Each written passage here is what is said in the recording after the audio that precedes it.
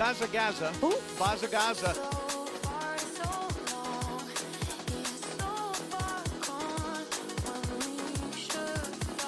Bazza Gaza. Who? Bazza Gaza.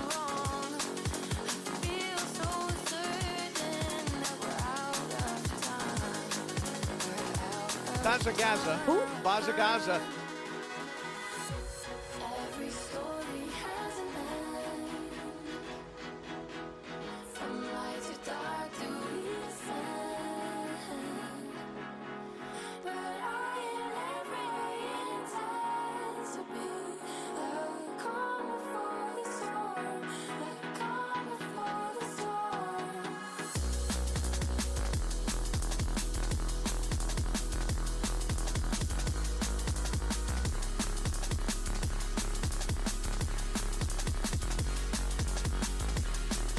Bazza Gaza. Who? Bazza Gaza.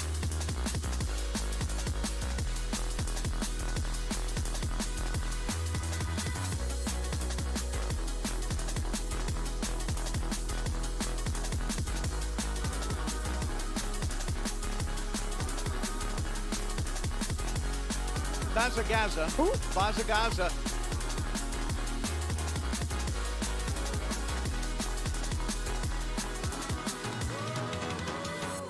Trying to find a way we can work it out. Even on the days when I'm feeling down. Look me in the face, you can see it now. I'm tired of this race, but I'm on it now. I don't wanna see this future, so I'm sending high.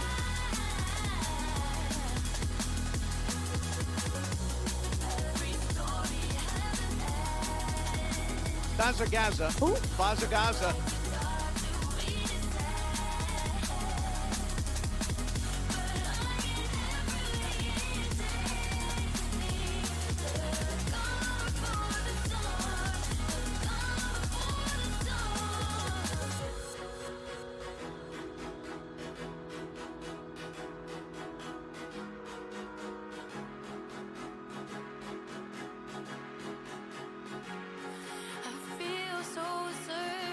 Bazza Gaza. Who? Bazza Gaza. We're out of time. Every story has Bazza Gaza. Who? Bazza Gaza. from light to dark to descend. But I am every intent to be the calm before the storm. The calm before the storm.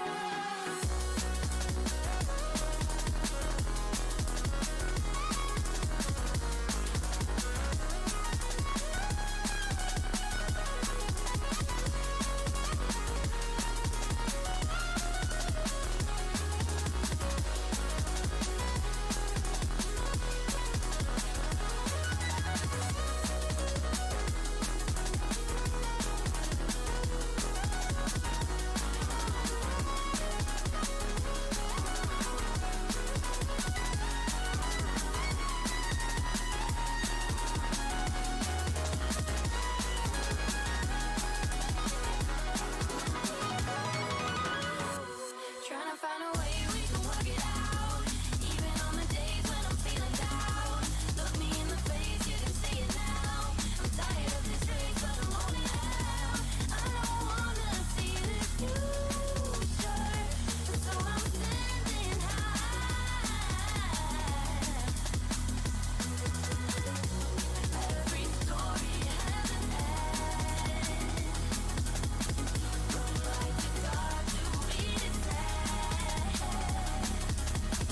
But I am every intent to be the calm before the storm. The calm before the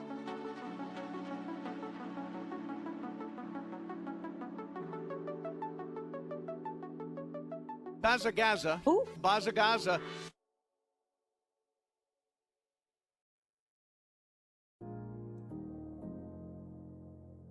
Bazza Gaza. Yo. Bazza Gaza. Yo, yo, yo, yo, yo. Yo, yo, yo. Bazza Gaza. Yo, yo, Bazza yo, Gaza. yo, yo, yo, yo. Wafakahayu, thank you for the 6 months, dude. Appreciate it. April, thanks for the 17 months. Lalita Iori, thanks for the 15 months. Said yo, I guess. Yo. Croissant Thief, thanks for the 6 months. Said Baz Bongo. Takedown, 27 months. Emily Rose, thanks for the 27 months. Lil Rabbit, thanks for the 12 months. Thanks for the resubs, guys. Odio, thanks for 26 months. Let Spice begin. Thank you, dude. QFax, thanks to the raid, mate. Wisconsin Repo Man, thanks to the 5 months. Beastie, thanks to 26 months. And Morgan Mac, thanks to the 14 months. Thanks, guys, for the shubbies. Sorry I wasn't live yesterday, chat. Was, busy. Still busy, that's all. Bazza Gaza. Bazza Gaza. Just busy. Just a bit busy, you know how it is. Hey, I'm Cole. Thanks for 21 months. Much Bazza love, Baz Gaza. and chat. Baz Bazza Flower. Gaza. Loving the RP and the excitement of what's to come for you this year. Hey, thanks, dude. Appreciate it. Confined Pie. Thanks to 5 months. Baz Flower. Sarah Bazza Gaza. MWC. Bazza Gaza. Busy fucking around. What are you talking about?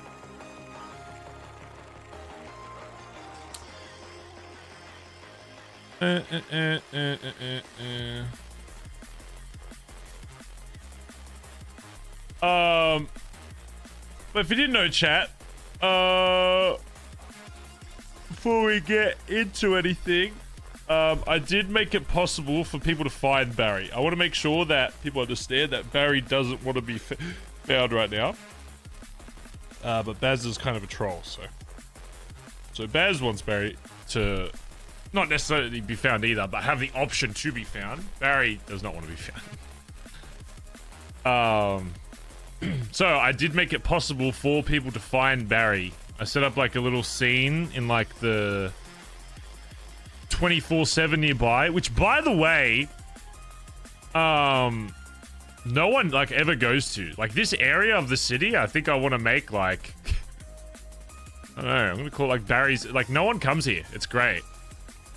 Bazza Gaza. Bazza Gaza. By the way,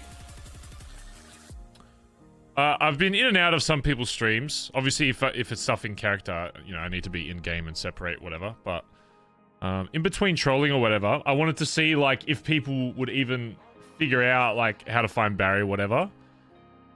There was a guy that Edbert so when I was setting up the whole like scene, you know, smashing like the fuck when Barry was, you know, smashing the 24/7, stealing food or whatever, a dodo truck driver pulled up. A random ass Australian dodo truck driver pulled Bazza up. Gaza. Bazza Gaza. And I already had all like the shit up, you know, the broken shit was everywhere, the broken glass. And he pulls up, he's like, "G'day, mate." And Barry's like in the middle of fucking nowhere on this 24/7 that no one ever goes to. And I'm just like, "Hey, mate." And then he ignores everything that's going on there. He's probably like, "What the fuck is all this shit?" There's like shit everywhere, glass on the ground. There's a wanted poster with Barry's face on it. And then after Edbert got a text, so I've been role-playing that Barry's been on prepaid credit because he needed to get his phone back to do certain things. So anybody that's been texting me, sometimes they'll get like a quote-unquote like automated message to say that, like, you know, just to give them an idea that Barry doesn't have money, but it was also a clue to figure out where Barry was. So I wanted to make, you know, I wanted to see if people could figure it out as well. Which, by the way, Hubcap could not. You will say, like, oh, you got to make it a harder puzzle. To be honest, I think it was the perfect amount of hard.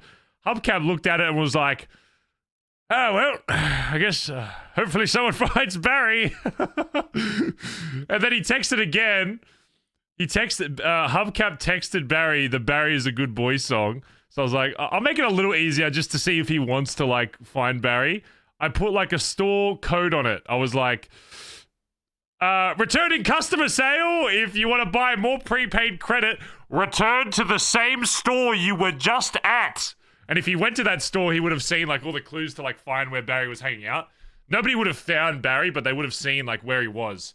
Actually, Barry was the first instance that Barry saw someone at his thing. I thought they were going to be long gone by then. So Barry actually ends up seeing it, and that's why he gets sus. And then I'll show you before when we get into RP. But there's some shit that like happened that I was like, oh fuck, like a lot of shit happened that I did not expect to happen. But yeah, I even put a store like code on there that said P-FWY, which for most people means freeway, and then just like 01 after. So it was like, return to the same store, and that had store ID P/FWY, which is Palomino Freeway, and then 01, right? Just in case, just to give like a Hubcap a bit of an extra clue, just in case he did want to find, because, obviously Barry doesn't want to be found, but Barry wasn't aware that these messages were being sent. And then I look at Hubcap's stream, he looks at it, and he's like, it's a weird message. Anyway. Anyway, then he goes back to whatever he was doing. I just thought that was so funny. Which is good, because, like, it's good that not everybody followed through with it, because everybody that texted Barry got that message. And only people that texted got that message. So I just wanted to provide a bit of RP for those that, like, texted out to be like, are you good? You know, because you'd be surprised how little people think about doing that to see if it, like, does anything. So every person that texted Barry got that automated message, and I literally set up scenes, like, and I wasn't sure if I left the server, if the scenes would disappear. So I'm literally, like, hiding in a bush for, like, 12 hours, and then I just left my PC, or not 12 hours, but a few hours, just so people could see the shit and have, like, a clue of where to go, because I wanted to make it possible for people to find Barry. So I wasn't sure if people would remember. I think Barry told Sis about it once, but I wasn't sure if she knew that kind of stuff. You see the Finn clip? No, did Finn find it? I actually didn't know about Finn.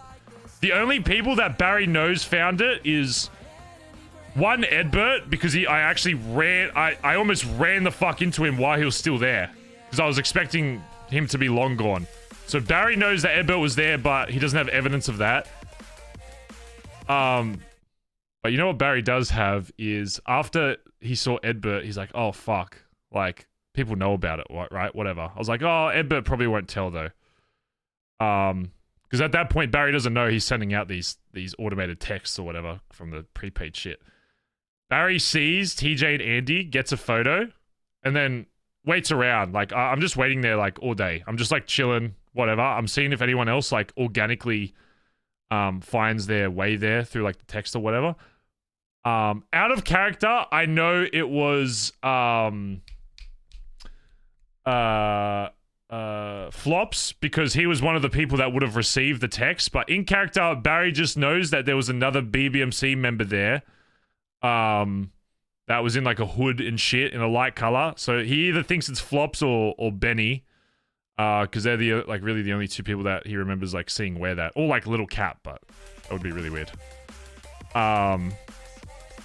So he has a photo of that as well, which will be used in RP, and yeah, I'm excited to show you how that's going to be used, because I would assume a lot of people see Barry a very certain way, but I think after he gives them context of what's actually been happening and the reasons why he first went to D over other people, because I know that. And Barry knows that their first instinct is going to be like, oh my god, Barry's getting manipulated by D. We have to save him. Where in reality, it's almost like the opposite. Bazza. But I'll get to that. Anyway, we have to RP. Anyway, I need to roleplay. So before we do that. Oh, I found a really cool way to do like... I found a really interesting way of... Bazza. Despite what everything, Barry's like still a bit paranoid right now. He's not like D-level paranoid, but he's paranoid of people finding him. Because right now he just wants to be left alone. And he made it very clear to them when he was, you know, running out of the fucking storefront. Leave me the fuck alone. Anyway. We need to do some roleplay.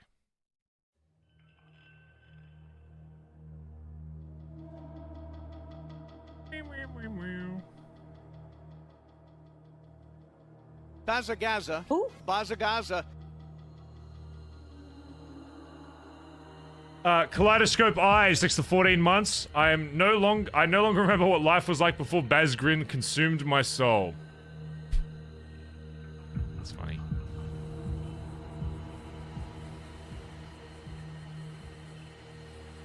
Sounds of the ocean. Just Barry and Copper. Mr. Gator, TW, thanks for the 9 months. Master Ruler, thanks for the 6 months. Preparing fuel for today's drama.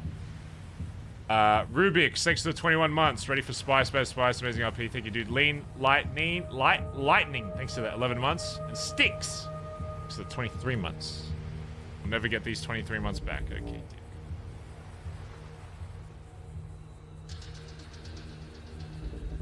Bazza Gaza. Who? Bazza Gaza.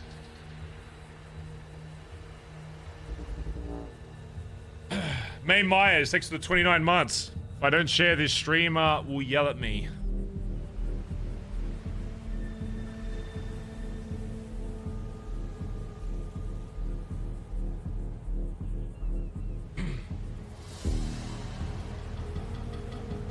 You okay? Yeah, I'm good. I need you to meet me somewhere, but I need you to bring some things. I can bring you some things, mate. I'm just paying a bill and I'm right on it, mate. I'm right on it. Okay, I need you know how much cameras go for these days? No, and I don't know where to get it for you. Should be around like little Soul and shit. I'll have a look around, but I'll call someone up if I can't find it. Okay. Yeah. I need like 3 or 4 cameras. I'm pretty sure last I checked they go for like 10 grand a pop. I'll pay you back out of the money you fucking sent me. Oh, don't worry about it, mate. Don't worry about it. I got the money. I'll okay, pay you. I'm on. I guess. Okay. You're probably wondering why I have my fucking phone. There's a reason for that. Okay. Yeah. I just, why do you have your fucking phone? Okay. There were certain things I need to check. I'm on prepaid credit. All right. So okay. Before it fucking cuts out though, the second thing I need. Okay. So you got 4 cameras, right? Write that down. 4 cameras. You got that? 4 cameras. Yeah. And then just bring.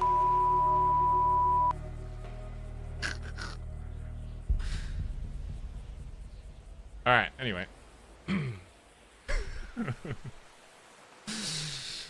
Oh no, Barry ran out of credit.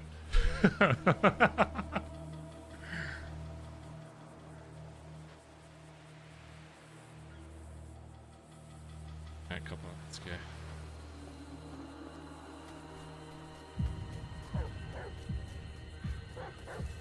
So,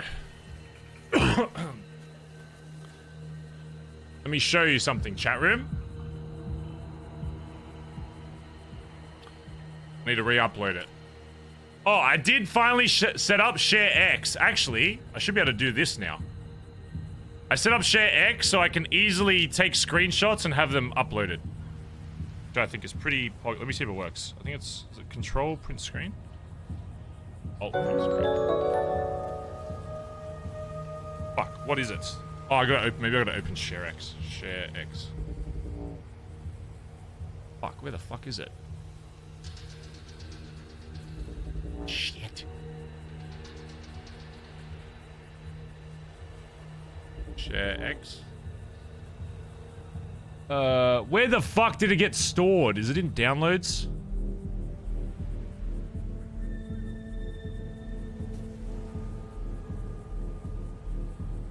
Share X. Oh, do I gotta reconfigure it? Fuck me. I thought I fucking installed this fucking thing.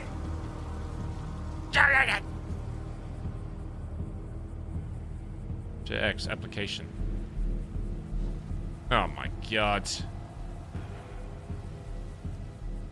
I can see it! It's literally open! I can now it's closed. What? Ah! Fucking thing. I fucking hate... God. Sorry.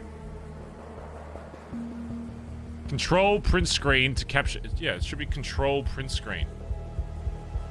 Control print screen. Oh, there we go. Okay, I fixed it. God, that's fucking... Alright. Now, this... So, I have 2 photos. Bazza Gaza. Who? Bazza Gaza. That one. Then... The other one. There's also... Oh, by the way, as I was hiding in a bush, a random guy parked right fucking next to me. Bazza Gaza. And I was stuck for like 45 minutes. Because I was just in this random bush. Look, I'll show you. What did I called it like stalked or something. Because I was like, what the fuck is this? You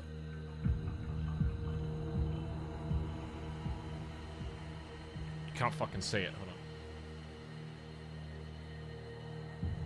Hold on. Look, I'm hiding in a bush, and this random guy just pulled up right fucking next to me and sat there. I thought it was like an admin or something, like seeing why I'm hiding in a bush. He pulled up and sat there for 40 minutes. I don't know what the fuck he was doing. This is in the middle of like no, like this isn't even like, oh, it's in the middle of nowhere, like it's a spot. It was literally like, it was like here. Who the fuck goes here? Who the hell goes here? Right here. Nobody there. There is nothing here of note. And he pulled up near, parked there for like a fucking 40 minutes. And I was like, what the fuck? So.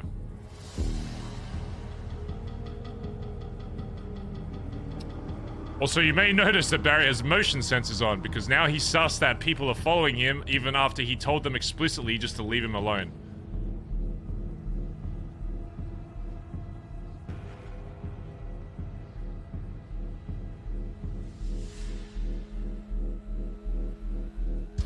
Oh, does this work? Oh, you can call me. I don't have any credit, but it seems like you can call me. Okay, Barry, I got 4. I'm going to get 4 cameras. What else? That should be fine. You sure? You need food? You good on food? Like, I'm I know you're good on money. Just get a rate. What's your ping? I need to ping you when it's fucking nighttime. It's too bright out right now. 60. Aren't you on the? You're on the spot we discussed though, right? No, and there's a reason for that. I'll explain everything when you get here. What's your ping? Okay, 601. 601. Okay. 601. I'm gonna get you to meet somebody, okay? And they'll somebody. You just make sure you're friendly to them, okay? And then they'll show you where to go. Got it. I don't know how else to explain that. Just be friendly. Is it your dog? Just make sure that they know you're a friend, not a foe. Okay. I don't know what magical code word to tell them, but okay. You'll figure it out. 601. Okay, I'll ping you okay. second the sun goes down, alright? Okay, goodbye. Bye-bye.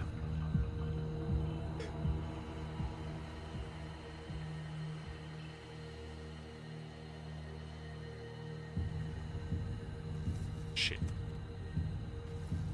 So chat, if you don't know, and I assume some of you probably saw Pidgeon's POV because you guys are degenerates, and when I don't stream, you basically go around to anybody that has even the slightest chance of running into Barry, which I think is great. I think it's great, to be honest. As long as you guys are positive in there, I think it's good that you go do that.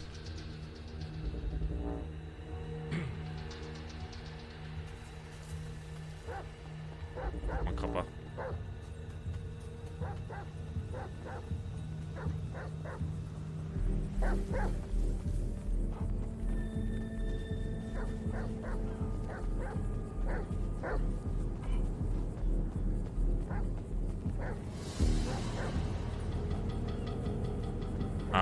Let me set up first chat, and then I'll explain to you what's actually going on.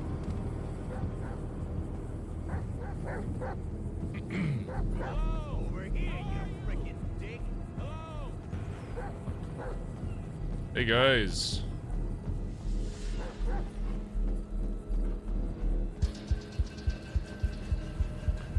Trombonella, thanks for the 5 gifted subs. Can we please get some love in chat for Trombonella? Bazza. Appreciate it, dude.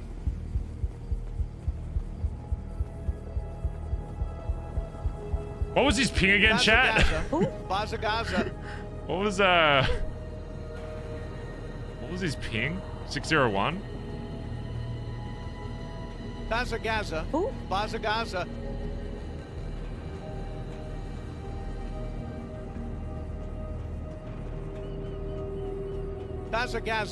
Bazza.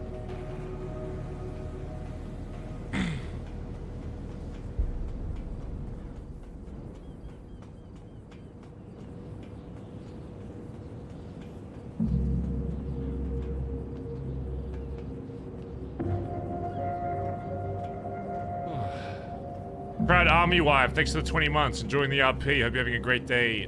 Smile chat, Bazza. Thank you, dude.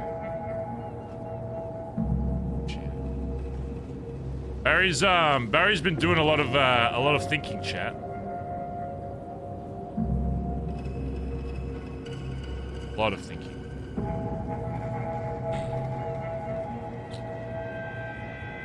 Oh, there's a fucking mouse on the screenshot. I gotta redo it. Hold on. There's a mouse on the fucking troll. How does that even happen?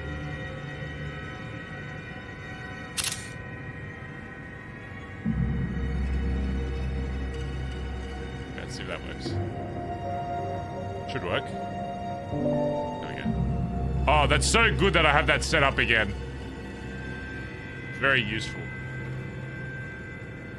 Let me turn this music down so I don't blast your ears.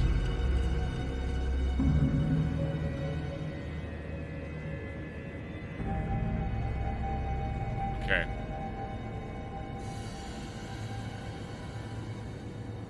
Almost nighttime. There's a reason why we're waiting till night. In character, it's because, you know, Barry's trying to be inconspicuous. Out of character, this place looks way cooler at night and it's way more immersive. So that's the OC reason. In character, it's just, you know, I gotta be secretive. Out of character, look, it looks boring as hell during the day. At night, this place looks sick. Okay, so just.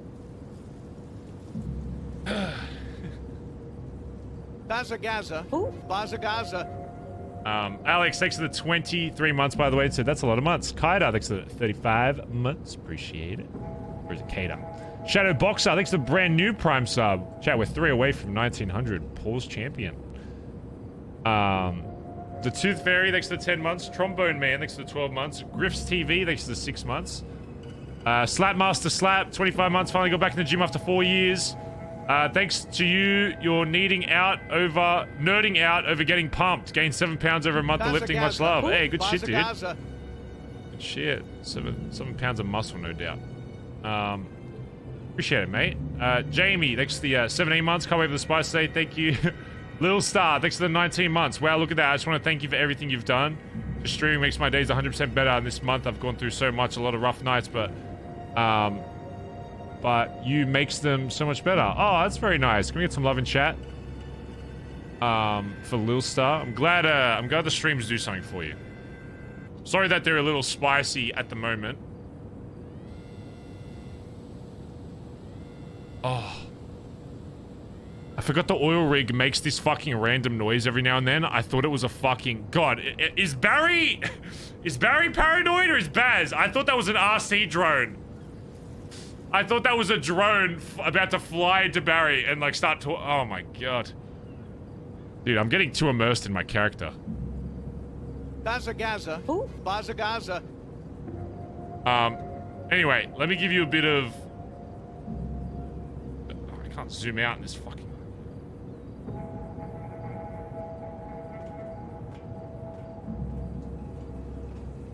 let me give you a bit of insight as to what Barry is seeing right now. Remember, obviously, there's context outside of this, you know, is Barry in the right or wrong or whatever. This is how Barry... I'm role-playing again from Barry's POV. I'm not going to put up the warning. Oh, you can unpin that message, Ella, by the way. Just because it looks a bit weird having a message pinned up the whole stream. I'll just bring it up every now and then. Yeah. So right now, Barry is... actually, I haven't checked my last text messages.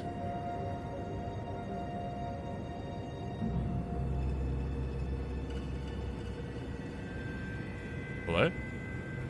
Hey, what type of camera are you after? Because it's about $80,000, and apparently these ones print Polaroids. And I was about to buy them, but then Pidgeon told me that... Not the fucking Polaroids, you dumb fuck. The fucking... The ones you set up on a fucking wall and then you look through it on your phone. I don't want to... Why the fuck would I want a Polaroid fucking camera? You said camera. I nearly bought 4 Polaroid cameras. No, I what? Why the fuck would I want that? No, they're little they're like 10 grand. They're at one of the little soul stores, and they go up on the fucking wall. Gaza. Who? Bazza So it's a Gaza. problem.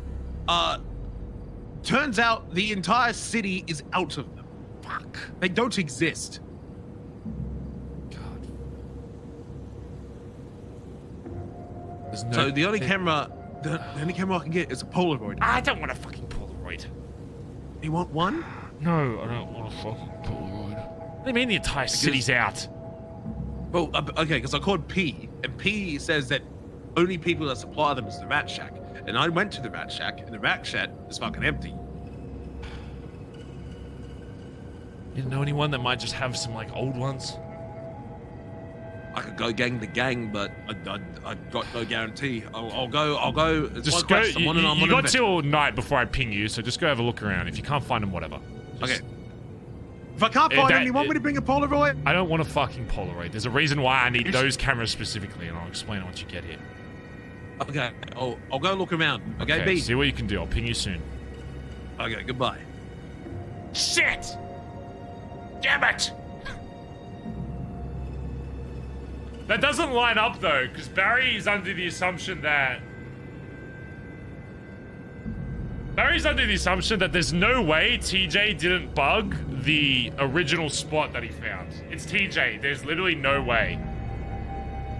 Bazza Gaza. Who? Bazza Gaza. Barry hasn't seen any cameras anywhere, but at this point, he's so sus of it. Like, I mean, Barry thinks an RC drone was about to fly in and reveal his position somehow.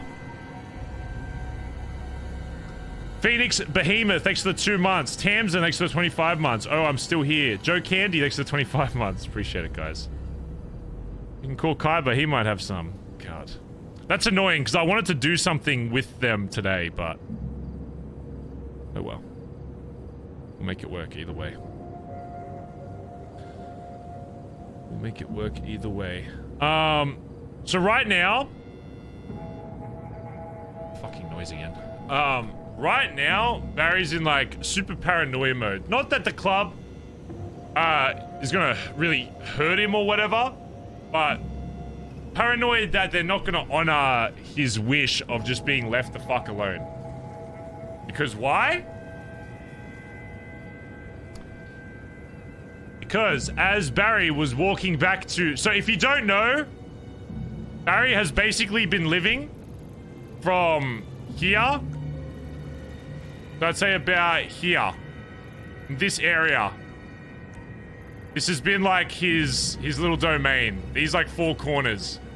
He's been using the 24/7 for like food and shit. If he needs pistol ammo, boom. But he's basically just been in this area for the last 2 days.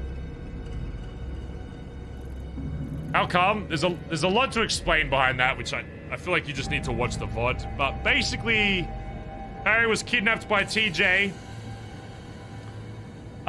Which, by the way, if nothing else, and the thing that I don't think people are gonna understand is it. Oh fuck, it's foggy. Maybe now would be a good time.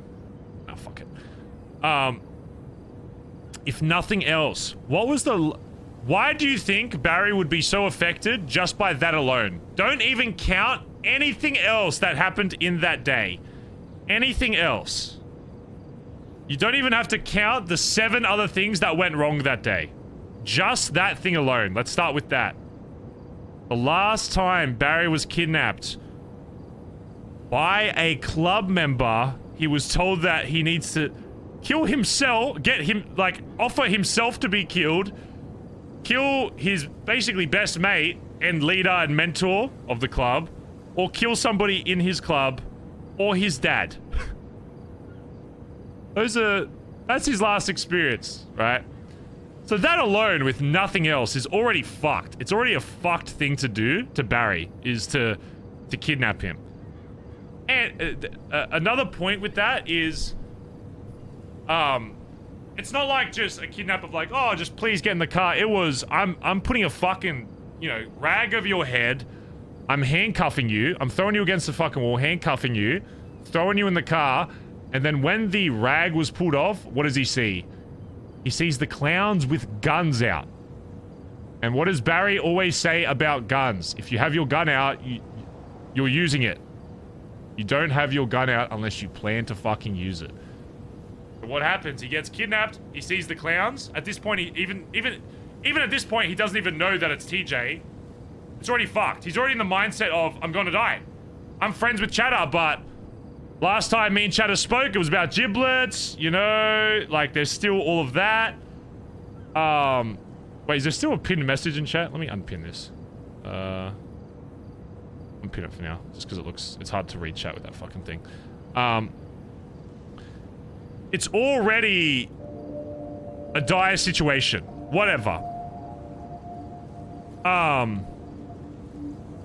He gets changed into a clown. He communicates with his guys on the phone using a code word that he doesn't expect everybody in the club to know, but he remembers that at least Flops should know it, because that was the person I'm pretty sure he told. I don't know if he even told anyone else outside of that, but at the very least Flops should know that.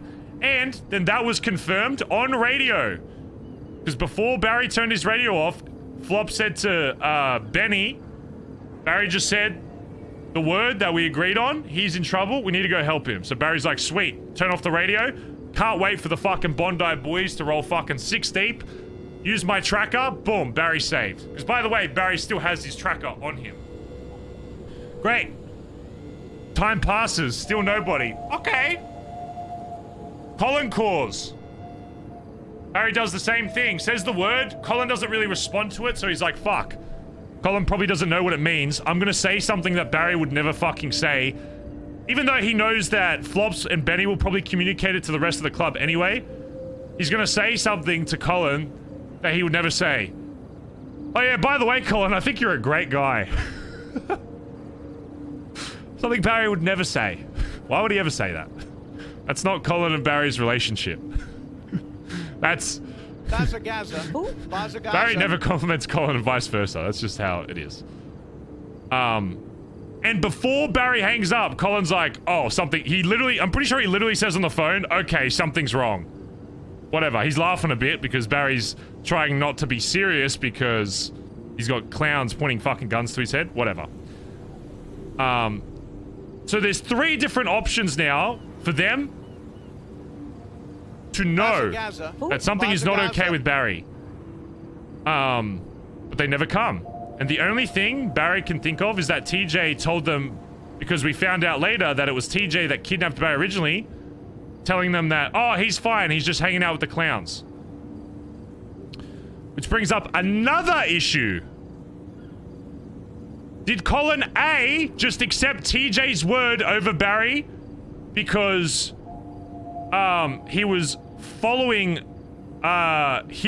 he was just trusting TJ's word over Barry? Or was it because Collin knows that the reason why TJ was probably doing it is because he wanted Barry to be social with the clowns and do a wacky thing. And what does Collin like doing? Fucking with Barry in that way. In, you know, the whole dating Ursula shit, and any kind of social shit.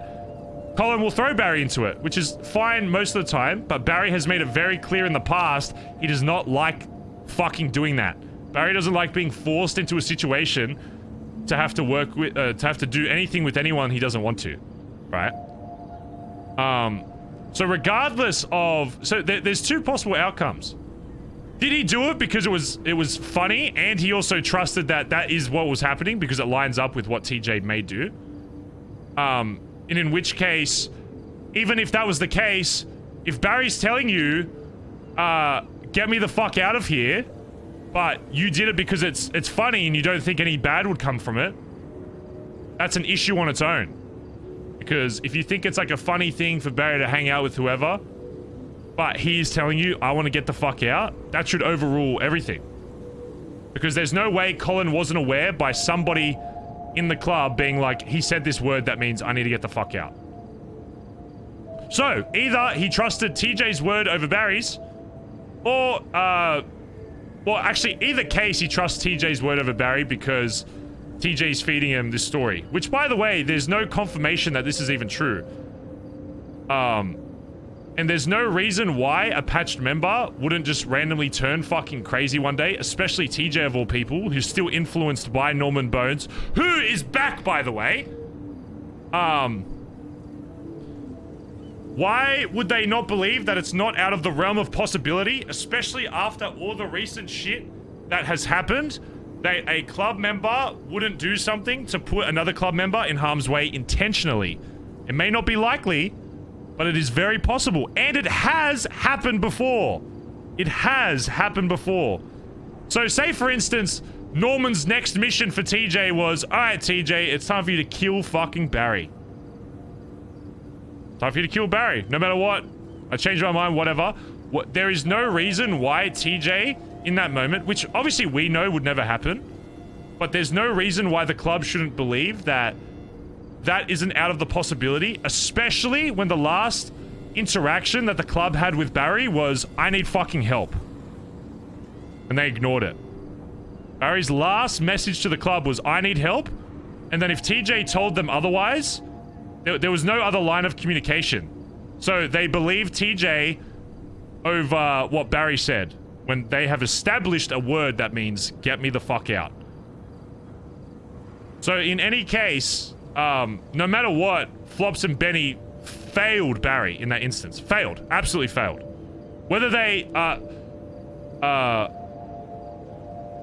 but I understand that if that was the case, why they didn't go through, because if a patch, like, if your VP tells you to do something, you're gonna do it. So then it goes back to, why the fuck did Collin believe TJ over Barry? So at this point, Barry thinks that, like, well, there's no clear answer what Barry's thinking. He's thinking, why the fuck didn't the club help him when he reached out? Twice. And then, after he told them to leave them the fuck alone, Barry said, I don't want to talk to anybody. Leave me the fuck alone. What do they do? What do you think this is, chat?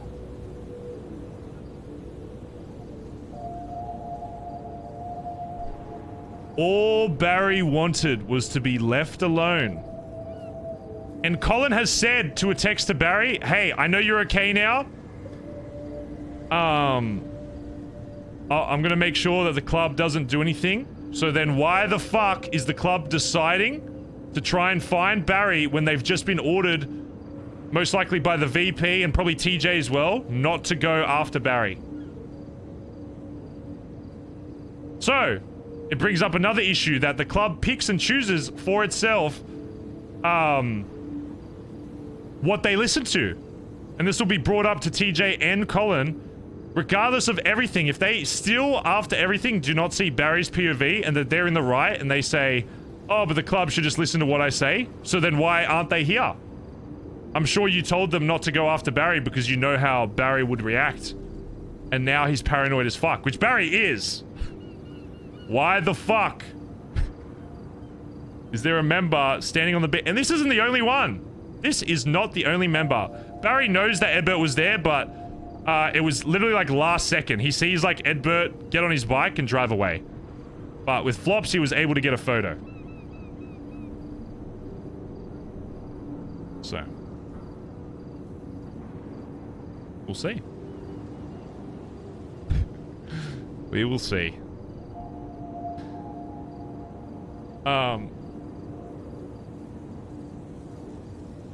Another thing that I think a lot of people are going to think is like, oh, Barry went to D because of the old, you know, it's the old relationship.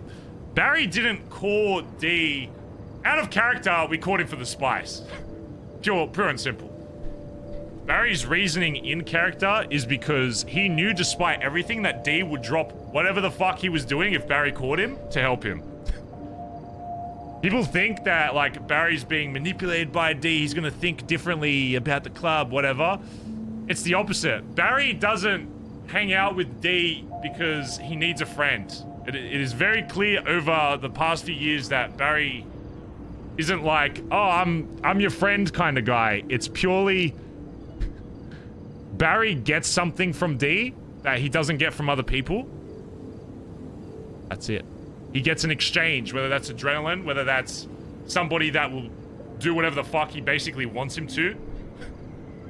Barry calls D up and says, I need help. You know what D's gonna do? What do you think he's gonna do? I'm there! I'm there! Barry calls him again today. I need cameras. I'm there! I'll pay for it. Don't even worry about it. Cause why? Cause that's right. Dundee feels like he owes Barry. Barry is utilizing that. He's playing into like D's thoughts, and that's why in the previous conversations, you see him like staying silent on a lot of shit. Barry's vented about certain people, but the club as a whole, he still cares very much about. He's vented about specific people to D. Anytime D would say, fuck the BBMC, fuck this, Barry would stay silent. Barry's playing enough into D to make sure that, you know, he knows enough. But I think people assume that D can change Barry's mind on the club as a whole, which is crazy because of the amount of shit that Barry has done, and it just shows how fast people are willing to forget that. Barry has done pretty much everything physically possible you can do to show loyalty to a club. And what? Barry disappears for a day, and I'm sure there's already rumors of like, oh my god, Barry's lost it. Barry's being manipulated. Barry's this, Barry's that. Whereas they just don't realize that when Barry says he's Bondi, he fucking means it. And why does the club think differently of that? I don't think it's necessarily just because they don't believe Barry, but because there have been other people in the club that say the same shit that Barry has, and have not meant it, which is skewed without them possibly actually knowing about it. Has fucked people's idea of what it means to be Bondi to the point where they probably think, oh, Barry's fucking losing it. A copper, you're gonna sit right here, okay? Does Barry care about D at all? To a point, but you still have to remember, like, Barry wouldn't, I don't think Barry would refer to D as like a friend. Because a friend wouldn't have done the shit that D did. I don't think Barry and D are friends. D might think that. I don't think Barry sees it that way. He sees it as, he did all this shit to the club, he'll never be BBMC again, but Barry still gets an exchange out of D. Even outside all of the shit that happened recently. When Barry hangs out with D, he gets something that he needs. And it's to a point where he's willing to lose a bit of social credit within the club, because Barry's ultimate biggest thing in the city is adrenaline. Barry's ultimate, you know, thing that he needs is adrenaline above all else. You know? Barry says that the biggest thing in the city is the club. But how did you do the dog trick with Pidgeon yesterday? Oh, the same way I'm about to do the dog trick with D.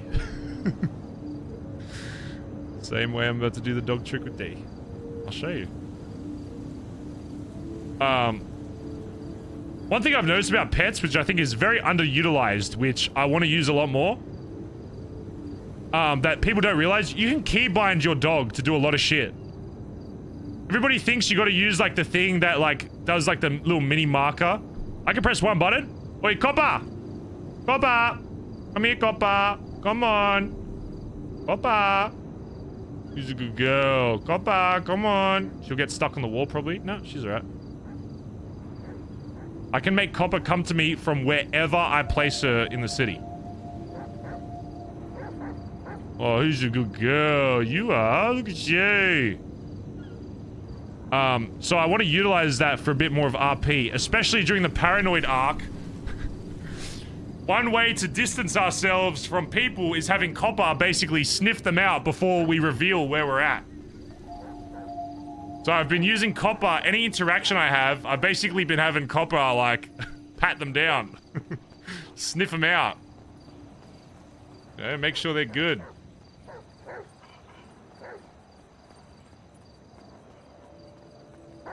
Bazza Gaza. Who? Bazza Gaza. I kind of need this fog to fuck off.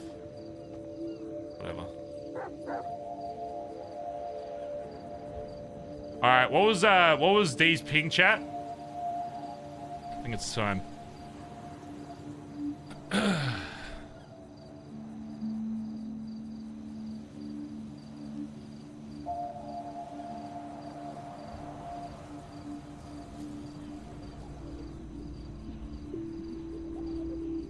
Accepted.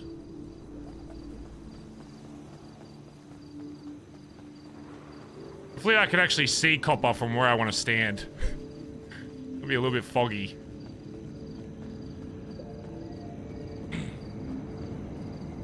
Let's see, should be okay.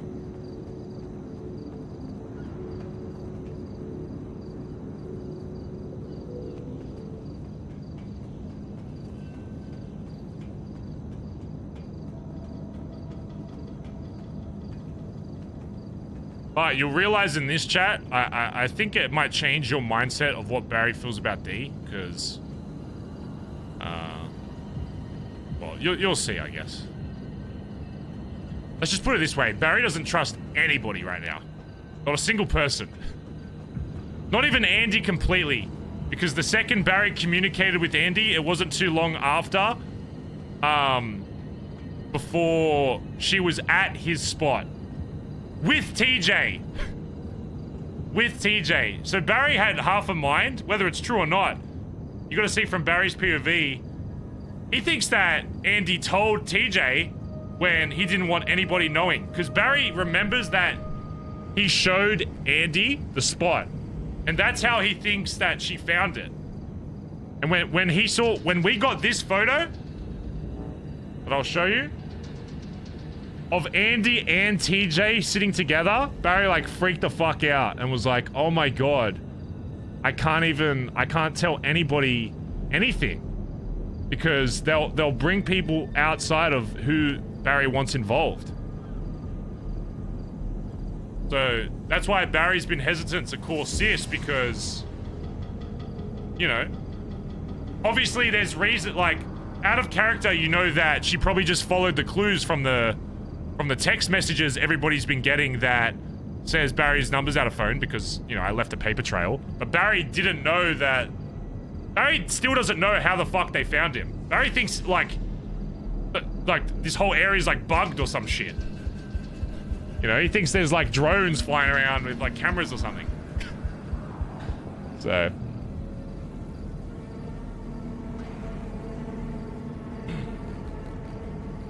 Bazza Gaza. Who? Bazza Gaza. Didn't Andi explain why? This was way after... Oh my god. Dumb Barry. No, you're fucking... Chat, this... Oh my god. I don't know how else to explain. You that happened way after the first thing happened. You guys are combining information. Your timelines are completely fucked. Barry didn't know that the texts were even a thing until way later, until after flops came down. You guys are you're getting timeline. Trust me, chat. I was in the city all day yesterday. I've been very careful about Barry's thought process. So Barry still thinks he doesn't know. No, Barry. Okay. Barry has seen the text from Andi about the automatic message. He doesn't really understand what the fuck that means. Outside of that, even outside. Never mind. I'll explain later.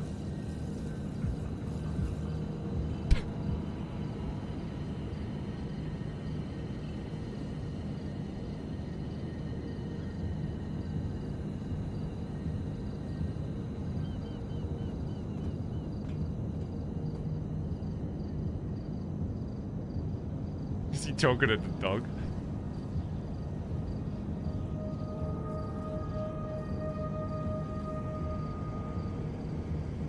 Does he see me? I don't want him to see me yet. Does he see me?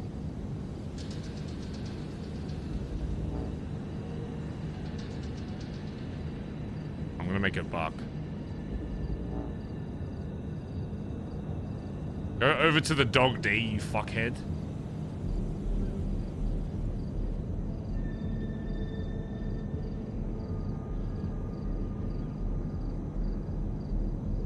Dude, he's so fucking Pepega.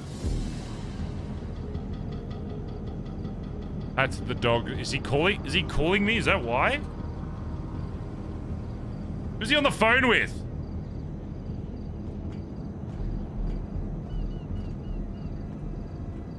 Who could you possibly be calling right now?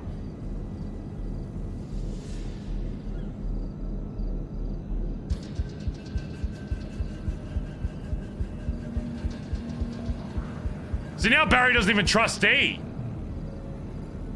Who the fuck is he on the phone with?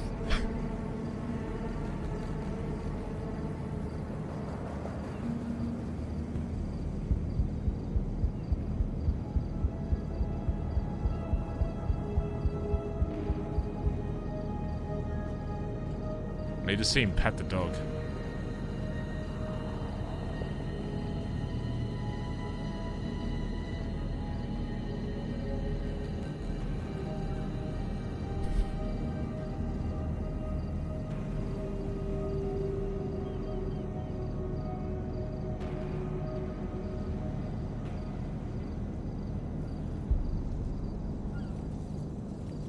Is he gonna pat the dog? It's kind of hard to tell. I should be able to tell if he does. God, he's so fucking stupid. Pat the dog. Do I have to make her beg?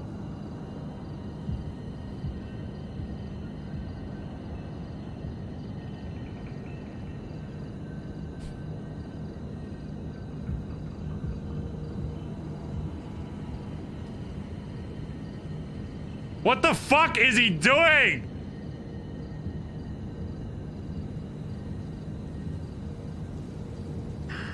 What is he doing?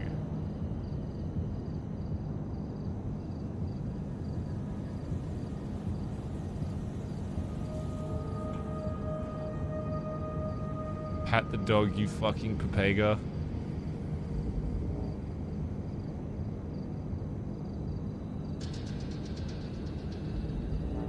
So I'm not gonna do anything until he pats.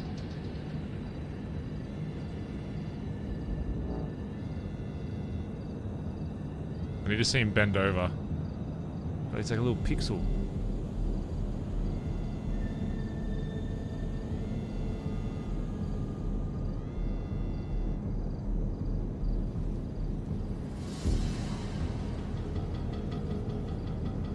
I want to follow it, D.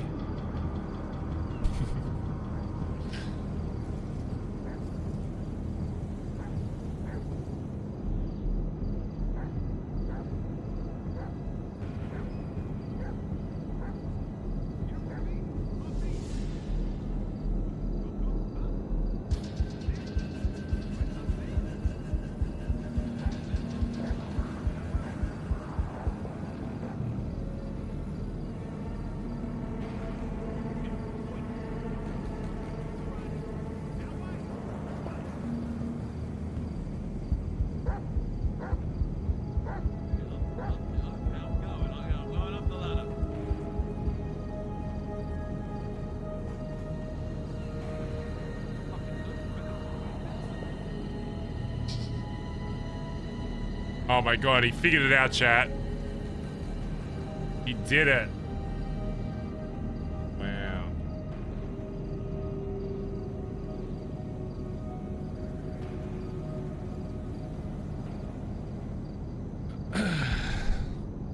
Fucking $700,000 and no credit on your fucking phone. Are you kidding me?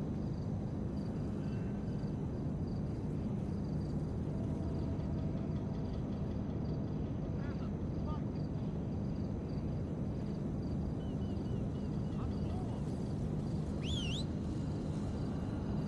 Dad, whistling to me has no use to me. Motherfucker, you can't whistle to me. I can't hear you.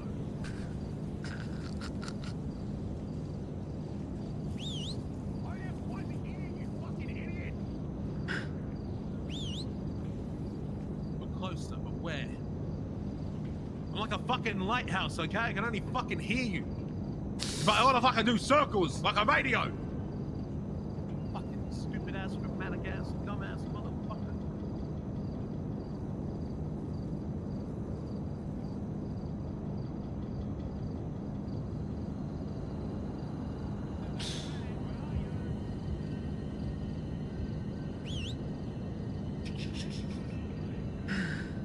God.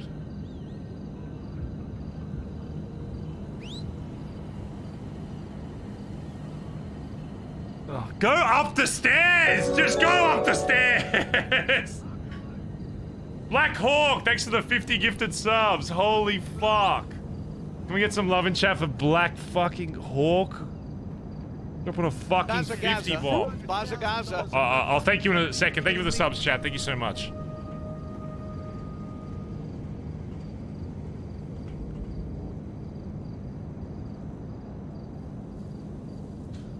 I couldn't get the camera, B. Why were you on the phone down there? Trying to get the camera. I got a call. That's why you're on the phone? Yeah. I went to fucking Amazon. I went to fucking Backchat. I went to GG, CG.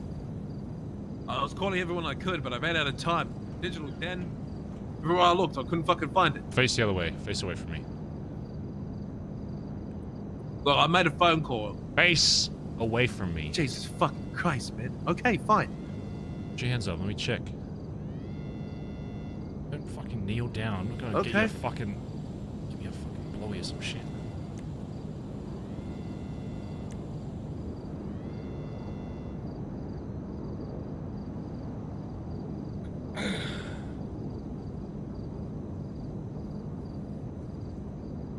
I get it. You're just doing your thing. Being safe. It's a good reason for it. I got nothing to hide.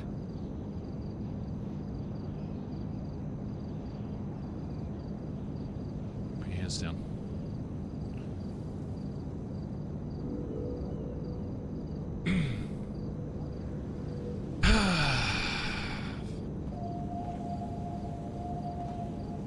You know, just when, like, you think, you know, there's like one or two people you can, like, still trust even outside of, like, everything, you know. They just end up fucking me over as well.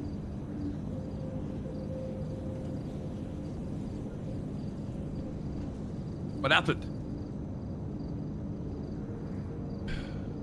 What happened is I was fucking stupid. Why you getting so close to me? Why are you all up in my face? Sorry, You're my bad. getting all up in my face right now. Look, I What- heard what- manipulation tactics work better the closer I stand to you. Let's try my best Oh, shot. please, D. You manipulate me. Let's put it this way. There's a reason why I'm getting you to meet me here and not the fucking spot we agreed on. You get found? Apparently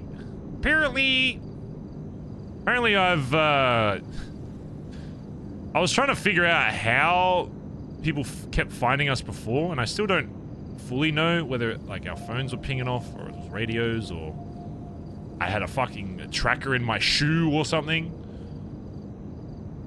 But,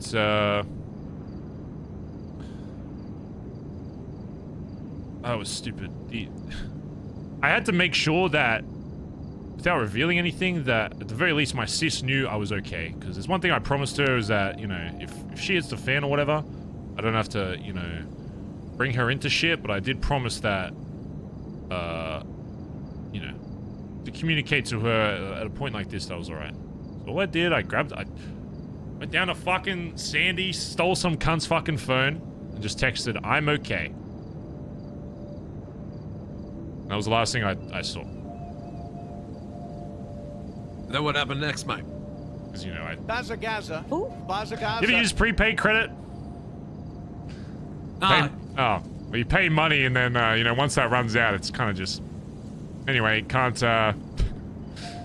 communicate anymore. Maybe calls work? I don't know. I was able to answer your calls, so... The texts, they don't come in until I, you know...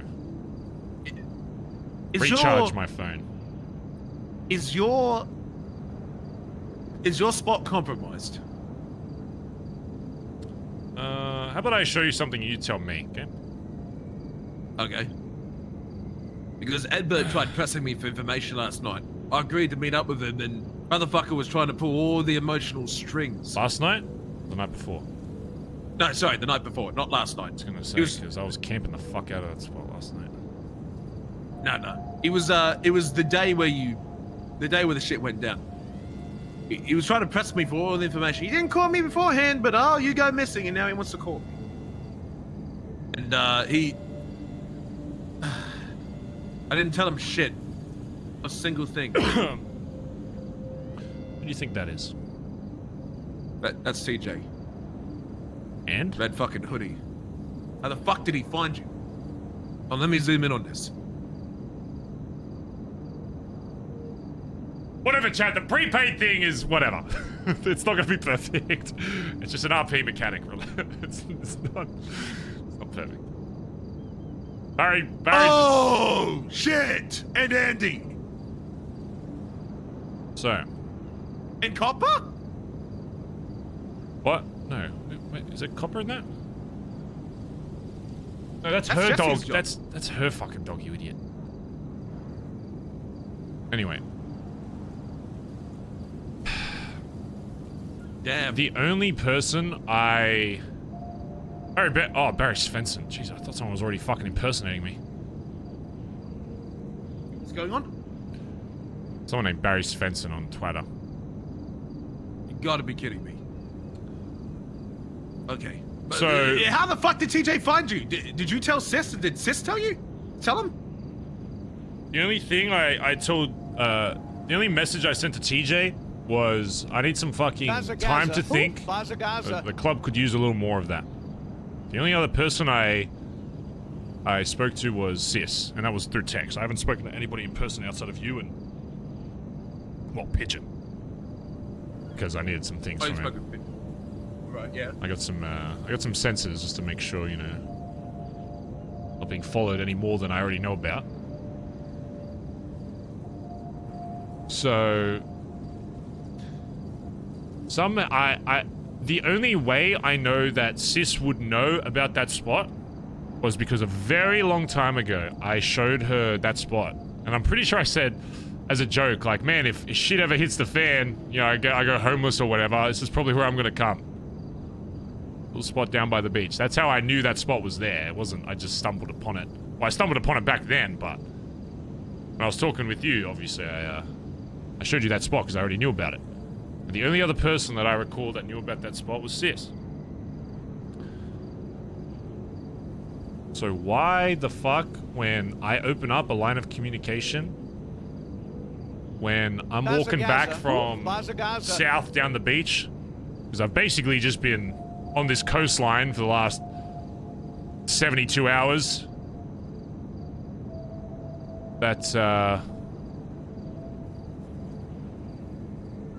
why would she tell TJ about that spot when it is very clear that I wanted to be left alone?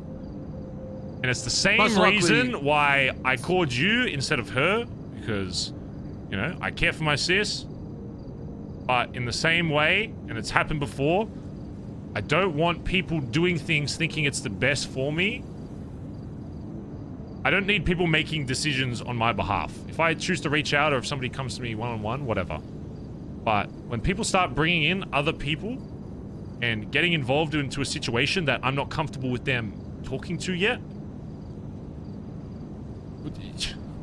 it's just another way to break my fucking trust. I shouldn't have messaged anybody. It's just another reason why the fuck do I even say I'm okay and give her the luxury of, you know, knowing her fucking brother's alright when she's just gonna fucking tell other people about it. And now that TJ knows about it, you know for a fact this motherfucker's probably bugged the absolute living fuck out of it for starters, but I have been back since then. But before I went back there to actually check the spot, I posted up nearby.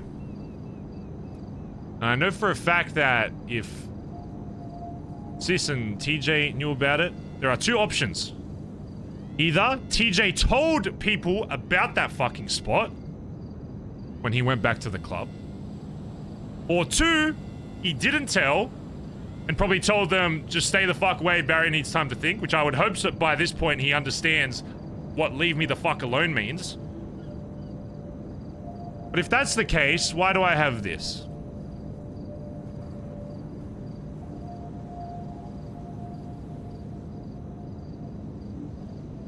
I'm gonna send you something.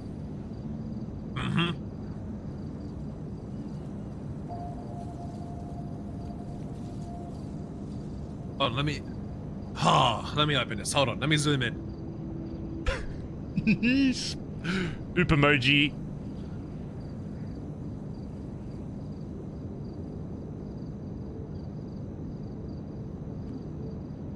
I don't know who that is, but it ain't TJ. And you know, that's not the only Bondi boy that I've seen go to that spot. Those are the only two I have photos of. There was another person, not yesterday, the night before. The first person, before I even communicated with Andi. The only other person that I communicated with? Who do you think that might be? Me, I didn't say shit, okay? Edbert tried pressing me, and I told him nothing. I stuck to my fucking gut. Fuck them. They're trying to fuck you, man. I ain't feeding into that. The only other person I communicated to was Edbert. Because when I first bought that phone, it was the first text that popped up. I didn't even read the paragraph he sent. I just said, I need some time to think. If it wasn't clear enough, because I know he probably wasn't with that group that was chasing us down originally. Because to them, it should be very fucking clear to all of them that they understand that I just want some time. I spoke to Edbert, and he knew pretty much nothing. He was completely clueless, and he tried to come to me. He knew nothing, or he told you nothing? Because why? I mean, D, to be honest, why the fuck would anybody in the club tell you anything? Because I can tell you one thing: the club still does not see you in a good light at all. Oh, I figured that one out, mate. He was trying to fish for information so fucking hard. I gave him nothing. He tried every card in the book. I told him anytime Barry came up, I said ask Barry. And I told him if he brings up Barry one more time, I'm walking away. He brought up Barry again, so I left. There are two options. Again, with Edbert, I have no fucking clue how the fuck he found the spot. No idea. I know how Sis found the spot, which was the following morning. I have no idea how Edbert found me. I've been extremely careful moving around this area. The only, like, real interaction I've had was...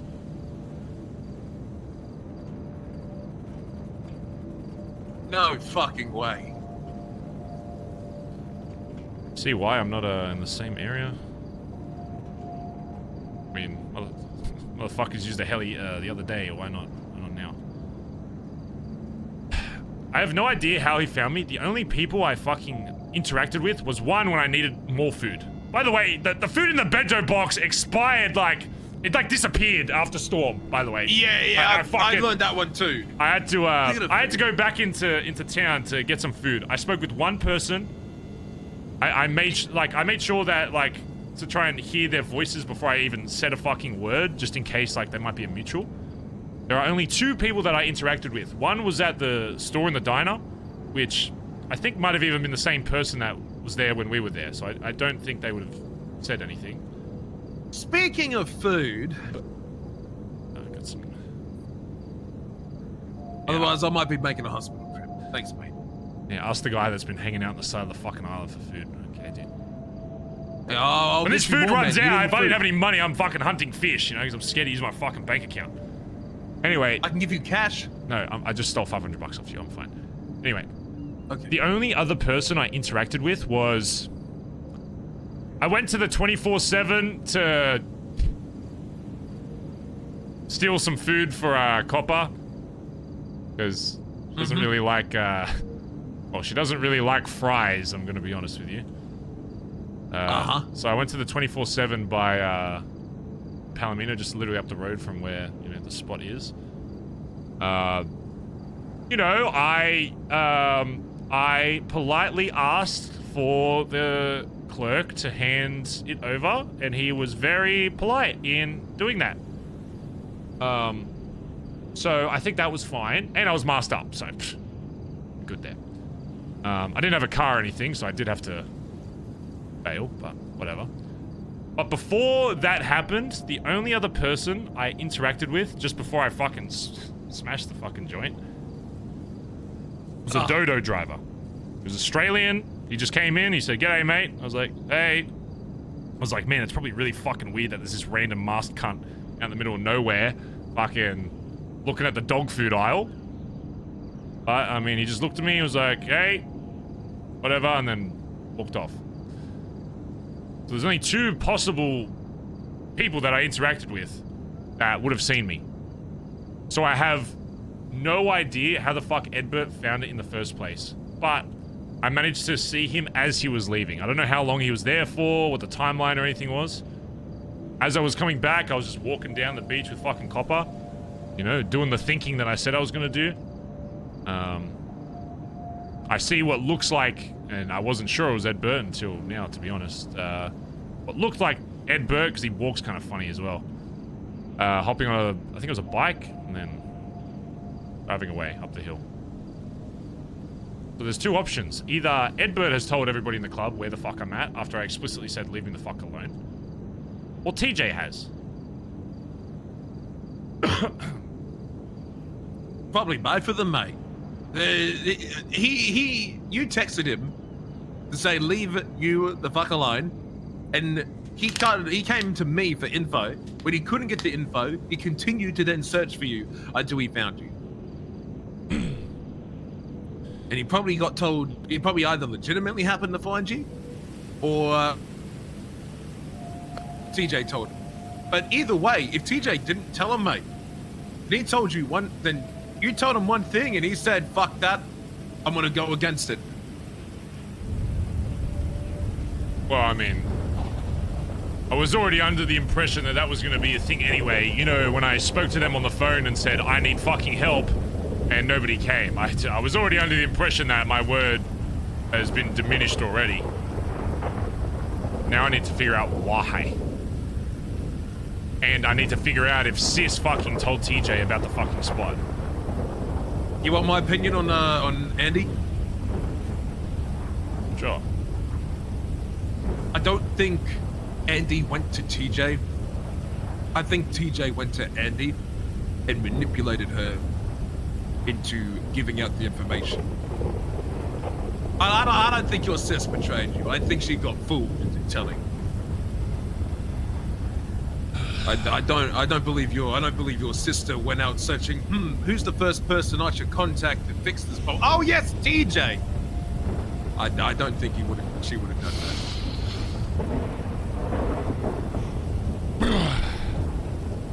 Having fun there, Barry. Hey, now? You want to do that shit right now, man? I get it, man. I love my fucking meth, but come on. No, right now, like, I haven't been fucking snorting coke all fucking weekend, mate. It's been a party down here. Me and Cobb have been fucking see. Fucking have a little party.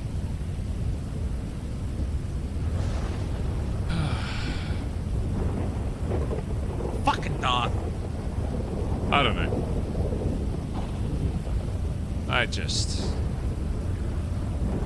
It's clear to me that even when I just give them a simple task, people like to pick and choose what they think is right. You know. It's just... I got a question. Yeah. Edbert told me about a rank squish. Is this true? Yeah. Well, there's a lot of like high command that, you know, I wasn't like completely happy with. I feel like people were doing their roles. I mean, this is all information that was still relevant when you were around, but I won't go into specifics, but yeah, let's just say I want to make sure people are doing what they should be doing. So same mentality I had back then, but obviously the club's different nowadays, so I just want to make sure people are in the positions that they should.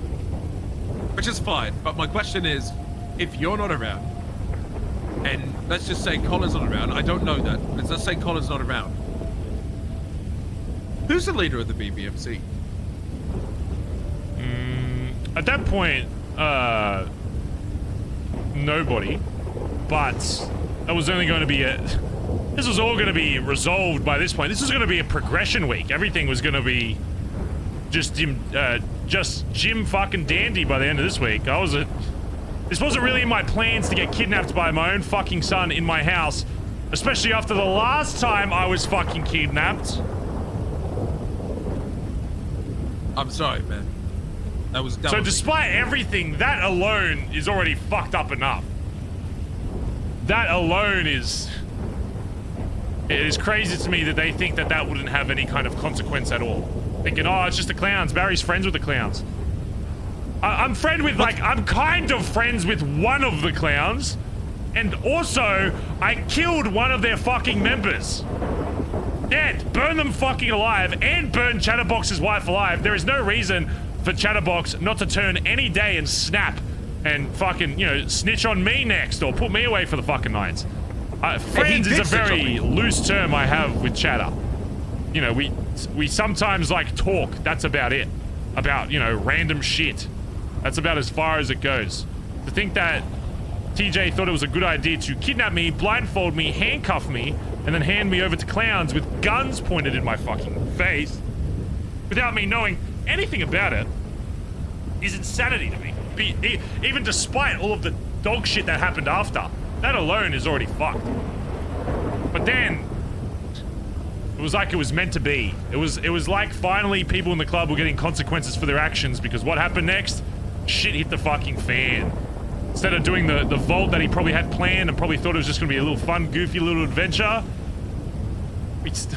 they forced me to fucking go to the CG cubby and take a fucking spray from the CG cubby! From the CG fucking cubby! You know what happened to me when I risked a CG fucking connection? What happened to me, Barry, when I risked a CG connection? Can you remind me?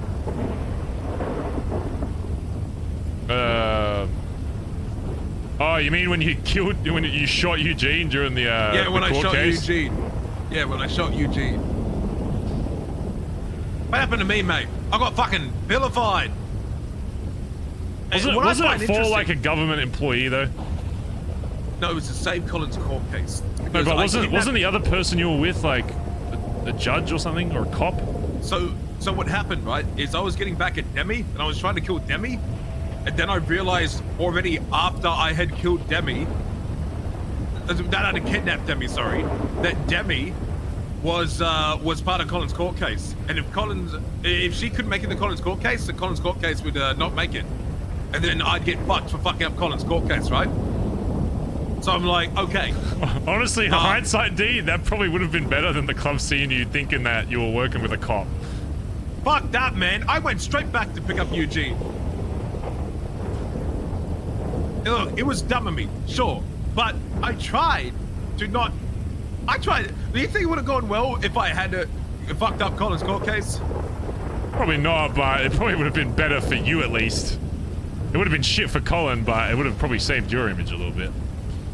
Every option, I just, mate, it wasn't about my image. It was about the club's image. And I was about to send the Vice Prime Minister back into fucking jail for God knows how long. As I've always said, mate, we do what's best for the club, not what's best for me.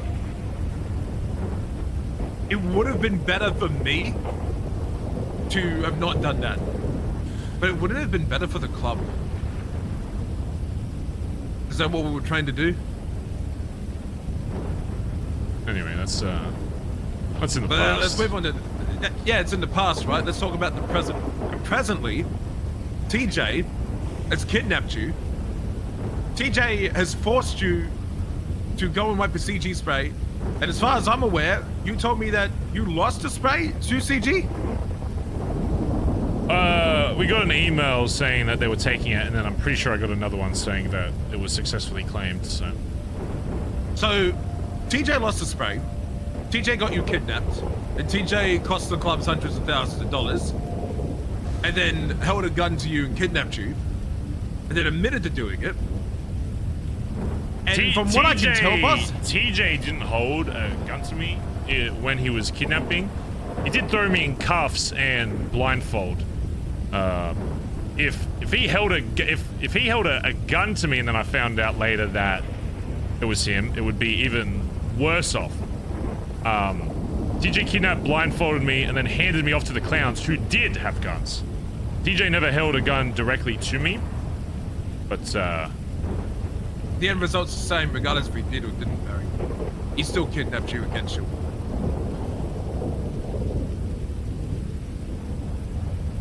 Either way, I and just... besides, I was talking to, from what I can hear from BBMC members, Benny is really upset at you. At me? Because, yes, at you. I'm not making shit up. He's upset at me. He's upset at you. You wanna know why? Because you pointed a gun at him in a helicopter. The fuck? I'm pointing a gun at anybody that comes in the fucking Billabong. I didn't even know who the fuck was it. I legitimately did not even know I told him that was BBMC. We were in the middle. I thought it was fucking Mr. K. I thought Mr. K had fucking tracked me down because literally right before I called you, Mr. K was dono walling my fucking cause. I'm like, oh shit, he's coming to find me. He's gonna kill me. I didn't know. I legitimately did not know the entire time who the fuck was in that heli. The second the heli started hovering, I said, get in the fucking car. I had a gun out in case we're gonna get fucking shot. What the fuck? What the fuck kind of shit is that? I told him, I'm like, mate, have you ever not heard the saying, get caught lacking? He was just making sure. What would you rather be? If I'm in the Billabong and a car comes in that I don't know about, I will hold a gun to him until I figure out it's BBMC. That is not the same thing as holding a gun to the club member. The way that is phrased is so fucking moronic. Holding a gun to a club member is... It's me taking them out in the middle of fucking woods and then talking to them, kidnapping them, whatever, and putting a gun to their fucking throat, implying that I'm about to kill them if they don't give me what I want. Which I have not done a single time.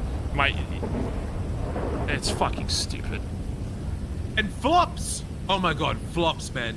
He's a moron. I'm sorry, dude. The dude can be cool, but he thinks like a fucking idiot. He thinks he's the best mind reader in the world. And he thinks he can read people. Man can't read a book that has... Man can't even read the fucking alphabet. I called him up. I'm pretty sure that it's either Benny or Flops in that photo down by the fucking beach. So, both of those names aren't the smartest fucking guys after I told them, leave me the fuck alone. They think it's smart to go to my last known location.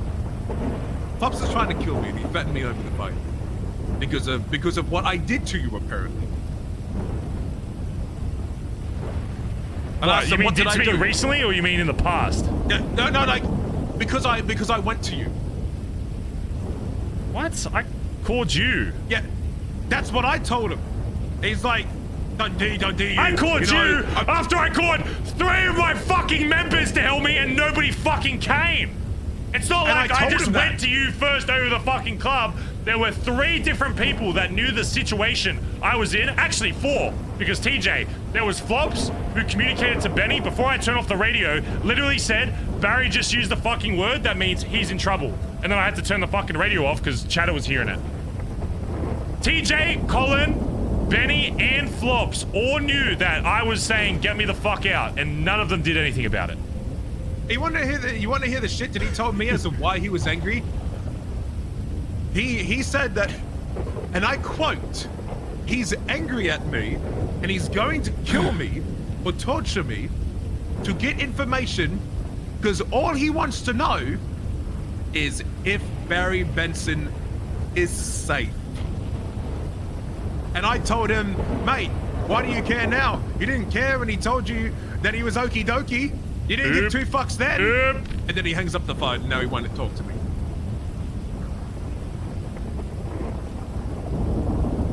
He wants to. He only wanted to. He said he's going to torture me to find out where you are to make sure you're safe. But when you tell him, and then when I tell them leave me the fuck alone, he thinks it's a good idea to come down to the last known location I was at and do God knows what.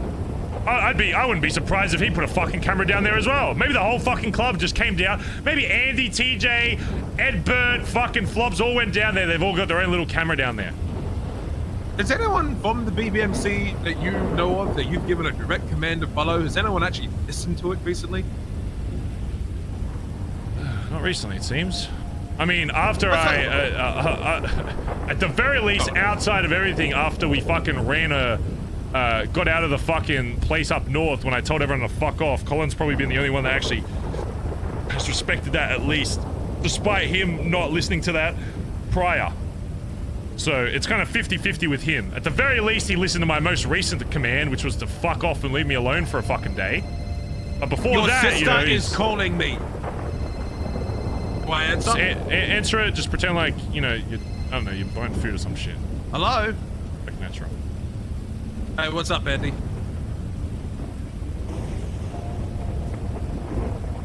You can ask a weird question. Bazza Gaza. Bazza Gaza. Loving this RP, Baz. Remember, chat, it's all for the RP. I know there's more context, just let it play out, okay? The who, sorry? Bazza Gaza. Who? Bazza Gaza.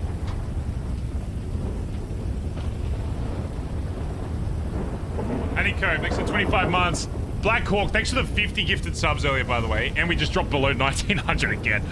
Fuck me. Can we get some more love in chat? Surprising you trust me with that, considering how long for Black Hawk, Warndorf, thanks for the 7 months earlier. Goodbye.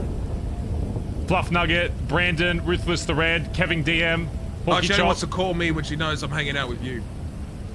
And now she's trying to give me free food so that she can track me and go to you. But she called you to said I want to give you free food. Yep. Like I'm dumb enough to fall for that. Andy fucking hates my guts, man. I'm not. Last time I spoke with Andy told me that she knows me so well and she knows who I am and listed all the terrible shit that I've done in the past. I'm like, and all this random shit that I never even heard of before. And now she wants to fucking call and be my friend. Fuck off. You know how many people suddenly want to be my friend to get to you all of a sudden, Barry? Fuck me, bro. Penny is trying to make me feel bad and said that we're not going to be friends if I don't tell you where Barry is. Edbert's trying to pull the fucking dead sister card and we're best friends card to try and get info on you. Wait, dead sister? She's gonna... Dead girlfriend. Dead someone. You know the dead person that Edbert's really fond of? Oh, right. Yeah, tried pulling all the fucking cards on me. That didn't fucking work. Flop says he's gonna fucking torture me. All these people trying to get through me to get to you. I'm saying solid, man. Nothing. Fuck 'em, man. They weren't there for you when you need help, but they want to be best friends when they hear you're angry at them. Oh man. Well, good news is over the last 48 hours I've been doing a lot of thinking and What you thought about? Well, I think I know what I want to say to these people. And I need to figure out why they went against what I said and why the club thinks it can choose when to follow orders and when not to. Because let's put a hypothetical that, say, Collin did actually just be like, all right, you know, everyone leave Barry alone after I told him to fuck off. Which, if Collin stopped looking, I would assume he would convey that to the rest of the club. Then why the fuck did they still follow through after?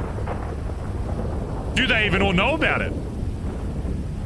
They don't. What if they came individually? Does not. Edbert and Betty does not. What do you mean They Edbert and are- Betty does not? Edbert was given no information. Well, He's Edbert told you he was given no information, right? Doesn't mean he doesn't have information. I mean, we just confirmed that Yeah, true. he was there at the spot and he told you that. I assume he didn't tell you anything about that? He did not tell me anything So about you. he probably But has that information, was- it's just a matter of where he got it and who knows, and if it's just him. Well, it's clearly not just him because Flops was also fucking down there. I need to figure out if they somehow all figured out individually on their own little scavenger hunts, or if they communicated with each other and then we're all like, oh, it's a good idea, let's just all go one by one. There could be more people that were there while I was fucking sleeping. I don't know, I didn't sleep there last night. The copper found like a little fucking dog shit fucking half-built fucking crate on the train tracks. Just remember, Barry, when you go to speak to these people, they're going to say that they care for you and all they were trying to do was look out for you and be your best man and fucking make sure you're safe. But just remember. But that's the thing I've been saying for a long time is, They and weren't ready to myself do that. included, when it's an individual, you should be valuing what the club overall needs. If somebody goes on a fucking spiral, and say I was crazier than I already fucking am, like if I've communicated and said just leave me the fuck alone for a bit, I need to think, why would it not be smarter to do that than sabotage that and potentially push me further away? Bongo, thanks for the Your sister gift just sub to sent me a J-Ring. text that reads, I've never claimed to know you, Dundee. Don't remember, but I did invite you to talk one-on-one on my campsite, but you never showed. I don't hate you as much as you, nor the others would believe me. You want to talk about that, even as a month from now, I'll always be open to it.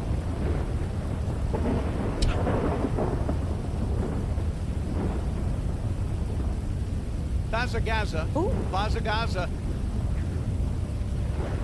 Life on fire, thanks to 18 months. And I respond, you said you knew me very well when I had your kidnapped friend. She lied to my face. She talked so much shit. God damn, man. Have you just surrounded yourself with the most unluckiest people? How unlucky can you be, man? Bazza Gaza. Bazza Gaza. You have some incredibly bad luck. Up until this point, everything was pretty good, to be honest. It's just... Yeah, it was for me too. People think with their emotions Bazza over Gaza. Bazza Gaza. what they believe is actually right versus what their brain tells them to do and what their heart tells them to do. And too many times in this club, especially, have people try to do things with their heart instead of their fucking brain. And what does that do? It gets more people fucking hurt.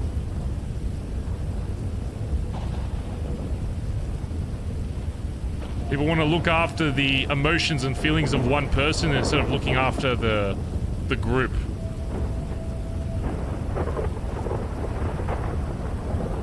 Because you know what the group action is to do? Leave Barry the fuck alone. He'll probably think about some shit and then he'll come talk to us.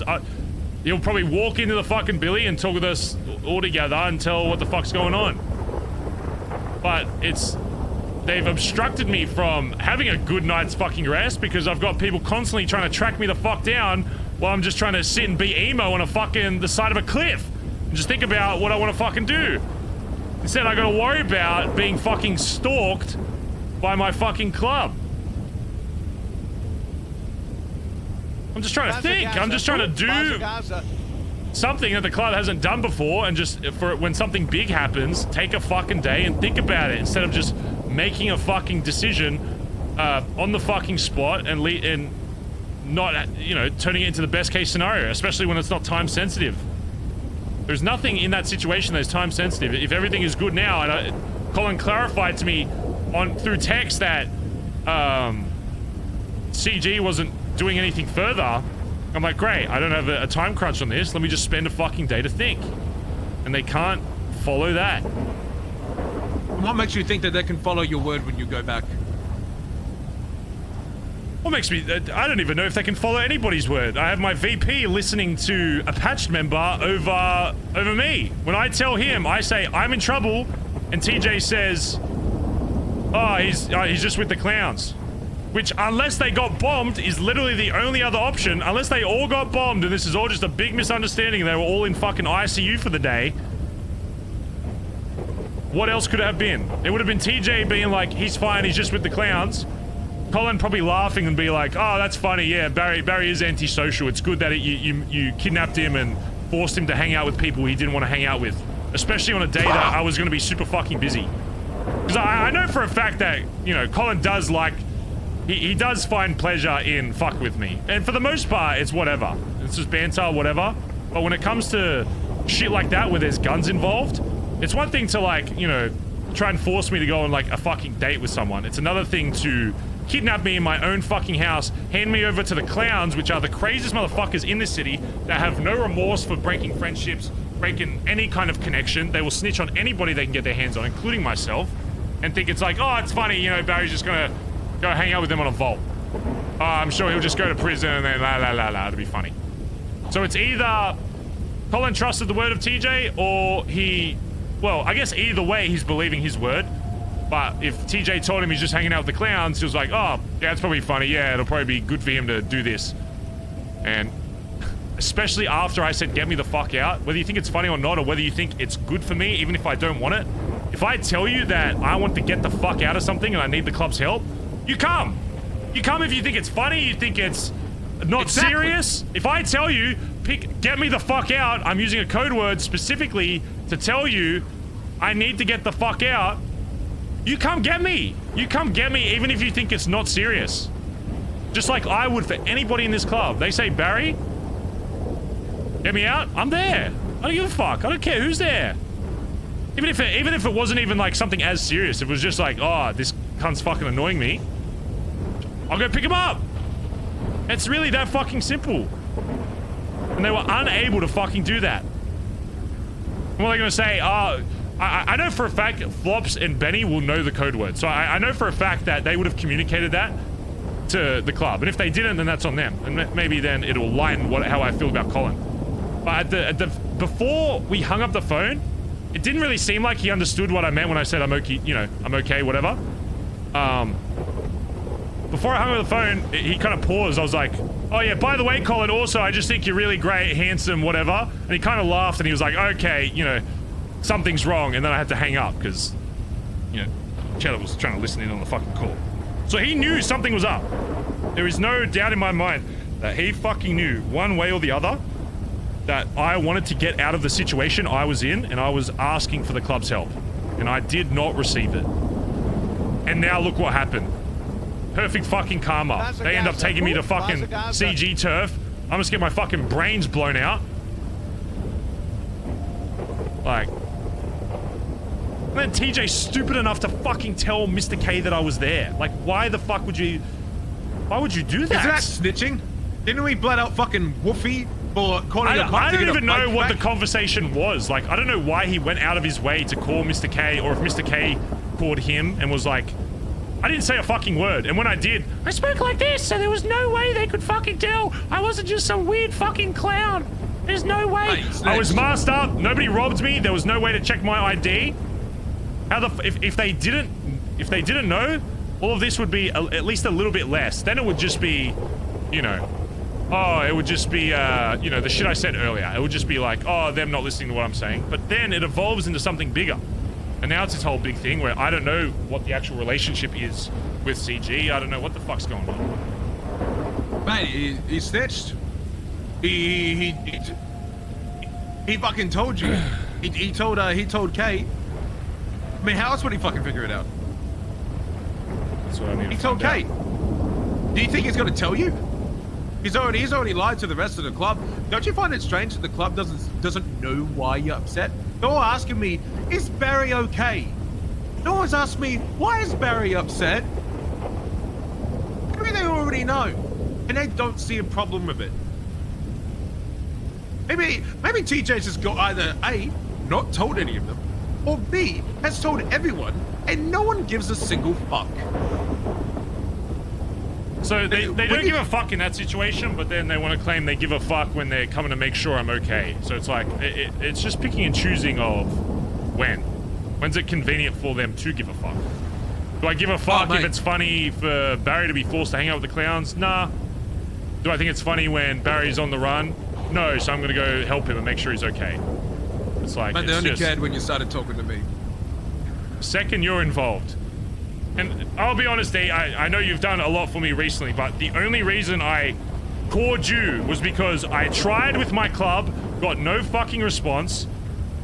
I didn't want to call fucking sis, because if I'm being hunted by fucking CG, I don't want her getting fucking wrapped up in this shit in HOA, whatever, because if I get fucking shot or whatever, then, you know, if she's injured as well, then I'm not going to be able to live that fucking down. But the only person that I figured would be awake in the fucking city that would drop whatever the fuck you were doing to help, regardless of our fucking past. And again, you have done shit to myself and this club that is fucked up, but that's even more of a testament to say that I would rather call you than try another member after I had 4 members basically tell me to go fuck myself after I reached out for help.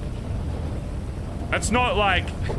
So I don't understand where this manipulation shit comes from, where it's like, oh, D's got his claws back in. They treat me like I'm a fucking child, that I can't make my own decisions, and that you have this, like, overbearing will on me.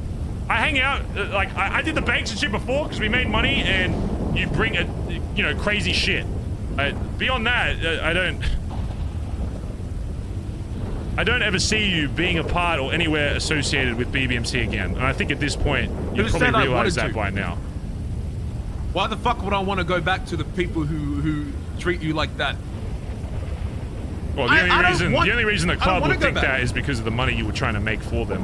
But let me say, D, that despite whatever shit happened with the club or whatever, I think that... How do I word this? Just fucking say it and hurt my feelings. I think that... I don't know at this point if it's worth you even trying to establish any kind of connection with other people in this club outside of myself. I honestly think that it's too far gone. I'm saying that because I don't, like... I'm not saying that because you helped me out recently or whatever. I'm, you know... I wouldn't consider you, like, up there in terms of our relationship. I would just say we're kind of mutual right now. But I'm telling you because I just don't think you should be wasting your time trying to build connections with the club as a whole. I think maybe there's specific people that you can still, you know, do shit with and be on the same kind of base we're at, where, you know, I'll say yes to a job or whatever, but I don't think it's worth you at any point trying to do shit for BBMC. And that's coming from me as the current leader of BBMC. Hey, I already came down to that conclusion. When I gave you that money, that was my conclusion there. That money was for Collin McKenna, because he wanted it. And me giving it to you was my way of saying he's not getting it. I'm not paying back the BBMC. I stopped. Because the amount of stuff that you've told me and the way they've talked to me, I couldn't comprehend it. It is a waste of time. If I need to put the energy I was willing to put in to you guys, I need to go put it into people who actually give a fuck. And now people in the BMC who give a fuck, like Chip and Peter, they seem to genuinely care, but then there's the fakes. And you're surrounded by them. I don't need to do anything. If I zip zap and never talk to you again, the same fate will turn out. I mark my words, it may not happen in a week. It may not happen in a month. It may take another year. But what's happened today is a crowbar in a crack that was formed years ago. And every week, that crack will slowly grow bigger. There'll be good weeks and bad weeks. But more events like this will continue to happen, and the doubt will continue to rise. I'll go hang out with the people I want to hang out with. I'll still call you for jobs. I still want to hang out with Chip and Peter. But that very action is going to cause those who think that they can outrank you to make a decision for you. I'm not trying to get back into the BBMC. The only B I need is you and me, not the BBMC. Once I talk to the people I need to, and get back in the right state of mind, I will make whatever necessary changes I need to make sure my club keeps running properly. And it's kind of changed my mindset on who I want in certain positions, I guess. Still haven't quite figured that out, but let's just say it's now a harder question than it was before. Because I was pretty, I'll be honest, I was pretty clear cut on who I wanted to put where, you know, after this whole squeeze. But now I don't know.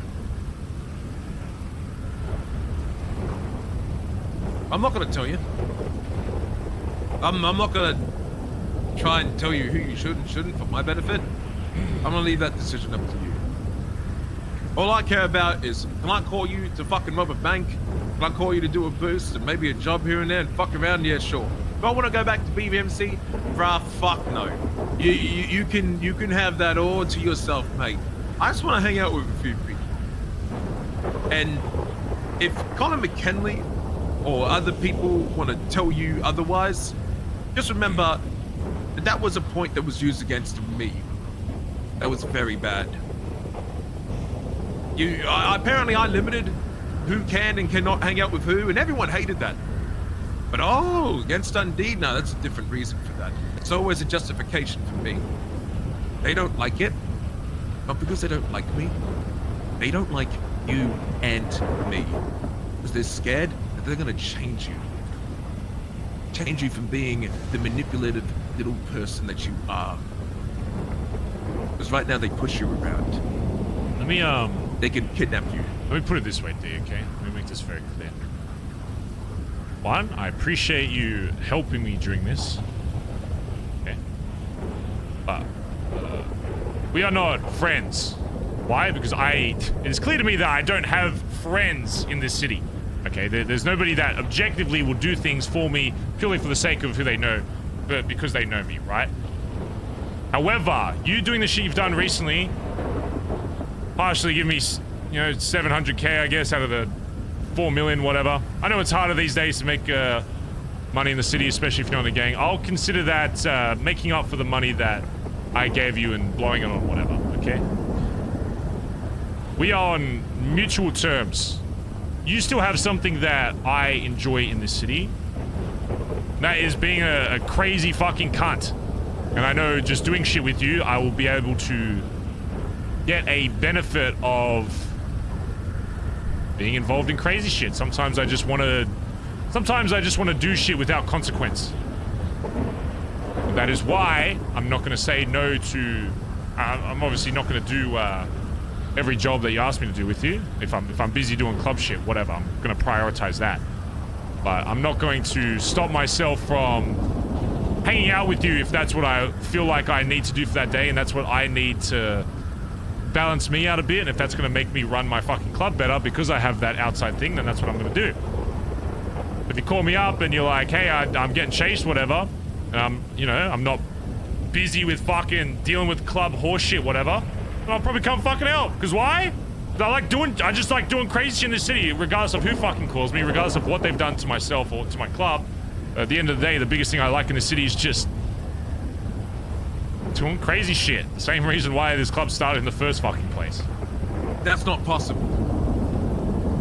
What do you mean it's not possible? You want that? You can't have that. Because your club won't allow that to happen. You can't do one bank job with me without the whole club getting fussy-wussy. You saw that for yourself. The club will allow what I tell them to fucking allow. And if they don't, then... well, then I'll have to do some shifting.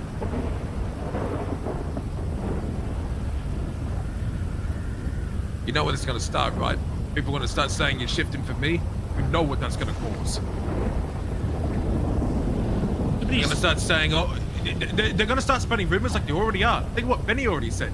That's the thing, Shit, that doesn't make no sense. if they are already at this point doing that, then what does that fucking matter? If they are not willing to wait a day, a singular day, to hear the context of the PM who shot the previous fucking leader of the club, then what the fuck does the rest matter? What more do I have to prove?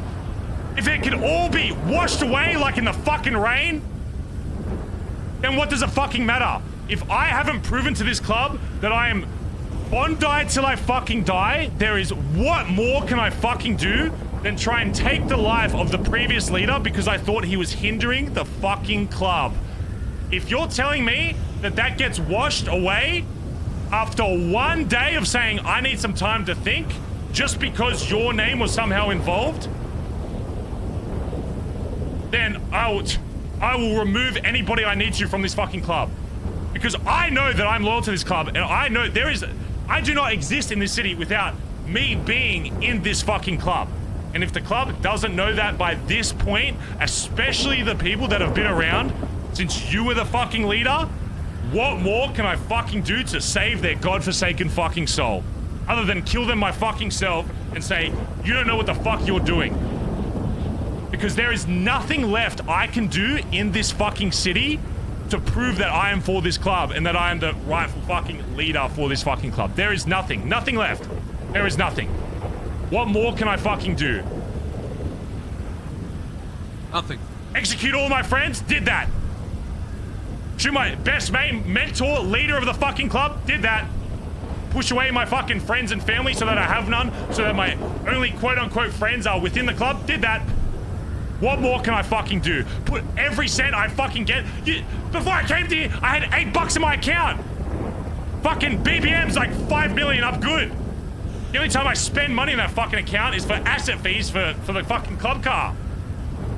What more can I do to prove every single day? So if I disappear for 1 day and there's rumors already saying that, oh, Barry's getting manipulated, Gary's getting brainwashed. Who the fuck do they think I am that I can be controlled that fucking easily? I make decisions because I want to make those decisions. Not because I'm getting controlled by some old fucking geezer. Or because I'm hanging out with somebody that has fucked over the club previous. It's like they think I forgot what you did to this club. Which is why I'm outlining to you that we are not friends. You provide something for me, and I know that I provide something for you. And that is why this quote-unquote relationship will work, because I know that if you're calling me, it's not to be like, hey, you want to go hang out and talk at Uwu and reminisce on the past? Because I could give less of a fuck of that at this point. I've washed that away in my fucking brain. The only reason I will answer that fucking call is because I know you're going to be in shit, and I don't mind fucking being involved in that. Just like I would for anybody else in this fucking city. That's not to say I don't appreciate the recent shit you've done. But again, that's a small stepping stone into making up in our past. Because again, it is a troubled one. That doesn't mean that I'm not going to answer that fucking call. Just like my club should have answered that fucking call. It's crazy to me. At this point, if anybody denies my loyalty and allegiance to this club, they are fucking I don't even know if they can be saved. At that point, it's just brain rot. It is actual brain rot. Because there is I guarantee you I've done more to show loyalty for this club than any other fucking leader in this city has. Most leaders in this city go hang out with any other gang. They go have little crossover fucking days where like, oh, Rust is hanging out with CG hanging out with GSF, whatever, you know, you got friends. I don't got friends in other fucking gangs. I got people that we have relationships with because it benefits myself and it benefits the club. I don't just go hang out with someone in CG because they're my mate. That isn't a thing. I've pushed all that away. So if I go back there and they say, oh, why were you holding a gun at me? Why were you doing this, that, and the other? And after I give them the context, they're still doubting, then I will find a way to remove them from my fucking club. Because at that point, if they do not believe in what I do, and they have seen the other shit and the other dog shit that people have left this club for, and they do not trust in me to run it or make decisions for myself, then what the fuck are they doing here? I will blood them out on the fucking spot. Because there is literally nothing I could do more to prove that. Could I communicate a little bit more? Should I call them? Yeah, probably.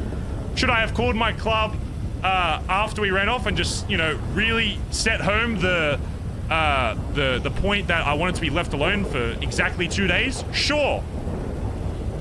I'm human. I can agree. It's not like I'm not self-aware to the things that I'm doing poorly. But in the same way, you just fucking kidnapped me, pulled me at gunpoint in front of the clowns, had me shot by CG, okay? I'm not really on talking terms. I tried speaking to you on the fucking phone, and my direct order was ignored. Why the fuck would I feel like I should call them up and say, hey, just by the way, just want to take a fucking 2-day retreat out in the woods. Hey, just leave me the fuck alone, la la la la. Okay, bye-bye. Why the fuck would I want to do that? I don't want to talk to him. Give me my 2 days. I shouldn't have to spill it out. You just kidnapped me, threw me in the fucking clowns. I called for help. Nobody fucking came. I had to call Dundee of all fucking people to fucking help me. And they think I'm calling you because, Dundee's manipulated Barry's brain. I'm calling you because I got literally nobody fucking else. The only other person I probably caught in my fucking phone was like, Chatter, a month ago. Or Sis. And I already told you why I wouldn't call Sis. Because I know she's capable for herself, but I didn't want to put her in that position where CG may be hunting me and getting her fucking shot in the crossfire. Whereas at least you, I knew that you would just be ride or die because of the shit we used to do. I knew you would just come regardless of what shit I was in. Because for whatever reason, you still... Even after all the shit I did to you, you still feel as though that... You know, I don't even know the real reason, and I won't ask, but... The fact is that I knew that you would come if I called, regardless of anything. And I couldn't count on my club in that moment. So why the fuck would I tell them, and why would I communicate better to them that I was doing this? I may not be emotional to the club, and I may be stoic around the club, but there's a reason for that. I don't show emotions to fucking prospects. Why the fuck do they deserve to even know? Why should I even have to tell them the history of what I did to you? Do they not understand, like, when people ask me about that shit, why I'm so closed off to that? Because why? I shot the fucking ex-leader of the club in the fucking head because he was being fucking manipulated by this old fucking cunt. And to this day, I don't think that it was purely your fucking actions, even though the club may see it that way for the rest of eternity, which is why there is no point for you trying to change their mind, because it is already made up. The best you could do is give them some money so they go, okay, thanks, and then they'd probably look the other way and it would mean nothing to you or them.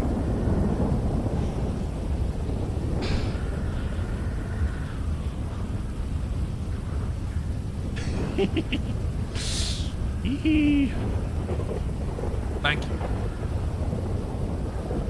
That's all I need to do.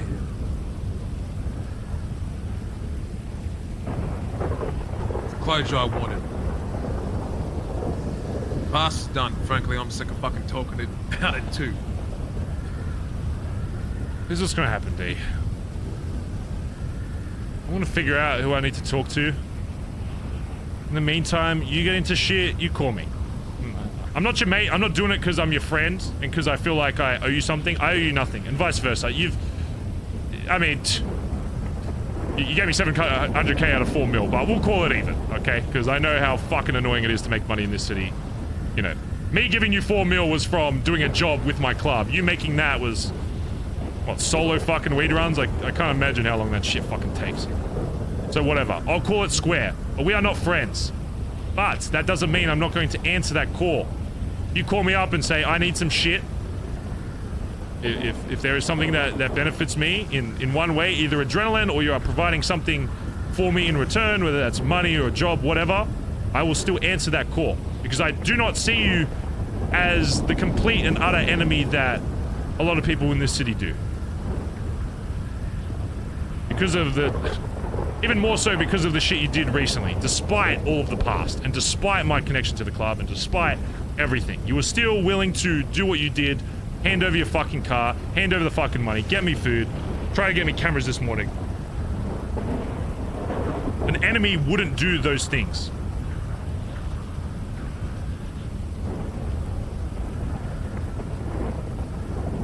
Does that mean, though, while we're hanging out, if I get a call from my fucking club being like, the Billy's getting fucking attacked, that I'm gonna not drop everything to go help them? Of course not.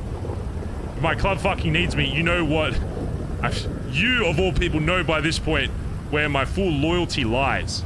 If I get a call while I'm doing some shit with you saying, we need you back at the Billy, I don't care. If you're being shot there, I'm ditching you. I'm going back to the fucking Billabong.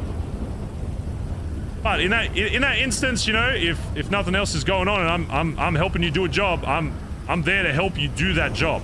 I'm not just gonna abandon you for no fucking reason. It would still need to be a very good reason for me to leave, but a club issue would be that reason. I will always prioritize the club over all else, but that doesn't mean that you cannot exist in some way in my life. And if the club has some shit to say about it at this point, then trust me, I got a whole fucking essay I can give to them as to why their opinion on that is fucking dog shit. I don't have any friends anymore. I have family and I have club members. And I have mutual people I have in the city. That is it. I need to stop trying to make that connection with people because it's clear that it's just not possible for me anymore. I can do things outside the club, but the second they think it's a friendship thing, it's not going to be allowed. I have people that provide things for me. I have my club and I have my family, and that is it. You know what? I'm okay with that.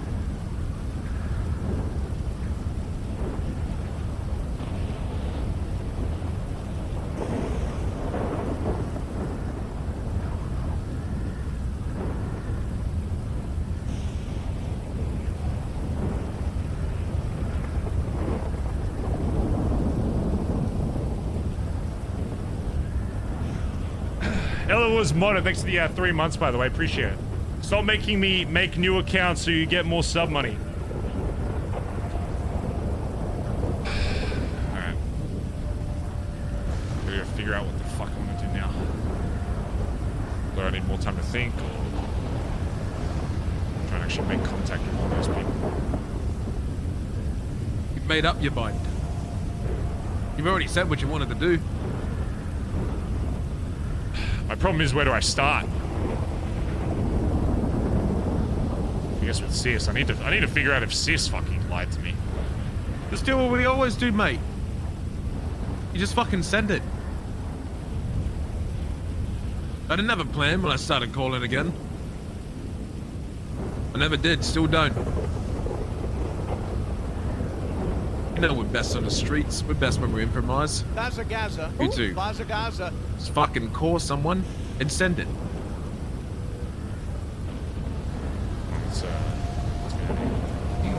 Hobstar, thanks for 28 months. Baz manipulated me into subbing.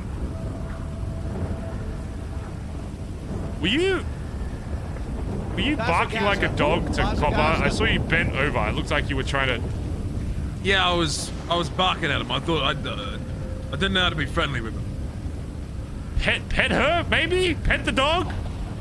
Well, you didn't get... I don't know, I thought I you could didn't play get with that? it, like... Just pet her on the head and she would have showed you where I was. You started... It looked like you were gonna fucking... I don't know what you were gonna do. I don't know, I mean, she eventually showed me where you were, so I mean... I think she just felt sorry for... I think she knew at that point that you weren't gonna be a threat. Look at her, sitting in the rain, head empty. Yeah, she's fucking loyal. You know what's good about Copper is she just does what I tell her to without question. And she's happy about it. She's sitting in the fucking rain right now. I guarantee we go down there, she's gonna be smiling her fucking ass off. Nice and more fucking people in the city could be like that.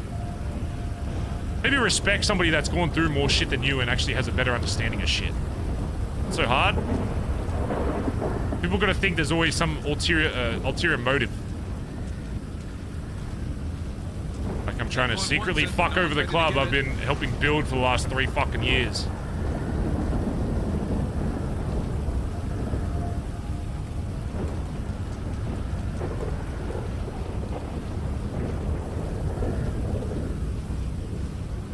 But people should talk like how Tommy does. Season 1 Barry. Reminds me of you a lot when we first started. I'm gonna make sure that the club stops talking to Tommy D. I think he'll be a very valuable Tommy stopped asset. talking to the club. He chose me. Yeah, it's probably best that way. He's a valuable asset to D. No, he's a valuable friend to me, mate. You know what I've given him? Nothing. He hangs out with me the same reason you do. Because he likes the adrenaline. And he likes doing fun shit. Nothing else, nothing more.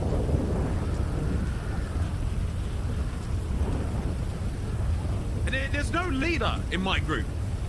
Like, I'm not a prime minister or a leader, and he's not high command. We're just a bunch of mates. How it should have always been. Should have been just a bunch of mates. And no matter what I do, even if it is dumb shit, the next day he wakes up and he goes, "Hey, where do you fucking need me?" Then he calls me and I go, "Tommy, where do you fucking need me?"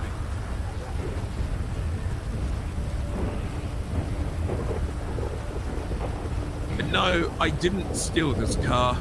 I just paid $50,000 for it. This thing? My new whip. Yeah, I bought a van. Leather seats. Thought it'd be an upgrade, you know, from the blue car that I drive. Deserve it, right? Especially since I don't want to make $4 million back anymore. So I treat myself to something nice. You know how much groceries I can fit in the back of this? Yeah. I can fit at least, I can fit 10 cartons of VB in the back. But hey, look, you don't want to be friends, you just want to use each other, that's fine, but even if you don't think we are, we act like we do.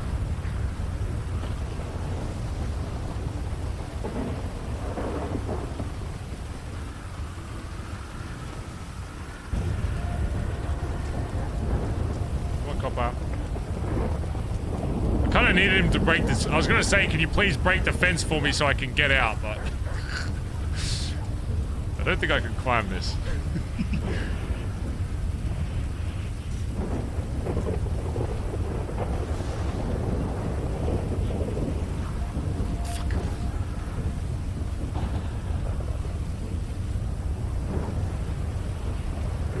Yeah, fuck. Yeah. Wow, nice jump, Copper.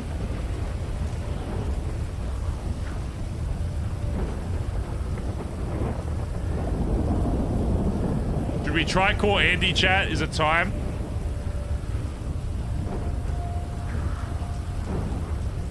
My car's still here. Harry's figured out what he wants to say now. It's just about how he wants to do it. But he's still gonna be a little sus until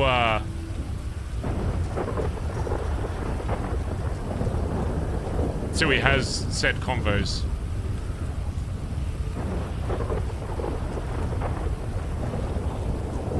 If my car's still here or not. I get it. Oh, I can just get in from here. Way easier. Might need to steal a ride. I don't want to call Andi from my phone. I want to call it from an anonymous phone just to make it a bit more, you know. I feel like Barry wouldn't, probably still wouldn't have, you know, his phone right now. Copper. Where's the tulip? It's still parked in the spot, but Barry's a little hesitant to go down there because this is my tier 3. Oh, Ella, I think it was a tier 3. Can we get some love in chat? But Ella dropping a tier 3 sub. Life on fire, next to 18 months. Still out here doing it. Please let me out of the basement. Ellie Cat, thank you. Ella was modded. Obstar, J-Dub, thank you guys for all the subs. A bit of a sub drop today, but it's okay. Thank you for the 50 gifted subs earlier as well. I appreciate it.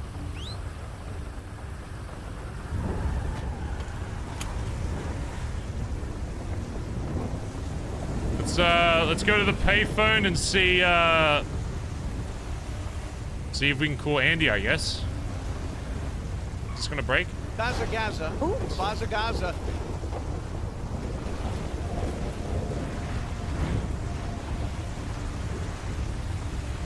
I mean, Barry's already got his phone on him anyway, but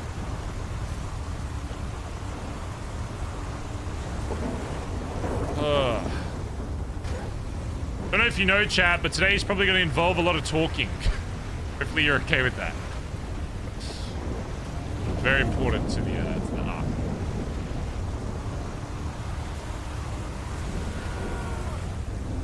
But,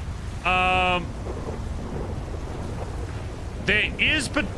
I thought of something that would be really interesting for it to be lore for Barry. And it is possible for somebody to extract it a little bit.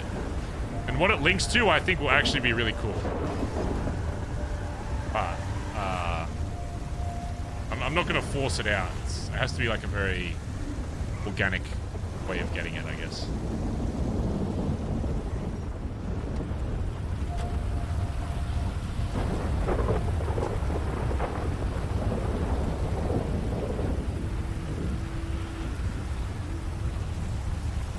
Photo drivers.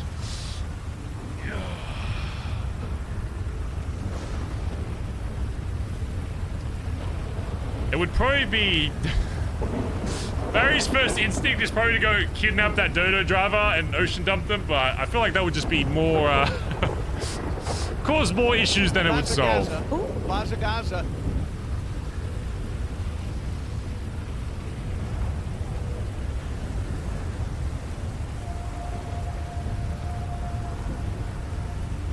See if Andi picks up, chat. Don't tell me she went to bed already. Well, this is awkward.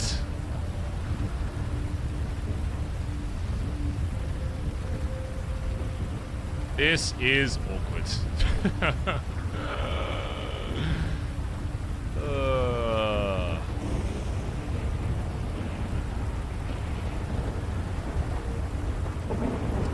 I want to give her a bit of opportunity to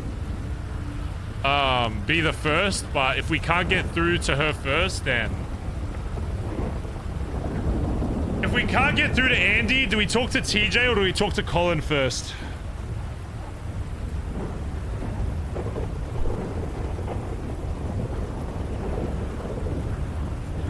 I mean...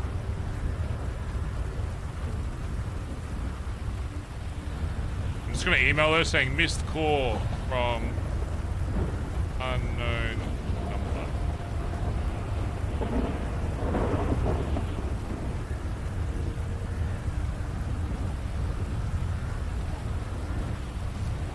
Give it a little bit. We'll see if she wakes up.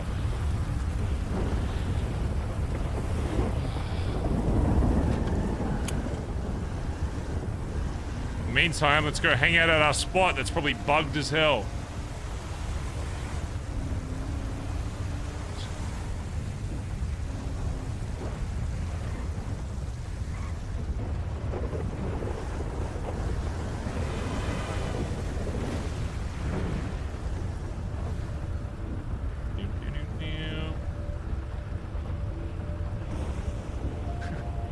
She said, I've missed you by like a fucking second. Oopsies. Oopsie daisies. Alright, go, Harry's gonna go suss out and see if anybody's been hanging out at this spot.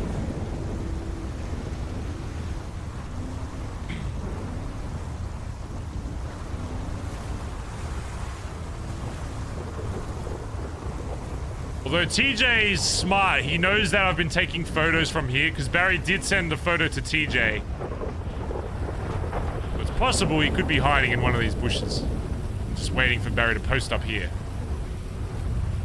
Because TJ knows that Barry probably knows that this is where he's been checking the spot. And TJ's smart, so he knows that Barry would probably come here to check the spot first before he goes down there. Means he could be waiting around. Or maybe not. Maybe he's not that smart.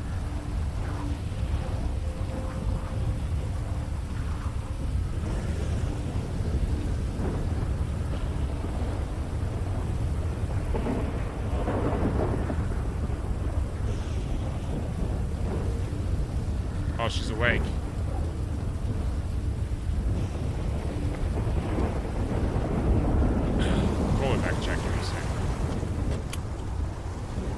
I need to go put my things down back at the campsite in case anybody does stumble upon it so they know that I was there. Oh yeah, after 24 hours, Barry made a Wilson out of his bloodied hand that he cut up from the 24/7. The first day, Barry was a little psycho, like he was a little bit psycho.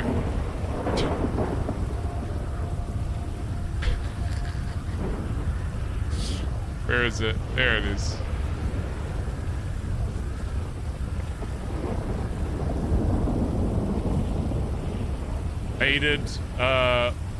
Baited, smiley face made up blood. I guess the rain would be washing it away a little bit.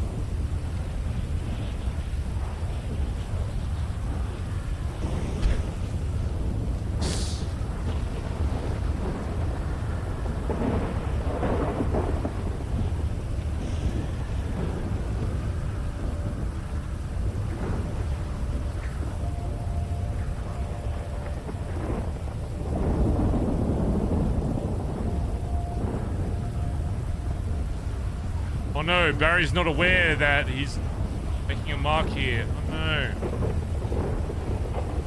Oh, do you want to see what Hubcap sent back, chat?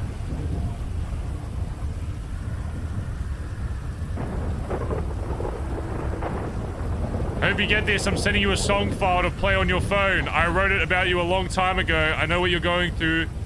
Whatever you're going through, everything will be okay. I love you, son, Dad.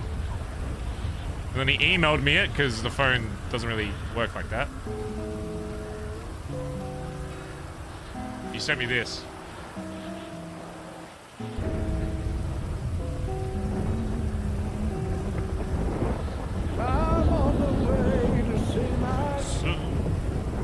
I thought it was very nice. It's also quite appropriate to what's happening now.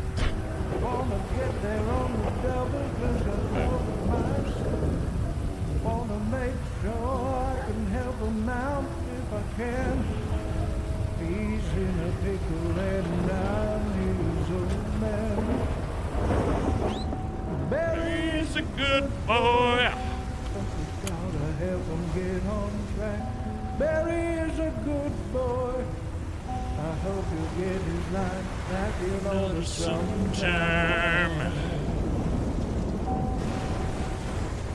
There goes the sunshine.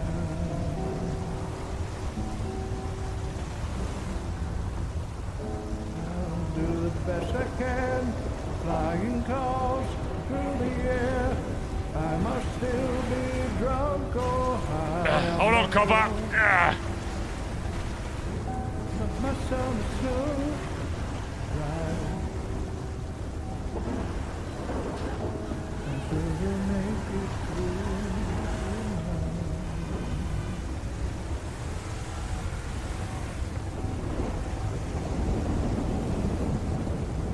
I'm gonna do the same thing I did for D and make Andi talk to Copper first.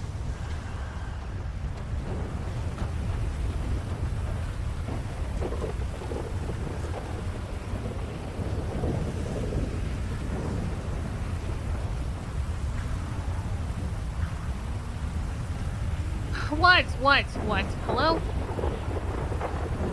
Ready to talk. Oh, Jesus Christ. You know that tweeting out that an unknown number needs to call me back resulted in Collin calling me from an unknown number and Sonic the Hedgehog calling me from an unknown number?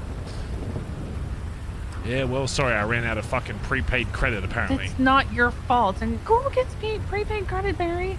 You 80? I do, when I'm having my fucking emo phase out in the fucking woods and I don't want anybody fucking talking to me. That's who. Yeah, and I understand that, but prepaid credit's crazy. Where, do you Saves you money in the long talk run. on the phone? Okay. What's your ping? 860. Okay. Should be pretty self-explanatory, but please come alone and with nothing that No shit. you know, can contribute to you being found. Like, huh? As in, Like a tracker? I'm pretty sure I've been fucking tracked in my radio and phone before, so ideally turn both of those my off. phone and my radio. I'll just leave them here at the library. What's your ping again? After I get the ping. 860. Am I allowed to Okay. bring you Coke? You can bring whatever you want. Food? Yeah, I would appreciate that. That'd actually be pretty good. Yeah, no, I got you. You're gonna have to meet someone first, so just be friendly to him, alright? And then I'll show you where to go. Okay. Okay. Bye-bye. Bye. Where should we have this talk?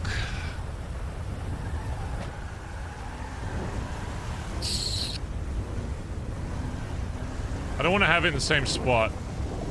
I want it to be somewhere down here, though, because I feel like Barry should be on... Barry probably shouldn't even be driving this truck. He should be on foot.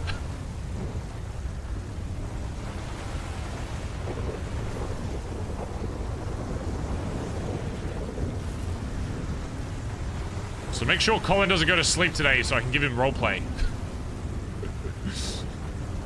Actually, tell Collin not to switch to sweets before he gets the sweet, sweet, succulent roleplay. He's waking up sweet soon. Cringe. Alright, well, that's just gonna come back to bite him later. If Barry can't call him, it's gonna be worse for him. You know, he can do whatever he wants. Yeah, I'm pretty sure he's like literally disappearing for 2 weeks after, so if that's what, look, if that's what he wants to do, that's what he wants to do.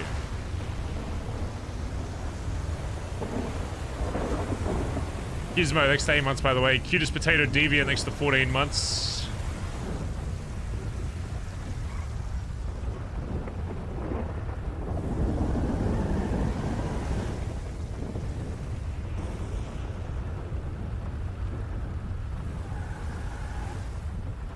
Maybe somewhere in here.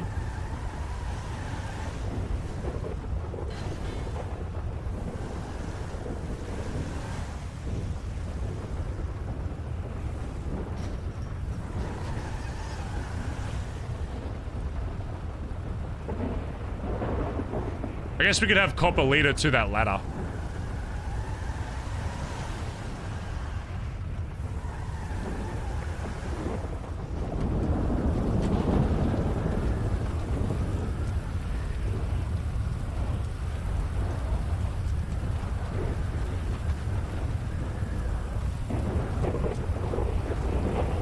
I need her to be looking away from me just in case she sees me, so...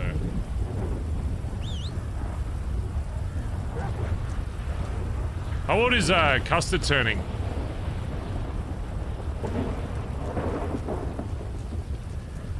Bazza Gaza. Who? Bazza Gaza. I joked with him before that he was turning 37. Don't know if that's true though. Oh, Finley's awake as well. Finley Milton. I'm just making sure I actually have a good angle from up here before I do it. It's gone. Wow, kind of metaphoric. I need to be able to make sure that I can tell. I don't know if I'm going to be able to reach the ladder. If I stand here, she's going to see me immediately. So it's like, I need Copper to go to that ladder.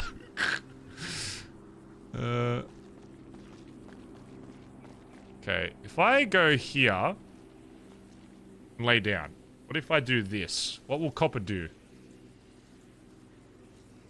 Does nothing. She just looks at me. Stares at me. Okay. So I need to be able to manually... God, fucking... If I do that, that's not going to do anything. God damn it. I need to have an angle on the ladder so she knows to go up the ladder. Oh, this...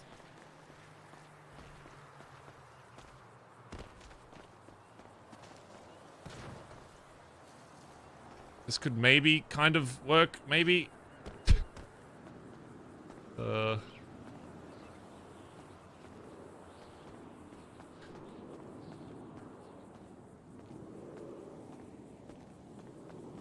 God. Okay, that should work. One copper.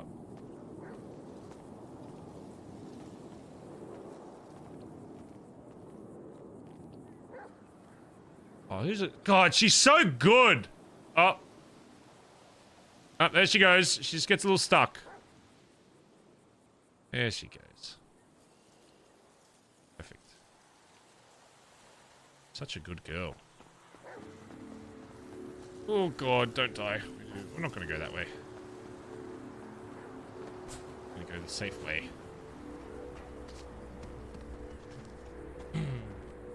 How's she gonna get up? She doesn't need to get... Copper's not gonna climb the ladder. It's for Andi, you papega. Copper's not gonna climb up the fucking ladder. Just needs to... I'm sure she'll get the idea. Copper sits next to the ladder and barks at it. You know, I'm sure she can figure it out. Okay, we need to do this kind of fast. Just in case she's relatively nearby. Hello. Copper wants the tea. She's already got the... She's been with me the entire time. She's already got enough tea.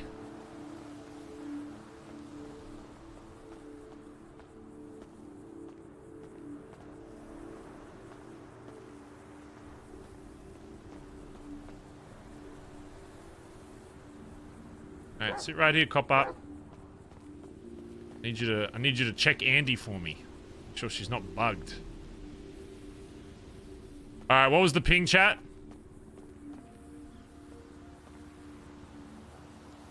$860?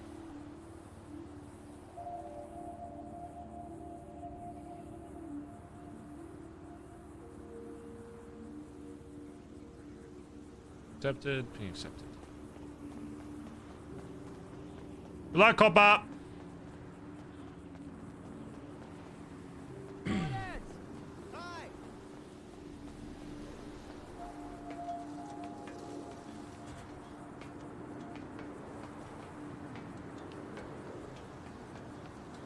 I love Copper being like security though.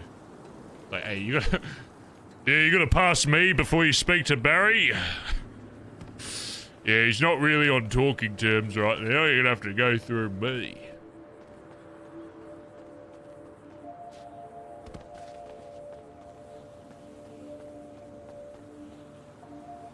Okay, where was the spot that had an angle? Over here, right? Or was it over there? This should work.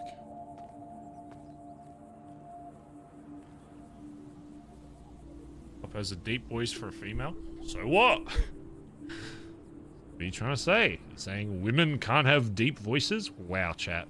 Come on now. Come on now, chat room. Come on. Is that how it's gonna be, huh?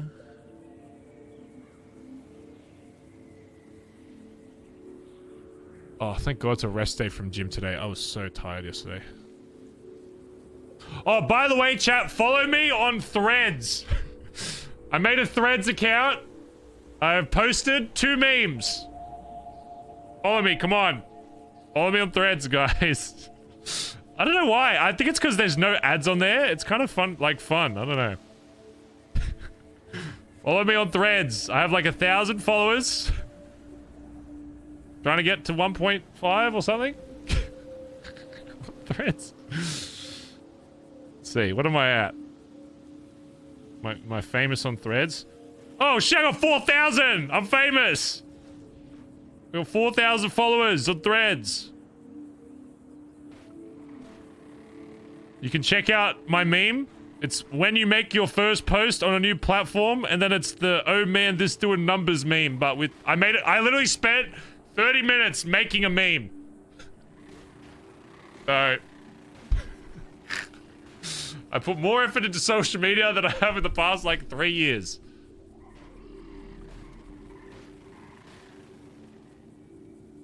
No, go to the dog. No, sis, go to the dog. Go pet Copper.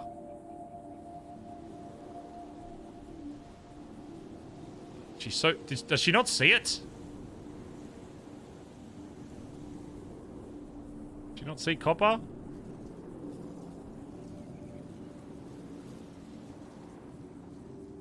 Is she dumb? Follow for a follow? No. Copper bark? I'm gonna have to reveal myself. Fuck it. Shit.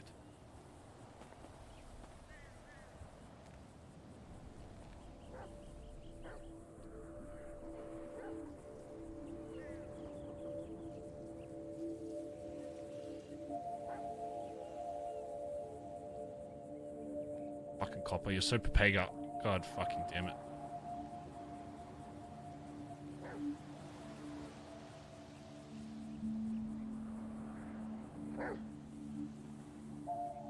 She's stuck on the stairs.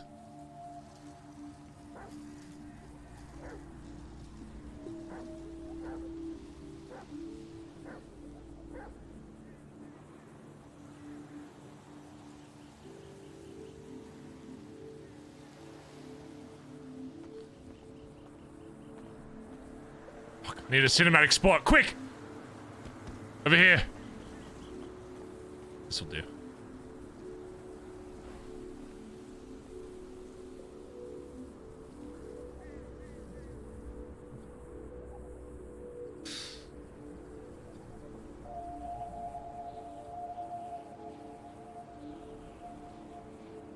I had cash in the amount of 0. What the fuck does that mean?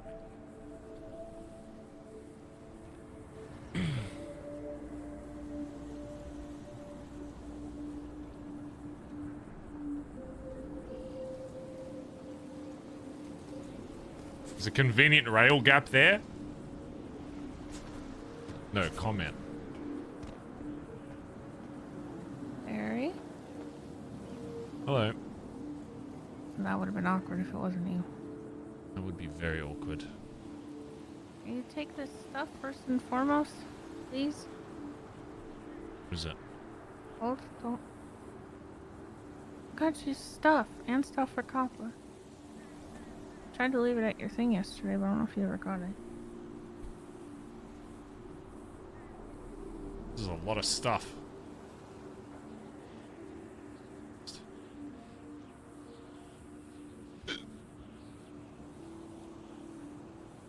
I can't carry all this shit. Probably have a lot on you already, huh? Appreciate it though. My ledge, you're gonna fucking fall off that thing. What, me? Yeah, it looks like you're standing Bazza like right on the Gaza. ledge. Who? Bazza Gaza. No, I'm good. Me and Gravity are good. Oh, what's new? Well, this whole scenario's new, but not much else. Still What is this doing scenario? errands, the whole thing. I have no idea. I just worry about You don't them. have any idea? I mean, PJ they didn't told tell me you what- anything? Bazza Gaza. No, he told me what happened, but that's not the same as knowing what it's like from your side. Wow, Bazza that's Gaza. crazy. Who? Bazza Gaza. It's like there's perspective on things that when people don't have, they make judgments on things. Or hearing the Yeah. whole story out. That's probably the most classic tale in Los Santos. That's not even just a BBMC thing. I think that's just a city thing. Oh, that's definitely a city thing. Most people don't try to get both perspectives. And I mean, to be fair, I've been guilty of the same. Sometimes you hear enough about a person and you can't really get past it, but... Let's start with try what to. TJ told you. And then I'll correct along the way. Okay. I'm not gonna probably remember the entire thing, so I'll remember... Just give me like the basic what I points can. that he gave you. So again, this is from his perspective, so this isn't me like defending or anything. He wanted to do something to help you get that adrenaline feeling that you've been missing, I guess. So he had this plan to kidnap you and take you to the clowns, and you were supposed to do a vault together. The clowns, shocking to everyone, weren't exactly reliable in that. And instead took you to wipe a CG spray, and then CG retaliated and wiped a BBMC spray, but that was apparently, I don't know, somewhere between there. You used some kind of safe word, and Flops was the only one who recognized it and Nope. tried to call the banners to come find you. Nope. TJ, I think, thought that it was like just because you were being kidnapped, not because something else had happened. So he's like, no, it's fine. Like, So it we know what's was! going on. The kidnapping was me. It It's was her because instead of- TJ told them. you know, double checking just in case, you know, more had happened, which was probably the smarter thing to do, is to go make sure you're okay. Anyway, not my place. They didn't, and then you and TJ had a phone call at some point, and you were really upset with him, hung up on him. They all went to find you. They heard that CG was wiping their spray. Collin said, fuck that, that doesn't matter. We're finding Barry, and tried to hunt you down. Right, they didn't even contest the spray. From what I understand, I could totally be wrong, but from the impression I got, Collin was like, hell no, we're looking for Barry. Doesn't matter unless we have Barry. So they went looking for you. I guess they found you at like Wild Child up north. And you came out with Dundee all blacked out. Dundee was like, you're not my real dad. Sorry, he was like, Barry's an adult who can do what he wants. And guns, you guys were pointing guns at them maybe, I think. And then you guys left and they were like, I've never were pointed like, okay. a gun at a club member. Listen, I'm just telling you what I was told. Then you guys left, and then they were like, well, he wants his space, so let the man have his space and, you know, process whatever he's processing, and just left it at that. Okay, so it's probably about like 30, I'd say like 50, maybe even 60%. Some of that Yeah, is I mean, true. to be fair, it probably constitutes his club stuff for a lot of it, so I'm sure the Okay, whole thing so was not let's start back at which is fair. me waking up. Actually, I need to pee. Hold on. This is a long explanation. I'm gonna. Don't look, sis. That's fucking gross. All right. Peeing around this corner. Accuse me of looking, and I wouldn't do that. Weirdo. Be right back, chat. One moment. So weird.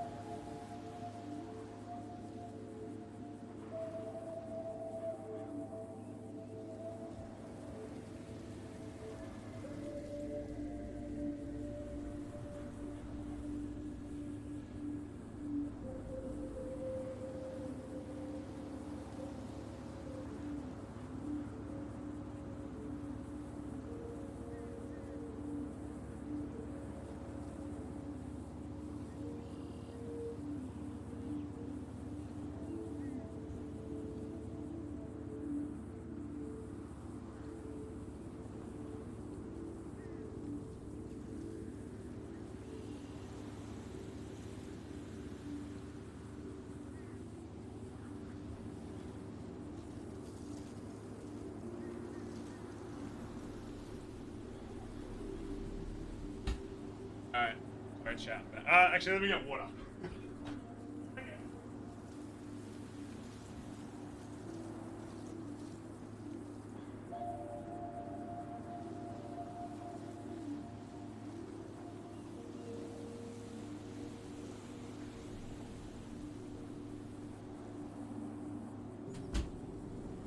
Alright, I'm doing a lot of talking today, chat. Okay, I need to stay hydrated. Don't forget, follow my Threads account. It's just Bazza. I'm gonna be famous on on Threads.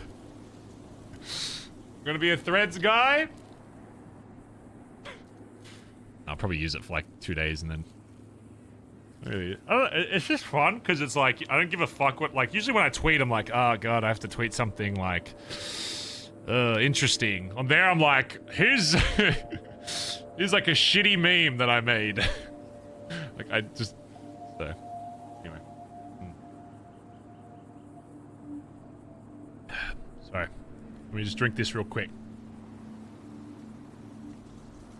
What a piece of crap version of Twitter. Yeah, I don't know. It has potential. I think it has potential, but right now it's still very early to tell. Be fun for a couple of days. I mean...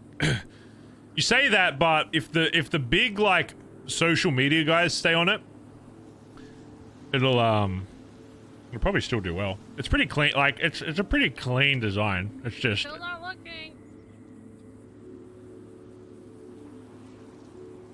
I don't know. The only thing I see on Twitter these days are the same like 3 pages that post like Twitter memes. I don't know if anyone sees them. It's like something like Kira, something, like 2 other page. It's like I see the same file. It's like CCTV videos and fucking. It's like 4 pages. That's all I see. I don't even see like anyone I follow. I barely see. Oh, and porn. Wow, look at that thing I'm looking at instead of my. I don't see a lot of porn. Amazing. But like in the comments, I see, if I look at the comments, there's usually like some OnlyFans chick.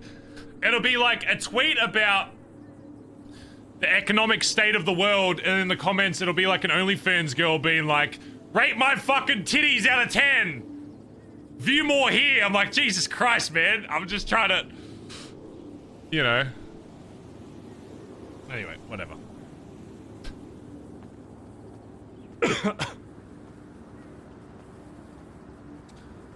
See that? Didn't look even once. Wow. Okay. Let's start with the beginning, how my day starts. I wake up, go out to the shed, see a random car parked out. I'm like, that's weird.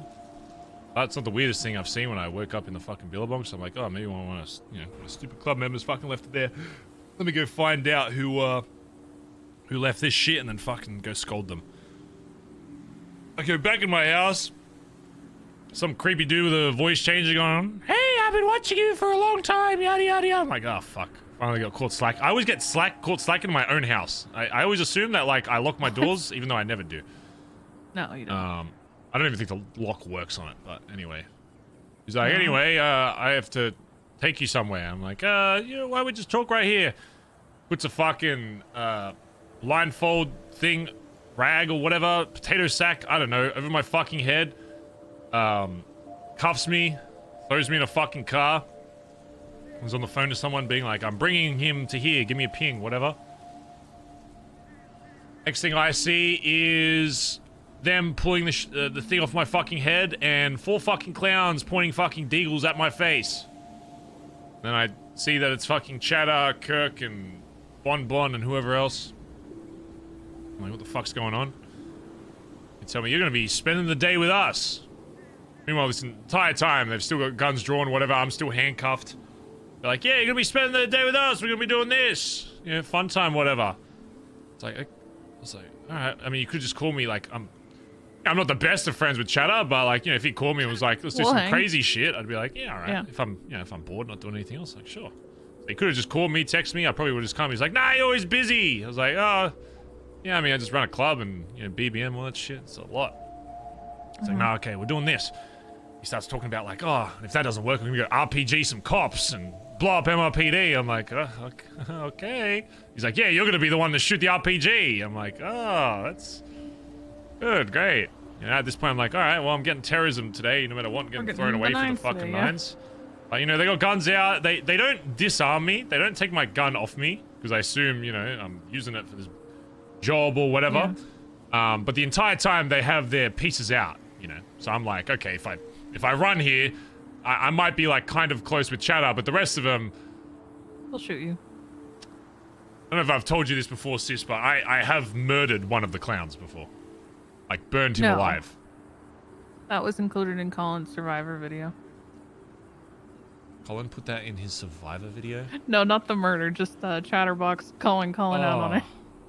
Yeah. Okay. Yeah, I burned one of them alive when the clowns were yucking with my club. And he was like my biggest fan. Like he had photos of me. That's what Chad always says because he can't swear because he's got trauma. He said like, oh, like I saved him from a chase once, and I just did like a route through like near the vault area. Like did some like cool shit, and he was like impressed by it. And then ever since then, apparently he's had like posts of me on his walls and shit. And I was like, he was like my biggest fan or whatever. And then you're his hero. Yeah, I was his hero, and then I murdered him and burned him alive. Right. So, no trauma there. Yeah. So I won't lie, I kind of fucked him up a little bit after hearing that. Oh, shit. Whatever. I mean, he does have I have a thing on my cut about it, but anyway. So yeah, I'm going through the fate. I'm like, fuck. I'm still trying to figure out how the fuck I want to get out of here, because at this point I'm like, I haven't really pieced together that like it was someone from the club that set it up, but I had like a small inkling being like maybe it's somebody that I know, so either you or TJ or whatever, just setting it up for the adrenaline, because I remember mentioning... I would not kidnap you. Yeah, I would fucking hope so. I would not kidnap you. But I remember mentioning to him before that like, when they were talking about like D or whatever, when I did a bank with him like a few weeks ago, they were asking like why, and I was like, oh, it's just a bit of extra adrenaline where I can get it, if the club's like chilling for today, whatever. And I know that's a whole different thing I'll get into, but So whatever, I assume that one of them had in the mind that I needed that, even though I'm very capable of getting that myself whenever. It was just something I mentioned that, you know, was the reason why I did it. But whatever. Flops calls me. Meanwhile, I'm like, Flops is calling me. He's like, answer it. Just pretend like, you know, you're hanging out. I'm like, all right. Calls me. He's like, yeah, BBM, blah, blah, blah. I'm like, I like interrupt him to make sure that like, it's the conversation isn't fluid. Yeah, I'm not waiting for him to finish. He's like, BBM. I'm like, yeah, no, Flops, I'm good. I'm all good. I am okie dokie. I'm fine. Which was a thing a while ago. It was never like a cemented thing in the club. But I know for a fact that Flops was one of the people that was there when I brought it up. And I said, if I ever say this word, and I kind of joked, I think I joked about it on radio with like a bunch of people that were awake a day. I was like, if I ever say okie dokie, I reaffirmed it. If we ever say okie dokie on the radio, because it's a funny word, it means I'm not okay. Because it's like okie dokie. Okay, it sounds so like stupid to say. Safe word. Yeah, it sounds like. I understand the concept, but I guarantee that would go over so many people's heads. Yeah. And I was like, oh, maybe he's not going to understand, whatever. But I was like, I'm okie dokie, I'm all good. He's like, okay. He hangs up. I'm still on club radio. I hear over the radio, Flops go, Benny, Barry just said fucking okie dokie. He didn't even let me finish my shit. He's in trouble. We need to go fucking help him. And at this point, I have a tracker on me. I'm like, sweet. They know. And he's like, oh shit, okay. I'm like, great. And then Chatter hears like the radio. He's like, what's that noise? I'm like, oh, it's my radio. He's like, well, turn that off. Come on, we're hanging out. So the last thing I hear from my club is, Barry's fucked. He's got the tracker. Let's go get him. I'm like, sweet. This is going to cause some shit with the clowns. But I'm expecting 6 Bondi blue fucking cars coming down the fucking road. Guns out like we've practiced all the fucking time. Convoying all the way up to fucking Grapeseed. I've got a tracker on me. I'm with the clowns for like 15, 20 minutes just changing clothes. I'm literally out in the open. They have guns out, but if someone pulled up, they would not have expected it. They would backs turned, whatever. They were just chillaxing.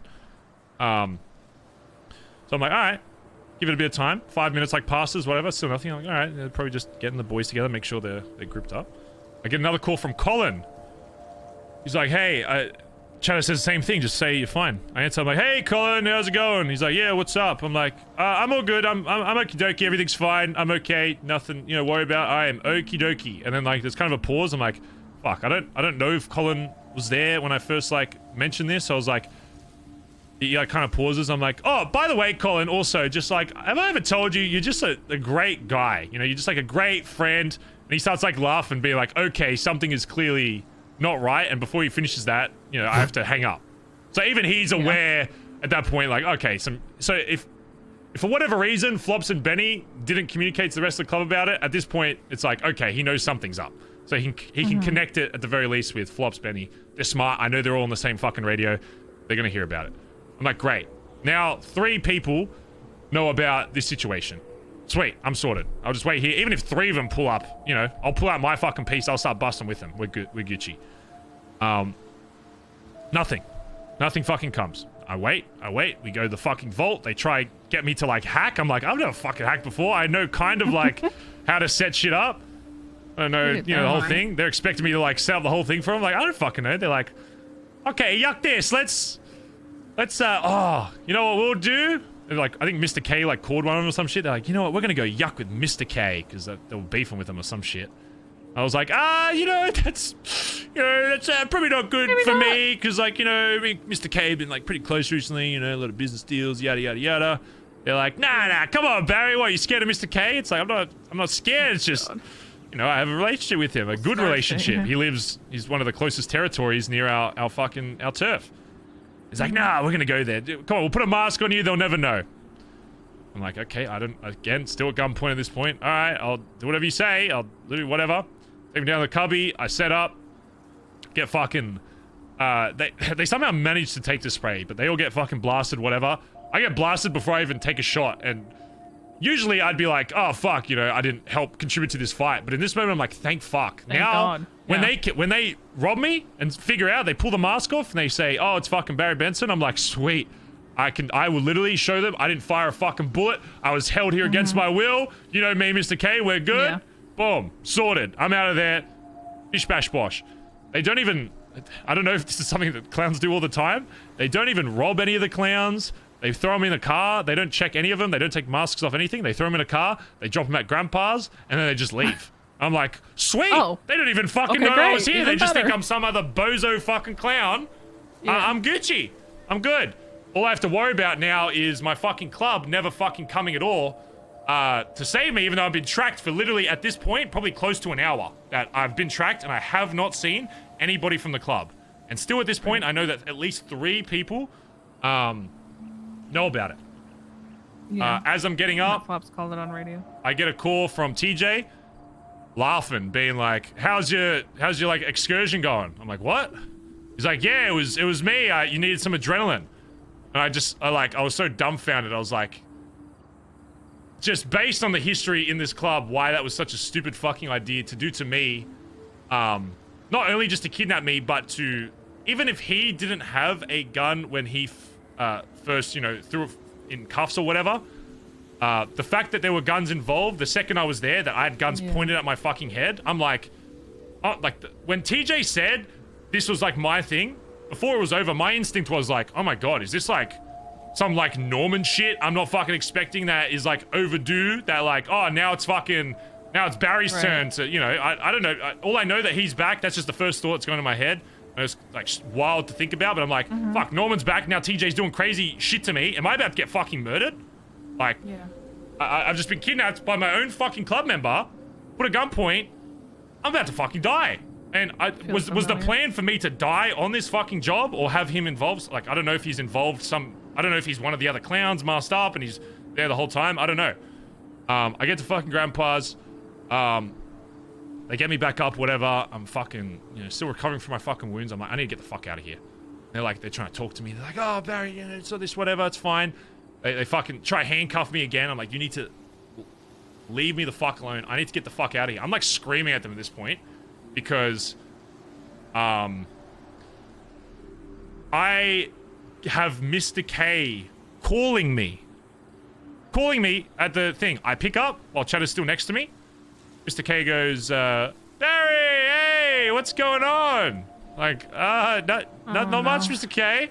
What's going on? Like, hey, anything you want to talk about? I'm like, at this point, I'm not really being held there against my will, but I'm making it seem that way still at this point, just so like, Yeah. So if I'm like, because I don't want to say on the phone right now that they've, done this, because they could still pull out guns and fucking shoot me right there. So I'm like, hey, Mr. K, I can't really talk right now. Can I call you right back? I was just literally gonna go outside, just somewhere away from the fucking clowns when I was safe. Call him right back and be like, this is the whole fucking thing. This is what happened. He's like, yeah, I spoke with TJ. What's going on? I'm like, at this point, I'm like, oh my fucking god. TJ has told Mr. K that I was involved, even though I wasn't searched, wasn't checked, whatever. There's no way they would have known I was even there. Oh my fucking god. For reasons I can't say, we're just very close with Mr. K. We do a lot of business, okay? Yeah, it's this fine. has It's fine. I get fucked it. over a lot of business we were doing with CG. At this point, I'm like, this is fucking nuclear.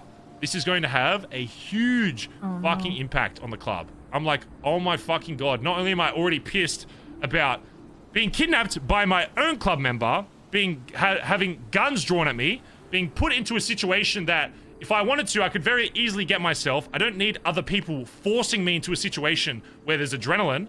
I can get that whenever the fuck I want. Literally, I can call out tens of people on my fucking phone and be like, I want to do some crazy shit. And I'll do it. It's not like I need somebody doing that for me. And I get from his point of view, he may have been just trying to set up a little goofy thing for fun. But the way he went about it was so moronic. And I Good couldn't intentions, fathom. bad execution. You know who the last person was that fucking kidnapped me in this club? Was Dundee. Was Dundee, fucking everybody Yeah, I in know. the club knows that. The last person I got kidnapped by was the person that told me and put me into a fucking room with a gun to my head because I gave him mine and said, you're not leaving this room until either I'm dead, you're dead, or your dad's dead. So which one? I know. And the fact that didn't even like cross his mind doing that and he thinks it's just some little silly little goofy fucking thing was already, I'm already pissed about that. But then to hear that now there's going to be a huge impact of this happening with the fucking club, now that there's CG involved, it's like, holy fuck. Now it's turned into an even bigger deal. So not only do I have that to fucking worry about, I've also got to worry about, and at this point I'm still thinking, where the fuck is my club? Where the fuck are, even at this point I'm at Grandpa's, where the fuck are they? Even if they were just nearby supervising. None of them went to fucking check.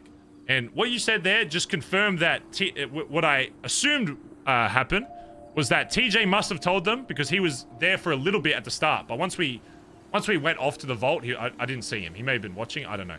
But from that point on, I don't think he was anywhere near. He was probably just hanging out somewhere else. At that point, I'm like, where the fuck is my club? And I'm like, TJ must have told them that it's some silly, goofy fucking thing.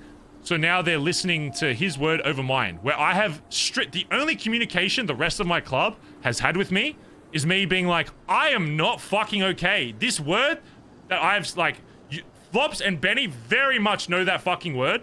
And they confirmed it on radio. If they didn't confirm and they fucking pleaded ignorance, this whole thing could be different. I'd be like, whatever. I guess you didn't fucking know. That's my fault for not making a more cemented thing. But I could not freely speak. And that was the one thing that could have saved me. And even if Flops and Benny were just following orders, Collin knew, and I don't care what he says, he knew that I was in a situation where I wanted to get out of it. But there's only two options. Right. Either Collin trusted TJ's word over mine, which, by the way, it is not an unlikely scenario that somebody in this club goes fucking crazy and kidnaps a member and tries to fucking murder them, because it has literally happened before. So the fact that he's trusting the word, even though TJ's my son, okay, he's trusting the word from a hierarchical standpoint. He is trusting a patched member over his PM that he just spoke to on the phone, and the last comm was, get me the fuck out. That is what I'm saying. I'm not saying it directly, but I can assure you he knows. So there's either two options. Either one, he's following TJ's word over mine, and for whatever reason, my word just means less in the club these days for God knows why, for apparently talking to fucking Dundee. Or two, he thought it was just some little funny, goofy fucking thing forcing me to hang out with people that I clearly didn't want to be involved with, because that has happened before. There have been points where Collin does get a ride, and sure, in the past, it's a little bit more banterish, goofy, whatever, because there aren't as dire consequences. But in those moments in the past, I've never said, like, if I say get me the fuck out, it is very obvious that I'm joking. And I don't even think during those points I did ever say that. I would say, like, this sucks, whatever, but I'd never say, you need to get me out. This core was like, I need to get the fuck away from this. Even if you think it's some little goofy thing, if your PM tells you, get me the fuck out, you pick me up. Or at the very least, you drive past and make sure I don't have a fucking gun to my head. None of them even, as far as I'm aware, none of them even were in the area. None of them were like, oh, I'm just going to check and, you know, trust but verify. I trust TJ's word, but I'm going to verify that, you know, everything's okay. I didn't see a single, all I fucking wanted the entire time, Andi, was a fucking Bondi blue fucking car to pull up. God, that's all I was fucking wishing. And I was like, I think it makes it worse because I was like excited for it. I was like excited for my boys to roll up because I know there's a few of them awake, and we're gonna fucking, even though I'm kind of close with one of the clowns, we're gonna clap these motherfucking clowns and we're gonna look badass and we're gonna ride off in the fucking sunset, and I'll deal with the shit after. Nothing. It's like being told, like, you know, it's like, it's Christmas tomorrow, and then waking up on Christmas and there's nothing fucking there, and it's just, well, where is it? It's like, oh, I thought you didn't want it this year. It's like, what? Yeah. That's how it felt. It literally felt like, it felt so much worse because it was like, oh my God, I planned for this. I have the tracker. I'm on club radio. I've got my fucking gun on me. I'm armored up. I noticed your I'm ready to fucking go. They have acknowledged. Going according to plan. They have acknowledged that I am not okay. They've acknowledged that. It's like being stuck on a fucking island, sending out a flare, and then seeing the fucking boat like, oh my God, they're gonna come save me. And then they don't. They just fight, they piss off. It was like, it was such like a fucking, and I've never yelled at TJ like that before. And do I regret? Sure. But in that moment, I was like, you have fucked everything. And I'm not even just talking about like my personal, you know, situation or emotions or whatever at that point. Business, everything. I'm talking, you have, this is way worse than you could possibly fucking imagine. So, what do I do after it's fucking done? What do I fucking do after I get off the phone with fucking TJ? I'm like, whoa, I can't call anybody in my fucking club because I literally just tried to fucking do that and nobody fucking responded. At this point, I'm like, I just need space to fucking think. Pull out my phone. I see your fucking contact there. I'm like, oh, I'll call sis. At this point, I'm like, coulda. Mr. K isn't picking up my phone call. So Mr. K is not answering. He's the first person I call. I'm like, let me get this straightened out with him, and then I'll go back to the Billy. I'll sort it out. Mr. K is not answering. I know how these gangs work. It's not accidentally like, I forgot to answer my phone. They don't answer their phone so that they can use that to be like, well, I haven't spoken to you yet, so I kind of have the authority to do whatever the fuck I want. I've been hanging around with Benji Seaside. I know the strats. If you don't answer the phone, you plead ignorance. Be like, well, I didn't know.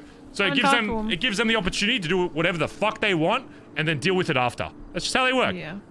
And I knew that. I'm like, okay, I am being hunted right now by CG. I am. They're coming after Barry. They know I was fucking involved. They know I'm like separated from the club. I'm fucked.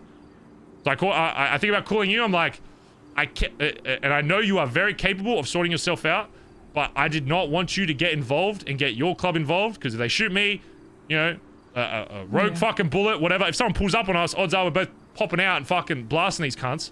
If one of them hits you, then it becomes a HOA issue, becomes a whole bigger fucking thing.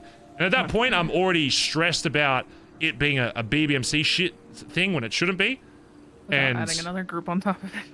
Despite everything, and this is what people I don't think understand, Dundee is not my friend. Dundee has fucked me over more than anybody in this city. I shot Dundee in the fucking face. People forget that. And they want to use, like, they want to talk to me like, I can get manipulated by this fucking guy. I do the fucking manipulating. I'm not a fucking baby. I know what he's doing when he comes to me and he talks shit about the club. I don't engage in that. I let him spew his thing because I know he gets a rise out of it. Whatever. The thing that I get from Dundee is when I call him, he does what the fuck I want.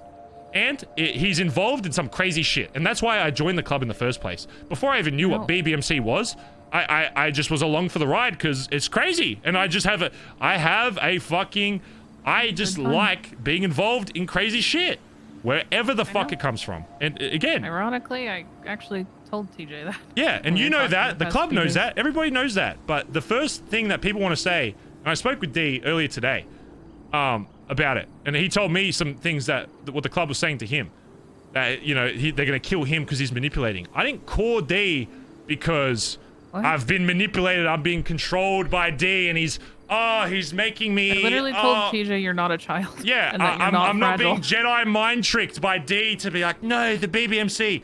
I have done everything for this club that I can possibly fucking do. I've thrown away my accounts. I've killed my closest fucking friends. I've pushed you and family away at times. And if you didn't push back on that, you would have been a fucking distant fucking relative. Same with fucking Hubcap. I've gone out of my way to do things to push it away so that I can show loyalty and remain loyal to this fucking club, because despite all else, despite whatever rank I am, even as PM, I have even more of a responsibility to do that. I killed, or attempted to kill, the ex-fucking leader of the club because I felt like he was damaging the club.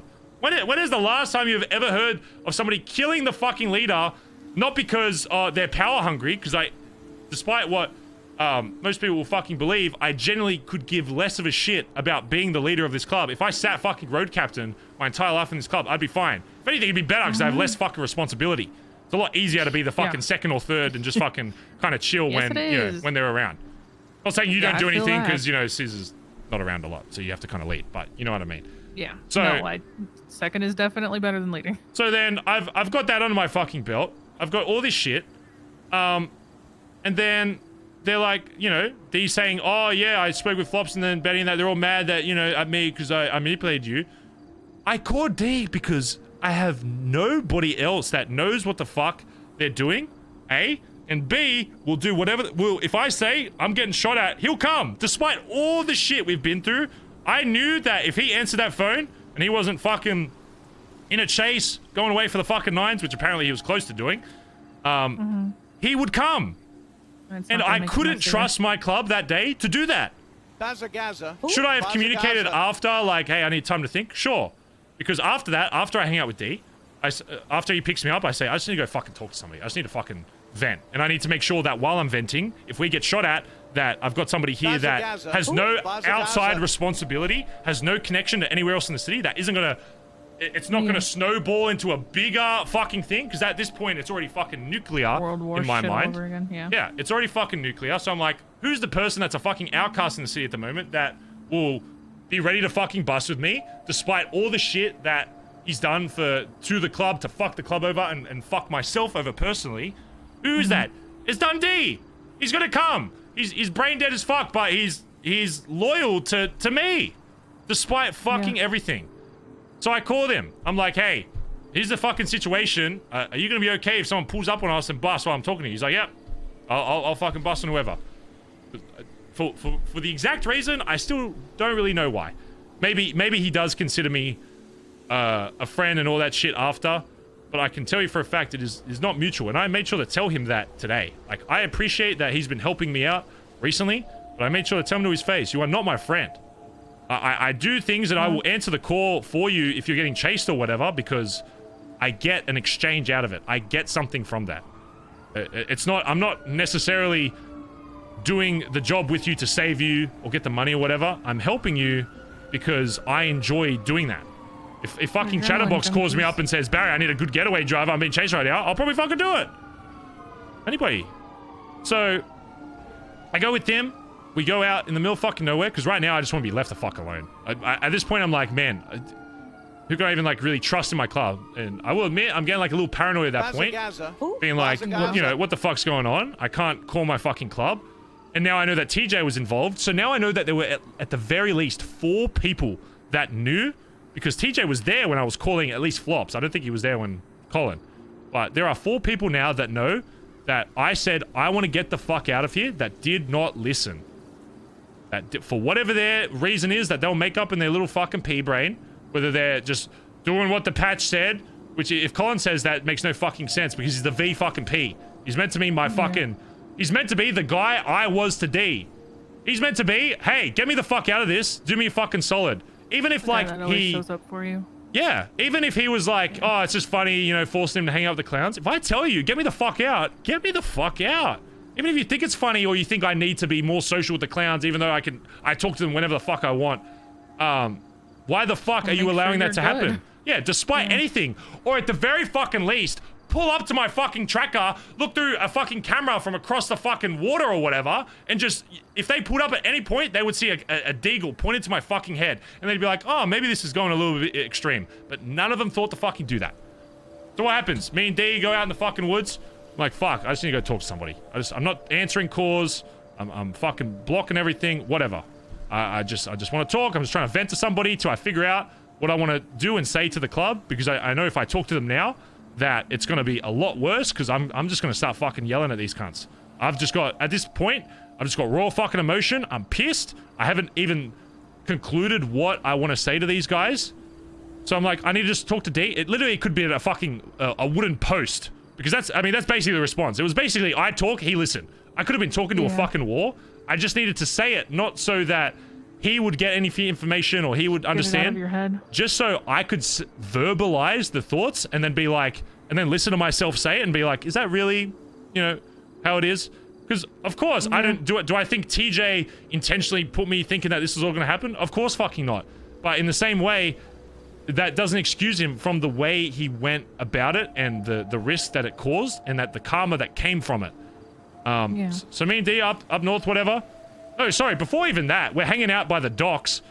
A helicopter pulls up while I'm chatting to D and I'm talking about shit. At the docks, I'm in the middle of fucking nowhere. I don't have my tracker on me anymore. I fucking threw it off me because I was like, why the fuck do I even have this thing? People aren't fucking following it. I'm talking to D in the random dock somewhere. A helicopter drops in like the fucking Navy SEALs or some shit. I'm like, holy fuck, that has to be fucking Chain Gang. These motherfuckers are crazy. They've been following me from a fucking heli. I'm like, D, we gotta fucking go. All I see is a red heli. It's like literally 2 seconds. I'm like, that's not a local. Get in the fucking car. We go down. I'm like pointing at the fucking heli, being like, oh shit. We go down the fucking stairs. We just start running, get in the car. Oh, sorry, get in his heli and then fly off, lose him. He does some crazy shit. We actually end up losing him. I'm like, thank fuck. Because I was like, D, just get me in it. He loses him. He almost breaks the heli. He gets ejected from the fucking heli. I'm like, let's just get in the car. They don't see us. Just get in the car. We'll drive. They won't know. He's like, nah. Heli's fucking smoking. It is smoking. He gets back in. We're flying. They see us again because we pull out from under a tunnel. I'm like, okay, they saw us a fuck again. He does some crazy shit. I don't know how. He somehow fucking loses them. Whatever.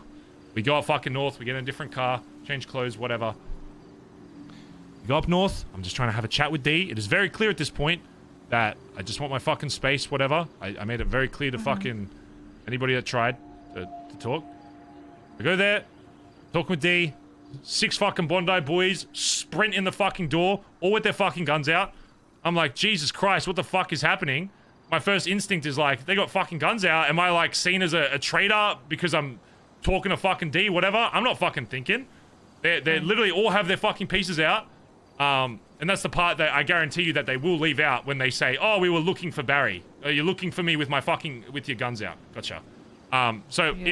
And in any other moment, I'll be like, oh, they're just, they have their pieces out because that's what I tell them to do this, when you're looking for people, just in case.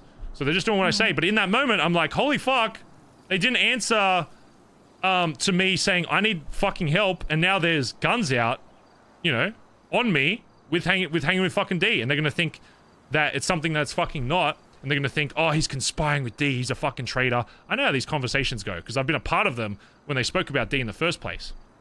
Yeah. We just run. I'm just like, get me the fuck out of here. We go and we leave. And TJ says some shit as I'm leaving. Like, oh, this is really how you're going to do this or whatever. I don't say anything. We fucking drive off. That's when I show him the spot. The spot, I think I showed you a long time ago, but I wasn't sure if you'd remember, but I don't know. Well, I remember that you told me there was a spot that you'd go to if anything ever happened. I couldn't even remember where it was. Stupid brain couldn't fucking remember where it was. Yeah, it took me like Just 40 so minutes to know. remember. I knew it was like near the family this spot. Entire goddamn fucking island looking for you. Yeah, I knew it was like near the family spot, but I couldn't quite remember. But then I saw it and I was like, oh, there it fucking is. Yeah, I'm fucking. But yeah. Ugh. So then I talk with D, whatever. He gets me some shit. I dress up as Stephen McKing and walk back into the Billy to get some coke. I did hear that part. Yeah, apparently Yeah. I figured that out. Wait, they knew about. Okay, well. Yeah, sorry. I thought it was the perfect plan. I was like, look, I don't want to talk to BBMC. I just want to get my shit and go. So we come in from the beach. I'm dressed as fucking Stevie. Fucking D's checking out my fucking boobs the whole time. It was really awkward. I fucking run into my house, get the coke, realize that there's barely any coke, so I need to go to the BBM to get more coke. Run there. I think one car pulls up. I don't know if they see me, whatever. I'm just hoping they think, Stevie's just doing some shit around the Billy, whatever. Meanwhile, this is all happening. I get a fucking ping on my phone that CG has just taken a spray as well, by the way, just to add that. They are contesting a spray, and then I get another email later. I'm already, like, out in the fucking boonies, so even if I go down to what I assume is one of the Vespucci sprays being taken, I'm not gonna fucking make it. Everybody's gonna be fucking shot, whatever. I don't even know if I can get fucking involved from that far out, so whatever. I'm just like, okay. I'm hoping that they deal with it. I find out later that apparently they didn't even contest it, whatever. So they end up taking it, just free fucking spray, whatever. So that's just adding to the holy fuck, this has evolved into. It's not just a theory that Mr. K is angry at, annoyed at me. He's actually taking steps to fuck over my club now because of what happened. I'm like, Jesus fucking Christ. D gets me a bunch of shit, gets me a car and stuff. I post up there for the fucking night. Whatever. And then, next day, sorry, later that night, before even you found it, I see another jacketed member. The only other person I think I texted was like, Edbert was just, he said a whole paragraph. I didn't even read the paragraph. It was just the first thing that when I bought a new phone that popped up, I was just like, I need time to think. And I said the same thing to TJ. I was like, I just need space to think. Give me a fucking day. So I know they're both at least aware that I'm not dead and that just leave me the fuck alone. Just give me a fucking day so I can, because this is a big issue and I need to be in the right mindset to make a good call on this because I am still the fucking PM of this club. So I'm like, leave me the fuck alone. And then, as I'm like getting supplies and shit from like south, I'm like exploring the area because I've never really walked around this area. So I'm just taking copper everywhere, showing her around, whatever. As I'm coming back, I see one of the jacketed members, which I now know was Edbert, getting on his bike and driving away from the spot. And And at that point, I'm like, first of all, how the fuck did they even find me? Second of all, like, is it not clear enough that I'm saying, give me some fucking space. Leave me the fuck alone. Because if he pulled up there, I don't know what kind of mindset I would have been in. I probably would have started... I don't even think he was involved in any of this. I probably would have started going off at him as well. Because I'm just like, get the fuck... How has this not been such a basic thing been communicated to the club? Because I'm already getting texts from Collin and shit that I'm seeing that's like, okay, I saw you with D, I don't know what's going on, but I'm going to leave you alone. So I'm like, okay, Collin's going to say that to the rest of the club, leave fucking Barry alone. I'm like, sweet. Well, he did. And then, Listen, really. I'm up early the next morning, fucking got sand in my fucking asshole, fucking shittest sleep you've ever fucking had. Copper's fine, Oh. she just fucking, she's chilling wherever. She's happy the whole time. Can I ask something? Yeah. Why did you sleep on a bed outside of a tent when you had 3 tents? Well, I don't know. Does it not fit? You sleep in tents? I thought you have to have a bed in the tent, and then the bed didn't fit inside like the tent. a sleeping bag? I didn't. Maybe. It was. Could have brought you a sleeping bag. I thought you sleep on beds, and then but the bed didn't fit in the tent, so I just slept on the bed. I mean, you know, this has like a whole like campsite that you've been to. Yeah, I did Like forget about tents and a that. grill and I wasn't sure who knew about that. fire. At that point, I was just like, who the fuck knows about this spot outside of like Sis maybe? And if you came, I'd be like, whatever. If she found the spot during. Collin would know, but not remember. Did I just for tell future Collin about reference. it? I told Collin about it, Okay. but there's no fucking shot he remembers or thinks he would have Yeah. gone there. Okay. So yeah, if he showed up, I don't know what the fuck done. Yeah. Yeah, I get up early next morning. As I'm coming back, I see you and TJ sitting there. So, again, I apologize, Henry, and I'm sure there's I context did to not this. tell him. But my first thought when I come back is like, I've told Sis that I'm okay. She somehow remembered the fucking spot where we're at, and she's told TJ. And I'm like, Jesus fucking Christ. All I fucking Henry, I want did not is tell just... TJ. I know. And after Do thinking you about it for a actually while... know that now? Oh, no, I know that after, but in that moment, I was like, Okay. I'm still heated from all this fucking shit Yeah, that's happened. and that's fine, but as long as you know now. Which is why I was just like, there's no, like, the, you know, I'm just giving you my perspective of that mindset in that moment. I'm like, Jesus Christ, the one person that, you know, I would hope wouldn't, you know, even if you thought it was in my best interest for TJ to know, would just at least give me the opportunity to do myself whatever. No. I see you both there, and then I snapped the fucking, I snapped a photo that I sent TJ that is pretty much just you Yeah, and creepy. him. Yeah, it's also creepy to be sitting at my fucking house when I'm going for a fucking walk. Or my tent house. Yeah. Yeah. Well, like- I'm your sister. I had my dog. Yeah. I see you and TJ there, I'm like, fucking hell. Now he knows. And I know what kind of person TJ is and how fast he found me in Dundee. Up north in the like the most random storefront you've ever fucking seen in the back. Like, who the fuck Yeah, looks in that there? is I'm the like, most am I getting random tracked by place. phone? Because after that, I threw my phone away, I threw my radio away. I'm like, I don't know, what, is he tracking me my laptop? I don't know how the fuck this guy's finding me. So I ditch fucking everything, and that's why I'm on the fucking Company. prepaid, because I gotta buy a new fucking phone and shit. It's cops, there's Cops no way driving they're through coming here. Well, they just drove through here That's to fine. the parking lot. But yeah, I'm like, what? How? You know, I'm just confused. Whatever. I'm like, fuck. Now TJ knows, and I know what kind of person TJ is. He's not a person just to be like, oh, he's okay. I'll let it go. I know that motherfucker's probably putting cameras every. I'm sure that whole place is still fucking bugged. I'm like, okay, there's probably motion sensors, probably cameras there. I'm like, man, now I can't even go there because when I go back there, TJ's just gonna be like, gotcha. He's gonna be hiding in a fucking bush, and then he's gonna confront me before I'm ready to fucking talk. Because I know he likes to fucking do pretty that. well. I've trust me, I've been on the opposite end of what TJ. It's literally roles fucking Yeah. reversed. I've been on the opposite end of what's happening. Listen, Except- I'll tell you how this all played out from my perspective when you're done with all of yours. Because, like, I told you what they told me of what happened that day, but that doesn't include all the stuff that Yeah, happened. I'll give you the last piece of all this, okay? When I'm like, okay, You're good. whatever. Take your time. Sis and TJ fucking know, okay? I try not to spend too much time there now because I'm like, fuck, I don't don't really want TJ rolling up when I'm fucking sleeping and forcing me into a convo when I'm fucking half asleep, coked out of my fucking brain. So I'm like, fuck, I find another place to sleep. I sleep some shitty fucking cardboard box near the fucking tracks just to be away from it. But then after I go back and I'm like, you know what? I'm gonna just wait here for a bit and see if I do see him actually setting up anything or bringing cars down, whoever. I go down. You know what I fucking see? You know what I fucking see? I'd say... I don't remember the timeline. It wasn't too long after. Let me show you. Is it the am TJ sorry thing? What? No, I don't... What is that? What Oh. does that mean? I'll explain when I tell you how this all played out for me. Send this to you. I don't have a phone because you told me not to bring one. Okay, I'll show it to you on... You can On look your on my phone. Just screen. Look Hold on. over your shoulder, yeah. Just pull it up in my email. Yeah, just look on my look. email here and you can look at it. Okay.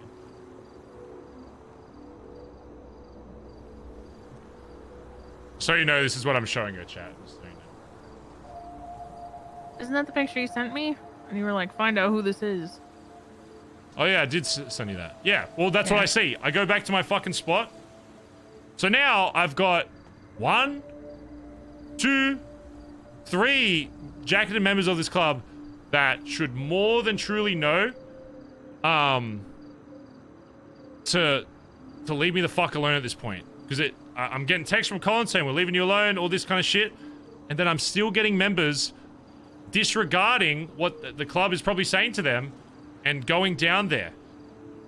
And one thing I've said to the club over the last fucking 6 fucking months, especially with all the recent shit that happened with my fucking Sergeant Arms leaving a fucking note as he left, was there are going to be times where you may care for someone in the club, but you cannot prioritize that emotion over what the club is telling you to do, because there's a reason for it. Thank you.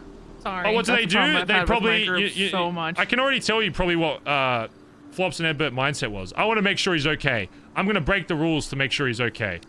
Which in one way, if it's a fucking action movie, sure, it's valiant and it's honorable. I'm breaking the rules because I care about him. But that's not the point.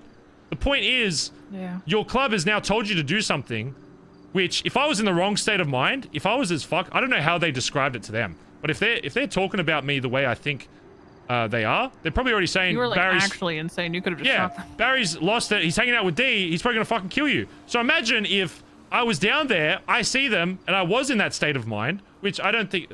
I would never hold a fucking gun to somebody in my club once I figured out that, you know, it was Once the you club. know it's them, Yeah, once I know.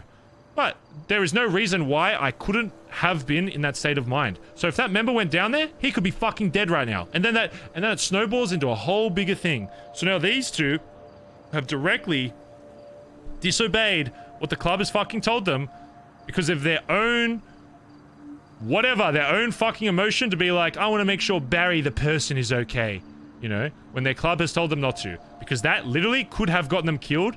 If I was so fucked in the fucking mind at that point. That's what I'm here for. Yeah, exactly. If I was so fucked up that if I went to like D level of crazy and I was like paranoid out of my fucking brain, which after that it made me more paranoid. So like now I'm gonna, if I sleep down there, I'm gonna wake up with a fucking Bondi boy in my face. And if I'm tired and hangry and all this shit, my first instinct might be fucking something I would never do. You know, fucking hurt him, whatever. So if I was in the wrong state, it could have got these people killed. So now I've got another issue of, I've got members in my club trying to be fucking heroes, being like, I'm gonna find and save Barry, instead of listening to their fucking club. They couldn't resist. So now I'm thinking, holy fuck, there's the entire club probably fucking knows. Not only did TJ find out where it was, he has to have told them. He has to have told other people in the fucking club where the fuck this spot was. And on top of that, he would have been like, you know, don't go there, whatever. Or maybe he did tell them to go there. I don't know. Maybe he would have just been like, you know what, go see him. Maybe he'll talk to you. But I very much doubt that he's the type of person that TJ is to do that. He's not the person to find something out and be like, hey, you go check it out as well. He'll keep it to himself. He'll try and figure out what to do with it. So now I can't even... I'm so paranoid, I can't even stay at my own fucking house. I'm calling up people to get motion sensors and cameras and shit because I'm like, I have to I have to make sure I'm not being fucking followed, because all I want is like a day or two just by myself, me and Copper hang out on the fucking beach and just think and make sure I make the right decision before I go back to the fucking Billabong and put on my fucking leader cap again and be like, all right, this is what's happening. That's all I want. Because in the past, people have avoided doing that and they try and make a rash decision and then it ends in more shit. Yeah. So I'm doing the mature thing to be like, just, I could I have communicated it better? Yes, but again, I just wanted to be left the fuck alone. And at that point, combined with everything else that was already happening, my club's already denied trying to save me. You know, I think at this point, they're just fucking with me. I'm thinking about all the Norman shit. I'm thinking about how the club's seeing me talking to fucking D, thinking I'm a fucking baby. It's my first day in the fucking club, that I can be controlled by somebody that fucked over myself and the club so fucking much. They think I just forget that. They think there isn't a larger reason as to why I interact with this guy. I don't know how clear I need to make it to them that he is not my weirdly, friend. it's a smaller reason. Yeah, it's literally just simpler. Just, I do shit You're in this city. junkies and it's fun. Okay, I'll tell you, like, I've been back, like, I don't know. I've flown in and out of the city while I've been here, right? I don't know if I've, like, said before. Sure. But even when, I don't know if I told you, like, a long time ago when I, like, said I was, like, going back to Oz to get, like, coke and shit and all this. Or, did I tell you that? Was that the Caught club? at the border and shit, yeah. Yeah, that's all a lie. That's all horseshit. Huh? Yeah, that... I was back there... No lie to sis. Yeah, well, I'm sorry, but... What you doing? I have some mates back there that I, like, get into some shit with. You know? That kind of fuel... That helps me, get that adrenaline addiction. Feed that part right? of yourself, yeah. We do some, like, crazy shit that feeds that. So when I come back here, smoke a bit of coke, I'm like, man, I'm fucking feeling great. It could be the most boring day on earth, but, you know, every now and then I'll do that. We'll do some crazy shit. We'll come back, boom. But yeah, that's a whole different thing. But I like to disconnect those. That's like I feel like I'm a different me when I'm there. You know, I like to disconnect that part of me from here. Sure. So whatever. I come here, I come back, whatever, I'm sorted. That's just all I need. I'm a very simple guy. People somehow underestimate and overestimate what I need. You know, it's Because they don't know you. And half the reason, of course, is my own fault for being so stoic around the club. Closed off, but in the same way, it's like they say they want me to be more open. They don't. They do not. And the fact of the matter is, once you start being more emotional and outgoing as a leader of the club, they will see you differently. Because why? I've seen it. I have seen it happen to Dundee. The second he got more emotional about money, he was more open about shit. Start second guessing every choice you make. And D's a fucked person. Don't get me wrong. He is fucked over the club. Do I think he is as fucked as the club will permanently see him for the rest of their lives? No. Is he still absolutely fucked? Yes. He robbed from the fucking club when he didn't get his way. He did this. He got an opportunity to come back, fucked it over again. Whatever. There will not be a Dundee and BBMC in this lifetime. It cannot physically happen unless the entire fucking club burned to fucking shambles and he just woke up and was like, oh, everyone's dead here. I'm just going to take this back. That's the only timeline where that fucking happens, right? But even despite that, he's been doing shit recently to try and make up for the shit he stole. Whatever, he's trying to get money, whatever Collin asked him, whatever. And not even just to get into the club, just to get on, like, mutual terms. But whatever, the club's allowed to say whatever they want about that. And if the club was like, Barry, we don't want you hanging out with fucking D at that point, I would have been like, okay, if that's really what you want and I can't, this isn't a way I can get, you know, that kick of adrenaline, then sure. Even though I made it very clear to him that is the reason why. When we did that bank, it was... We were making money. He gave us the full fucking cut, and then it was just... I was just there for the fucking ride. It was just a nice fucking cop chase, and then we pissed off. And I told him on that job. Anyway, you know, just making sure that you understand that this is purely for that job. This is... There's nothing else outside of this. We're not going to go hang out at fucking Uwu Cafe. This is it. We went our separate ways, boom. But people see that as like... Oh... Barry's getting his little fucking... D's got his little claws in Barry's fucking... He's taking him up into the fucking Mount Chiliad. He's got him! Oh god! Barry's gonna get Jedi mind tricked into thinking he's gonna join the fucking Sith. He's gonna be like Anakin. He's gonna become fucking Darth Vader. It's like, You're a what? nerd. Yeah, it's like, I manipulate this cunt and the fucking club more than fucking anybody. I'm more of a sociopath than anybody in this fucking club. And everybody's like, oh, Barry's not gonna be self-aware enough to know what D's doing. Of course I fucking am. I manipulate this cunt all the fucking time. I've done some like fuck shit in terms of like fucking with people's emotions because despite me being stoic or whatever, the one thing and my one strength above all this is that I'm self-aware. A lot of the it's human to not always completely and utterly be self-aware. There's gonna be some things that I don't always understand the consequence of, but people severely underestimate how much I think about doing the actions before I do them. There's always a greater reason for it, and they think it's just, oh, it's just a thing in the moment. Like, I've been, the reason why I was able to rise to PM and the reason why I was able to convince my club that shooting the ex-PM in the head was the right move was because I think about what I fucking say and the longevity of it. I guarantee you couldn't find another gang in this city that out of nowhere, you're like, you have to try and convince it. Imagine, okay, right now it's Sis. You have to convince the rest of your club that he's crazy and they have no evidence of it. You are the only person that knows about it. Everybody else has only seen good shit. They see he's a little wacky, but they see that overall he's a good guy. He wants what's best for the club. Now, imagine trying to convince that entire club, we have to kill him. He's crazy. He's lost it. You know how crazy that fucking makes me sound? There's an old man. There's an old man in the lighthouse. He's telling them what to do. He said, you gotta believe me. You know how fucking crazy I sound? And I was still able to convince the club. Yeah. It would be a civil war. Yeah. I was still able to convince almost the entirety of the club. There was like one or two maybe, and I knew that would be the case. I was still able to fucking plus 1,000 fucking speech the rest of the club that at this point had no context on what was happening. All they saw is me about to shoot fucking Hubcap in the head and then turn to fucking D and shoot him in the head instead. That's the only context they have. Half of them don't even know who Norman is. They've never talked to him. They don't know any shit about that. And I was able to convince them to not just turn on me and shoot me in the fucking head and convince them that I wasn't a traitor. And ever since then, even though it worked in my favor, it outlined a very strong, a very big weakness in the club.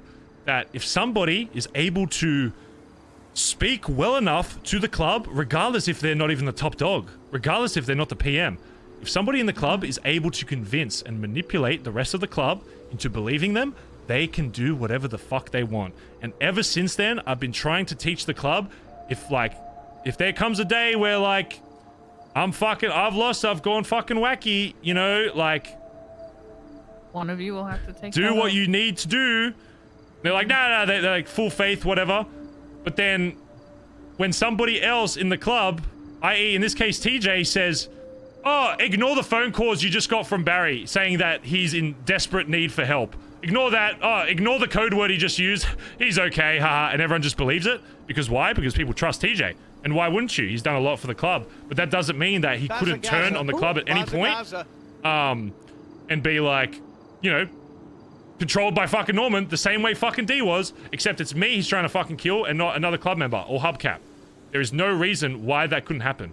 And the club was just, you know, it's either TJ was able to control how Collin thought, or Collin just didn't care enough to think any further into it and just heard the story and was like, oh, that kind of checks out. I'm not going to think any further into it. Oh, he's just fucking around with the clowns. Oh, I don't really give a fuck because I think it's funny when he gets forced into a situation he doesn't like. Because I take pleasure in that. Even though he has said the one code word to the club that means get me the fuck out. Because he thinks because I'm laughing on the phone or whatever, that it's all hunky-dory. Even though I've literally got guns at my fucking throat. And I'm trying to act as casual as possible. Like, it's just clear to me that people aren't going to listen unless I'm screaming at them saying, do this. Apparently there's no, like, middle ground in between that. If I want someone to do something, I have to just yell at them like they fucking didn't do their homework. That's the only way to get through to half of these cunts. Otherwise, they don't take it seriously. Which is mind-boggling to me. Yeah. Yeah. So do you see how my thought process has gone now that you've got the whole fucking picture? And I understand that they don't see it either. But in the same vein, I wish it would take more than 48 hours for the entire club to start talking to Dundee saying, I'm gonna kill you, and apparently Benny saying like Barry held a gun at club members. Do you know what that sounds like without context? Because I pointed the gun at the heli that I had no idea who was in that. Do you know how big of a difference that sentence is? He held a gun at me because he didn't know who the fuck he was being chased by versus Barry held a gun at club members. That's what D told me he said. So it's taken less than 2 days for people in the club to start making rumors about my loyalty to the club, which brings me back to the point of I have done more than any of these cunts have and will ever do for this club. Ever. There is no timeline where anybody in BBMC does more for this fucking club than me. And that might sound egotistical, chaotic, whatever, but that's just the reality. That is the reality. Oh, that's true. You physically cannot, because why? It's not even possible to do what I had to do now, unless they fucking execute me, which in that case would be not the same, because I'm doing all the stuff I am for the fucking club, whereas D objectively was not at the end of it, and he will even admit that. Yeah. Want to hear how this all played out on my end?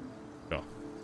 So I'm not even sure that I would have known you were gone. I think that was a pretty good speech. I think that was pretty to have plus called 100. Collin.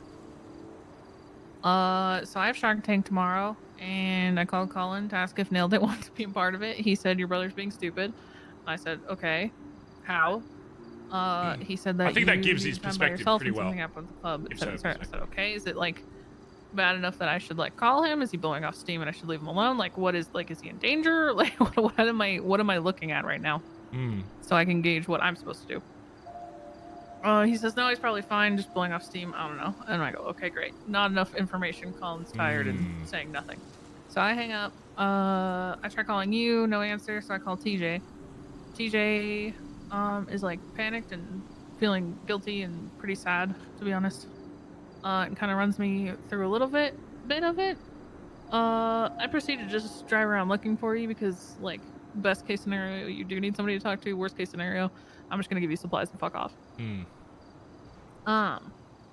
Nothing happens. I send you the text of like, hey, if you need a place to stay, I will unlock my house. I'll go stay with Pelvis so you can have it to yourself. Nobody will know it's there because most people don't even know I have a house in Mirror Park. Yeah. I fuck off, go stay with Pelvis. I wake up the next day. I drive around looking for you. I'm still talking to TJ. And at one point we have a conversation. I'm driving around looking for you. Like, to be clear, I don't have all the context that he eventually gave me. So I'm sitting here and I'm like, is no one else like worried? Like, should we be worried? I'm freaking out because I don't know where my brother is and I haven't heard from him. Because when a night goes by of you not talking to me, I'm fine. You're blowing off steam, whatever, do your thing. Yeah. But when I hear you're gone and I still don't hear from you and I don't have all the context, I start to get worried.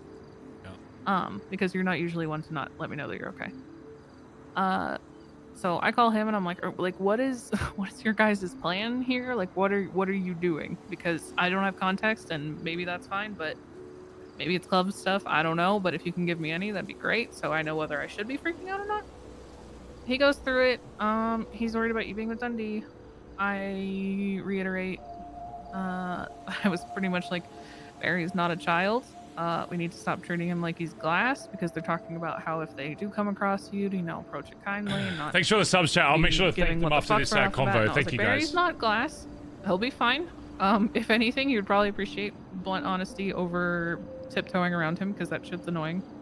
I don't know if that's true, but I'm like, he's not glass. It's fine, and he's. Make sure he follows today's watch. I appreciate it. Like, if you're so mad at him that something's gonna happen between you two, or what is your position like on whether you want to be with the club after everything that happened. And honestly, don't take all of this to heart, because I think a lot of it was just TJ panic spiraling, and I don't think he meant all of it. I think his brain started at worried, and then it just kept spiraling out from how much damage he did from there.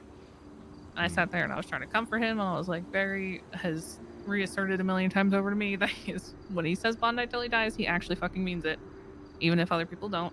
That's not gonna happen. He's also not just gonna like show up and shoot his kid without any thought put into it, or over something like this. That's ridiculous. And that was calming down. He's like, you're right. I'm just panicking. And I was like, yeah, I get that. That's okay.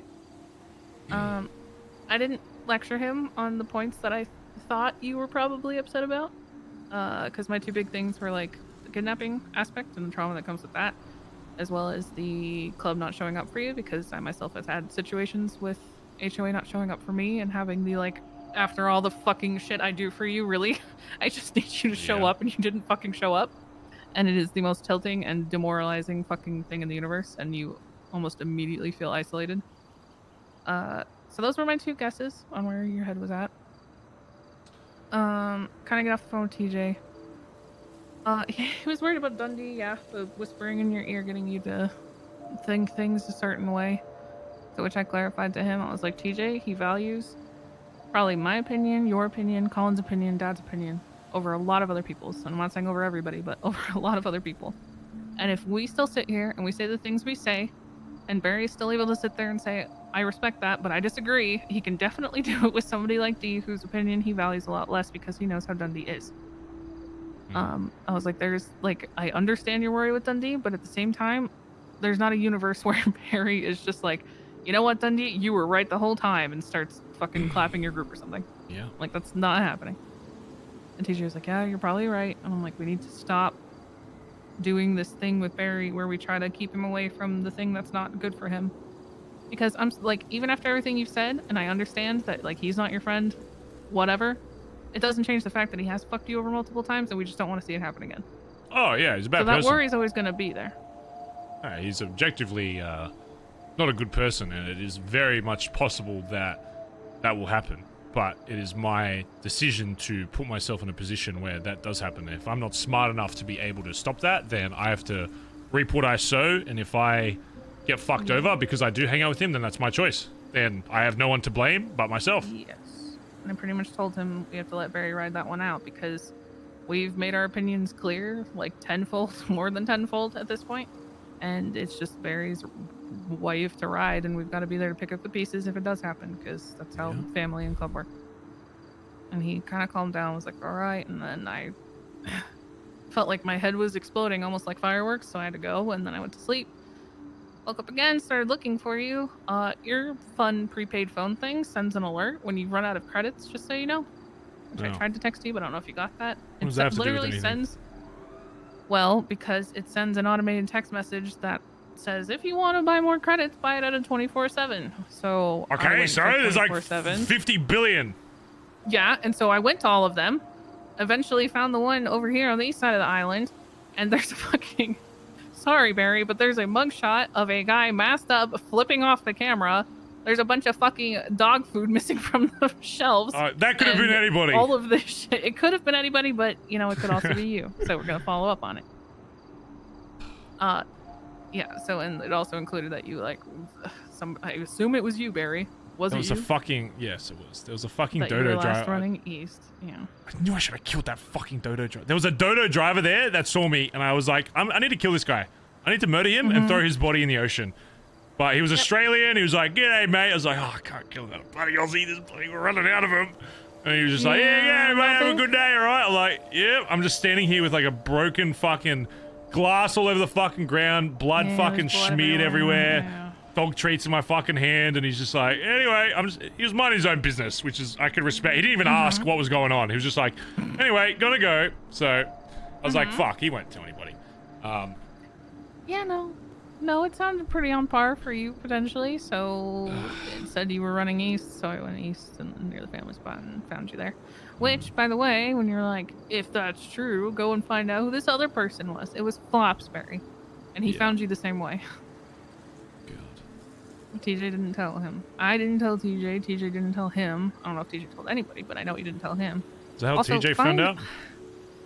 I believe so, yeah. I'm pretty sure he got the same automated text message. Okay, so next time I just kill the clerk as well. I don't spare don't them. get a fucking prepaid credits on a cell phone, Barry. Just buy a burner, dumbass.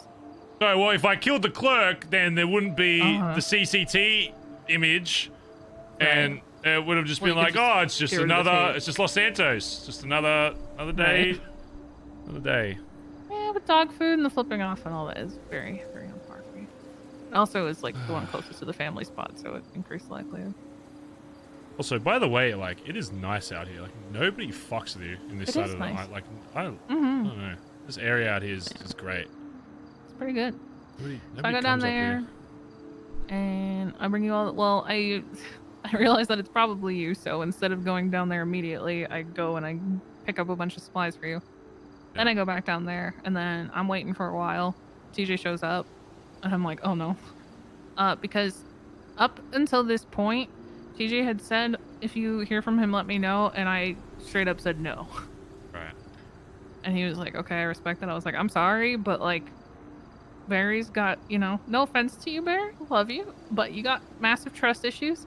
And I was like, I don't know where his head's at. I'm not making it worse. I'm not telling fucking anything to anybody about it. Going to bed. If he goes to bed, he goes to bed, chat. Unless he's cool with it. And TJ was like, what he yeah, does. no, I respect that. Totally fair.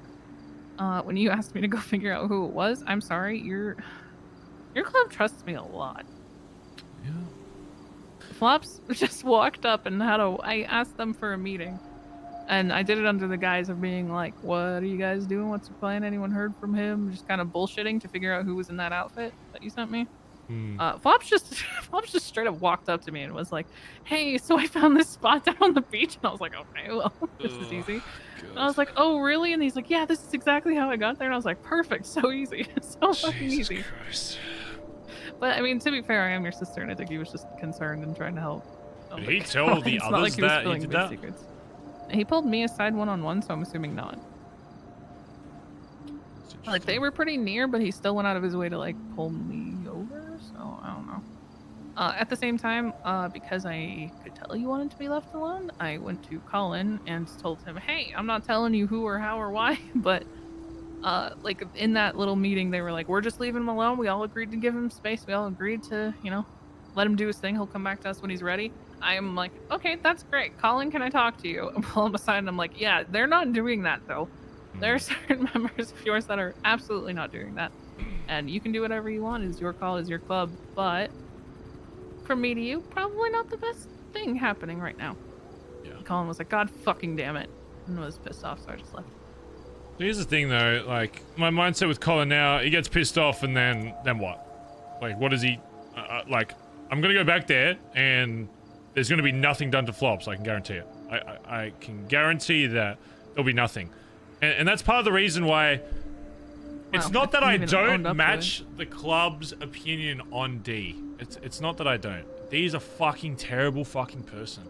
But the problem is, people pick and choose, and I will say that even though D has done more shit than anybody, he is the first name that... This is something that you can say I've been manipulated by D to think this, but this is just genuinely what I think.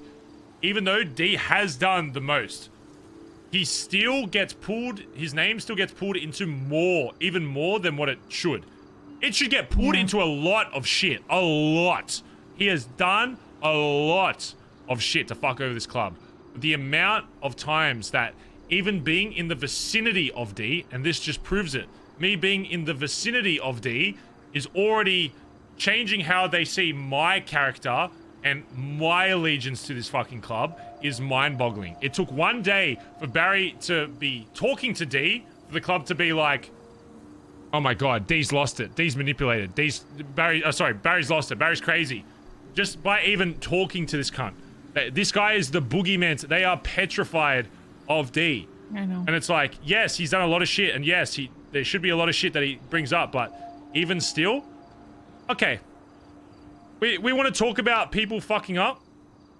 Let's talk about how a member of my club blooded somebody out without the rest of the club fucking knowing. I've been talked about? Yeah. Has Collin been brought up about the time that he had his person closest to him in trouble? I don't know if you remember this. Collin grabbed a fucking AK and went after the PM's sister, i.e. you, thinking that you were somehow involved in Nancy's disappearance. You want to talk about me being emotionally unstable? Let's go to the fucking VP that I've never fucking brought up to save his character. Collin almost killed your fucking ass, not knowing the full information. He had an AK in hand, was ignoring my fucking calls, searching the fucking city, and if he found you before he spoke to Nancy, God forbid something may fucking happen to you, and I would have executed him on the fucking spot. Yeah. I don't know. What? Has that ever been brought up? Where's the punishment for that? Where's the punishment for TJ trying to execute one of my other high commands. Where was that? I pushed that aside because I saw beyond that and for the club overall well-fucking-being. Where's the punishment for that? But then people want to be like, he did this, Barry's doing this.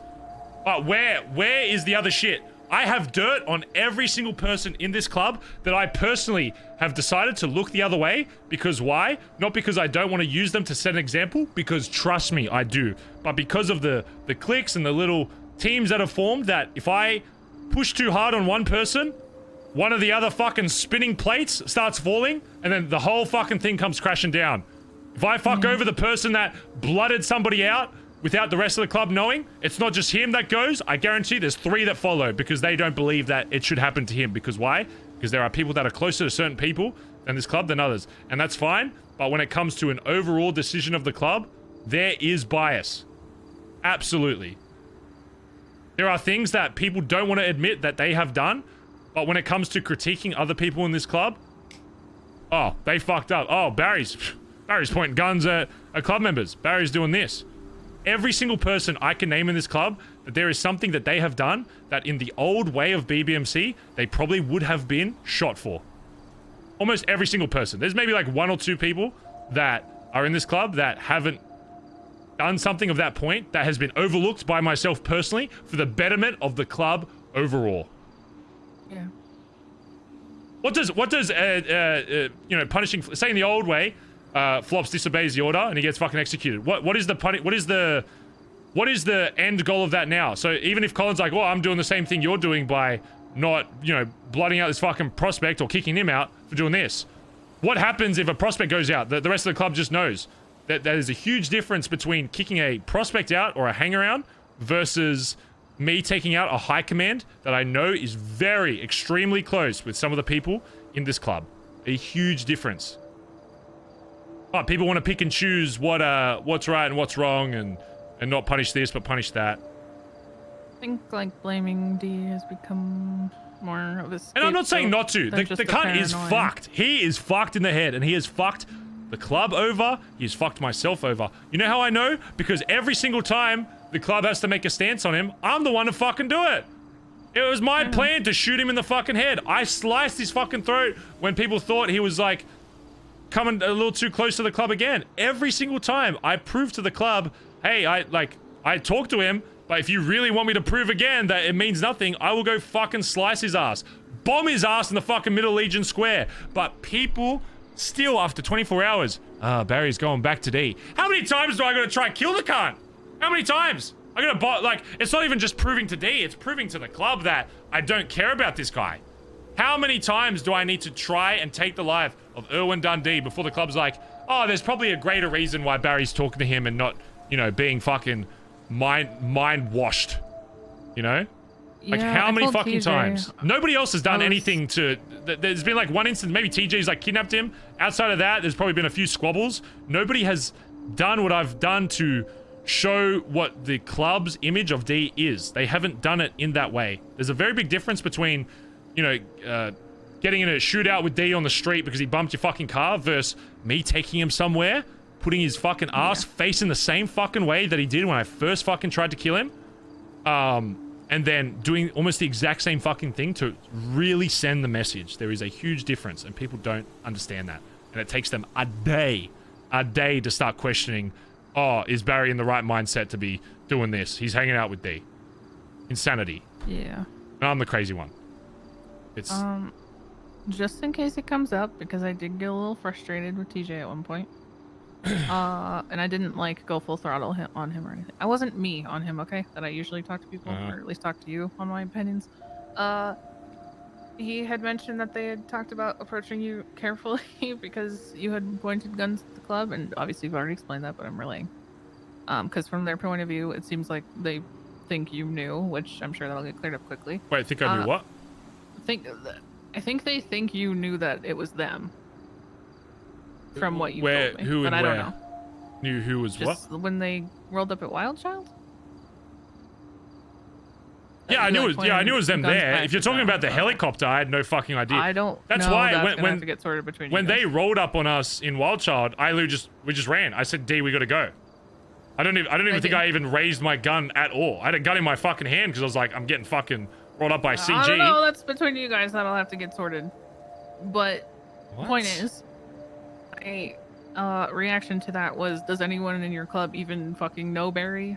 To which TJ paused for a long time. And then We said, need to "No, figure no, out no." who the fuck's spreading that Barry's like holding guns to people. So I don't know if that was stepping over a Take line, them the but fuck just in case it out. gets brought up, that's how that Oh, conversation I can clear that very fucking easy. And if I find out who the fuck's been spreading misinformation, then let's just say maybe they won't have an opportunity to do that anymore.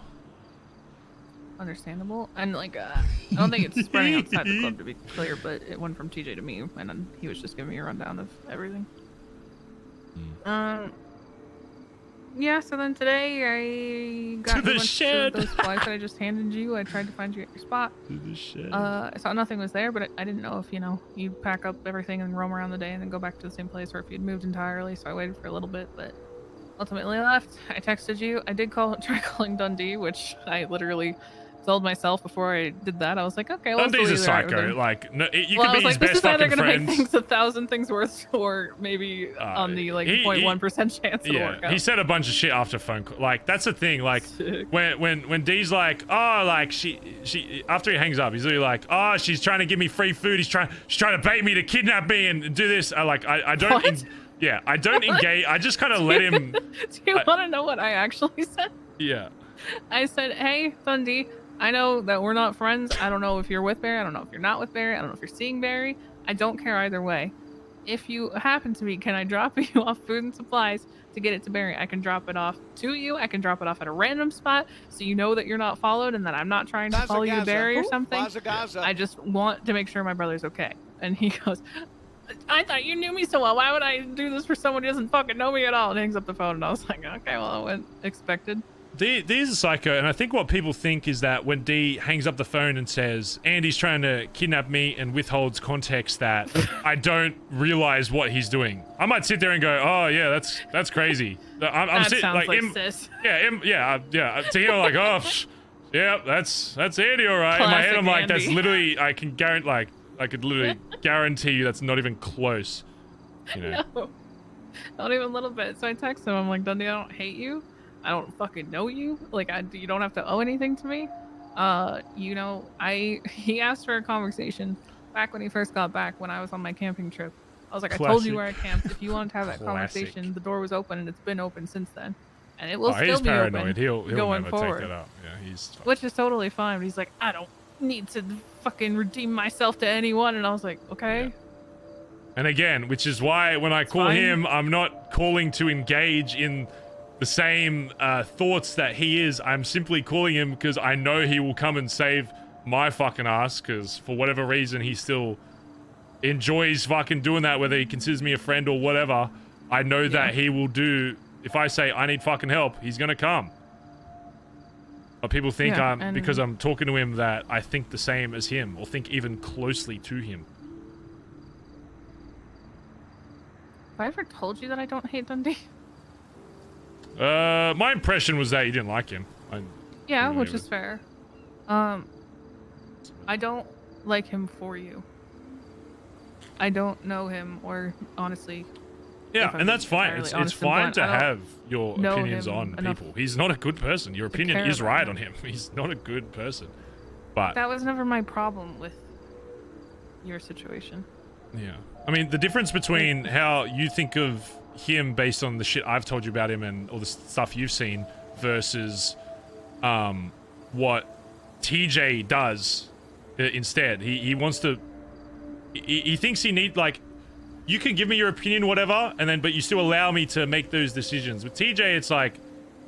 I need to stop you for the good of mankind. I need to, I need to hand you off to the clowns to make you better for get your adrenaline fix. But even I don't like how I've been handling stuff with you and D, which is why I sent you that text like a week ago or whatever. Now, yeah, I was gonna stop doing what I was doing with it, but there's a very specific reason I was handling it the way I was handling it.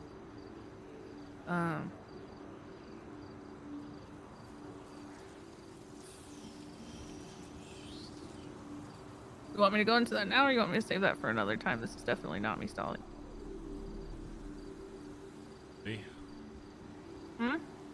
Don't know where to be. What? Huh? What'd you say? So I got nowhere to be. Like, why would I have somewhere else to go? I thought you said you know where to be. I was No, like, what does that mean? I got nowhere to be. I'm living out in the fucking woods. I'll explain this as simply as possible. And until I sent you that text the other This week, law? I didn't realize I was doing it. But it's one of those moments where, like, you're just going along doing something, and then when you stop to actually think about it, you're like, oh, fuck, I can relate that to X, Y, or Z past trauma as to why I'm behaving the way I am. But you don't realize it until that moment. Yeah. You never knew my ex-husband well, right? The man? Old man? Yeah. Denzel. I mean, he was scary. That's about it. Even to me. He is scary. Bazza He's Gaza. Bazza Gaza. out of his fucking mind, possibly more than Dundee, but in a much more controlled kind of way. Ooh.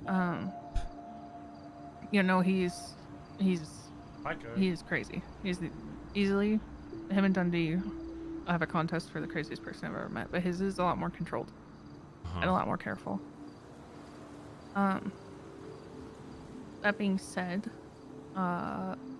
Denzel was also somebody that kind of opened my eyes to realizing I didn't know I could love or be as happy as I was with him. I didn't know I was capable of loving somebody that much or being as happy as I was with him. But at the same time, me and Denzel worked in extremes. If we were good, we were fucking the best in the world. I was on cloud 9. Nothing could be better in my life, ever, when me and Denzel were good. And when we were doing shit together, which was never good shit, but, you know, like, us against the world kind of mentality. Yeah. It's me and him against everything. I would burn down this fucking state for him. He would burn down the same for me. Nothing in the world can get to either of us because we have each other, and that's that. But at the same time, that means that every single time things were bad, they were really, really, really, really fucking bad. There was no in between. It was either best thing in the entire universe or worst thing fucking ever that could happen to me. Yeah. And I know for a fact that if anybody came to me, and some did, not many, but because Denzel is fucking scary, came to me and showed any concern over that relationship, I would immediately defend. Because there were so many good things that Denzel brought to my life. I mean, I know you probably don't know Make sure all the this, subs but chat. I'll make sure to thank those after this. transitioned Thank you out guys. of my Thank you very mayorship much. and tried to transition back into HOA, it wasn't an easy one. And I barely saw my boys, and I never felt so disconnected from them in my life, and it was extremely hard to get back in a rhythm, or find a rhythm at all, of whether I belonged to the group still or not. But Denzel was there for me through all of that. I met so many people, I had a life, and it was good. And then eventually I started transitioning back into HOA, but there was such a huge amount of time where I didn't know what my life was going to be like. The fucking half the city hated me because of what happened to Bassam. It was this whole thing. But he did so much for me. He taught me to stand up for myself because you didn't know me back then. But I wasn't nothing, but I was this sweet girl that got fucking stepped all over by everybody else in my life. The only reason I am the way I am now is because of Denzel and because of Sis. And I am so grateful for that. And I can never let go of that. And no matter how I feel about Denzel, I will never let go of that. But at the same time, Denzel was not good for me. Very similar to Barry. In more ways than he was. Very similar. And for some reason, it took me until the other week to realize that when things got as bad as they did towards the end of our relationship and he went out of town and wasn't coming back frequently, and I sat there waiting for him, that I wished somebody had said, this isn't good for you, just let it go, because you are more than what he taught you, and you can take those things and appreciate those things, but you can also move on and appreciate all of those things, but you can move on from all of the bad things that he is for you. I have never talked about this with anybody. When we got divorced, I dropped that bomb quickly at the end of phone calls so that I wouldn't have to talk about it with anyone. I didn't want to talk about it with anyone. I never wanted to talk about this ever in my life because I don't like admitting any of those things, because I do. A part of me will always love him. That will never change, but that doesn't mean I don't acknowledge that he is horrible for me as a person. I did not realize that I view you and Dundee very similarly. Obviously not romantically between you two, but in the same way of you are always going to appreciate everything he did for you. You're never going to have that part of you that doesn't appreciate that or remember that or take that with you. And that, no, generally speaking, not great for you. And I'm probably never going to feel differently about that. But I needed to ride mine out until I figured it out in the end. And I hope yours doesn't end the same way, but you need to ride yours out too. And you'll figure it out, whatever that means, whether it ends like mine or ends better than that. But I am sorry for how I handled everything. I think I wish somebody had said all of that to me, and maybe I would have left and been happier sooner, but that doesn't mean I should have pushed that onto you. So I am sorry that that parallel was drawn in my head, and I just needed to say something.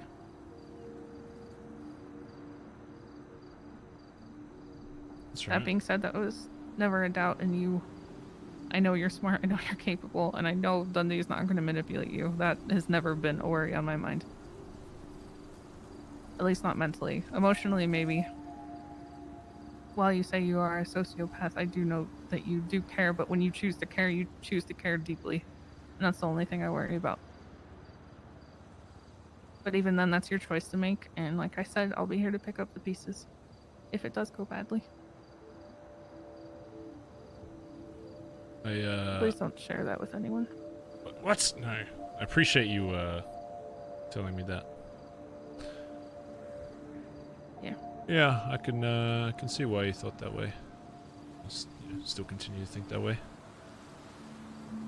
Yeah, I mean, I can't promise anything, but yeah, so I mean, that's why history is doomed to repeat itself one way or the other, is because people only learn things truly when they experience it for themselves. You know, you can like learn things without, you know, you can learn that falling off a bike is going to hurt you, but until you actually do it, you don't really understand how and why. And You need to learn lessons yourself. yeah, you gotta fall off the bike. You gotta scrape your fucking knee and be like, that fucking, that sucks. It's just, you know, hopefully you can learn those lessons before it ends up costing you a part of yourself or even, you know, your life. So. And it cost me a lot. And that's what I was worried about. Yeah. I felt like I lost myself towards the end of all that. Now it's at a point where I don't want to see or hear about him ever again. Yeah. Doesn't mean I hate him. I just want that Secret chapter between to be Barry closed and move on. 2K chatters. Yeah.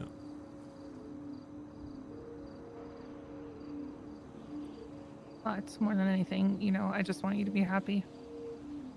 Felt like I was being a bad sister. I think I can get that, and it's just I have to kind of rethink some things. I mean, there's already a lot of things that do make me happy in the city, but you know, you can always try for more. I know. At least during all of this, I had that dog. If I didn't have Copper, this would have been probably a lot more fucking emo, to be honest. Probably. I did check all the email places first. Yeah. Well, Lots of that's peers. probably why I wasn't there. 'Cause, yeah, Copper just does what you tell her to do.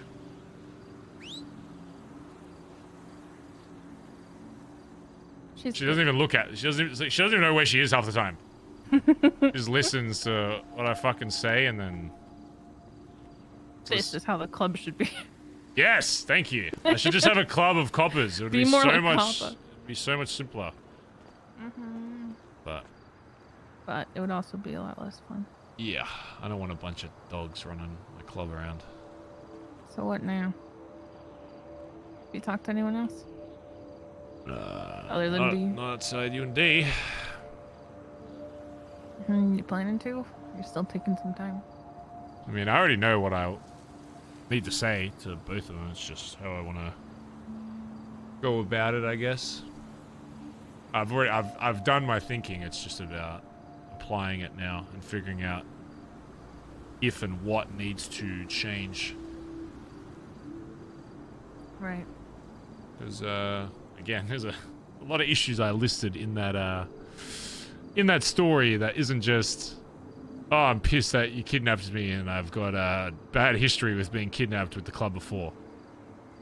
You know, there's 7 other things that play into that. Why were people not answering my call? Why were people trusting the opinion of Patch over something else? But in that same vein, why did people not trust the opinion of Patch and their high command when saying don't come find Barry when I have multiple fucking photos of people trying to find me? So now there's the whole... Even in that, it's like, wouldn't you just check to make sure, even if you're pretty sure it's good? Because like you're still off without, you know, with more context than they have. Maybe there's something they're missing or something happened that they don't know. My brain was like, why would you not go check? After hearing what you've said and what Dee said that they've told them, like there's not really anything that they can say to me that invalidates how I felt about each of these situations. Even if Collin says, oh, I didn't think it was that serious, that's irrelevant. If I tell you, get me the fuck out, you get me the fuck. I don't care if you think it's a little kid's birthday party. If I tell you, hey, pick me the fuck up, and I'm using a code word to multiple people in the club, pick me the fuck, you saved my dumb ass. The whole That's your whole fucking job. I said so. Yeah, you're meant to be my fucking boy. Dee did that back in the day. I'm the first person there. Before I'm even fucking hitting up the club, I'm calling the club as I'm driving to the spot. I'm not waiting to get a convoy going. I'm on my way. Yeah. And recently, I just feel like Collin hasn't been providing that. Not only as what I thought a fucking friend, but even as just a VP. I just haven't... Sure, he's been there to be a little bit authoritative to some of the club, but what has he done beyond that? Just kind of bases shit off the shit that I'm doing and just kind of follows that. Which, I mean, sure, but the reason why I put him in that is because I want somebody that's stern, that's going to be like, Barry, this isn't a good idea. I'm going to do this instead and fight back a little bit. And I'm not going to agree straight up, but argue for it. Fight for it. If you think it's the right decision, then fight me on it. I'm not going to just let you make the choice, but... I was saying, I was like, I was talking to TJ, I was like, you guys need to not take a tiptoe strategy with Barry. I can have my mind... Barry would not be able to have a strong relationship with me if he didn't more so appreciate when people are blunt and say what they're just... Yeah, people think when I go off with them that I'm trying to completely shut them down into never talking again. No. I talk loudly because I'm passionate about it, because obviously I believe, just like every human believes, what they're doing is the right thing based on the experiences I've had, the shit I've gone through. Of course, I'm going to be loud about what I think is right, but that doesn't mean you shouldn't either. You should be like contesting me a bit, fighting back. Same way. This is the exact same way, and I can tell you, we definitely have the problem of not saying it with your chest for some. Oh, I get all these members and these whispers of like shit happening, just even outside of all this shit happening in the club, who have been like little whispers of like, oh, this is happening, this, and then I go to the meeting, I go, all right. One at a time, I'm going to go around the fucking circle, and I will point to you, too. and you say, is there some shit going on? What do I hear? Wait. Do you get the thing where they don't say fuck all at the club meeting, but then they'll be like, hey, can I talk to you one-on-one after the meeting? Oh my god. There was literally a meeting, and then after, they formed a little circle with like 3 people, and I walked up on them and was like, hey guys, what are you talking about? And then they're like, well, you know, now that you mention it, and then they say everything that they should have said, but then the same people will complain about lack of communication. The same people will be like, man, we just never communicated anything. You didn't! You just did that! You! Right, I pointed to you and said, what is wrong? And you said nothing, and then you went off in a circle, and you're like, you know, man, this could all be solved if people just communicate. You did that! You just did that! Be self-aware. If I'm a fuckhead, and you tell me, then I'll probably get self-aware about it and be like, oh, yeah, I guess you're right. My mind can be changed. I will fight for what I think is truly right, but that doesn't mean you can't change. You personally have changed my mind on a lot of shit in regards to how I see. Yeah, I mean, literally, if it was going the trajectory that I was going before, if you didn't talk back on certain shit, then we would be nowhere near as close. I'd barely talk to Dad, whatever. I'd probably talk to maybe Hubcap slightly more, and that's it. The only reason we talk as much as we do is because when I was doing shit that you were like, oh, you shouldn't do that, I was like, oh, yeah, you're right. When I'm saying shit and trying to avoid talking about shit, and you're like, oh, I want you to talk to me about that stuff. You know, I said that to TJ too. I said Barry doesn't need tiptoes, he needs really hard pushes off of cliffs. Yeah, and when I fight back on it, don't be like, oh shit, you know, Barry's getting Sorry, it's getting Barry. pretty loud about it. I guess I'll just let it go. It's like, no, I'll just yell back. yeah, just yell. I live for the sauce. Yell back. I want you to get spicy. I'm I fucking. feel that you. I'm dressed in all black One out of in the first fucking times woods. We hung out. I was just like, you can't fucking do this. We're gonna be close. It's just a matter of time. Yeah, So is it now or that's- is it later? Oh, I don't know. There's a difference between that and saying like this is how it is, but still allowing me to, you know, because realistically, if I was still like, no, I'm not doing that, you can't control that. There is a difference between No. that and then forcing me into a situation at gunpoint. If you came to me with a gun and said, we're talking right now, and put it in my fucking cheekbone, I'd be No. like, okay, this is a little extreme. You know, this is a bit much. There's a difference But also- between that and saying stuff firmly. If TJ came to me that Nothing- morning and was like, I really think you need to hang out with the clowns today. Just for a little bit. Hang out with the clowns, do a vault. I'd be like, you know what? You're probably right. I'll do that. I'll go hang out with her a bit. I'll go back to the club shit I was doing. Sweet. Sorted. Anything None under of this shit would gunpoint happen. also isn't genuine, whether it's fun or adrenaline or whatever. No, else, because and it that's just the changes biggest thing in scenario BBMC. entirely. If someone has a fucking gun out, look how Betty's talking about it, thinking that I pointed a gun at them. Look how the club is already talking about it because they think that I was using a gun in the way that actually was used in the way that happened to me, but not in reverse. I'd never point if I'm pointing a gun at a club member, they should expect to die. I think a lot of context needs to be cleared up on both ends here. That's for you guys to sort out. Yeah. That's messy. But So what can I do to help you? Or is this helping enough? this is fine. The rest is just me making sure I speak as well as I spoke to you to make sure that they understand the points I'm getting, and I get that. I'm sure they will present some kind of context and think it'll be a big gotcha moment, but really Right. there isn't many things, if anything, that I can think of that changes my opinion of what went down and why it was wrong. There's not really many things they could say outside of the second we heard the code word, we got all blown up in the billabong and sent to the ICU and we couldn't do anything. And all of that, you know, after was just, it was an accident. No one even knew about the 24/7 shit. Sure. But something tells me that that's not going to happen. And they're I going will to come up say with saying just fuck the something. spray and looking for you is a good call. Yeah. That's a good one. Yeah, it is A what little it late, is. but good Yeah. one. I mean, at that point, like, I assumed they just got clapped. I didn't even know that until, you know. I think your club hurt themselves in confusion. Yeah, pretty much. Which I can't say has never happened with HOA.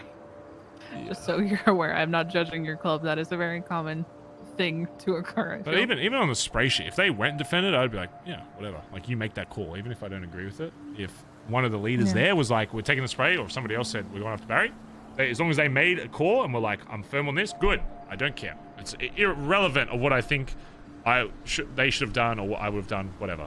As long as they made a call Yeah. and everyone was unanimous and not one person got like singled out and shot or the other way around, everybody was going to defend the spray, whatever. Yeah. I feel you. So, Okay, well, I'm Yeah. glad you don't think that I would betray you. yeah. That's good. yeah. Not now, at least, anyway. What the hell? Oh, I How saw would you I sitting ever? there with TJ. I was like, my God, she fucking snitched on TJ. Dude, I didn't even tell Dad. Dad rolled up to me today and was like, what the fuck is going on with your brother? And I was like, I assumed that you or TJ would have said something, so I texted No, him being I like, did- I'm good. Barry, I told him Well, I know nothing. I assume, at this I point, I'm told like, no one TJ's told my anything. club, he's telling fucking everybody. And I So- felt terrible about it, but I was like, that's not what Barry needs, so I'm not saying shit to anybody, including family. Yeah. Dad did send me a song. I don't know if you've heard it. Do you want to? I can play it Is on that my you're a phone. good boy? Oh yeah, have you heard that one? Mm-hmm. Of course Yeah. I have. That's the one he sent me. So I Oh, was just Lord. playing that a lot. And I was, it's still playing back at the fucking camp, so. Yeah. Okay, well, what do you need? I need to figure out who out of, if any of them, TJ or Collin's awake, otherwise. I need to talk to them before I I need to make sure they understand what's wrong before I communicate to the rest of the club what the fuck is wrong. Yeah. Because they are the ones that seemed like they were shot calling during all this, so before I go tell the club why they fucked up, I need to make sure that they understand. It's understandable. I heard he threatened to slap Flops if he ever tried to talk to you about feelings again. Bro, he came into the shed once. He was like, I need to talk to you. I was like, okay, I think it's about like BBM. He's like, I just want you to know that as a friend, I don't think this is, you know, good for you or this. I was like, who the fuck are you, prospect? Can't get the fuck out of my... I literally, if he didn't have his cuts on, I might have just gone fucking monkey brain, shot his ass. Fucking coming to me as a man's got no blood in this fucking club. Coming to me asking like, I just want you to know I'm there for you, not just as a club member, as a friend. Fuck, I ain't your fucking friend. Get away from me. How dare You're a fucking prospect of my club. You think I'm your fucking mate? How could he care about you like that? No, I was get the fuck away from me. Don't touch me.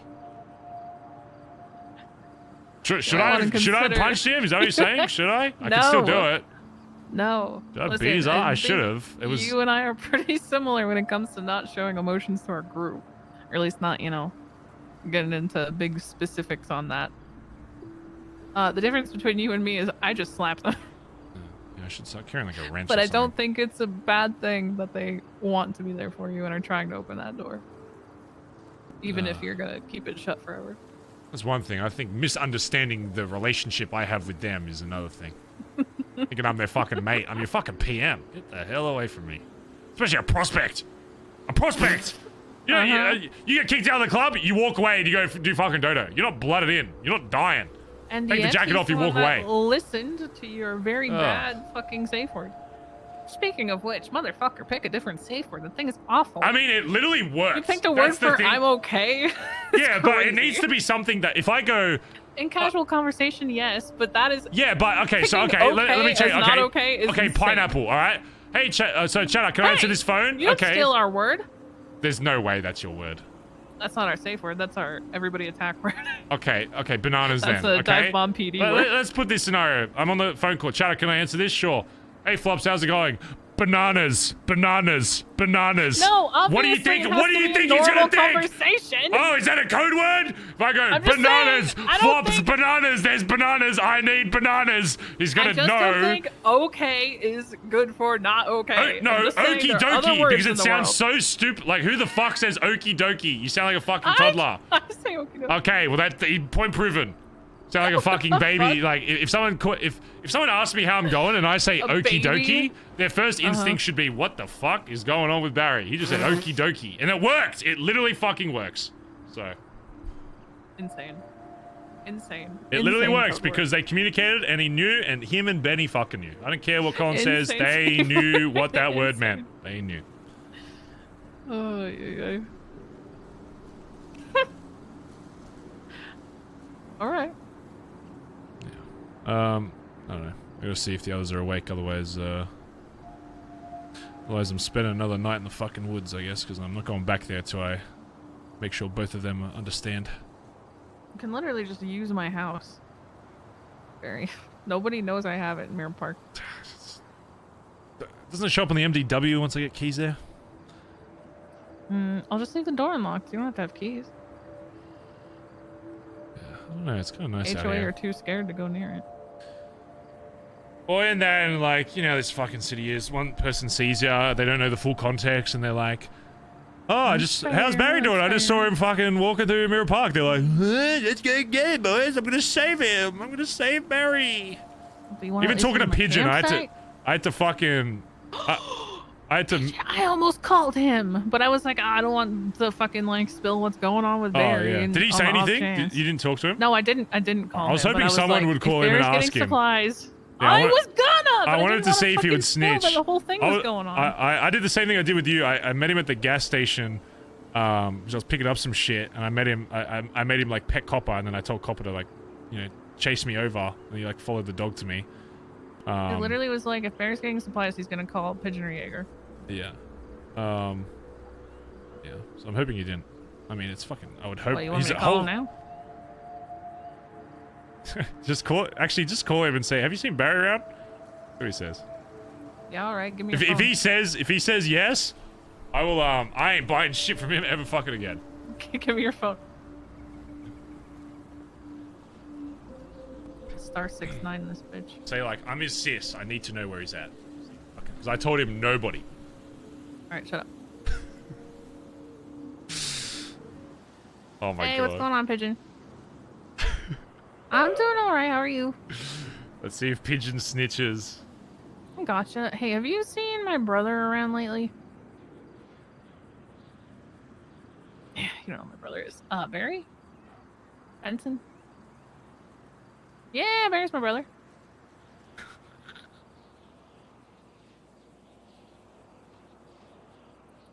Yes? Uh-oh. That didn't sound like a confident no, Pigeon. Oh no. Listen, I just want to make sure he's okay. If Pigeon You know if he's fucks okay? me over.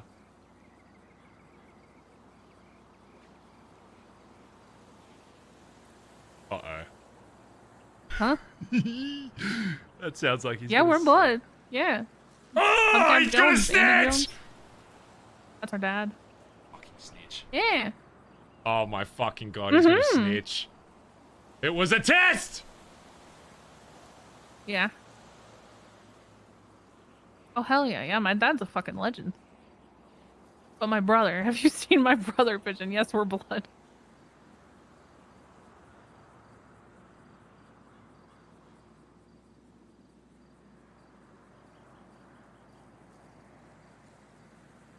He was breathing. Was he bleeding? Was he? Oh my god. Okay. He said he's... No. It doesn't really seem like my business beyond like burying my brother. So, not really something I'm trying to step in too much, but beyond like making sure he's all good.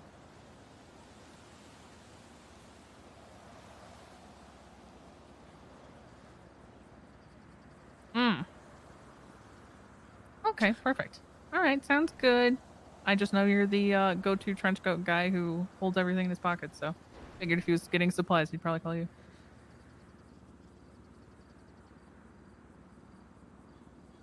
Fuck off. Mm-hmm. This motherfucker. Oh yeah, no, I'm not gonna tell anybody. Ah! No, we're good. Ah! All right, thank you, Pigeon. Bye-bye. That fucking rat! What did No, he say? no, hold on. I don't think you need to stop doing business. He went,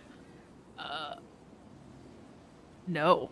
What the hell is that? What the hell is that? He panicked when I said that we were blood. What the He's hell like, is that? He said, I haven't seen Barry, but I may have seen someone who looks like Barry, and they were fine. And I was like, cool. He goes, I don't know what's going on. I was told not to tell anyone, so don't tell anyone. And yeah, How am I so Yeah. overweight? there's your phone. What? Pick it up. Shit. You look fine, Barry. I don't Sorry, think I you need to make a stop business doing call. business with him.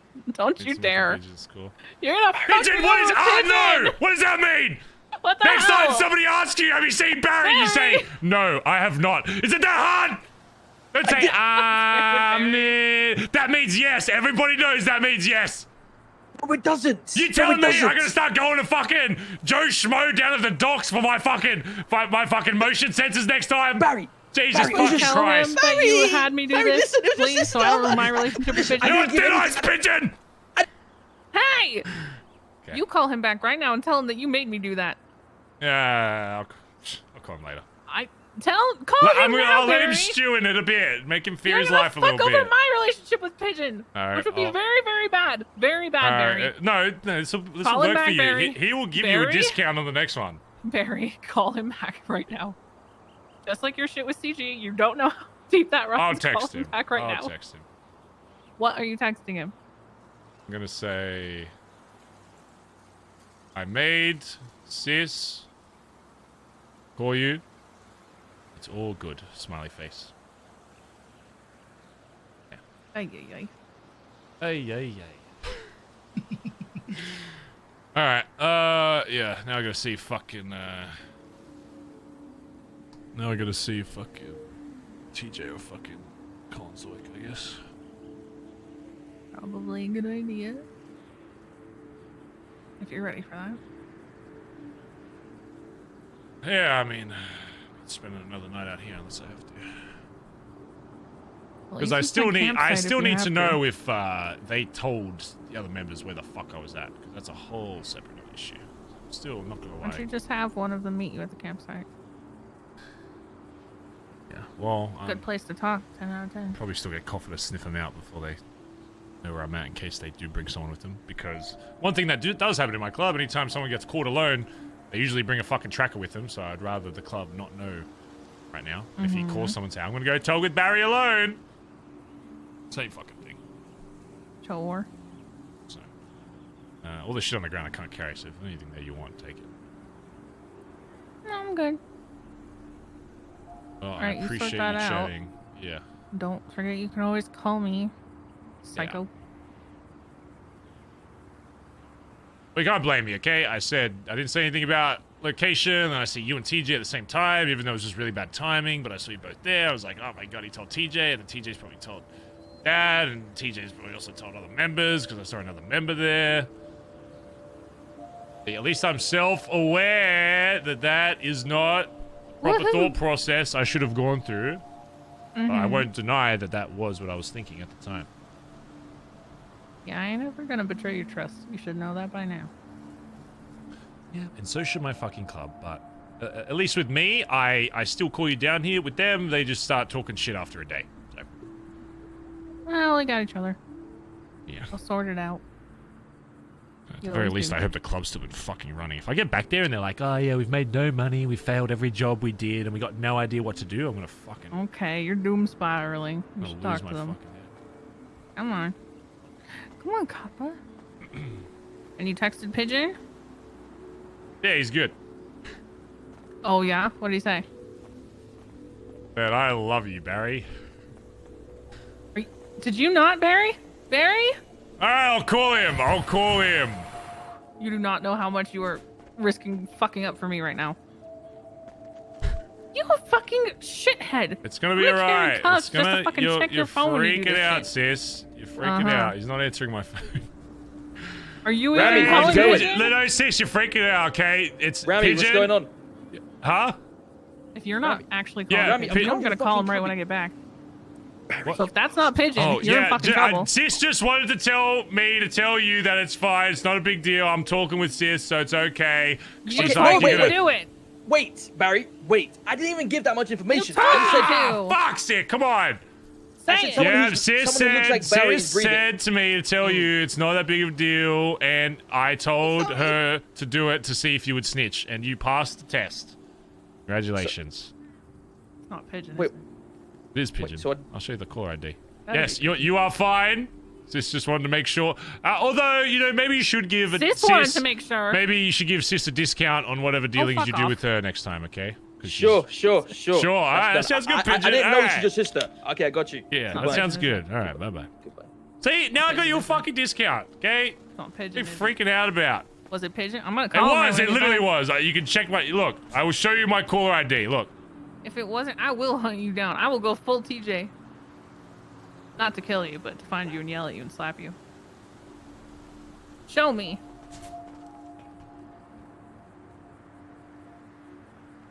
Look, see?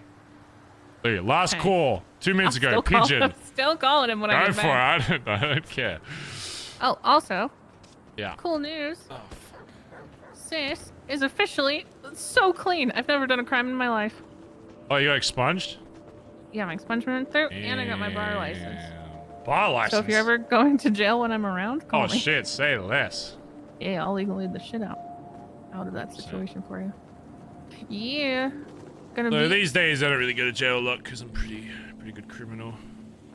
3-time mayor. Can't get cooler than that. Just look how well I Soon was to be. able to hide from all the people. Mm-hmm. If you talk to TJ, make sure he does his stupid shit for Shark Tank tomorrow. Yeah. Take our free money. Wait, what is he doing? Is it BBM shit or a different business? BBM. So I'm the best sister in the world. You're so lucky to have me. Wow.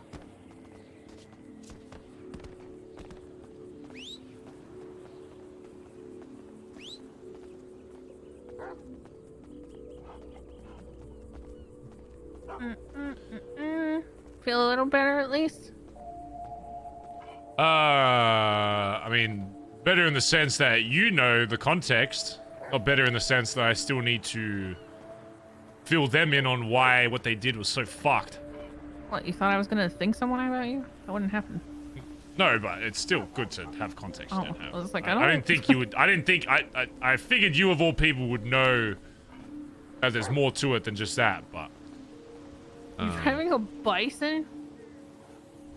You what? fucking That's not mine. square. No, You that's fucking somebody else's. square. I don't know whose That's that so is. embarrassing, Barry. No, that was there when I Can got I here. give you? Oh, that's not yours. Let me give you a ride then. I mean, it's fine. You know, camp's not that far. No, hop on. Okay. Let's give you a ride real quick. Not really a big fan of bikes. Motor club? Yeah, motor club, not motorcycle club. Okay, very big difference. Whatever. First time I ever used a bike in the city, it was fucking end of a fucking vault, and I had all the loot on me. And I literally crashed in front of where cops drove past, but they didn't see me. I fucking pissed myself. We're taking you to the family spot thing? Back to Camp? my, back to my spot. Ugh. Jesus Christ, you just forehead that fucking thing. Yeah, I did that on the way in too. Thank God you got a giant head to absorb the blow. I don't have a giant head. You're the one who has a giant head. Remember? Because you'll get shot with a sniper before I would ever get shot with a sniper. Your big fat stupid head would block it. How nice it is out there. I might start my own commune out here and just fucking come out here once a month. Yeah. Run naked among the wild. I ditched my club for a week. You are going Sometimes the wrong you way. just gotta do it. I'm not going the wrong way. I'm just going a scenic way. Isn't that a nice island over there? Wow. That is a nice island. Have you ever done anything on that island? Otherwise, I'm going to claim it as mine. No. Alright. I don't think so. We're dead. Barry? Oh, thank God. Thank freaking God. You see that? If there's a Yes. God, he's on our side. Go for that. Doesn't it feel that way? From all of the Yeah. circumstances of our lives? Yeah, definitely. Yeah, he's on our I side. mean, I'm not dead yet, despite all the shit I do in this city, so, I mean, that's pretty good.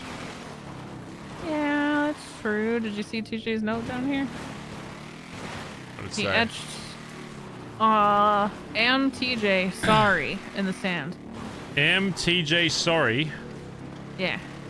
I think it was supposed to say I am sorry from TJ, but it came out that way. I mean, he might be illiterate. He's good with numbers. I don't know if he's good with words. It was huge. I think it was so you could see it from your creepy cliff. I mean, if he wrote it in the fucking sand, I don't think he... Like, why would you wrote expect it that in to sand. last longer than, like, 5 minutes? But he did. Whoa, someone was here. Unless it was you. What do you mean? It's my stuff. Oh yeah, you packed up for the day when I had come here. Yeah, did you meet my friend Paulie? Not got a his li- name. That's Wilson. I got a little loopy on the first day, so I fucking made a smiley face out of blood on his ball. I was meaning to ask you, what the fuck is a powder fragment? Huh? What's a powder fragment? What does that mean? Well, there were powder fragments on your bed when I Oh, came there were here powder yesterday. fragments? Well, clearly you Yeah, know what what the they fuck are is a powder if that's what fragment? you refer to them as. I just didn't really I mean, understand. you're the one saying the word powder fragment, so that's... Well, the like, why phrase would I came know to what that mind, is? and then I was like, what does Oh, that so then mean? that's what Maybe, it is. the Okay, Barry's so really so you smart, looked at so I'm that gonna and you ask thought him. so you looked at the cocaine I probably left here and you thought, wow, that's a powdered fragment. Well, it's like, did So you like double I cut it personally or wouldn't call it something? that. 'Cause it I was would probably smaller just than call it normal. like white powder. Powder. Yeah, me personally, I'd probably do that. But if that's what you Right. felt like it was called, then hey, that's. I ain't gonna Yeah, judge no, what this you is- describe this is things on me as. for sure. Yeah, Yeah. for sure. Who would do that? Yeah. Okay, love you. Okay, ditto. No, I'm doing one of these. Today was one of these days. Ah! Ah! What the You hell tried are to you attack doing? me! Oh, What the fuck is wrong with you? Get back here whoa! now. What? No, Get you back fucking here. the Get tip. back here. All right, Get look, fucking right back here. here. See. Fucking weirdo. Stay. What Stay. a fucking dog. Love you. Okay, yes, ditto. That's great. Very cool. Where's, Yeah, it is. Where's my actual dog? Christ. Okay, bye. Bye bye. Call me tomorrow.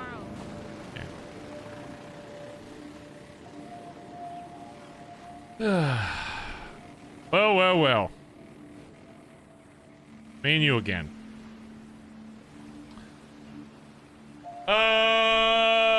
Who do we try and contact, chat room? Is Collin playing Sweets? Is it even possible to get Collin? I guess we try to. I don't know if TJ... I don't even know if TJ will be awake.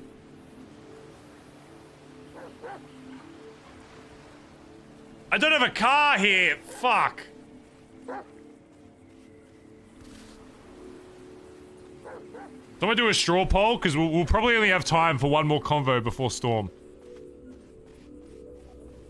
I guess we probably try and prioritize Collin if he's leaving tomorrow.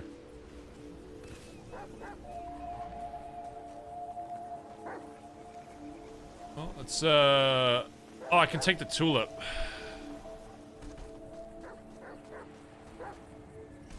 But I have a parking space down here. Send him an email. I'll call him first and I'll send him an email saying there's a missed call. Both together? Well, I mean, that is a possibility. Would you want that, though, for the spice? The only reason why Barry doesn't like talking to people together is because he doesn't like people coasting off other people's reasonings for things. He likes to know what that person was thinking, and by asking them one-on-one, you get that raw answer, instead of, if you ask people what they think in a group setting, sometimes they might naturally just say, like, if TJ says something smarter than what Collin does, he might just be like, oh yeah, that's what I was thinking as well. When in reality, it may not have been the same thought process. But because that sounds smarter, you might just be like, yeah, that's what I thought.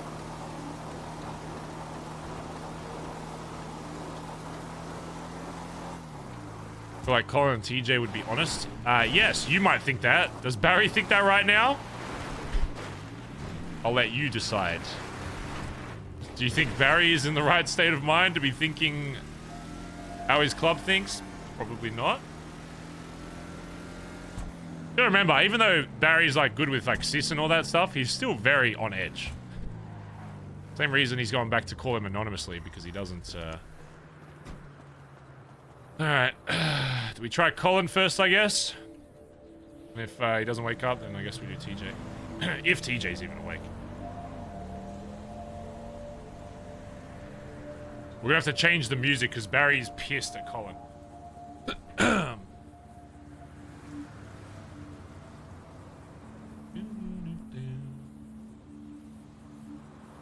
Oh my god, no answer.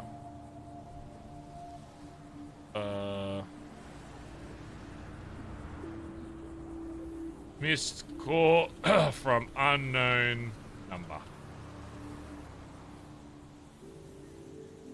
Even though I'm emailing him as Bazza.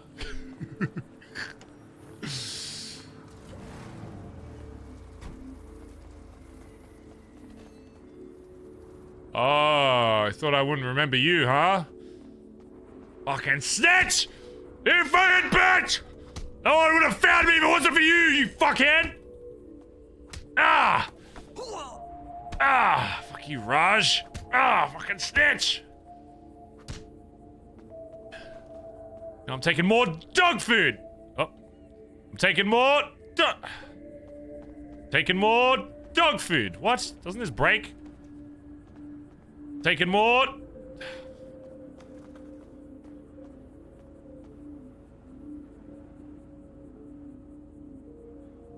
Missing dog food.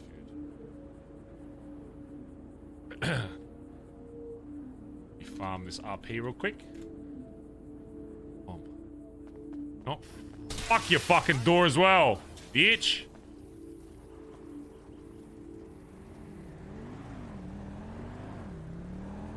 Glass. Itch. I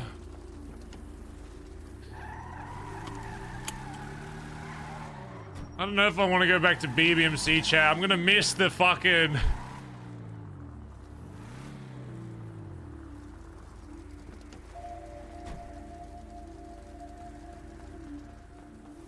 Hey, who's this? It's Derek, who's this? Oh, John. Hey, Derek. What's going on? Oh, John. Hey, sorry, I was... Joe to you, bro. Yeah, sorry. No, I was waiting for somebody else. You're not the guy. Apologies. Oh, no, that's fine. Totally understandable. Totally understandable. What are you doing out here? I was texting someone real quick, and I was Oh, gonna shit. dip out, Texting and the then homies? you pulled. Ladies? What are we talking? What context? Huh? The missus? I get some Nah, honeys just out a here. friend, you know what I'm Nobody, saying? hey, I know what you're doing. Try to get some honeys out of the city. No one's gonna know you're out here. I mean, that's Pull them quiet up over to here, the you know? fucking Bishop's Chicken. Hey, forget about it. Yeah, date night over here, you know what I'm saying? Hey, yeah. I feel. All right. Do you think, boss?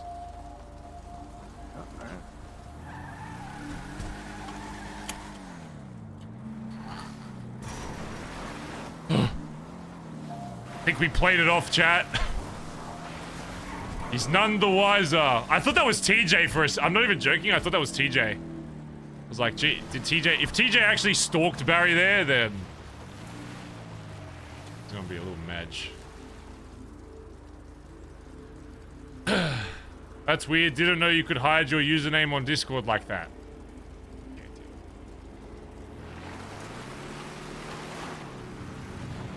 Okay, chat. I need to get rid of, like, the peaceful, eerie music, and we need to do something a little darker. Barry's still not happy with his club.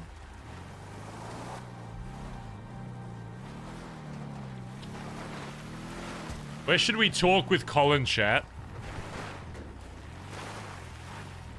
I should... Wondering if we should show him the camp. I guess he doesn't know about that spot. Does Barry even want him to know, though? Probably better he doesn't know. D's Rest? Why would he go to D's Rest?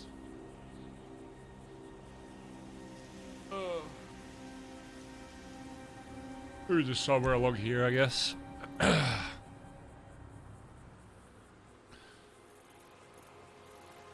Quite a few islands out here that nobody really goes to. These nuts.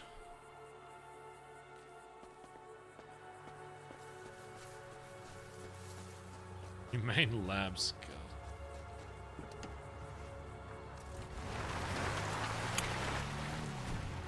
We'll do it somewhere around here. We gotta stay by the phone because we're gonna have to call it back.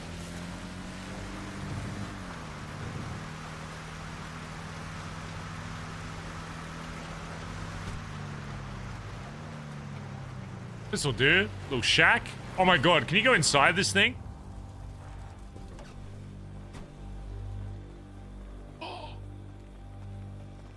What the f... What the fuck is...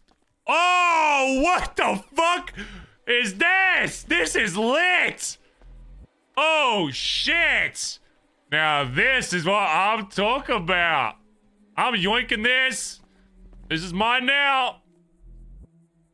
I don't even know if I want to show Collin this. This place is fucking lit. Is this like somebody else? Is this like somebody else's like thing, or is this in the base game?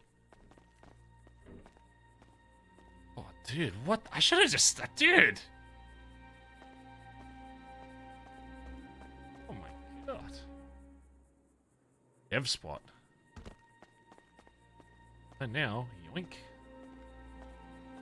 I mean, look, it's abandoned, alright? Who the fuck's gonna come down here? Who the fuck is gonna come down here? What should be a CG safe house, probably. I'm yoinking it, it's abandoned. I don't care. It's mine now. Mine now.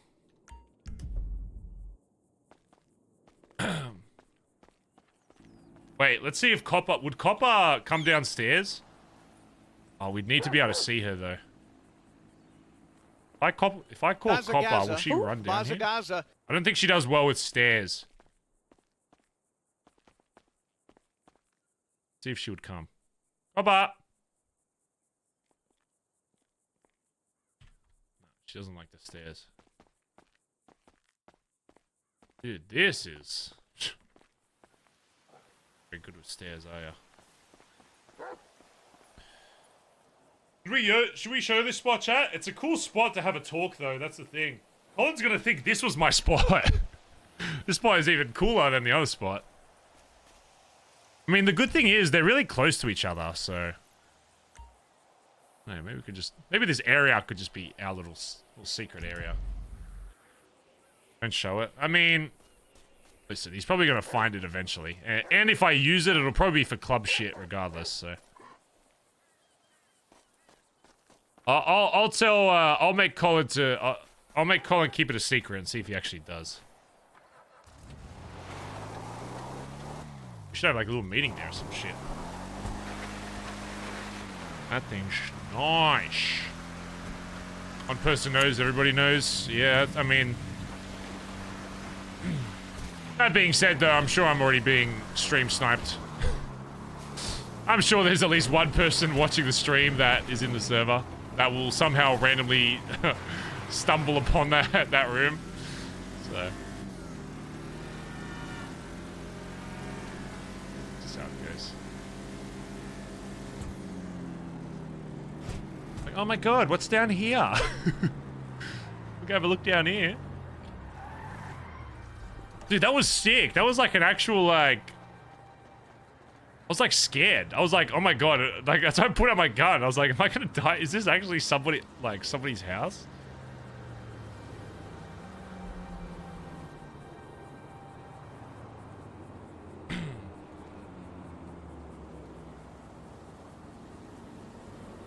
This motherfucker still in sweets?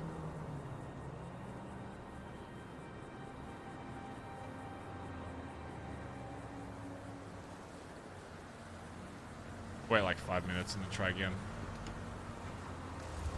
He responded to my email, but he didn't actually say yes, I'm waking up, so.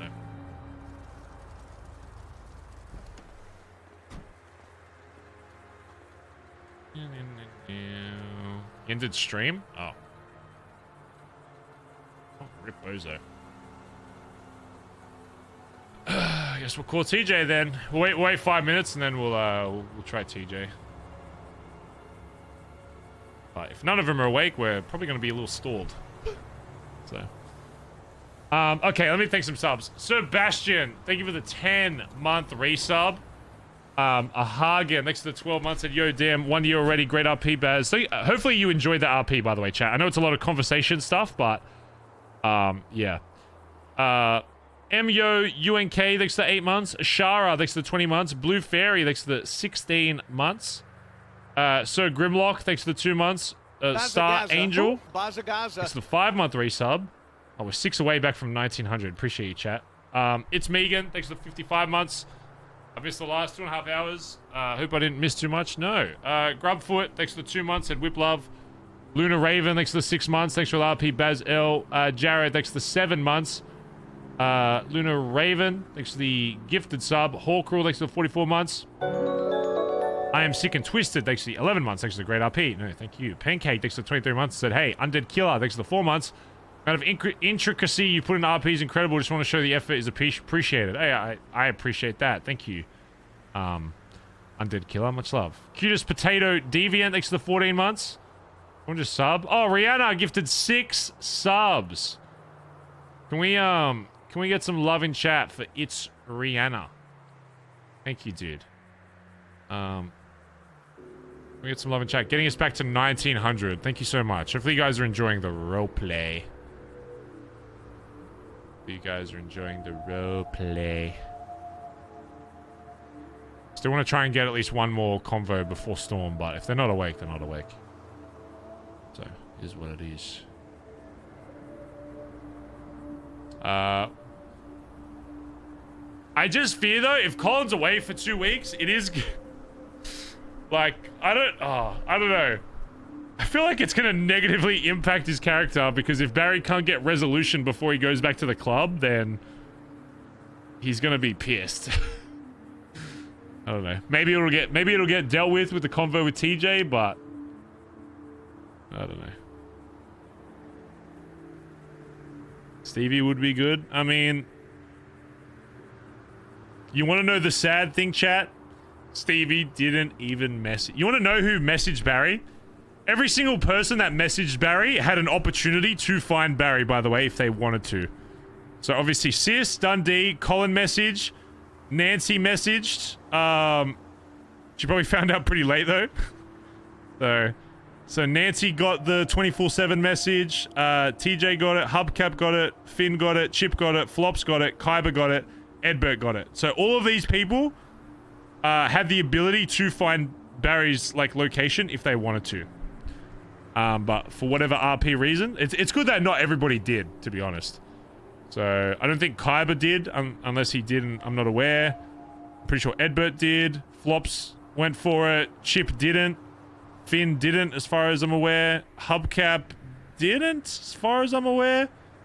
TJ did. Nancy didn't, as far as I'm aware. Collin didn't. Andi did.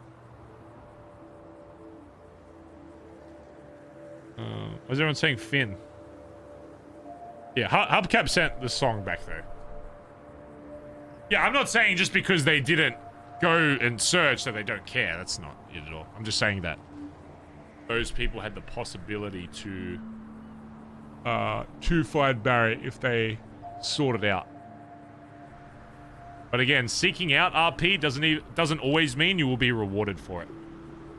In character, that is. Out of character, out of character, you should always say yes to roleplay. Out of character, you should always do it. But that doesn't mean it's always going to be a positive impact on your character.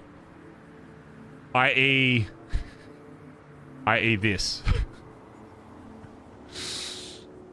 Flops is not painted in a very good light with Barry, and neither is Benny. I think Barry's probably almost more annoyed with with Flops and Benny right now, because according to D, Benny's been talking shit about Barry, and he's been inciting conversation that if he said the same thing he did to D to the rest of the club members, that it would build into something that just factually isn't true. Why is Barry trusting D's word so much? Because it's an obscure statement to lie about that is very easily proven otherwise. So why wouldn't he?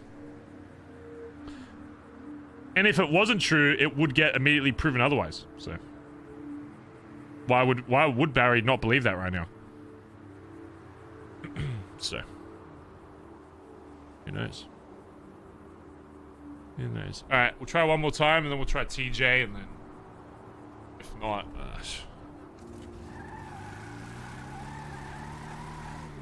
it might be more interesting maybe to talk to TJ first. Then I guess I don't know if TJ's usually awake this late though.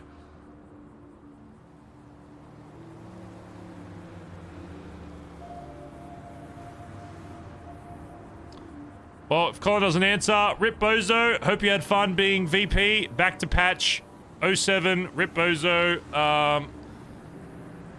Yeah. Alright, well. It was a good run. 07's in chat. It was a good run.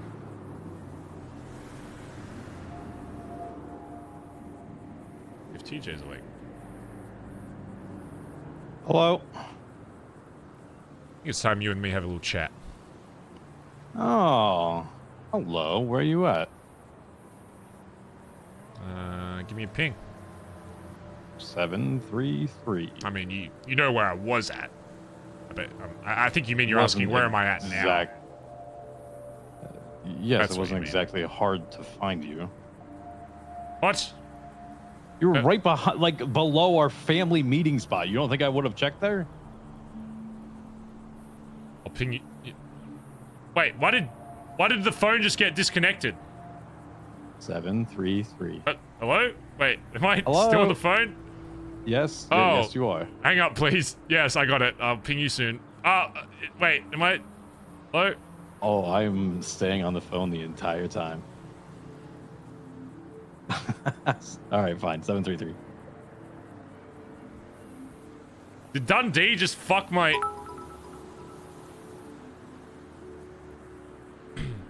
Did you just try and call me? Sorry, I was making an anonymous phone, and your phone fucked the other phone and just immediately hung it up. Where the fuck? Hold on. Where the fuck did my plane go? No. Oh, is that it? Oh, no, I'm in the middle of the ocean. Sorry. Oh, I see my plane. Get back here, plane. Listen. I need to talk with you by sunset again. Are you around? Yeah, I'm about to speak with TJ though. I just had a long chat with Sis. I think I have someone that you need to talk to before you speak with TJ. Who's that? Well, you just have to be very friendly, and you just have to wait, and then Is it a club? There's literally nobody outside of the club that would make any sense. Twerk. No, Maybe. it's someone you don't know you want to speak to. You need to trust me. What kind of is this a conversation that's going to last till tsunami? Hopefully not. My plane is swimming faster than me. God damn it! Look, you need to see him. Before I talk to TJ. It is vital that I speak with him before TJ. If it's not vital, I would rather talk to TJ first to make sure, and then this guy whenever. Whether that's today or tomorrow. How long are you around for? You reckon you could see him? Because I don't know how long he's gonna be here. I can stay up if you can stay up after Storm, because I don't know how long this chat will go for. Odds are it'll probably go to fucking Storm, but if you're up till after Storm, then I'll stay up. You're speaking with. You don't got to tell me what you're doing, but I'm assuming you're speaking with more than TJ then. No, just TJ, but TJ likes to fucking yap, so. And there's a lot of shit I'm bringing on his fucking plate, and a lot of shit that he's got to be accountable for, so it's probably going to be a long convo. Listen, can this guy wake up after Storm? Can you give him 10 minutes? 10 minutes time limit. 10 minutes. 10 minutes. Can you give him 10 minutes of your time? Fine. 10 minutes. Fine, 10 minutes before TJ. I'm almost on my plane. I'm trying so hard to swim to my plane. It swam away from me. But I'll ping you a spot. It'll be probably a similar instance as to what happened last time. Okay. What's your ping again? It's changed. It's 983. 983. You're coming with him, right? It's gonna be you and him? Yeah. Nobody else? It'll be me and him. Nobody else. Somebody else. I ain't talking. It's me and him. Nobody else. What is it? 983. 983. All right. Be fast. Okay.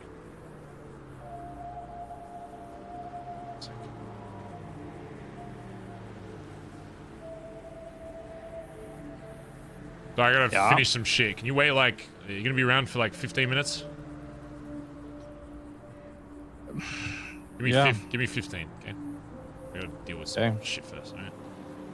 Yep. Alright, I will... what's your ping again? Okay. What was his ping again, chat? I need to remember both. And the right ones to the right... Oh, God.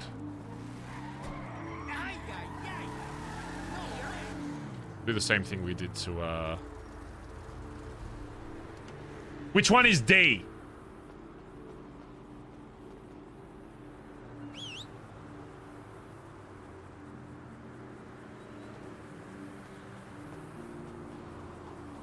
Dundee's 983. He said 10 minutes max. Start the timer, chat. I want to try and have this convo today. I don't want to fucking stall out. Because TJ's been waiting a long time, so... But I know the TJ convo will be long. 983? The 983 is D.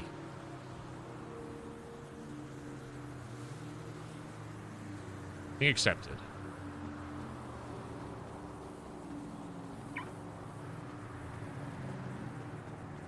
God's sake.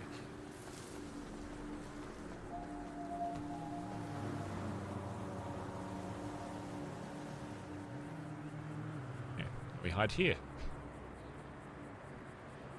I don't really have a good eye on copper, but it's good enough. Be awkward if they come from like the highway first and just see me. Say, hey. Chat, I really need to pee. I'm gonna pee real quick. Hopefully they don't come before I pee. Just keep your peepers out, alright? Let me know if they come.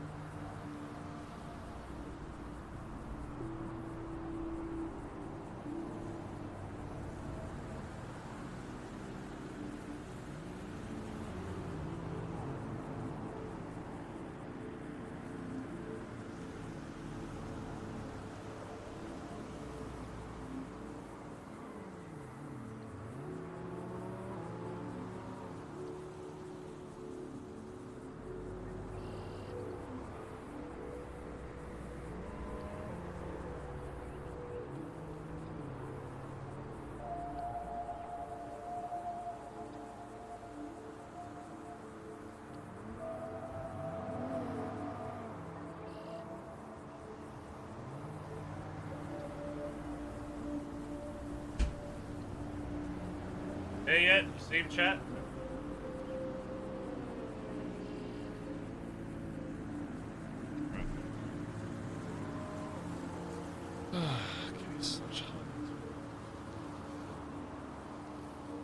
I think that's covered behind the pole. Bird Persona, thanks to 200 bits, by the way. Barry Twerk. No. Bro, why does the sub count not want to stay above 1900 today? It literally has a vendetta. He's got a resub. Here's your resub, boys. Did you wash your hands? How long does it take for you guys to wash your hands? You guys make it seem like you take 40 minutes to wash your hands.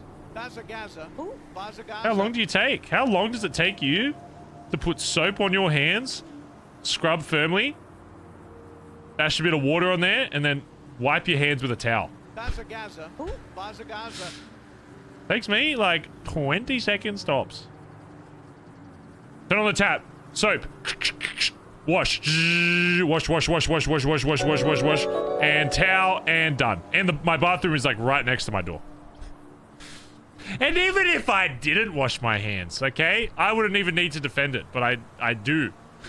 Because I'm literally very anal about touching my PC, even with food and stuff. That's why I don't like eating on stream. Because I don't like touching shit. I don't like food and then PC. Holy shit. Storm, thank you for the gifted sub. Cryptid, thanks for the gifted sub as well. What the fuck? Brighter Mars, thanks for the 5 gifted subs. Lagotic, thanks for the 37 months. Can we get some love in chat for Brighter Mars dropping a firebomb? And then Mask the Bandit gifted 13 subs. Thank you, dude. Can we get some fucking love in chat for all the gift orders? Firmly getting us over 1900. I appreciate it, guys. Thank you. Who the fuck could this guy be? Like, who genuinely could Barry need to speak to? Who the fuck?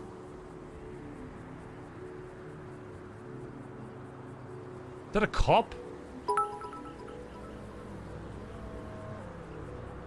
Twerk, twerk, twerk, now whip it. Into shape. I'm not revealing Let's myself go. if...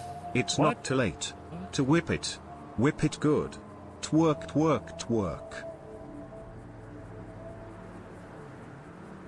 Who the fuck is that?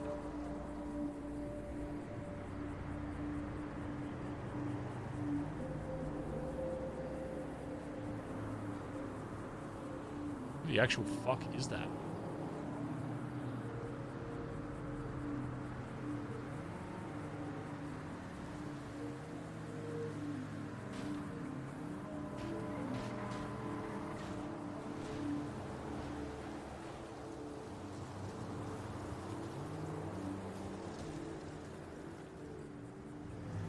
Hello? Was that you that just pulled up to this spot?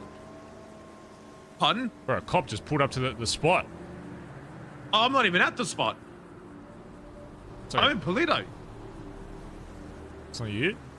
Okay, well, a can cop ping literally you. I'm pulled up literally to my Polito. fucking dog, ran inside the ammunition, and then... It looks like he's I'm on looking the phone. around. I can ping you. I'm literally in Polito. Okay, just, I don't know if you fucked off. Just be careful coming in, alright? I ain't be revealing careful. myself unless I'm sure of who the fuck's here. Okay. And I'm going to the Okay. dog, right? Okay, yep, go to the same spot. Same. Okay. Be there soon. Who the fuck was that? Who the hell was that? And why did he pull right up to Copper? That was fucking weird. Well, the strat pays off, I guess. Imagine if we pinged him right to us and then the guy fucking... Yeah, we pinged the right number, because... Yeah. Look, I really wanted you to see him, but I know you gotta go speak with him. He has just died to starvation. I Oh know you my don't have the time, so go Christ. see TJ. Well, aren't you at fucking Polito? Just taking a fucking grandma's. I've already just... If it's 10 look, fucking... If it's 10 fucking minutes, taking a fucking just Just take him straight to fucking grandma's. I've got fucking food here. Just go fast. Just go fast. Okay, I'm going. Take him to fucking grandma's and then go to the fucking spot. Done. I will be waiting. I've already waited at this point. I gotta see who the fuck it is. He's already made me wait. Like, fuck's sake. No spoilers, by the way, if you're watching other people's POVs. Or TJ. Oh, God. Listen, TJ will get his RP, okay? I'm trying to dish it out. Trying to dish it out as much as... Look, I don't know who this guy is, and it sounds like... D made it sound like he's on a time crunch, so I'm just trying to prioritize...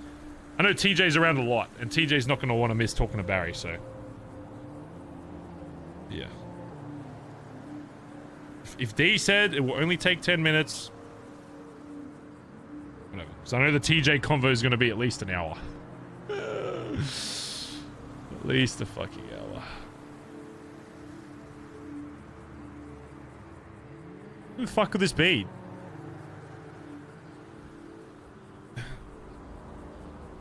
What did he say no to? Did I say it was someone in the club and he said no? Somebody outside the club. Didn't know. Who the fuck? There's nobody else involved in this. Is it Mr. K? Is it? It's not Mr. K, is it? He's not gonna bring Mr. K.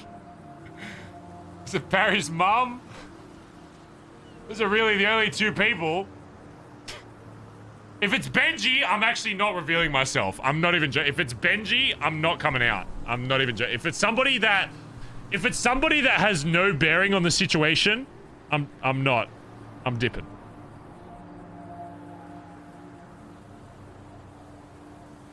Especially if it's fucking Benji. Oh.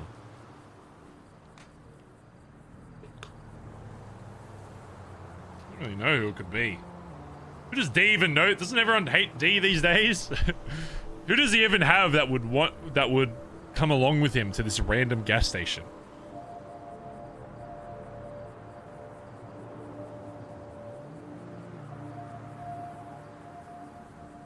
Chatterbox. Mother yucker! Oh, God. Somebody... I mean, it could... Could it be Chatter? He said you need to speak to this guy before you speak to TJ. Like, who... It has to be somebody involved. Otherwise, like, why...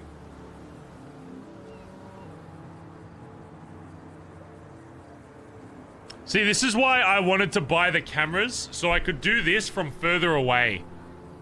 I wanted to have Copper nearby and then Barry be even further away. So that I could look on the... So I don't have to be in earshot. Because, yeah, I think it's a really cool mechanic of having Copper see it first, using them as, like, the meeting point, and then having Copper reveal where you are. I think that's pretty funny. So... Copper's still there? I hope she's still there.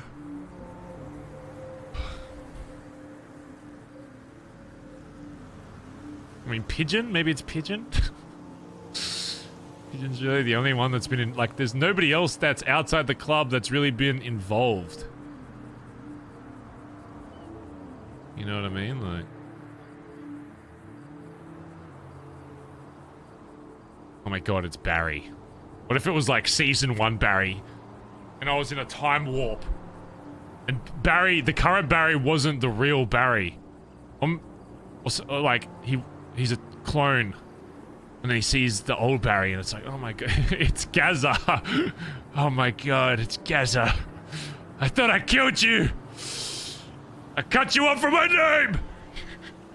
How did you make it back? God.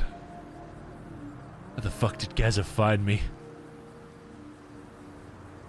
Man, there's a lot of BBMC awake. Man, this week would have been so nice to do some training and maybe some adjusting and some cool interviews with people from the club. You know what will be good though? Because Barry was meant to have one-on-one convos with everybody in the club anyway. Now they're gonna be a whole lot fucking spicier. When Barry's like, hey, by the way, so what rank do you want? Oh yeah, that's cool. By the way, why the fuck did you save me? Hey, so what do you think your 3 strengths and weaknesses are? Okay, I'd say one of the weaknesses is maybe when your PM says he's in trouble not going to it. Yeah, I'd probably add that on there as one of them. So we throw that on the list. Put that on there. Where the fuck are these motherfuckers? Oh my god. Isn't Grandma's is literally up the road. Literally here. Fast, probably, it's almost faster to get here than the city because you got the highway.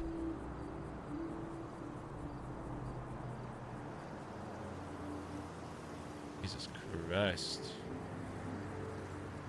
Wolfie wouldn't talk to D though. And I think, is Wolfie did Wolfie like just leave the city or did he actually perma? I don't actually know. Last I heard he just like left. I'm not really sure. I feel like Wolfie would do so well in the current club. It's a shame. I feel like Wolfie would really do well in the current... Like, there's so much more shit to do in the club now. Like, there's business shit, there's hacking stuff, there's still, like, high-octane stuff. There's, like, everything. There's a lot of camaraderie. Couldn't save Wolfie. That's on TJ going to bed. If he goes to bed, he goes to bed. And we'll just have the chat tomorrow. Either or. It doesn't... Whatever. Either or.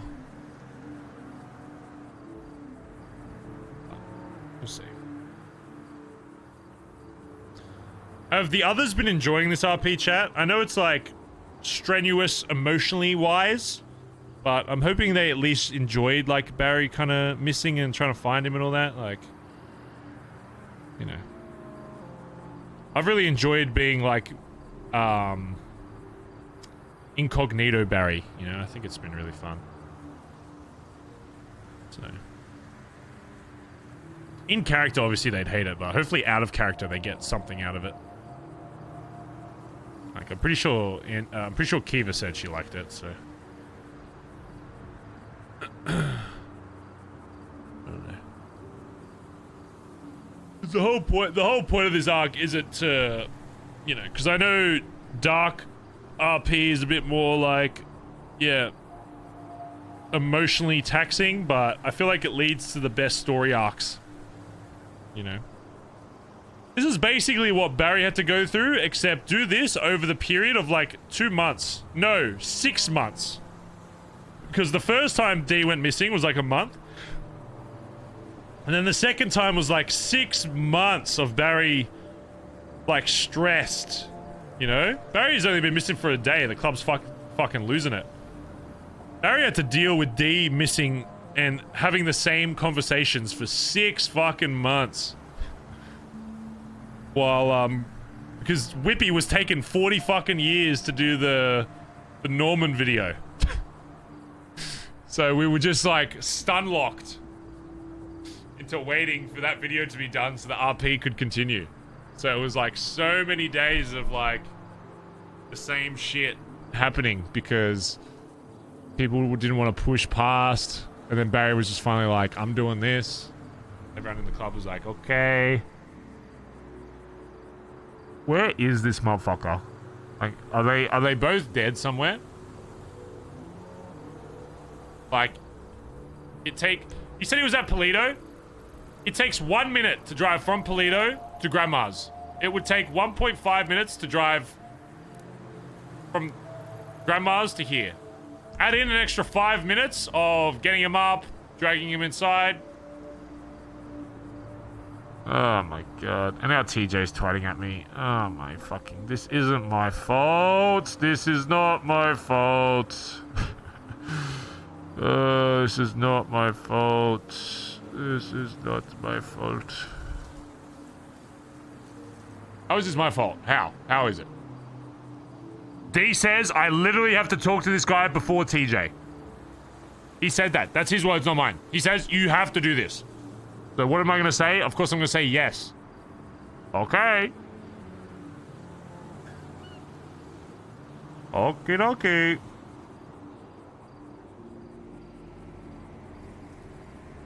You can say no. Yeah, but it's like... It's the same logic as to saying no when Bash was like, you need to do this stuff for me. It might not make sense, but if somebody's putting emphasis and a time restriction on something and they say you need to do this now, of course I'm going to prioritize that over a different convo that can happen today or tomorrow. So of course, like, if somebody puts a time limit on stuff, I'm going to prioritize that.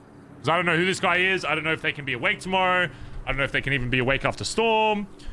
You know, I know that TJ will probably most likely be awake tomorrow anyway. So if it has to drag out to tomorrow, it can. Like, I think I hear a car.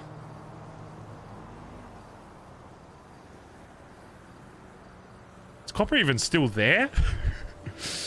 I think I see her. It's gonna be real awkward if she's not there.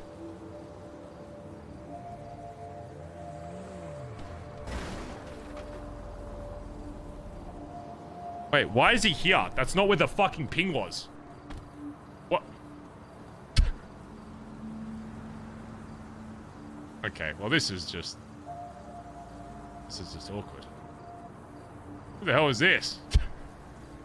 Is that D? Who is that?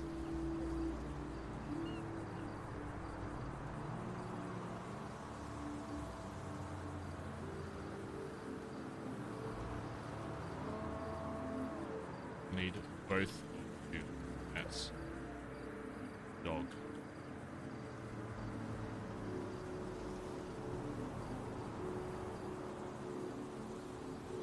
Who the fuck is that? Like a D impersonator?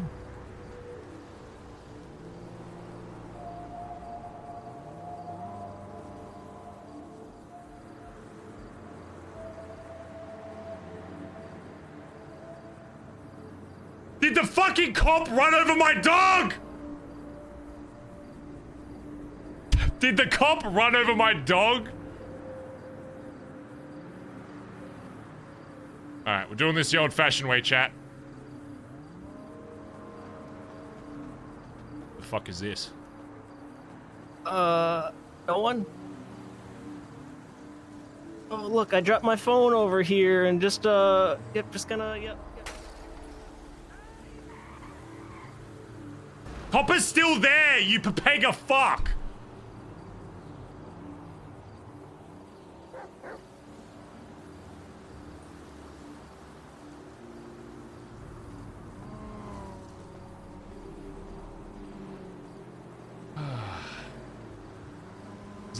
Was that Chain?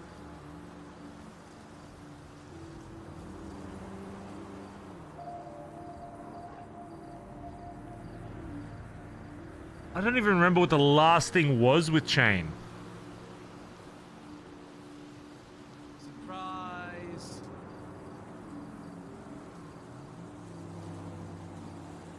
Is that who I think that was? Who do you think it was? I mean, I know that voice. It's Chain. My son. I found my fucking son. I was looking for him for ages. On the fucking island. He fighting over reception. He texted me. I found him. That's why I had the plane. Texted you? Chain did.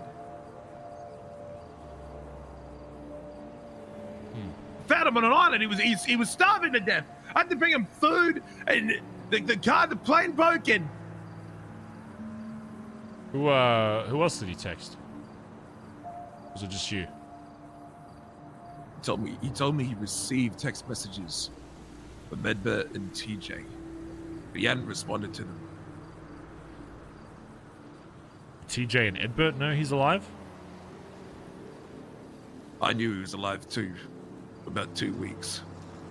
None of them, as I'm aware, know that he's here. But you and I, we can put the gun down, man. I just thought he wanted to know. He was scared. I want to know. I want to know why a club member vanished without a trace. Didn't say a fucking word. That's Hold why on, I tried to bring him let me here. check my phone. Hold on. Let me Check my phone. Because last to time bring him I in. remember Chain's feelings towards the whole situation, I don't remember exactly a positive one. And then that was the last time I spoke to him, and then all of a sudden I hear shit that he's off on a fucking island somewhere fighting some war or some shit. Yeah, and we were just here to explain that, So, okay? so is he coming here to explain it? Or are you forcing him to come here to explain it? Because of your relationship with him? I had to make up some story that I got a letter in the mail saying he was shipped off to fucking war. Last conversation that I remember having with Chain was that he wanted to step up to fucking high command and that I needed to see him around the city more. That's the last thing I remember. And then next thing I hear that he's fucking gone. We were just trying to work that all out, boss, okay? That's it. Hey, Edbert learned first. He told me some wild shit. Edbert knew? Edbert was the one who told me, okay? Edbert was the one who told me Edbert knew.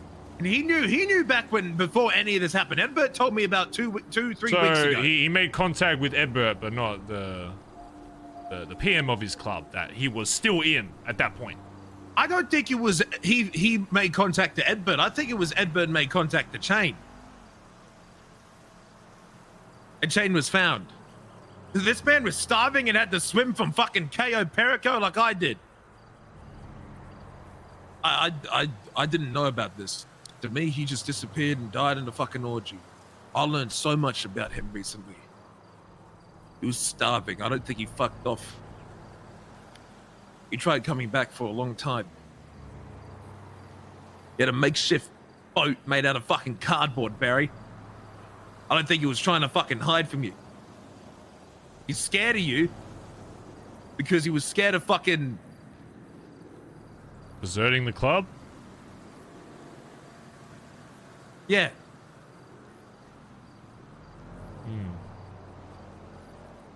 But he's trying to work that out. I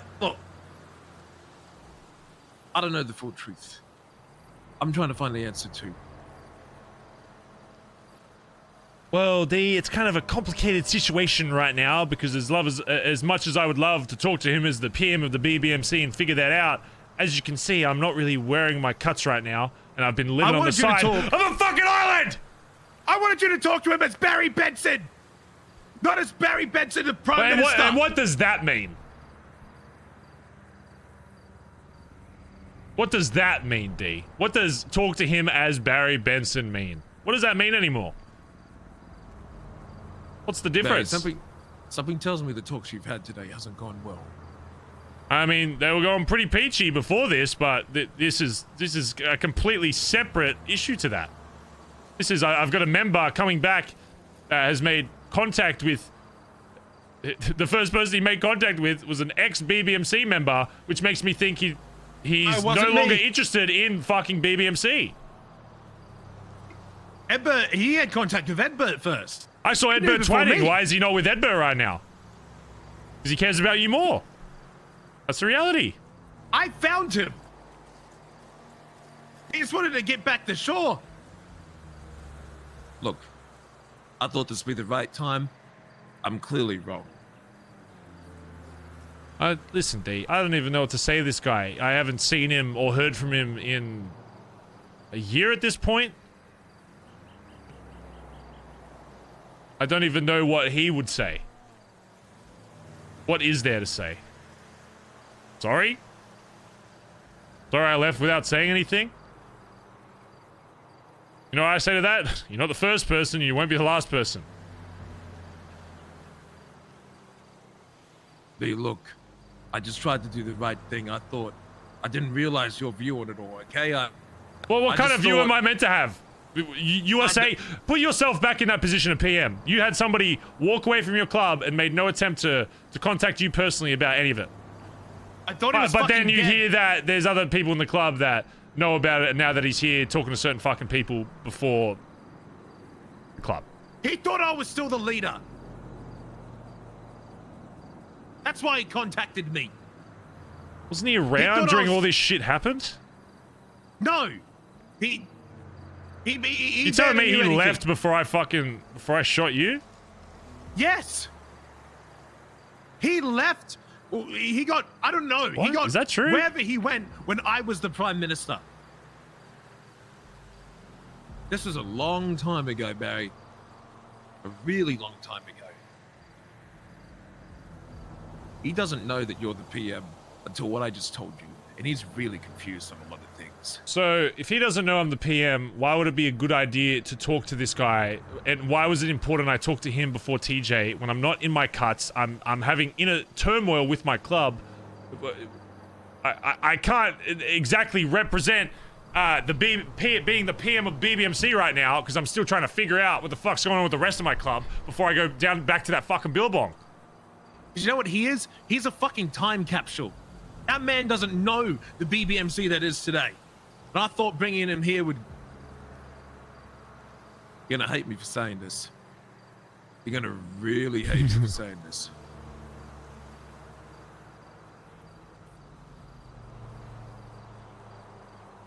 I thought bringing him here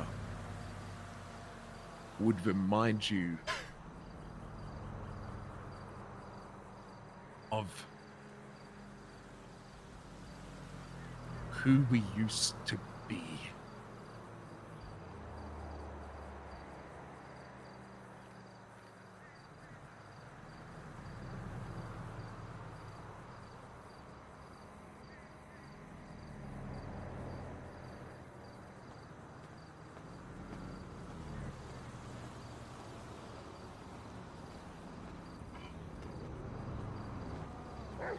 D, if he doesn't see me as the leader of the BBMC, then why the fuck am I even talking to him?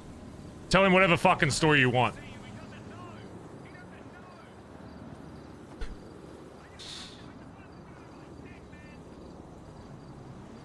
Kind of awkward, my car's on the other side.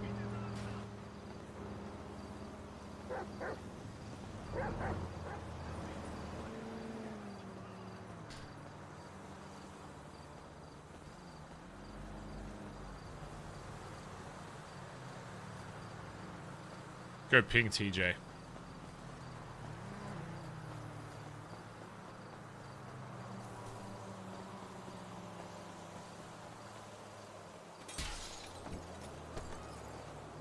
I mean, Barry doesn't really have anything to say to Chain right now, especially if he doesn't know that he's even the PM. I swear the last thing we had, I thought Chain wasn't Chain mad about us shooting D?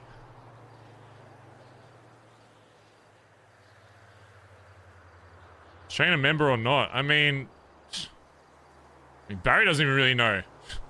There was no end to Chain's story. He was never blooded out, but he has been gone for God knows how long. At what point is it just desertion? Barry literally doesn't know the answer to that. Because that's never really happened before. When people leave, it's like you're very aware that it's over. Yeah, it'd be the same thing if Jesse came back. It's like, what are you? Eh?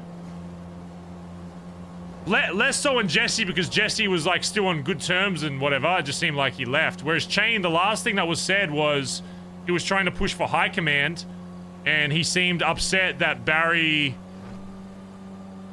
was telling him that he needs to be like around more because that was the only thing holding him back was just you would see Chain like once every few weeks, and that just wasn't enough to be high command.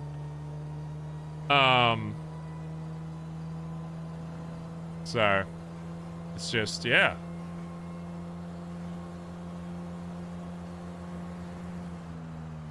Okay, you know what? Let's show. Do we show TJ the spot?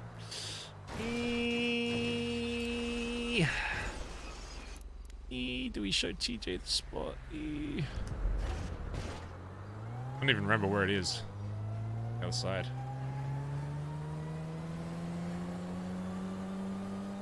We should go use it. Probably where he knows. Yeah, probably. Yeah. I'm sure TJ will probably put some good use to it as well anyway.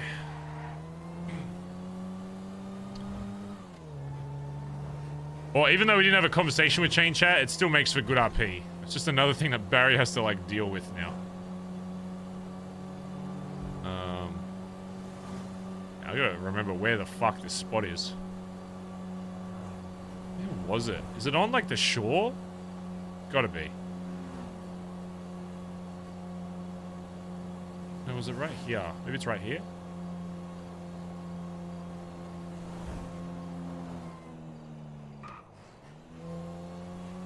Oh, that's the old meth spot.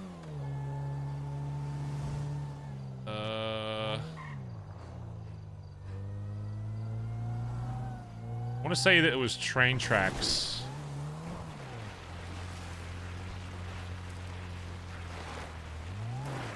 Oh, here we go.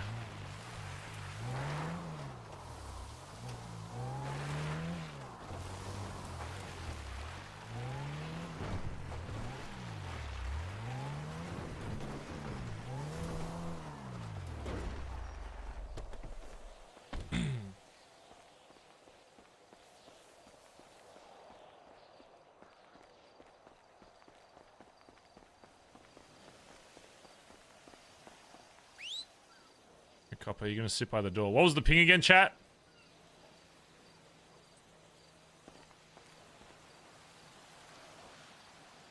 Oh. Okay, God, he's gonna be pissed, but is what it is.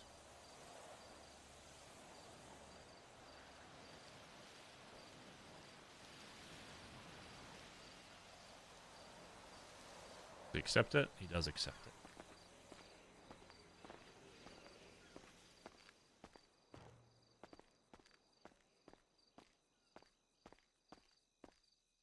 This is a cool spot.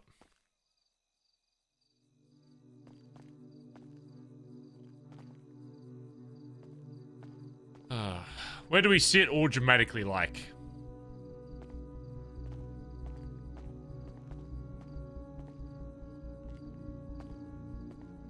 Are we here? I'm not sitting on the toilet.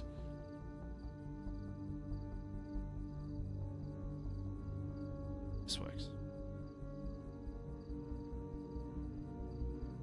This works just fine. The big chair. A big jar. Damn, that's spicy though. Is Chain like actually back? Or is he just doing like a little cameo? Or like, maybe he doesn't even know. That's fucking crazy. That is spicy time. I don't have any water is the only thing. Should be alright.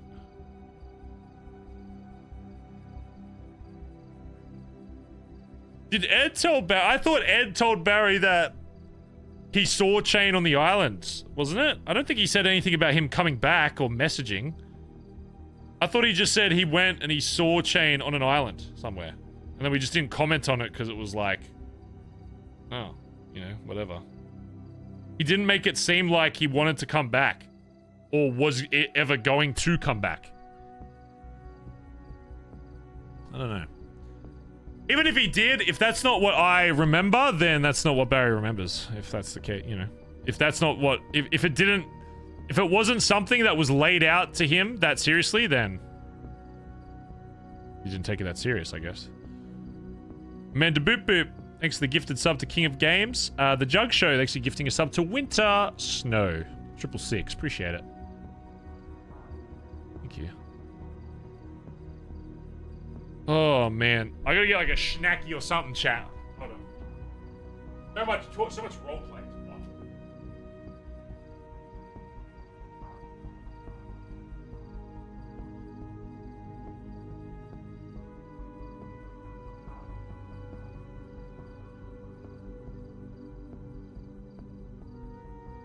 Well, hopefully you've been enjoying it. Chain messaged Edbert the day Barry ran away. Meta? I don't think Barry... I don't remember Barry hearing about any kind of message from Chain.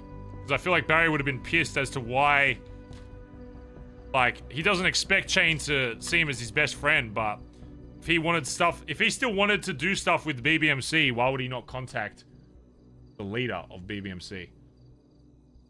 So. Bazza Gaza. Bazza Gaza. And that's why Barry refused to talk to him there, because as far as it seems like Chain doesn't... Oh, I'm trying to eat. 15 turns to 35, doesn't it? Flashbacks of leaving PD. No, it's not my fault. You make a choice. Did I make a choice to get born? No. That was Mary Benson's choice to get plowed by fucking Hubcap.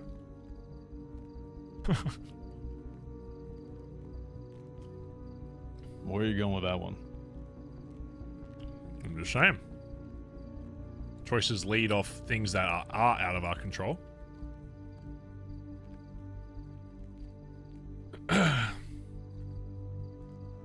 So, let's start with, how about you give me your perspective on the things that just transpired, and I'll give you my perspective.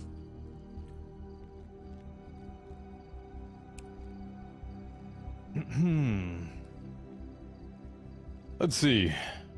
My perspective? I tried to show you an outside opportunity that you didn't have to rely on Dundee to get your fucking adrenaline rush. I took one person that I actually thought I could trust in this world outside of the club to give you something that turned very fucking wrong. And honestly, I went up there to fucking kill one of them today because I saw photos. But also, I didn't see a gun in either one of those photos. But same time, figure, you know what? This has been like a month in the making.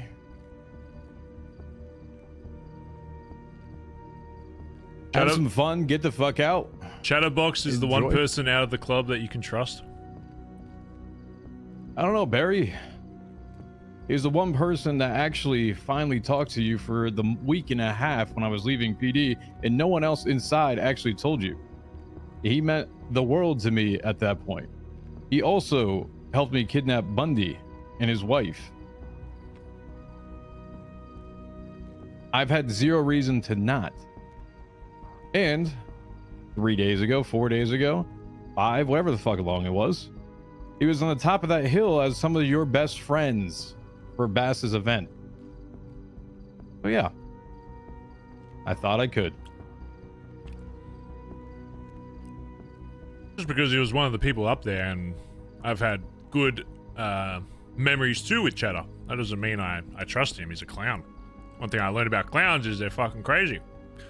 They'll snitch on anybody they can get their fucking hands on. If they all collectively thought it would be funny to snitch on one of us, they would do it in a heartbeat, and they have. But regardless, that's not what I'm here to argue, because the chatter shit, clown shit, whatever. I mean, going with the clowns, I didn't expect it to go as poorly as it did, but I didn't expect it to go well either. Let's start with the process of how that day started, before we even go into anything else. After knowing that you were the guy that pulled me up, and I know you weren't the one to pull a piece on me in that moment, you know, I went pretty willingly, blindfold me, handcuff me, whatever. I would have tried anything regardless. I never pulled a gun on you. No, that's what I said. I said you didn't pull a piece on me at all. That being said, you have to see from my perspective, number one, after being blindfolded for God knows how long, driving to God knows where, being disoriented as fuck, me getting that thing pulled off me in front of clowns that did have guns drawn at me, it's very different. And even though I know Chatter and I know some of the clowns, that doesn't mean I haven't done things to yuck them over. I've literally killed and murdered and burned not only one of their members, but I don't know if you know this, but we burned Chatterbox's wife a long time ago. And I know deep down he still holds a very, very slight grudge, and it's never really come back to bite me yet, but I know how crazy and chaotic the clowns are, and one day they can just wake up and be like, you know what, I want revenge for this. And it has happened before. That's basically what led to the last clown shit. It was one of the other clowns did some shit, went after them, and then they all, you know, they're going to back their boys up. So my day started off with getting kidnapped, and then I assumed at that point that you were part of the clowns. Because I didn't know who the original one was. I just assumed it was either clowns or just some random psycho that pulled me up. And then I get told that we're doing a vault, whatever. I mean, you were there for when, on the first conversation at least, when I'm having with Chatter, that I'm sure he was just going along with what you organized, but I told him there that, you know, this could have been done a lot easier without as much distress. Because I'll tell you at that point, even though I knew it was Chatter, that didn't make me feel any safer. The fact that all the clowns, I think most of them had guns out almost the entirety of the time I was with them, made me feel like if I did try anything that, well, it would have gone south. Even if it wasn't Chatter, maybe one of the other clowns would have been like, oh, he's doing something, or he's reaching, I'm gonna do this. So I'm just going along with what they say. Sure, let's go rob a vault. I'm trying to be as relaxed as possible, making sure like I'm on their side. Yada yada. Who are you texting? Hold on. You. Do any of them have a gun there? Let's see which photo this is. Oh, you mean the photo that got taken after all this happened? Yeah, no, they didn't have a gun after we got taken to Grandma's after the CG shootout. No, you are right. But you will notice I am handcuffed in that photo. If you think that's a voluntary photo, trying to get my good side, you are surely mistaken. Why do you think I wanted to kill them? Why do you think I went up there with intent and purpose to actually kill one of them today? Because I saw that photo. My argument isn't even with the clowns. I understand that. I knew going into it, that's why I was hesitant. Because I know these motherfuckers are crazy and they're stupid as fuck. And they'll just do shit for the sake of doing shit. My issue isn't even really with the clowns. Anyone working with them at any point, myself included, should know that anything you do with them, probably going to go south. It's probably going to have the worst fucking plan of getting out, whatever. You expect that. I didn't expect this whole thing to not completely go bad. I will say I didn't expect it to go as bad, but I did expect it to go wrong in one way or the other. Either we get chased down, we get caught on the bank, we get shot, whatever. He was talking about RPG and fucking MRPD. I was like, oh, I'm probably going to get 9s today. Whatever.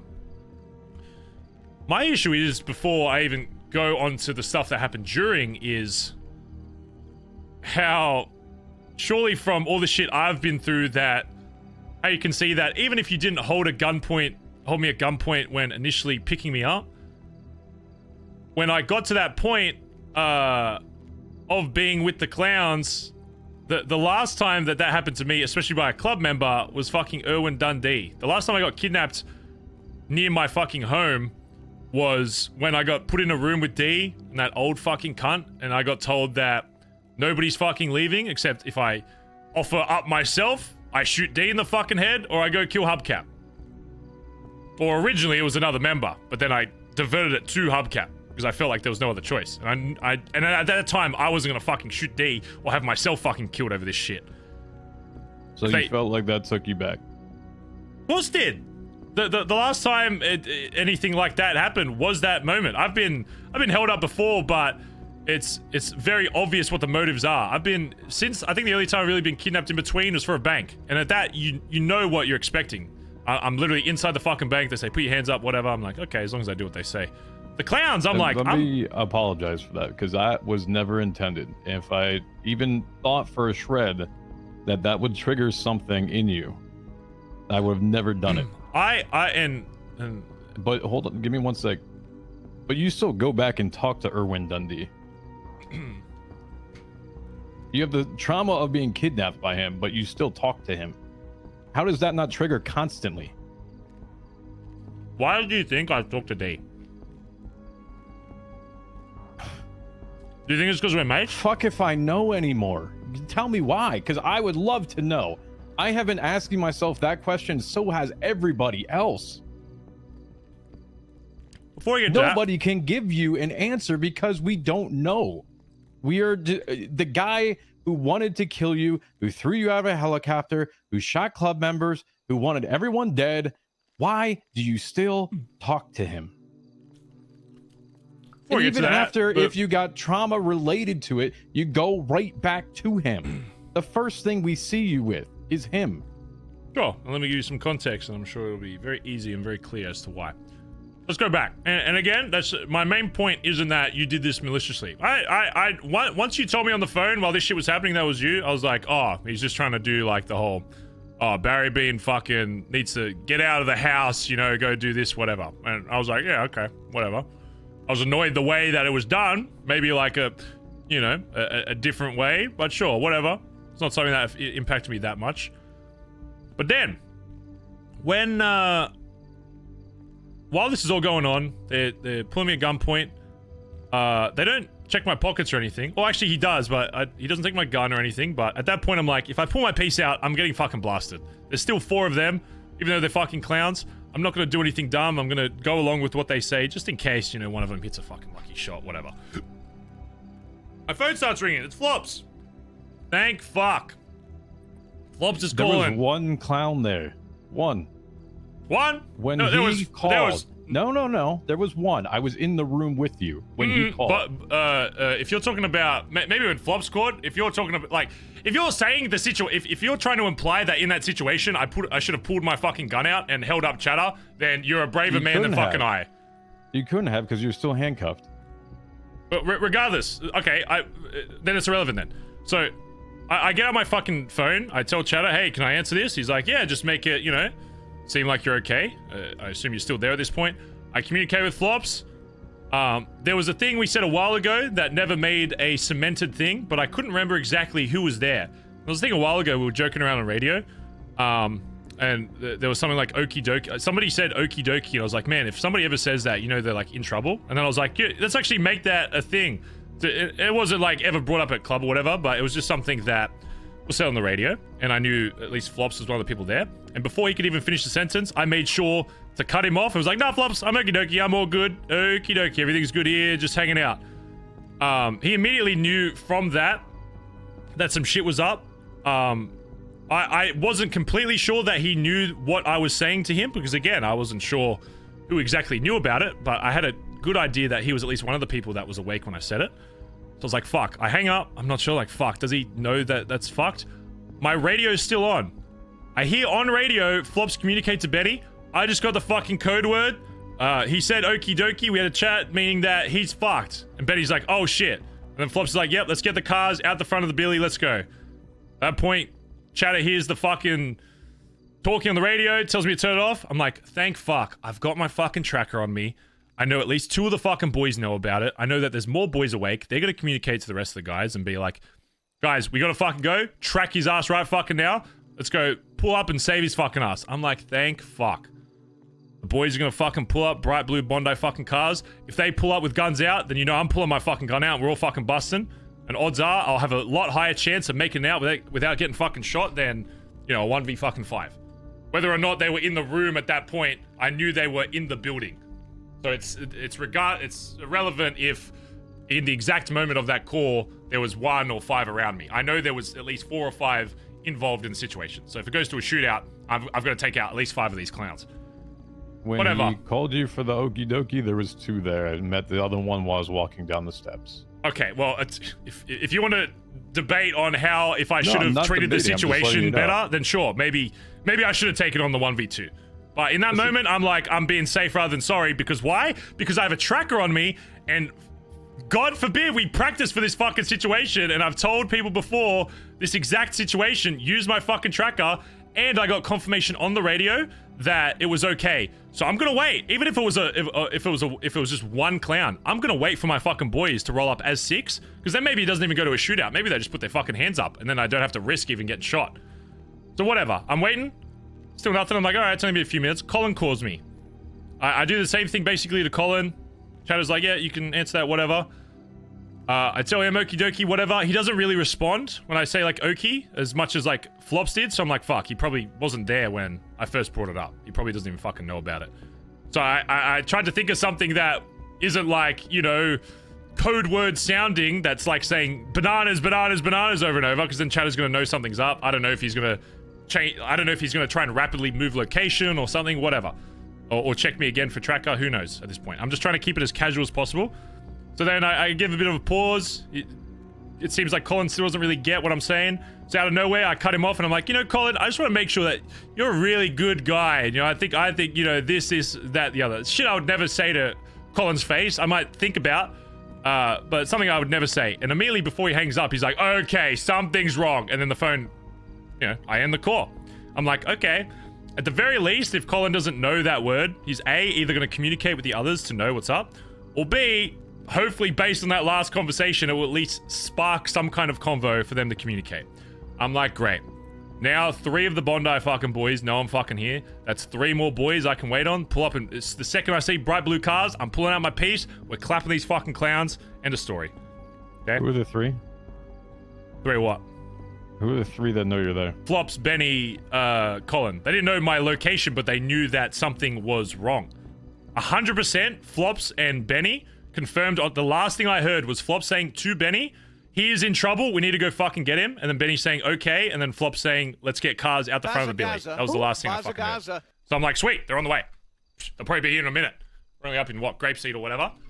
Probably take 2 minutes for them. I can buy some time. I'll take the clowns to like the clothes store or some shit. I know I'm being tracked. I check my pockets when Chatter's not looking. I still see the tracker. Great. I know, if anything, at least, at the very least, Flop should know about it because I'm pretty sure he is a tracker as well and he's very familiar with that shit. Sweet. Nobody fucking comes. Nobody. You know why? Well, apparently it's because you told them that it wasn't that serious. Because I told them I right? organized it, and I've told them for months or weeks or days I've organized it with them.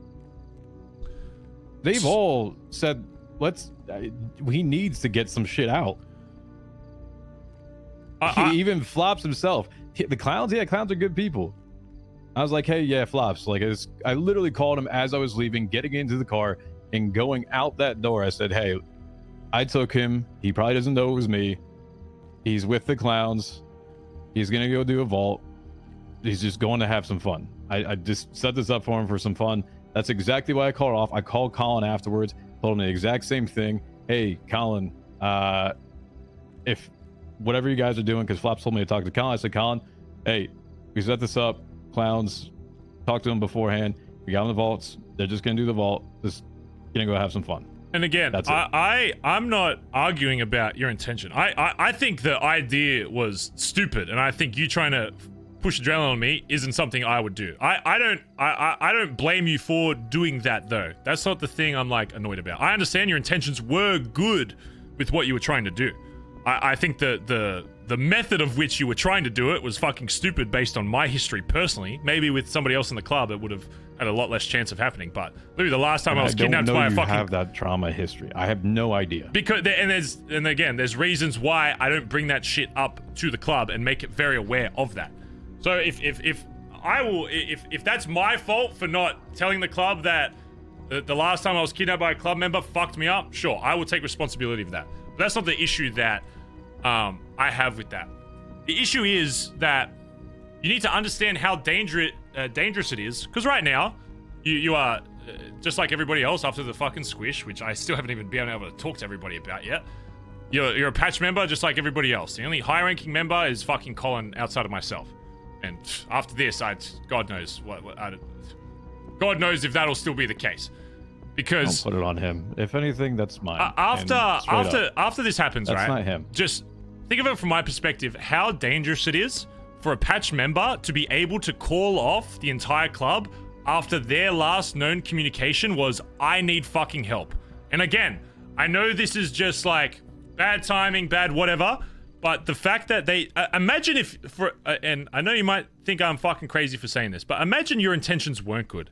Imagine this was actually a full setup, especially and the first thing I'm thinking of, especially when Norman comes back and I heard that you were involved, I was like, holy fuck. My first instinct, as stupid as it sounds, was like, maybe Norman's getting him to do some shit. I know you have all these different like rules and stuff you've set in place or whatever, but I'm telling you how my brain first... Not off by fucking heart. I'm giving you my perspective from that point of view. You can correct me on shit after, but I'm giving you my POV from that moment. In that moment, I'm like, oh fuck, maybe TJ's involved. I'm like rapidly thinking. I've just had guns in my fucking face. I'm probably not thinking fucking straight. I'm like, is TJ somehow involved in fucking me over? Whatever. Even if that's not the case, there have been people in this club that have gone out of their way to try and damage something else in the club, or try and get somebody else hurt or left for whatever fucking reason. You need to realize how dangerous it is for somebody who isn't even high command, somebody that's a patched member, to be able to call off the VP and say, don't worry about it, he's all right. Because imagine if this was, and I know this is a big if, big fucking hypothetical. Imagine if there was something going on that you or another patch member, not even yourself, just anybody of that rank, and the PM calls and says, I need help, and I know it's the code word or whatever, so it's not everyone's familiar with, but there are at the very least 2 people there that knew about it, and Collin, once communicating with them, would have understood that it would have been. I would be very surprised if Collin bleeds ignorance to not knowing what that word is after talking with Flops or whatever, because I know it's not a full. None of us knew it. I know it's not a full. Well, Flops and Benny did for sure. Maybe not you and Collin, but they know for confirmation that means I'm in trouble. And even if they didn't, Collin was aware that I was in a situation that I was trying to get out of. So even if they don't think it's like as serious, how dangerous it is for a patched member to be able to say, don't worry about it, I'm doing this thing, he's just being a little silly, don't worry about him. For you to be able to do that and them not even verify, question, check it, and just be like, oh, that's kind of funny, yeah, you're forcing him to hang out with clowns. Not a single, did any one of them even drive past the tracker? Because I didn't see a single car. I don't think any one of them checked, right? Because why would they? Because they're trusting the patch, right? They're trusting you and what you say. But the problem is with that, and I would completely understand that if I wasn't able to communicate with them over the phone. The problem with that situation is the last contact they had with their leader was said, get me the fuck out. Whether they think it was for a silly reason or not, I don't care. I don't care if you're forcing me to do something and I tell my club, come get me the fuck out of this. I don't care if you think it's for my own good. You come fucking get your PM. I could even say the same thing to fucking sis. If it was a child's fucking birthday party and I was like, I need help getting out, even if you think it's silly, I'm not in danger, you come get my ass. You come get the fucking PM. And the problem is that my VP wasn't able to do that, or at the very least even verify, just to be like, oh, I trust TJ, I trust what he's saying, but I'll just swing past, because if they did, they would have seen me dressed up with the fucking clowns, guns out, probably been like, oh, this shit's getting a little crazy, and maybe would have asked something or whatever, and then I could have organized further from there. Or maybe if there was a chance to get in a position to go to a shootout, then I would have taken it. But there was nothing. Not a single fucking... Go ahead. I swear to God, if you mention Norman in this conversation, I will walk the fuck out of here. I'm tired of Norman being blamed for any fucking thing when I have controlled Norman and my emotion with him, and I've explicitly said every fucking time the worst thing about him is not the shit that I've had to do for him, it's the people fucking around him. I swear to God, if you mention Norman again, I put it at the back of my fucking mind, there is nothing that will ever fucking come between Norman and the club and anybody else. And I have explicitly said to you and everybody else, if it ever comes to that, I will walk myself into that fucking lighthouse and do it myself. Don't ever put Norman into this. If you're telling me not to mention it, then it's done. If you're trying to truly understand my peer from that point, I'm gonna tell you what I was thinking. I haven't said the word Norman to anybody outside of this conversation, but I'm giving you insight as to what my first thought was. Was it wrong? Probably objectively. I'm sure you've told me shit before that, if I remembered, would have eased my mind on it. I'm simply giving you context as to what I was thinking in that moment, and maybe I would have been thinking a little clearer if I didn't have guns pointed at my fucking head. Okay, so let's go back to that. So no, but you're saying why I'm thinking sporadically. There's a lot of what ifs on this. What is You're acting like we didn't actually track you the entire time. You're acting like I didn't actually call K because I didn't know why the fuck you were in the cubby, and that's exactly why we left. So you didn't for 2 hours. Tracking is irrelevant if you're unsure of what's going on. We wanted to see if you're at the vault. Collin had a meeting in the Billy about saying fuck Dundee. We're done. We're in a meeting. We're tracking you. We see that you're at the vault for how long? Or not the vault, the cubby. We're like, yo, we need to get and find him. And so how am I meant to be aware of that if that's not communicated? So how would I possibly know that? The entire time I'm praying for fucking 6 blue Bondi blue cars to be seen anywhere nearby. I am scanning everywhere just to see if you're like hiding around a corner or something. I see nothing. So for you to say like tracking, that's all well and good from your perspective. From mine, I'm about to literally walk into one of the gangs that we have some of the biggest connections to in this city, and I'm about to completely fuck it for the rest of the club, and there is nothing I can fucking do. Because if I try something, I probably get clapped by literally clowns called you and before CG. this even started. I called you and let you know. You had the opportunity to be like, yo, piece the fuck out with this. And I absolutely would have said that to Chatter, and I would have come and got you in a heartbeat. In my call with you, before all this just started, before you yelled the fuck out of me, you had the opportunity to be like, yo, listen, get me the fuck out of here, and I would have done it in a second. Any conversation that was on a phone, I was not speaking freely. And at that point, I made the judgment that if I did, it was very possible they might have said, hey, I don't like you saying that you don't want to be a part of this. You know, hey, I'm going to rob you again, get your tracker, and then what? And then at that point, there's no chance of fucking finding me, and then I'm on my fucking own. That's a lot of what ifs when it's set up to be something that was fun. It's not about what it was meant to do, it's what it became. And the reality is, If you would have said to me, I couldn't have said. I at that point, I was unsure if Chatter had fucking lost it and he wasn't doing this to be friends, or if he was actually going to do something crazy. This could have been a whole fucking revenge thing for the shit I did ages ago, because that has happened before, where he pops up out of nowhere and says, you know what, I'm gonna, you know, we're close or whatever, I'm doing this, you know, I'm robbing you, kidnapping, whatever, because of this. It's not an instance that hasn't happened before. Even when I think I'm close with people, I will get fucked over. So it's not crazy of me to think that this guy that I might be on good terms with did not have my best interests at heart. And again, at this point, I don't know anything's planned. I barely even knew that you were involved until that call. I so didn't you didn't know. think to say anything to the person that set it up.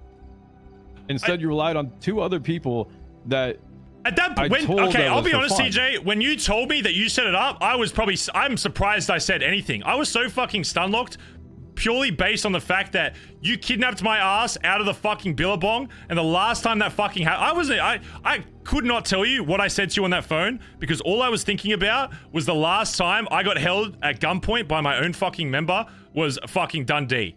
And even though you weren't the one that, yes, you didn't hold a gun to me in the fucking house, but that doesn't change the feeling of the situation. I was held at gunpoint in that fucking, whatever house we fucking went to. And that's where my mind is racing to. So I understand, again, you didn't have malicious intent. I'm not mad about you setting it up, whatever. I'm annoyed with the method in which you did it, but I'm not annoyed that you were trying to do something nice. That's not what I'm upset about.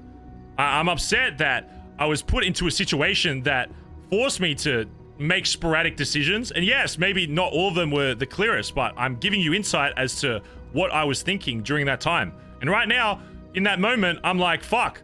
I got no members fucking anywhere. I just called them. They didn't back me up. I got no clue that they're even close by. Are they even watching? I don't see any implication that you guys are nearby. And I'm about to walk into the cubby and completely fuck any relationship that BBMC and CG have. Because what's going to happen?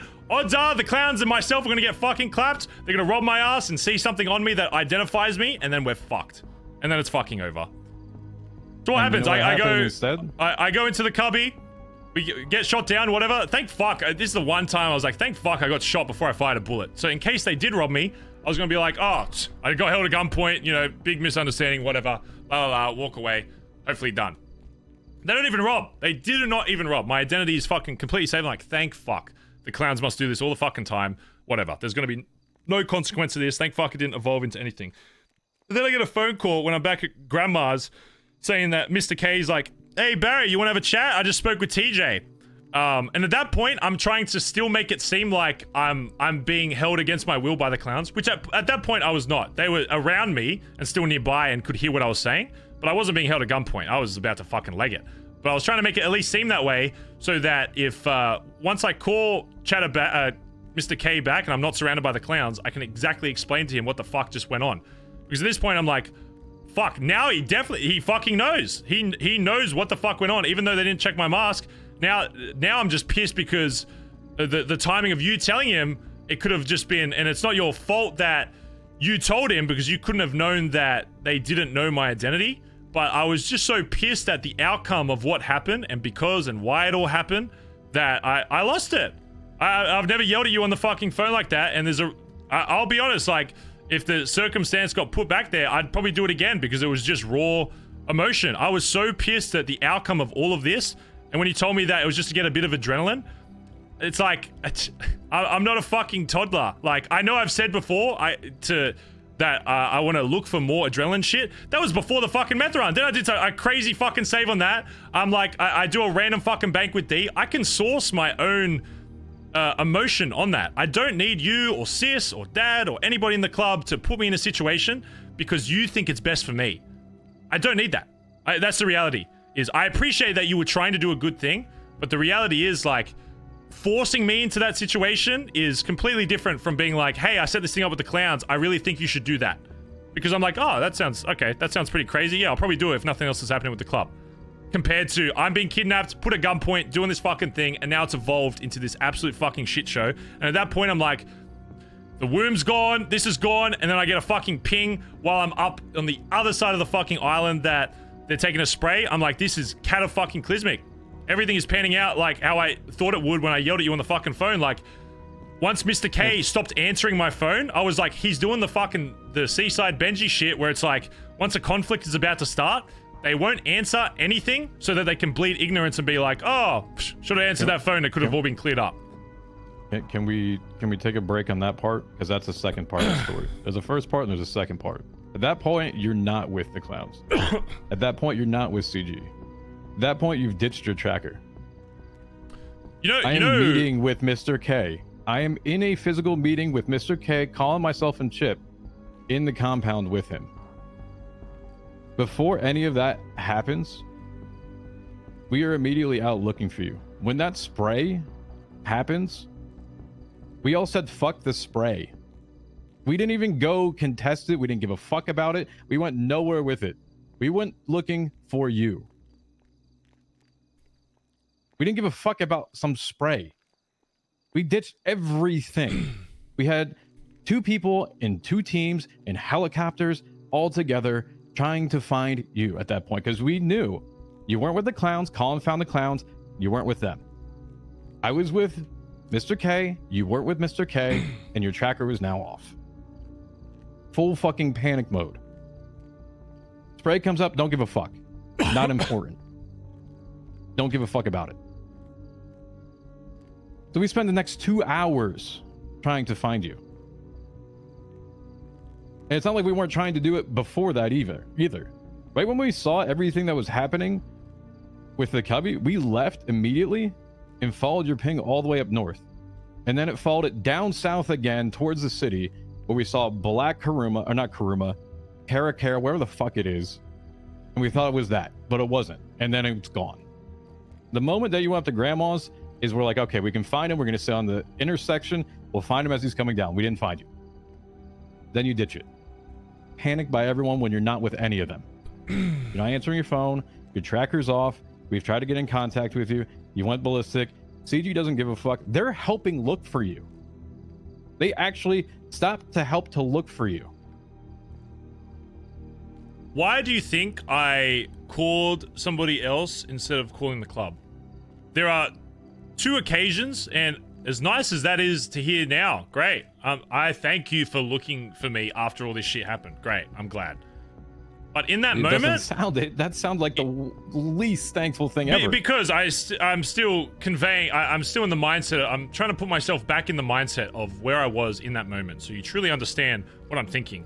In that moment, you went back to the person that gave you the worst trauma in the world. Where you just explained that you had trauma. Okay, so let me explain That's that. What you did. From my perspective, I just tried to communicate with the club twice to no fucking avail. Nothing. There's not even an attempt. I'm sure from your POV, sure, you're looking whatever. You're doing shit. My perspective, the club has literally done nothing to help, and the only thing I can think of, once you tell me it was you, that you told it off, and now I'm getting pissed that I've got members in the club that can be so easily told off to do something purely based because one person says, oh no, it's something organized, it's okay. Imagine if you weren't trying to do something good, and you were like one of these other fucking members that have fucked off out of this club, and you were trying to do something fucking malicious. The power that you have to be able to completely command not only the club and the prospects, the patch, but to convince the VP that it's okay just to let it fucking slide is crazy. Even if you thought it was like some funny little silly thing, which I know that's exactly what Collin's gonna say. Oh, I didn't think it was that serious because it was the clowns. If I tell you to come pick me up, you come pick my fucking ass up. And Collin knows whether he knew the fucking code word or not, he knew that I was distressed and trying to get the club to get my ass. Whether he thinks it was a serious situation or not, that fact does not change. Once you told him, we've talked about that. Once you told him to back off, they backed off, and then you did whatever after. Once you thought, you know, I'm waiting to see, you know, see how this pans out. I'll wait by the vault.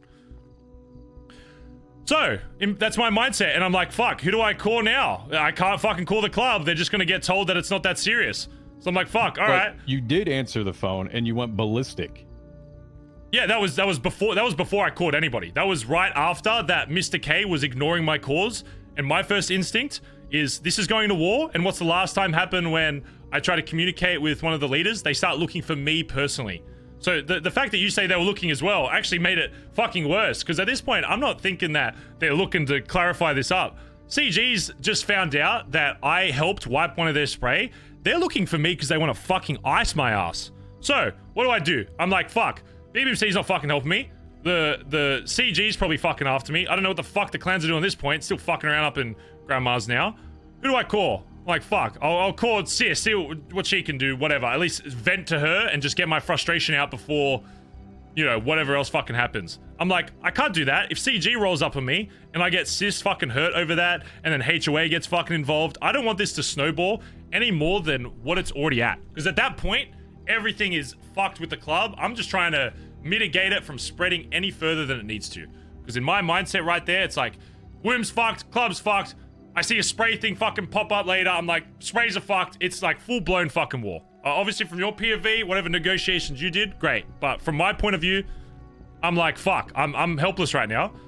Who's the one person that I can call that no matter what the past and no matter what shit we've been through and how many times he's fucked me personally over and fucked the club over and I've done shit to him, who do I know is gonna come? It's D. And what did he do? 30 fucking seconds.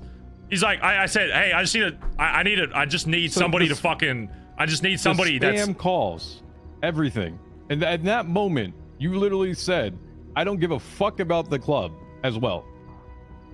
Oh, is that going down? I'm just walking That's what you gathered from that. Me being literally, from my point of view, being abandoned by my fucking club is me not caring. How does this turn into me not caring about the club when my point of view is literally the club? I told the club to come get me and they did not. Simple as fucking that. I don't care about any of this other shit. It comes down to a baseline. Your PM says, I'm in fucking trouble. Come get my fucking ass. You do it. Despite anything. Or at the very least, you go and get an eye shot and see like what the situation is. And that did not happen. So of course I'm thinking fucking nuclear. And of course now, if I think back on it, sure, I should have just called, done this, done that, whatever. But you cannot say like, oh, hindsight, you should have done this. Yes, I'm not debating what I should or shouldn't have done. We're literally saying all this is what ifs. Everything that has happened, all this talking has been what ifs. It's a what if until it actually fucking happens. Information. Factual. I told them to stand down. Yes. Factual. I told the same thing to Collin. Factual. Yes. I did try to call you. Factual. Yes. You read me out. Yes, Mr. K. All these things are factual information. We go on to these what ifs. I understand. Because that's all I had to work with. Because the last time I spoke with the fucking club, I wasn't free to fucking speak, and I got told, hey, I just got fucking ignored. It's a what if until it actually fucking... That's like saying it's a what if... Oh, it's a what if Seaside retaliates after we spray their fucking thing. Yeah, it's a what if, but then when they actually fucking do it... If we blood someone out, do we go talk to them? Do we go ask them for help? How about I explain why I called D? How about I explain that? Because there's nobody. I don't give a fuck why you called D? What do you mean why? This is what this is all about. Again in your fucking life, you have literally had induced trauma from that man, and you ran. So that says a lot about why I'm calling him over my own club. He has literally tried to kill you. Why would you go to someone who has tried to kill you when someone is trying to actually help you and call you 1,000 fucking times? So you're trying to debate the rationality of why that's a thing when I've already said that it is a irrational move that I made. You're trying to debate how irrational it is when I'm telling you that the fact that I called Dundee, which by the way, people think that like I hang out and I do things with him and I do stuff because I'm gonna get fucking Jedi mind tricked into thinking the club is not for me or whatever. Of how we treat people that we blood out. I literally looked in that fucking conversation that Collin was having, and Benny is sitting there. How do I do this? Because I want to talk to Ellie, but I can't talk to Ellie. But Barry talks to fucking Dundee. The mixed signals that we are sending every single fucking day has gotten into this situation, and you keep talking to this fucking guy that is fucking you mentally. Every single time. If that's the case, then let's go all the way back then. Why have there been people in the club that no one will ever bring up? Well, okay, why are people talking to Malachi at all, in any case? And people have done jobs and raced with him prior. That's never been brought up ever fucking before. Yes, exactly. The hypocrisy has been there since the fucking start. Take a the prospects are bringing it up now because they don't have the fucking history. Now. Say no to Dundee right fucking now then. No about what? That you'll never talk to him again. I will never talk to anyone else and just fucking I set don't it have straight. to completely stop talking to somebody to outline to them that they don't mean anything to me. If I want to talk, then you're I going can. to completely You or the fucking it club all will over not stop again. me from talking to anybody in this club, out in this city. Then what are we? What do you mean, are we just what? a group of people that get together for? Did you read my text? What are Okay, we? let's start with, The what are lines- we? hold We're on. meant to be a fucking club that when the PM says, come fucking get my ass, you do that. How about we start with that? Well, we're also meant to be a fucking club when the PM says he's dead to us, literally kill him on site. He's never allowed to be in Vespucci ever again. But now we allow him down here to do boosts. He goes racing. We encourage him to have talks with our members and get good with him. Are you kidding me right now? You say that like that is the only example that has ever happened and people don't bring up that name because of what has happened. D has done the most fuck shit to not only the club and myself personally. There is no debate in that. And if you'd let me explain as to why that shit, even I allow conversations to happen, maybe you get a bit of understanding. It's like, everybody thinks that I don't know what Dundee has done. I have been the one to slice him, bomb him up, shoot his fucking ass. Every single idea to do shit to him outside of you probably fucking torturing him at some point has been my fucking decision. I've made it very fucking clear. So for people to be like, why is Barry doing this? Maybe there's maybe there's another reason than Barry's being manipulated by D that he's gonna fucking turn on the BBMC. Maybe there's more to it than just that. And I'm sick of hearing from fucking prospects who I shouldn't fucking talk to when they have not even an ounce of the history that has happened in this fucking club. Idea. And that's not my job to explain to them. If Flops, they are following your example. You're leading them. They're following your example. They have no fucking idea. So, in saying that, people want to pick and choose what they follow and what they don't. So if that's the case, when the boundaries with D have constantly changed over the years, you'd agree with that? It didn't start with just completely banned from Vespucci. There hasn't been one. Exactly. Then why is it now because when the boundary gets changed? Destroy it. When the boundary gets changed again, people want to say, "Oh, we're stuck on this boundary now." If I've moved it to talking terms, then why are people stuck on an old term? Why is it when I go up in aggression on something, they always want to bring up, but if I lower stuff, whether it's war, talking to people, whatever, they have their opinion cemented and they will not change. Because you said it at some point that it's so hard to bring it back outside of that. When you literally say he's and I don't expect site. the club to do that. When's the last time that Dundee averted my attention and pulled me away from something when club was happening? The only stuff I've done with Dundee recently was a bank job with fucking Peter and I think a pickup from a fucking chase. Because why? Because I get something from D. It isn't a friend. He's not my friend. He will never be my friend. He has done too much shit to me to be my friend. He will never be in this club. He will never be associated with this club. I don't know why he was trying to even grind fucking money for this club, because this club is obviously so far gone with that it will never change. And I said that to him. There's no way you will ever be able to save your image with this club. And I think he finally fucking understood that. That does not mean that I personally, individually, am going to talk to him when I want to fucking... If he's calling me up saying I need a fucking driver for this and I'm not doing anything with fucking BBMC that requires my immediate attention, I'm gonna get in a fucking chase, because that's why I'm in this fucking city above all fucking else is adrenaline. That's just it. The reason why I joined BBMC in the beginning is because of adrenaline. Sure, I gain... you hang out with someone that's not your friend? Because he provides that kick. I don't know how else to say it. If why I was trying to get you outside of him. If somebody called me up, let's use Chatter. If Chatter called me instead of kidnapping and saying, "Hey, want to do this vault? I'm not doing shit. you know, if your relationship with Chad is good, then I'm doing the fucking vault. I'm doing it. You don't need to kidnap my ass and force me into that position. Same thing with D. D is not a friend. He is basically repaid for the shit he's done personally to me. He will never be able to repay for what he's done to the club.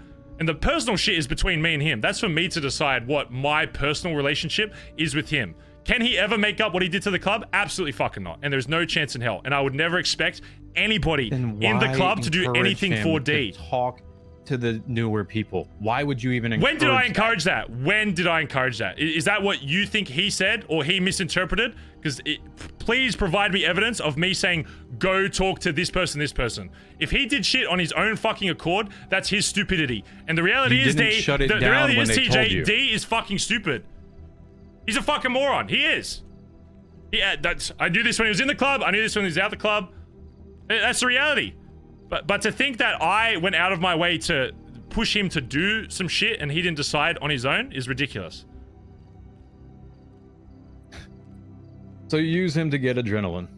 It's just an extra kick, just like I use anybody else in this city if they fucking call me up. The reason you think so badly of him is because of the shit he's done to the club. You using everybody else in this club then? What are you talking about? You said you joined the club because of adrenaline. You use everyone else in the city. I joined BBMC for adrenaline. Does that mean I'm using the club to my advantage purely for adrenaline? Of course not. Was that the initial reason why I joined? Absolutely.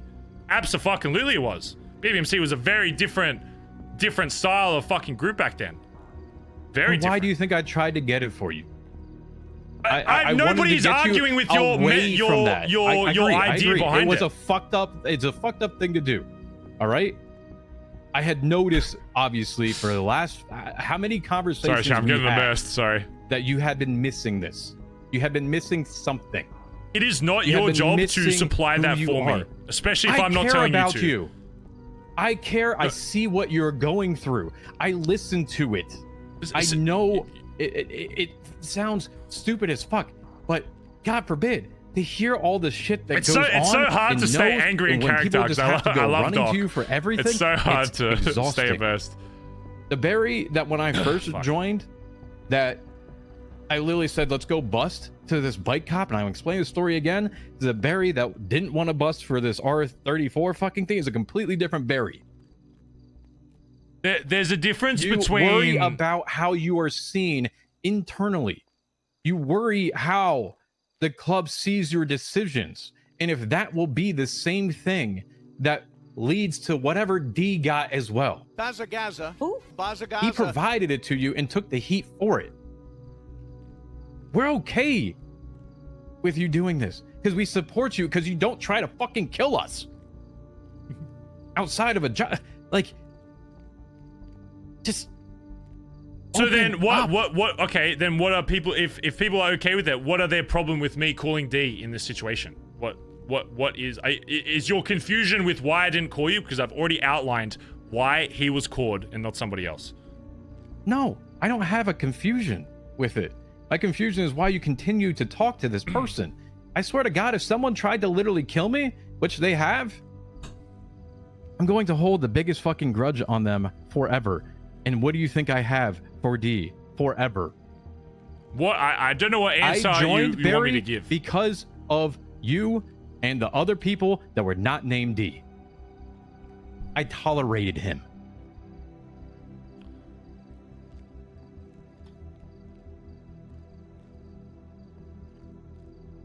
I called D in that moment because in that moment, I felt as if though I exhausted my other resources and they were not working. At that point, I'm like, I'm getting fucking chased by CG. I don't know what the fuck BBMC is doing. I'm assuming best case that you guys are just occupied like in a fucking shootout or some shit and you're busy. And that's why originally you weren't fucking answering. I was hoping that you just, as stupid as it fucking sounded, I was hoping you were fucking fighting off some cops or in a big fucking chase and you just couldn't get yourself involved.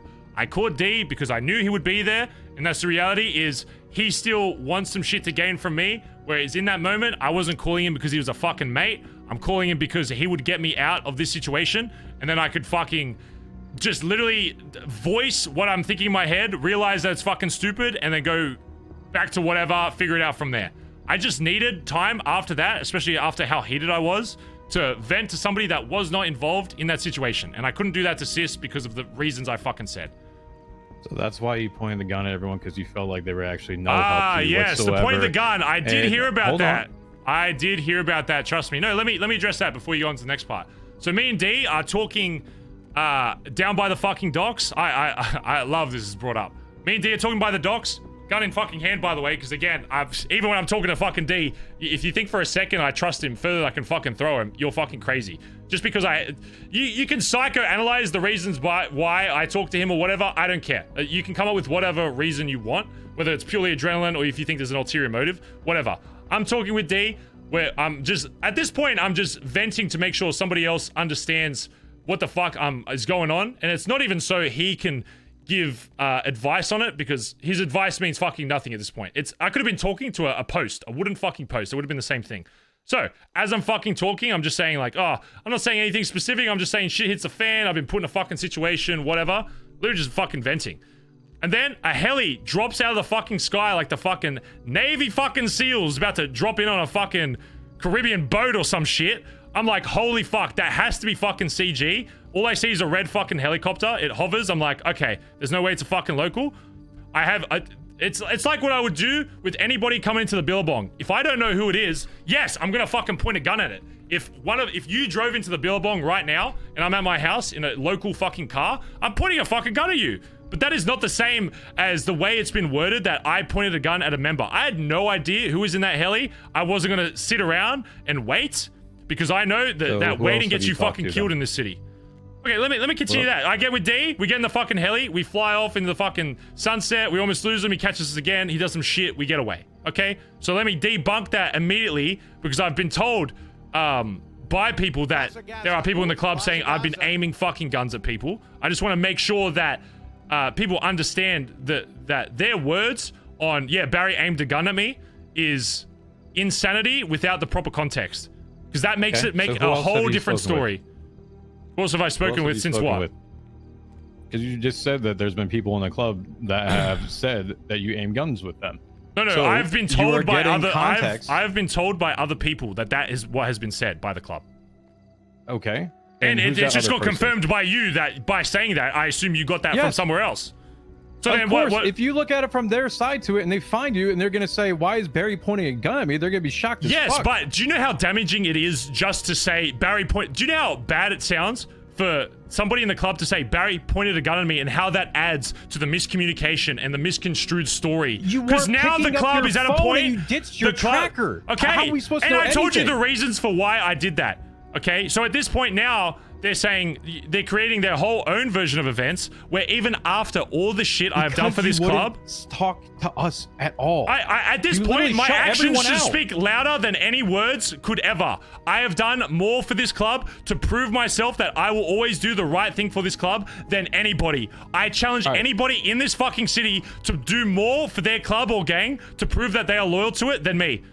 Name one fucking person in this city that has executed the ex-leader of this fucking gang. That's irrelevant. That's irrelevant. It is I don't care relevant about because that. you're saying I that already know you are. So I you know don't give that. a shit. Okay. You So know. Okay. I want to let me address your Who point. did you speak with?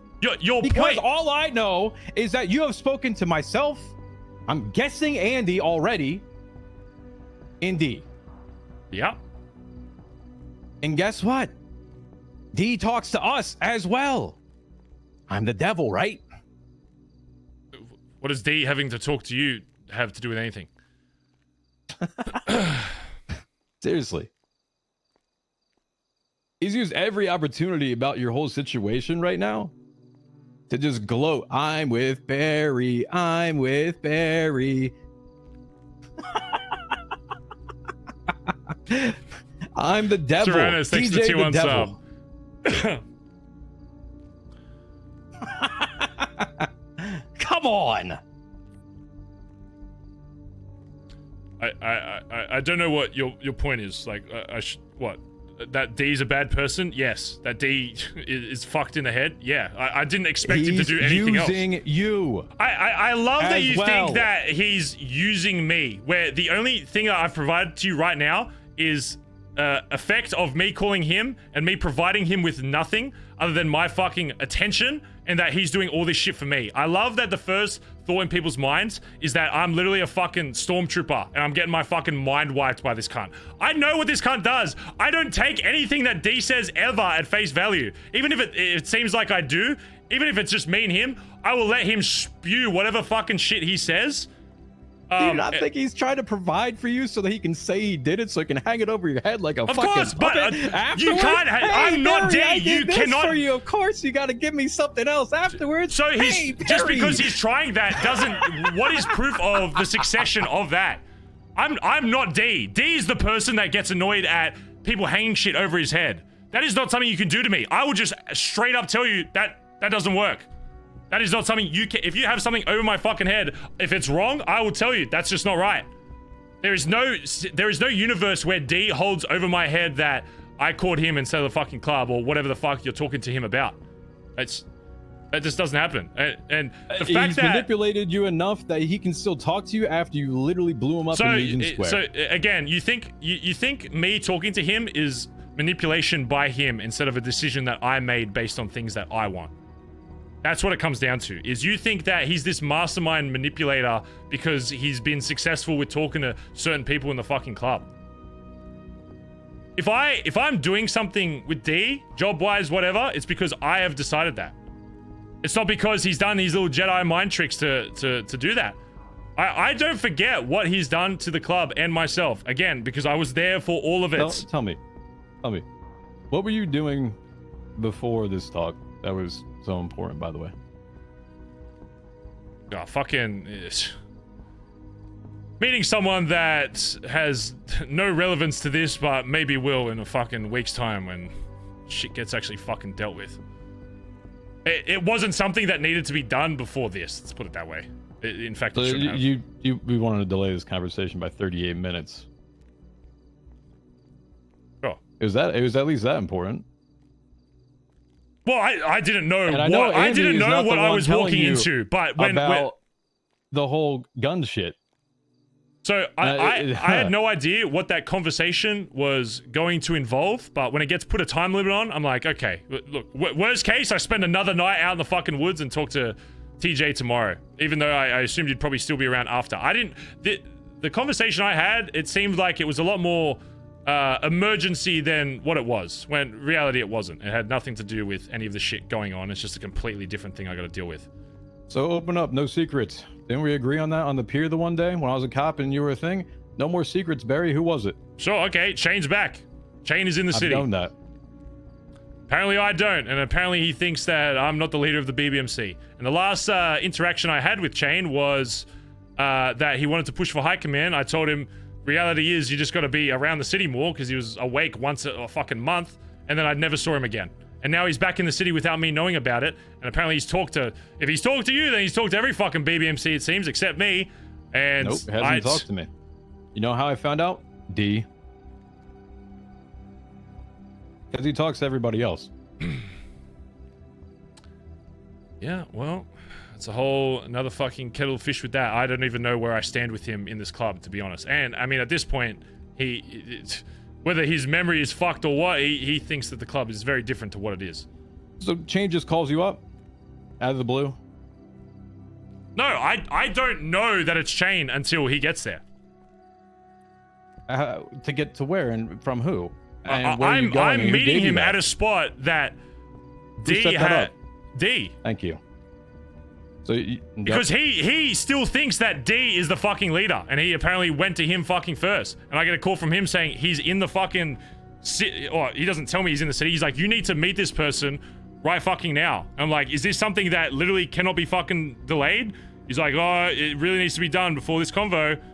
And then I find out after it has nothing to do with the shit that I'm talking here. So if I went back, yes, I would have had this convo first and dealt with that. I wouldn't have dealt with that until after all this shit is done. I don't even want to think about that shit. You pushed this off to go.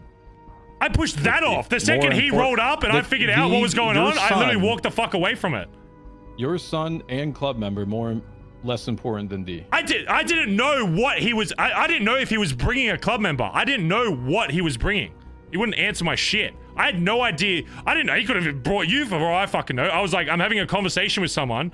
I need to have this like now. He's like, you need to see this person before. I was like, okay, is it something that really needs to happen now? Give me a reason I just don't walk out of here right now with that. The fuck what are you talking about? The fact that if you say, I need to have this conversation now, versus somebody else saying, yeah, let's just have this conversation, I'll wait for you. I'm going to prioritize the one that, no matter who it is, whoever puts the time limit on there. There was no timeline established with us outside of the fucking minutes that I said, and you were more than willing to wait. So I was like, okay, I'll deal with this first. If you said, when I said I need 15 minutes, no, this has to happen now, then I would have prioritized that. I'm going to prioritize things that are based on timing. That's just, that's not even a club, or that's just a city thing. If somebody says, I need to talk to you now, and it's, and you're not... first things that I said when I walked down here? You were annoyed that you waited 35 fucking minutes, which again, I didn't know was going to take that fucking long. From what originally? That convo, which again, I trusted the fact that it wasn't going to take that fucking long. And the second I knew it wasn't involved in this, I walked away from it. The day I left PD, that part of that, because Bass did the same shit. I don't like that. Nobody likes that. I don't fucking like that. It's not, again, it's not that I'm doing it intentionally. Same way that when you fucking kidnapped me, what do you mean you didn't do it intentionally? You literally said, let's meet, and because then said, I said, okay, let's meet in 15, and as far as I was concerned, that in 15, you were okay with that time limit set, and I was under the impression that it would not take longer than that. Because I got promised that it would take fucking 10 minutes, and I'm waiting there for fucking 20. And the second I could leave from that, when I figured out what the fuck it was about, I left. I didn't even let him finish explain. I didn't even talk to Chain. I saw him, he said one fucking word, D rolled up, and then I walked away and said, I'm not dealing with this now. I gotta go deal with other shit. So you say you can manage D, but you just put him above this. That's okay.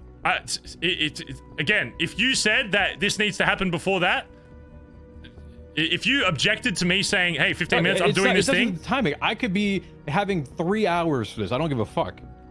It's the prioritization. It's a priority. That's just on anybody that says this needs to happen now. If you said that, you would have the higher priority based on your relationship to me.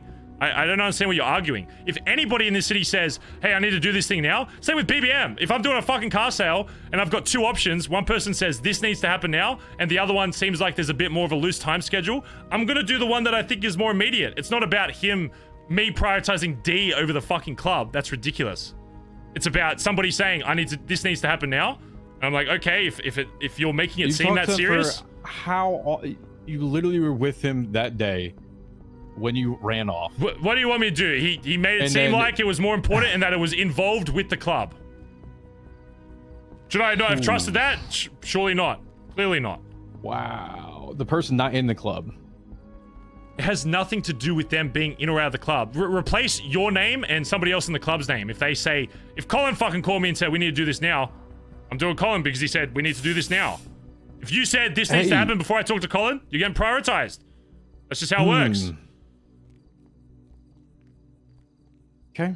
You know, next time I might actually have really something to say to you. I'm going to ask if you need to talk to D first. What does that have to do with literally anything? Again, it has nothing to do with the fact it was D. It could have been Andi, it could have been you in the other reverse. If it's what? It's literally just based on time. The time is for Storm right now. Dickhead. Are we resuming this, or are we doing here? I'll be sitting right here. So. All right. I'm shooting you in the head right now. Fail up here.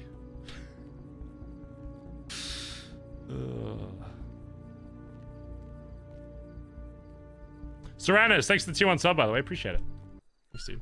Remember, chat, it's all roleplay. I love Doc out of character. It's very hard to stay like angry in character and stuff because like once this stream ends, I cannot usher to you enough that I do not care. It is purely like a character. So hopefully you enjoy it. You know, like when I'm yelling and stuff, I'm just trying to make it more immersive so you feel like it's something I actually care about. I mean, Barry cares about it. I don't. I'm chilling. I'm chilling. I'm streaming, having a good time. I'm having a great time. Just remember that before you fucking... Yeah, anyway. When there's nothing holding you back. Oh, fuck. It is exhausting, though. Holy fuck. I see why people take breaks from this shit. I see why people don't do dramatic RP. It is very hard. It is hard to go from that to, like... Sorry, I'm watching an ad. To go from that to, like, doing races with your club. But I think that's what makes BBMC story very strong. Oh, God, I got fucking hiccups. Oh, fuck. Alright, let's see if we can get back in. Holy fuck. Alright, we gotta go yoink a car and get back. Alright, you're getting overtime chat because it's important convo. And I feel like we need to finish the convo with TJ before it progresses to somebody else, so. Collin didn't respond, so I assume Collin's getting sloshed somewhere, so. I honestly don't know when Barry will be able to talk to Collin, I'll be honest. I don't know if that will happen for like 2 weeks, because I think he's going on like vacation or some shit, so. Oh, I think I'm arguing pretty well for Barry. Probably could be better, but I am also just tired. So it's kind of hard to argue as well as I was with Andi. Well, I mean, Andi wasn't really arguing. She was just kind of listening. There.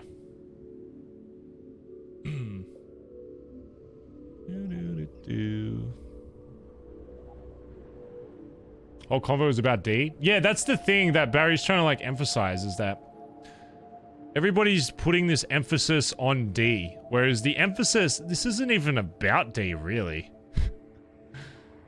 Like, Barry's not trying to make... He's not trying to mention Norman or D or anything else. He's trying to mention the flaws with the club as a whole and how it led to this point. Barry's not trying to justify his actions. But he's trying to showcase some of the issues that have been brought up, you know, with the fucking club. I don't know if this lockpick's gonna have enough juice in it. Hoping it does. Barry pushed off a meeting with a club member for something with D. Oh my god. It's like you don't even listen to what Barry's saying. And that's what it comes down to, is the club doesn't trust Barry to say that D doesn't mean anything to him. That's what it is. So now TJ's saying you chose, like, saying you chose D over the club is such a broad statement with no context. It's straw manning. It literally is straw manning. They are using words of Barry without supplying proper context to help fuel their own argument. Barry has said that replace the conversation with, if TJ said this needs to happen before you do that, Barry prioritizes that.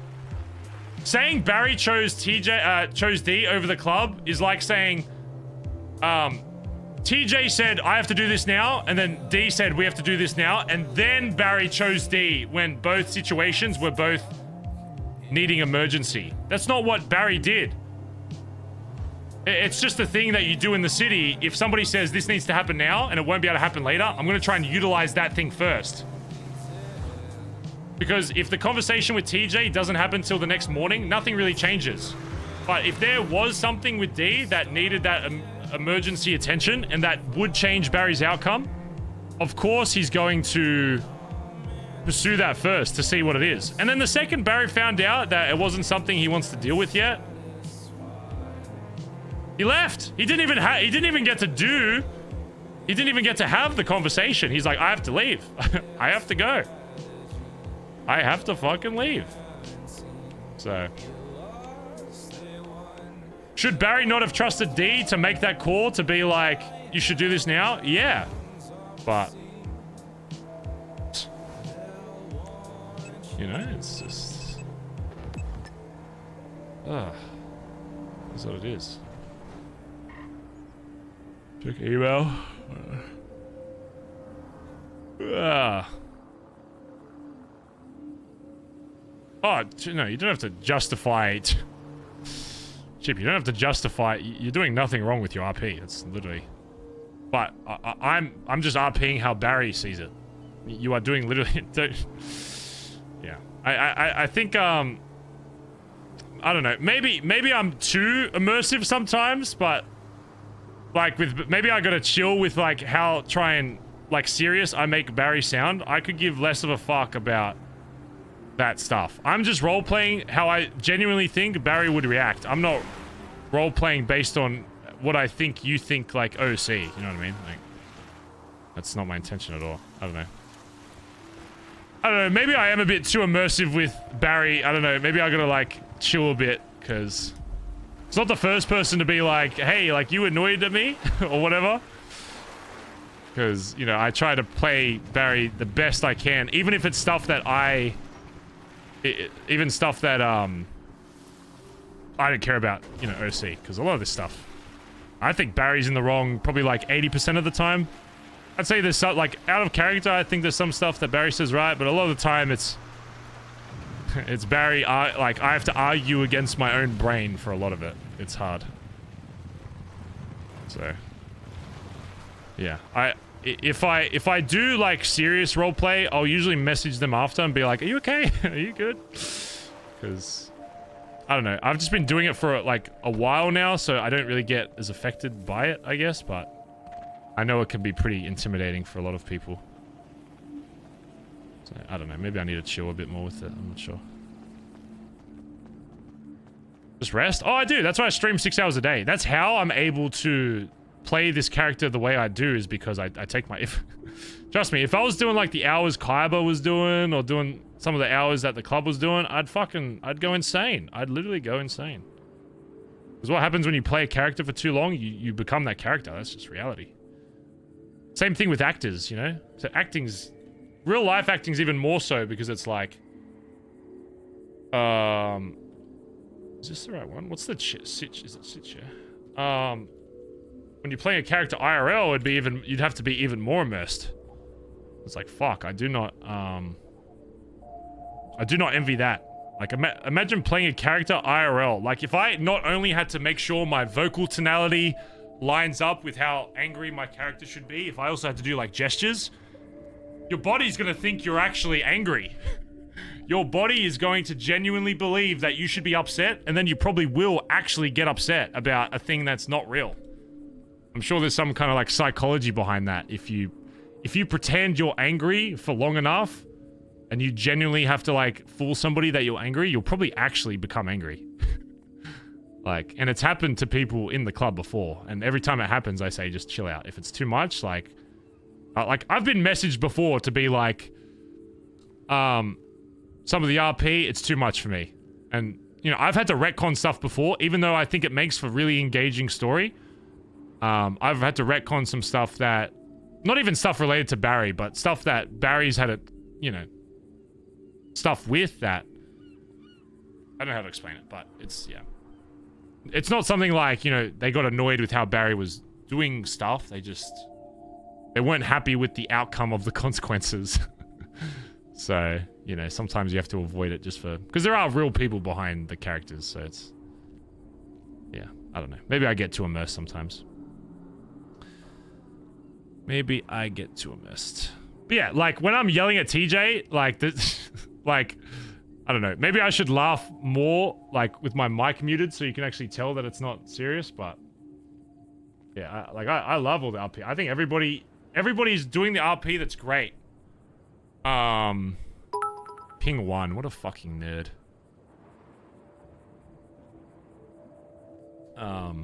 Yeah. I don't know. Like, everything that's... We haven't even gotten to the stuff of... Dude, I don't even know if TJ knows about Edbert and flops. We haven't even got to the juicy shit yet. We've been stuck on the Dundee stuff, which is, like, irrelevant to Barry. Because it genuinely doesn't... Like, yes, he gets a kick out of doing shit with D, but outside of that, he genuinely isn't really impacted emotionally by him. He, like, tolerates it, but... What's your number? 21, I think. Yeah, I was pretty slow to read Q, so... Barry's not done with D because he still gets something out of D. Barry is done with D from a club perspective. From the BBMC, Barry is absolutely done with D. Absolutely. And that's the thing, is people can't detract Barry from Club Barry. So when it's like, you know, people talk about Barry in the club versus not, it's like, what's the difference anymore? Because everyone sees it the same anyway.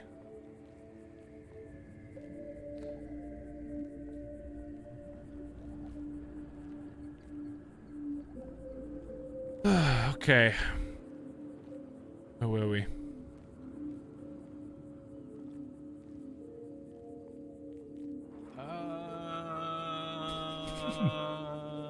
I don't recall. All right. Let me continue my story then. Regardless of club shit with D or whatever, I guess there's more I need to do to prove the shit with D. But the reality is, if people in the club get to a point where they understand that I'm not talking to D as Barry Benson from the BBMC, and I'm purely getting it for my own personal selfish reasons, then whatever. I'm done with that. I didn't want to come down here and talk to you about D, regardless of how big of a part you think he plays in this. In my mind, it really isn't, because this shit kind of, the stuff that happened, outline stuff that happened with it, that's more of an issue from a club standpoint to me, more than fucking Dundee. It's again, the only reason I've been in contact with him recently is because he was someone outside the club that I knew would do whatever the fuck I told him to.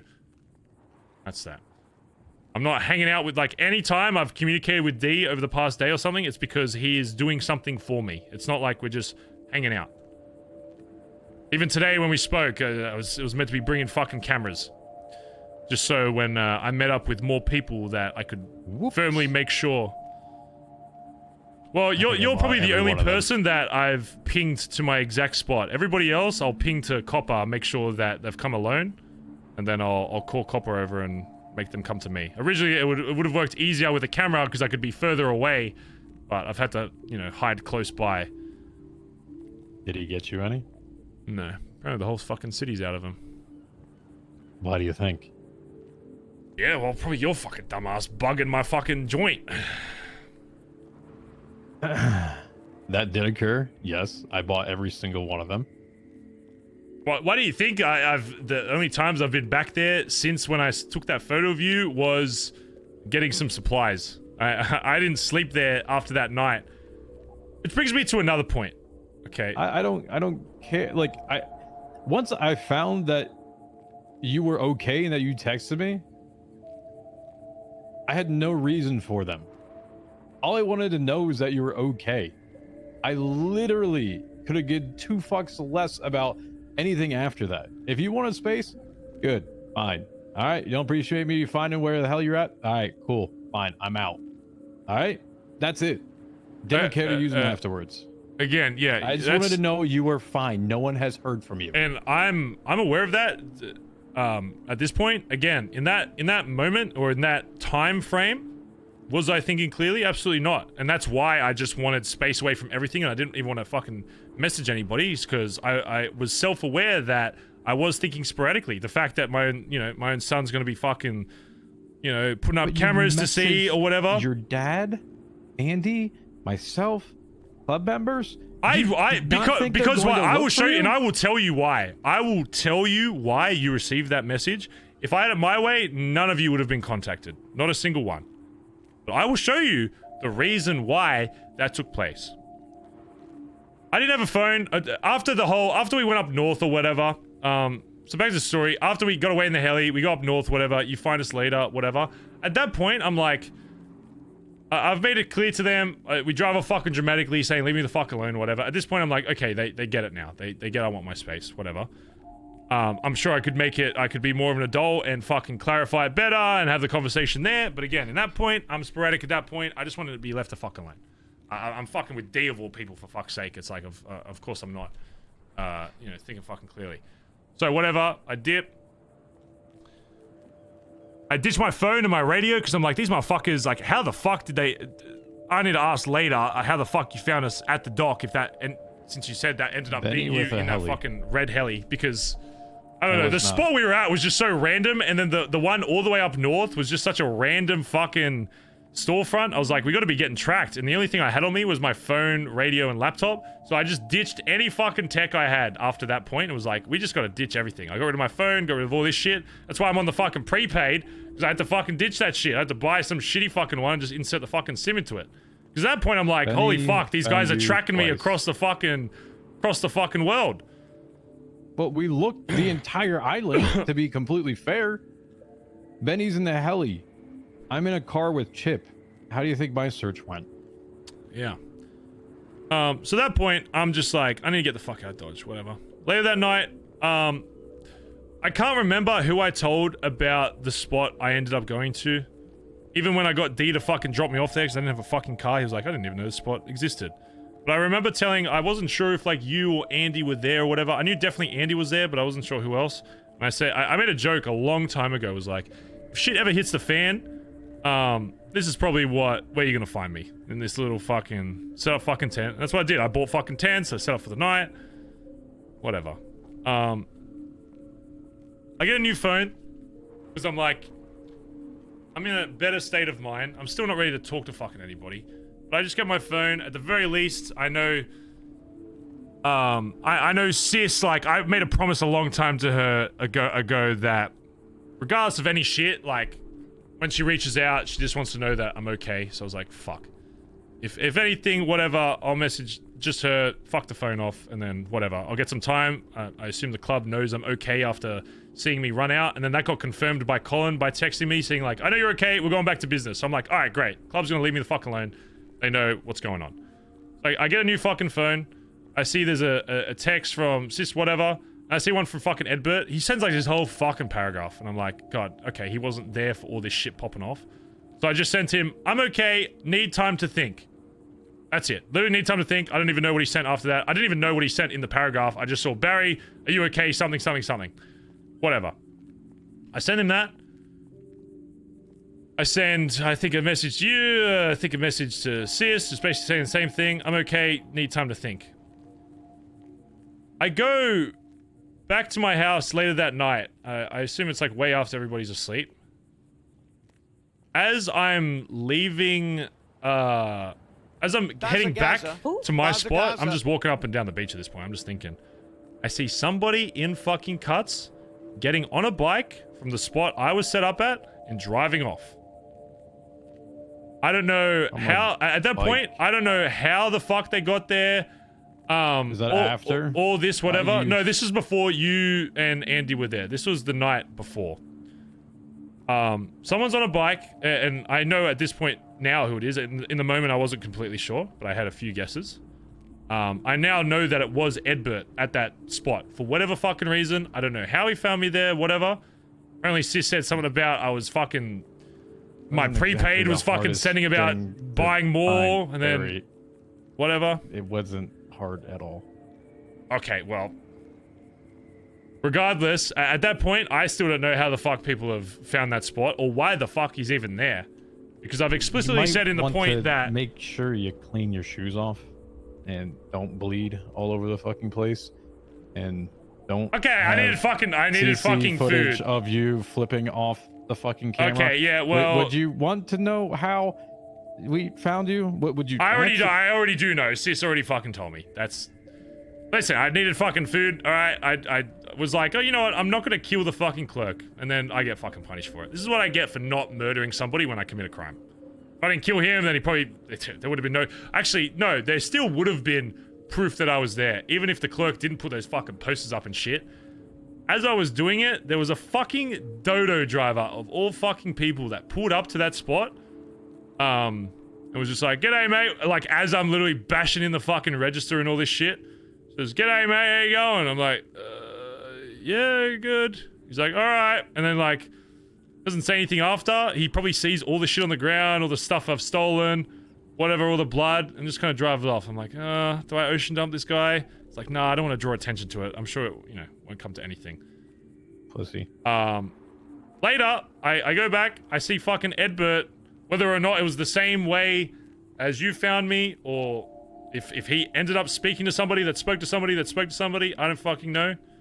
But whatever it was, I end up seeing this cunt on a fucking bike after he just staked out my fucking joint and then driving away. So I'm like, Jesus fucking Christ. Like, at this point, I don't know how to be more clear to the club that... And I assumed at this point that you, or at the very least, Collin, is like, hey, don't go to this fucking spot. Or don't go to wherever the fuck Barry is. Because I'm like, there's no... Well, I assume you were probably asleep by that point, so I don't even know if you...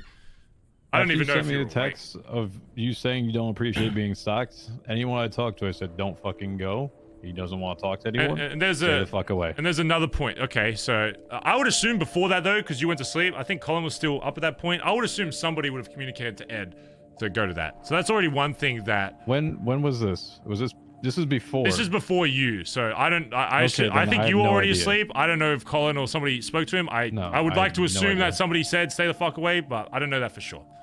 But, whatever. So at that point, I'm like, fuck. I don't know who the fuck in the club's looking for me at this spot. Now I can't even go to this fucking spot, which is why I saw you and Sis there as I was coming back, and I was actually... I wasn't able to take a photo of fucking Edbert because it was gone by the time, but... Each time after that, I would kind of stake out on the hill nearby and just see if anybody else would come. I saw Sis after a while, and then I saw you. I'm gonna be honest, the first thing I thought was like, fuck, Sis literally... At this point, I don't know how you fucking tracked me. At this point, I'm like, man, Sis fucking ratted on me. You just admitted. I know. Before, not how. You just admitted that it wasn't that fucking hard. I admit it wasn't hard in retrospect. In the moment, you're like, right below our family spot. Yeah, but okay, but in saying that, notes there saying, Barry, if you see here or come here, call. In saying that, Andi had no fucking idea where that spot was until she apparently did the same thing you fucking did. So you may think that, but Sis had no fucking idea. So at this point, I don't know who's been there before, like in between Edbert or after, whatever. I wake up, I see fucking Sis and you there, and I'm like, no fucking shot. Sis remembers. At this point, I don't know if she remembers or not, which I found out later she doesn't. I don't know. I don't know at this point how she got there, which I do know now. At this point, I'm like, Sis remembered where the spot was, and then she told TJ, and I'm like, for fuck's sake, like I am literally trying to just get my fucking peace and think, and now I've got my own Sis even doing similar to what you did and doing what they think is best for me and doing all this. Because I now care about you. Well, again, I know now that this wasn't even a thing, but I'm trying to give you perspective into my mindset in that moment. Is like, holy fuck, like I can't even get away from these guys if I fucking want to. So I'm like, at that point, it's just I'm just fuming. I'm just like, I just need. I don't want any fucking interaction. I just want to go along this beach with Copper and just fucking come up with a plan of what I plan on doing before for this. Can I give you a little perspective as to why? Why Sis went there? I mean, I know why she went. No. Not why they went there, or not why why I actually went to go find you. Barry, it is no secret that you and I have been on opposite ends, now your first one here, of literally not feeling like you could trust the people around you.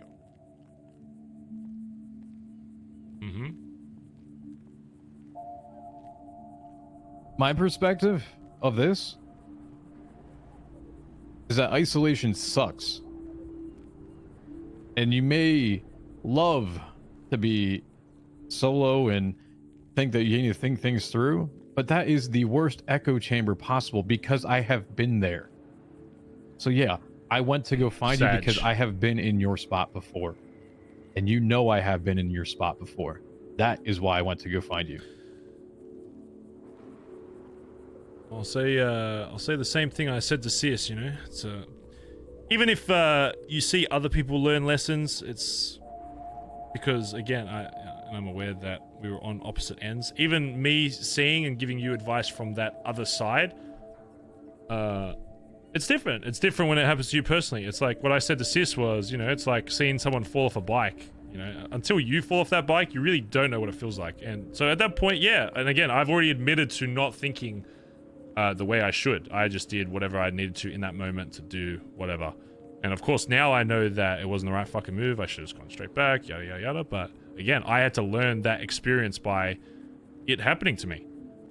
And at that point, again, I'm still muddied in the mind of like, God, all this shit I've put the club through and all this, it's like, man, I can't, when it comes down to it, like, I'm thinking in that moment, man, I can't even do like a simple, like, come get my fucking ass, you know? And again, I don't have all the context I have now, and I know that wasn't the case, you're looking whatever, but I'm just giving you, again, what I'm thinking in that moment is like, man, after all this shit I've been doing, all the sacrifices I've made to help this club exist even after Dundee, and I don't even get a fucking pick-me-up in return when I say, get me the fuck out. So whatever, I'm doing that. I see you guys there, whatever. I take the fucking photo. You guys get the idea. Sis gets the idea as well. You guys fuck off, whatever. I'm like, okay, finally. Now, everybody understands. Everybody's on the same page. I get to just spend the next fucking day. I'm just going to think about what I want to say and how I want to convey it to you, to fucking Sis, to fucking Collin, whatever. Great. I'm chilling. But I'm not chilling. Why? Yeah, let me show you something else I got. Yours wasn't the only photo that I took. It's Champ. TJ. So far you have the timeline of all the events that I was aware leading up to this. This photo was taken long after you and Sis were gone. So I don't know how long you took to convey to the rest of the club what your idea was, but it seemed like somebody else in the club had a different idea. And I didn't know at the point who it was. I wasn't sure when I first took it at that point, but Sis confirmed to me later after speaking with him one-on-one that it was him. That's Flops. So after I literally called him, asked him what he was doing, he said looking. I said don't. Which means that there is another issue, and this is what brings me back to my original point. Is minus all this D shit, whatever. That's a whole separate fucking barrel of fish. You can think whatever about that, how stupid it is, yada yada yada. One thing that I want to highlight through all of this is you, TJ, were able to convince the entire club not to search for the PM directly after, especially with Flops. Convince them that I was okay, and the only confirmation they had of that was me saying that I'm not okay, right? But, you know, the way you put it, they probably thought, oh, the story lines up. Yeah, it was convincing enough for them to believe it, right? And it's, thank God, you know, your intentions were good, even though it is very possible that it couldn't have been. But then, on the opposite of that, so everyone will listen to that, and the VP will follow along and be like, yep, good, all checks out, seems fine. On the opposite of that, you guys give a command to the club to be like, stay the fuck away from Barry, and not let, you know, your emotion of making sure he's okay. Trust the club to know that I've seen him and he's okay. And yet, the club goes against that, and if I was in the wrong state of mind, and say, like, I was more fucked than I was in that instance. Say I was, like, Dundee level of paranoid, where I'm like, and Dundee actually, in an instance that Dundee actually did manipulate me, and now I am getting fucking Jedi mind tricked, and I am what the club was assuming that was going to happen. Say I'm in the mindset of like, I'm fucking just like D, the club's turning on me, I'm gonna fucking, anybody comes near me, I consider them a traitor, they're gonna get executed. Imagine Flops disobeys your fucking order, rolls up to me on the site, I wake up out of fucking bed, already fucking pissed, hungover, whatever, coked out of my fucking brain, and I just shoot the cunt. And I know, again, it's a what if, but out of the shit that has happened in this club, the what if that I'm showing is not even close to some of the crazy shit that has happened before in this club, and I know it's a stretch to even say something like that, but in the same vein, we're in a timeline where fucking old men live in lighthouses and can convince people to do the most heinous fucking shit. I'm not saying name. You said don't say a name. You said don't say a name, and I haven't said any name. I don't want to loophole the fuck out of this. You are going to trigger the fuck out of me with that. Anyway, birds, fucking aliens, ghosts, whatever. There's crazy shit that has happened in this city, so I need to use that to provide context as to the possibility of that instance happening and that club member taking their emotions, because I spoke with Flops recently who tried to ask me about, you know, Barry, like before even all of this shit, he was like, Barry, it's okay, you've been hanging out with D, like I just want to know that, you know, as a friend you're okay. And I wanted to beat the living fuck out of him. How is this prospect talking to me like I'm his mate? I'm not your friend. Any prospect or hang around in this club thinks I'm your friend. You are my fucking member of this club. It's like talking to the fucking CEO. Hey. That keep in mind they're following that CEO who's sending mixed signals apparently. I joined a family. I don't not know a what signal I need to send. bullshit. I don't know what signal I need to send more that is not the relationship a prospect should have with the PM. You are going to go straight down the D route if that's what you start doing with that. You say that's you what are I've started doing. of That's this always been the case. That's why it was so odd for him to even ask or say something that fucking moronic. That has always been the case. Start going some CEO. Everyone looks up to me. I'm the only. That is not what I said. I'm using that as an example. What? The example of me saying that You said you're not your friend. I'm not his friend. I'm not anybody's friend in this club. But what ever gave you that idea? I'm your fucking blood brother, your PM. That's what I am to this club. I'm not a friend to anybody in this club. I don't have any friends left in this fucking city as far as I'm concerned. What friend do I have? I don't do all the shit I've done for this club for a friend. If you think any of the shit I do for this club is because I'm friends with anybody in this club, you are confusing this with a fucking Southside gang where they do shit because they're friendly with each other. Nobody here is a friend of mine. It is a family. It is a club. You are bounded to this club by blood. And if you are not, then you're not. Then you're not a part of what this is. It's the only way that I can blood somebody out knowing that I'm doing the right thing and not knowing that I'm destroying a friend, because I've done that before. I've had somebody that was my friend that I considered a friend above the club. Even though he was in the club, I still saw him more as a friend than, you know, somebody that was a brother of mine just because of we knew each other before. And so he's not friend, he's not family, but I just said they're family. They are bound by blood to this club. I consider everybody in this club. Those that you blood out is not friend nor family. No. Once they're blooded out, if you blood into this club, so they're dead. If you blood yourself into this club and you get blooded in by this club, you become family. And the second you are gone, you're dead to me. I don't see them the same way. Come on, say it. You're not their friend and you're not their family. And you don't have friends in this city, do you? No. Exactly. So they're dead to you. So why the fuck do you keep going back to them? Why do you think D is a friend still? Why? How many times do I need to say? You don't have friends in this city. I don't! D's not a friend!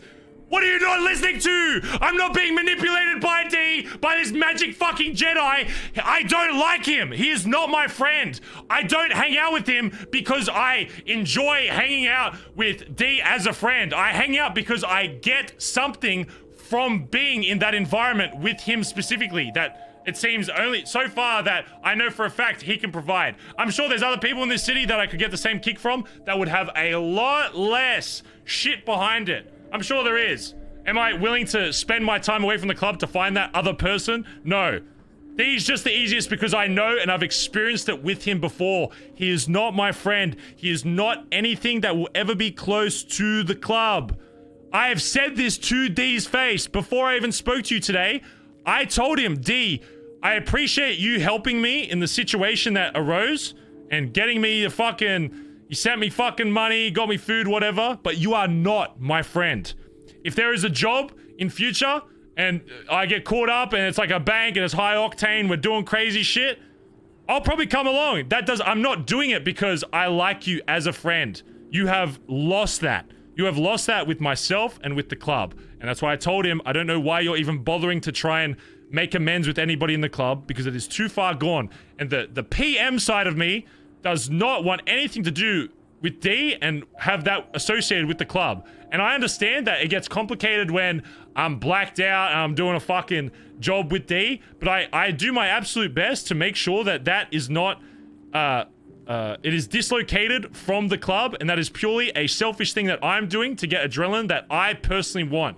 And if on a situation that I was on a job with D and I get a call saying we're getting fucking shot at the Billabong, do you know what I'm doing? I'm ditching fucking D. I'm leaving his dead fucking ass in the middle of the fucking road, and I'm going back to help the club. And there has been no instance that anyone can say or ever will be able to say that proves otherwise to that, because it won't fucking happen. The second there is something that arises, that if I'm on one of these fucking stupid ass jobs with fucking D and it's like, Barry, we need you back at the club, I'm going to the club. It's not like I'm prioritizing this shit. I don't hang out with him because I like him. Again, I get something from, it's an exchange. He might think that I am his friend, but I can assure you it is not the other way around. And no matter the way he words it to you or to whoever he's speaking to in the club to make it seem that way, that is not me getting manipulated. That is you into thinking that, because you are being told by him that this is how the relationship is. It's not. And I'm telling you, but the problem is he's said so much shit and spewed so much shit to you guys that you believe it. You believe it. You believe that I'm saying all this shit. You do, because you still think that he is my friend. If you think for a second that I believe anything, that then comes why out of are you D's bringing it mouth, up? Because you do believe him. You literally ditched me for him 35 fucking minutes before. Again, that is completely irrelevant and has nothing to do with D being a friend or an acquaintance. It is purely just based on somebody said you need to see this first. Family. Okay, listen, here's what you're arguing, okay? You're saying I chose D over you, okay? And in the instance... Okay, no.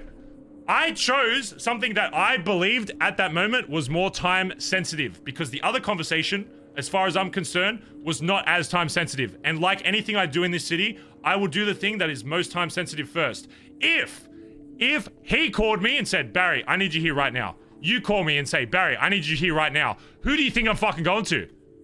I'm not going to fucking him. If it's both an equal exchange of like, to call you. If both people are saying I need to do this right now, of course I'm prioritizing the club. Of course I fucking am. But if one person says I need to do this right now and the other convo is like, yeah, I'm okay with waiting 15, I'll do the thing that is done first, because it was my impression it would be done in 10 fucking minutes.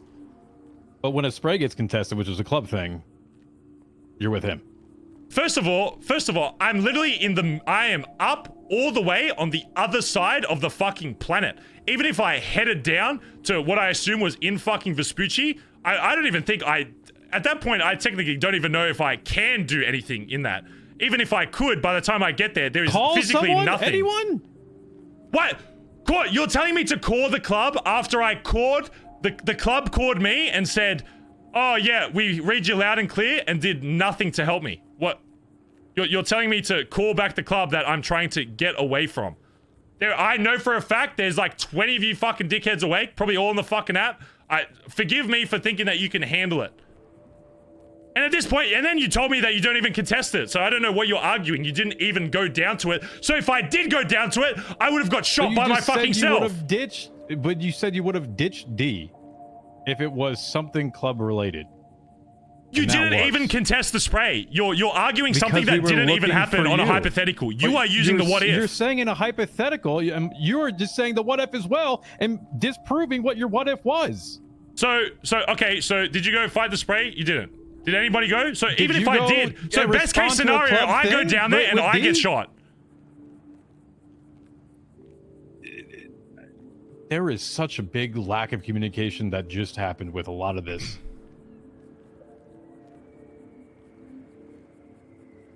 You're telling me that I should have gone to a spray that nobody was contesting right after I just had my club basically say, we're not coming to help you. I don't know the law, the line you're trying to draw there.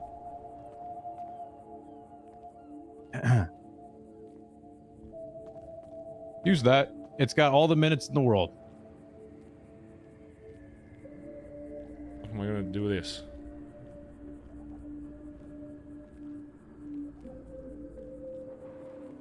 Anyway, regardless, it keeps always coming back to D. Like, I'm more sick of talking about D than fucking anybody. Everybody else are the people that bring up fucking D and my relationship to D. And I don't know how much clearer I need to make it to the club that if I'm doing something solo with fucking D. I don't want anybody. I would even argue the point that they shouldn't fucking help me personally because I'm making the choice to. If I get in the shit with D, even if we're not fucking 6, I would even be hesitant to like call one of my boys because D is involved.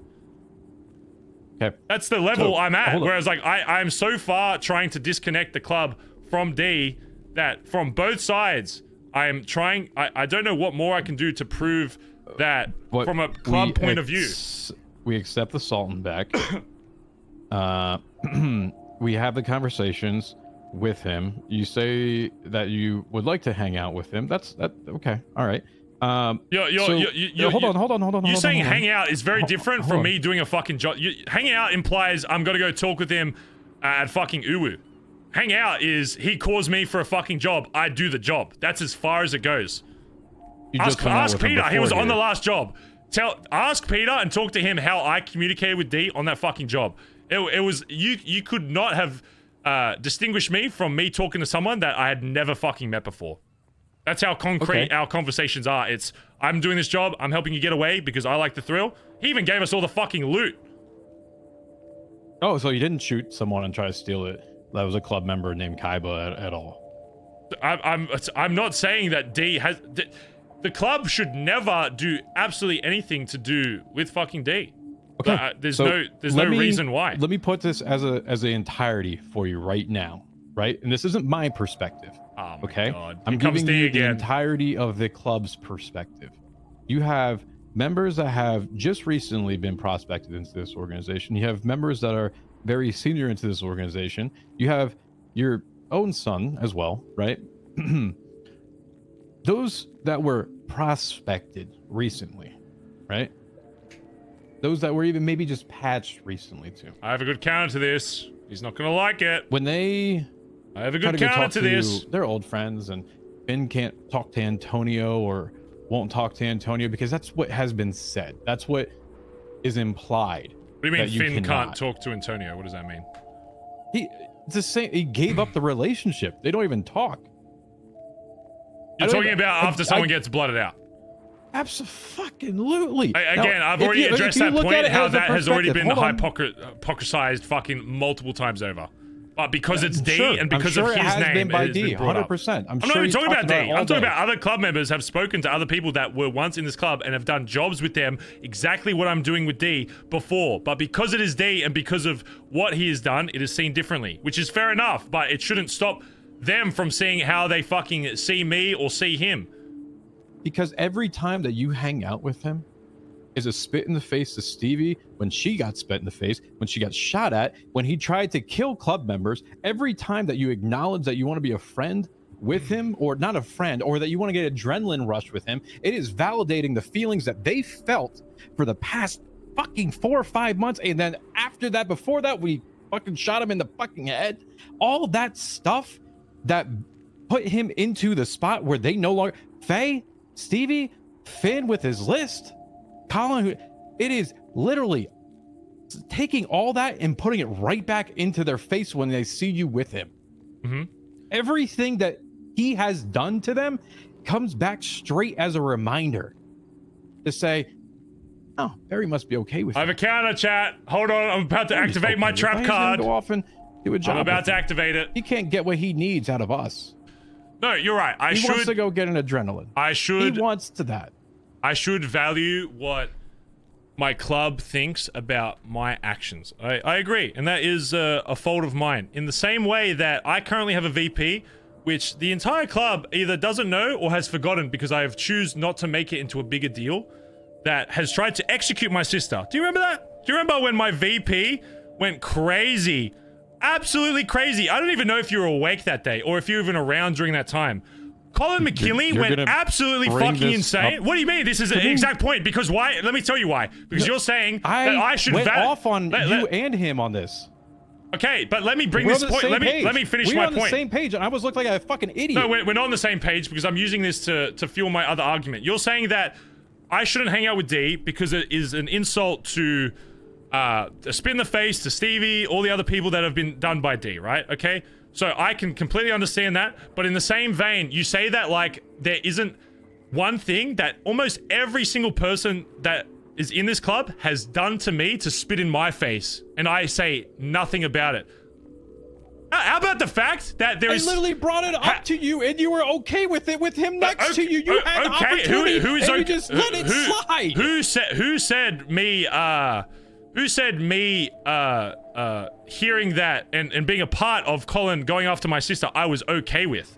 Tolerating something and being okay with something. Me approving something and being okay. Your VP, your most trusted thing. Because there are greater consequences to holding on to shit like that than people fucking realize. Oh. There are greater things in mind than my personal feelings and beliefs. Why did I promote Collin to VP even after the shit that he did to me and almost did to my fucking sis? Why? Because at the end of the day, it is still productive for Collin to be in that position, because at that point, I felt he was the only one that could do the same thing that I did to fucking D if the time fucking came.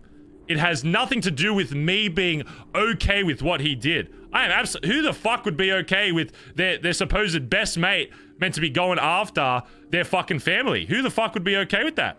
Nobody. Who the fuck would be okay with a person that's trying to kill you and sacrifice you to fucking person and try to throw you out of a fucking helicopter, and also like literally trying to kill everyone else? Because I have bigger things to deal. I have a greater vision in mind than simply how I feel about individual people. I have a greater vision with this club. It's the same reason why Finn hasn't been shot in the fucking head.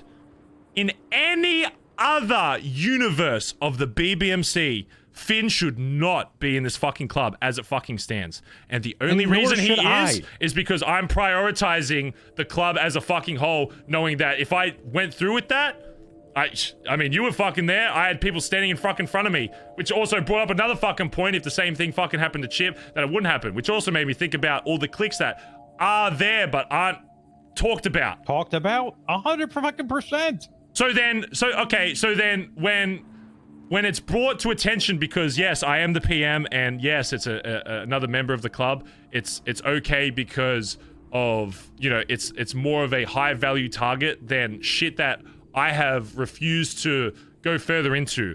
So why is it that I can be laxed on certain things that shouldn't be, but the club cannot, vice versa? Because I can guarantee you there is a lot more dirt on this club than you realize, with everybody, yourself included. Absolutely. I should not be in this club. I've told you how many times. For the shit that I did with Junior, please. So then why should I sit here and care what people think about? We just let it go every time. I haven't let it go. You are the only one bringing up D. I don't see D as anything more than a facilitator of this adrenaline.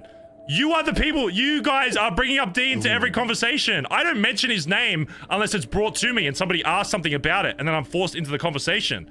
I don't bring up D's fucking name. Who brings up D? Tell me a time I've said, hey, you see what D's doing today? I don't bring it up. You guys are bringing it up because for whatever reason you're in the mind that there is something more there than there is. It's not like I've forgotten what he's done. It's not like I was there. I was the one that shot him in the fucking head. You think that I don't know what he's done? I knew what he'd done before anybody else in this club did, because I was the one that had to put a fucking bullet in his head without the backing of the club. That's what people fucking forget. The only person I had the backing of was fucking Collin. Everybody else had... When this first happened, the club was not on my side. I had to talk to them all individually and try to justify this. Still to this day, it just shows me how easy it is. If somebody really wanted to fuck over the club from the inside, they could. You could lie so fucking easily to this club, and as long as if you cover your fucking tracks, you could do whatever the fuck you want. You just realize this? It's just more and more examples of it's happening. How do you think I survived without anything? You survived because I didn't make it a bigger deal than it needed to be. You wanted to fucking blood me out, cunt!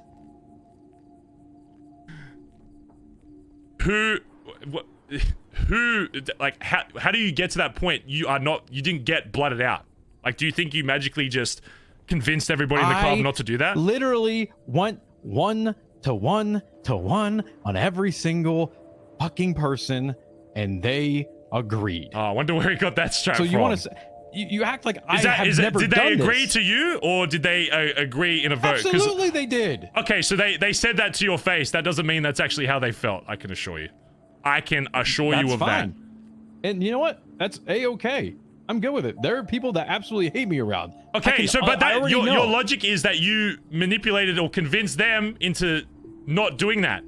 That is not the case. I can assure you that regardless of what you said or what you were able to morph their mind around, if I went to the club and said TJ needs to be blooded out, who the fuck do you think they're going to go with at that point? No, you went to Junior and asked and said that he is the bearer of the punishment, and instead Junior said no because he knew he fucked up. So No, it's not everyone in the club. I don't that know you where you're asked getting this that to. conversation from. Holy shit! That Hold on. conversation. Stop. You literally said to me, "It is your future is up to Junior." If you are the one that is shot, absolutely. You have the biggest and most influence on a decision that gets made. Does that mean that he is the only person that decides on that? Absolutely not. And it's been that way before. But if Junior said yes, it needs to be done, I mean, he's probably going to have more draw, and he's probably going to have more people in the club say, I agree with that, than me. Because in that way, yes, but that doesn't mean it's because he said no that it would not have happened. It just means if he said yes, it's almost nothing you probably could do to make it not happen. And thank fuck he said no, because then that was sweat off my back and like, holy fuck, I don't have to make this into a bigger thing. Seems like people are kind of tossing around at the moment. Everybody's here, there, whatever. And then it got swept under the rug, like a lot of shit in this club. Because God forbid, the only way I bring you into this club was as a fucking prospect with the same responsibility of blooding out, and I know exactly what fucking happens when you do get blooded out. So God forbid he didn't fucking say yes. When? That's a when. It's a bad choice of words, but it's when we die, you know, whatever, when we die.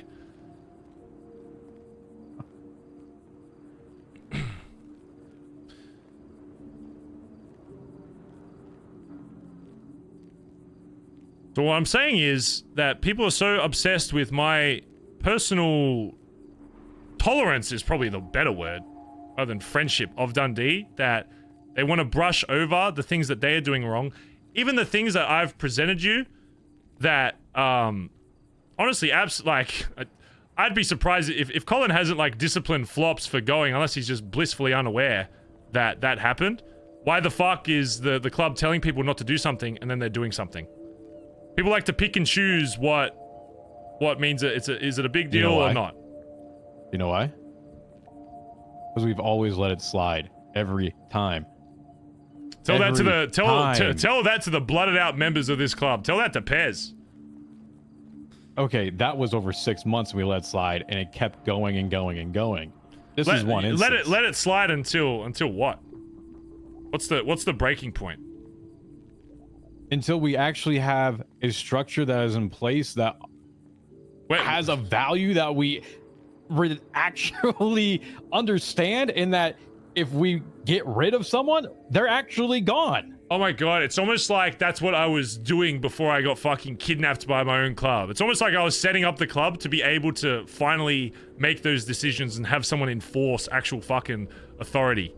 But then before that fucking happened, I'm being kidnapped by the fucking clowns and fucking I'm scrubbing a fucking CG fucking spray.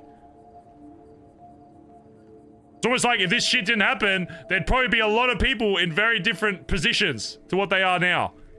I was gonna go round to every single person in the club. I did obviously patch first to see. I was even gonna talk to prospects just to see like where their heads are, where they want to go in future. Obviously it doesn't matter now. I just still wanted to get a good value of what they think their weaknesses, strengths are, and what role they want to push for. Now? Because right now I gotta deal with fucking this. Right now I don't even know if I can trust Collin to make that VP call. Because right now I haven't seen proper evidence of it. You were able to convince Collin with very little influence or evidence that I wasn't in danger, and he was just like, oh yeah, that checks out, because your story was good enough. Do you not see how that's dangerous? It might be you this time, and you are trustworthy. I'm not saying you're not trustworthy, right? And So I'm not saying that every decision that we have to make is now taking into account who they are, and not sorry. You're saying every decision now is now going to be a yes man decision. No, because that's exactly what you're telling me. It's not. No. Yes, it is. No. You literally just said because of who you are and because Collin said, "Yep, okay," and I just go around with a fucking pretense that you're missing context. That might line up if there was no communication with me and your story was the only thing to go off. I spoke with Collin on the phone. I spoke with Flops on the phone and made it very clear to them I am not okay. And they didn't even want to verify that, and they would rather take your word over that. And it's not about whether you personally are a trusted member or not. I think you're one of the most trusted people that are in this club. But again, from a hierarchical standpoint, a VP, when told by his PM he is not okay, should verify that regardless of who says otherwise. Because why? Because the PM told you personally that he is not okay. Why would you not at least get eyes on that fucking person? That is the problem, because in this instant, it worked out fucking great. Again, but there have been times in this club where and there will come a time where somebody is in this club and they get deep into this club and they say, you know what? I'm not going to go out gracefully. I'm going to destroy the fucking club from the inside, right? There will be, maybe not to the scale of fucking D because he was already out. Go right back to 4 months ago, 5 months ago. Hey, let's have Benji and Marty come for our conversations. Okay, well, I'm saying in future, there will be somebody, especially after all the shit I've seen with high command walking away like it's fucking nothing, there will be a point where somebody's going to want to leave the club, and they're not going to want to leave like, blood me out, I'm good. Fucking shoot me in the head. They're going to be like, you know what, I'm going to fuck with this club a bit. Before I leave, I'm going to start spreading fucking lies, doing all this shit, and it has opened up now. If they are blooded into this club, and they decide to leave, and they say, you know what, I'm going to fuck with this club, how easy it is for them to convince the club that somebody's okay when they're not. Because next time it's not going to be, oh, I'm actually just safe off with the clowns doing whatever. It's going to be, I've actually got Barry in a fucking dungeon in Polito, but as long as I tell the club that, oh, he's on a date with Ursula. God, yeah, we planned it for a month. They'll be like, oh, dude, that's funny. Could be days before they check up, whatever. Okay, so next time, you tell the club not to make a deal with Norman after I make one, then please don't do it. Okay, so you want to fight that with the... So you talk to me about bringing up separate points, but you don't want to address the one that I'm bringing up right now. You're telling me that I'm a trusted member of this organization and that they trusted the decision that I made. And now you're saying that they should second guess the decision that a trusted member of the organization They should second guess your opinion when the PM says the complete opposite of what you are saying. That is a very vital piece of information. They did! I spoke with Flops! No, stop, Benny knew! Stop. They didn't have the context that it would, that you... Okay, first off, Flops spoke with you before I revealed myself to you. Yeah. Okay. I then spoke with Flops. I then spoke with Collin, who both knew it. You didn't know that it was me. Okay? So I can completely understand. It doesn't matter if I knew it was you or not. Hold on. I know. But I knew that they knew now, and now I tell you, right? So the context is, after they called you, I let them know it was okay, right? I'm in the room with you. So if you want boys to rock up, I'm literally saying don't do it because I'm next to him. Again, trusting your word. If I was trying to lie to somebody, I would say the exact same thing. If I was... This just makes me want to fucking... to prove a fucking point, grab somebody and say, he's alright. I could guarantee you I could do whatever the fuck I want to. Obviously as PM, but I'm saying from a patch point. Get a patch member to kidnap somebody else and then say, no, he's alright. And the fact that they believe that without even being like, where is he? What's this? Where's he doing? Can I see him? Let me just drive past. I'll see, I'll keep an eye out, whatever. Even just something. They completely and utterly trusted your word without validating. And when they call me back and I'm not answering my fucking phone, not responding to fucking radio, they're just like, TJ said he's alright. Do you not see the issue with that? You trust nobody then? Completely and utterly? No, I'm sorry. That got fucking shattered when I had, I'll be honest. I used to completely and utterly, without a doubt, no matter what, trust every single person. World, finally. Welcome. I welcome you. Come on. I'm glad you finally do you see really something. think? Do you really think that my trust wouldn't be impacted by my sergeant of arms leaving off a note and then being blooded out by a member of my club who didn't tell anybody else? And I'm expected to not lose any trust from that. Like, really? You sat in a meeting and said I can't have members of my club not trusting other people. So after I had a conversation yes, with you, and I you believe are that. doing the same thing where I was at. How many months ago? So how is now it you my fault that understand, I'm having finally, these where members we are walk at. away? Now we finally understand where we're at. I Because mean, we're at like, the same page. You're saying And that it like has I been can say each time that this publicly. happens, this becomes a process of having to try to reestablish it. Once I finally think that we're going in the right direction, it just goes right back to the other direction. So I don't understand how it's my fault that I have to take even longer to recoup that after Antonio especially doing what he did and then having a club member follow up with that. Yeah, he's an idiot. So I'm expected to just completely and utterly after that, almost immediately just continue like nothing happened. What are you saying? Well, you did. You no, did. no. No, you think I did. You didn't because why exemplify it to would anyone I 'cause you tell put on that to the persona. rest of the club and cause a bigger rift in the club? It is smarter for me to say that nothing is going wrong and that by the time, I actually start trusting people again, people are none the fucking wiser. Because the second you lose trust in the club as a whole, it's over. If I say, hey, by the way, after the Antonio shit, I don't trust any single one of you fucks. How are they going to respond? How? There's no way I can be clear about that. Check your phone.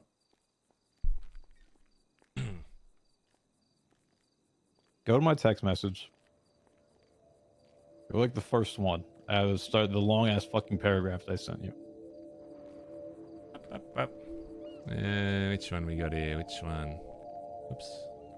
What do we got here?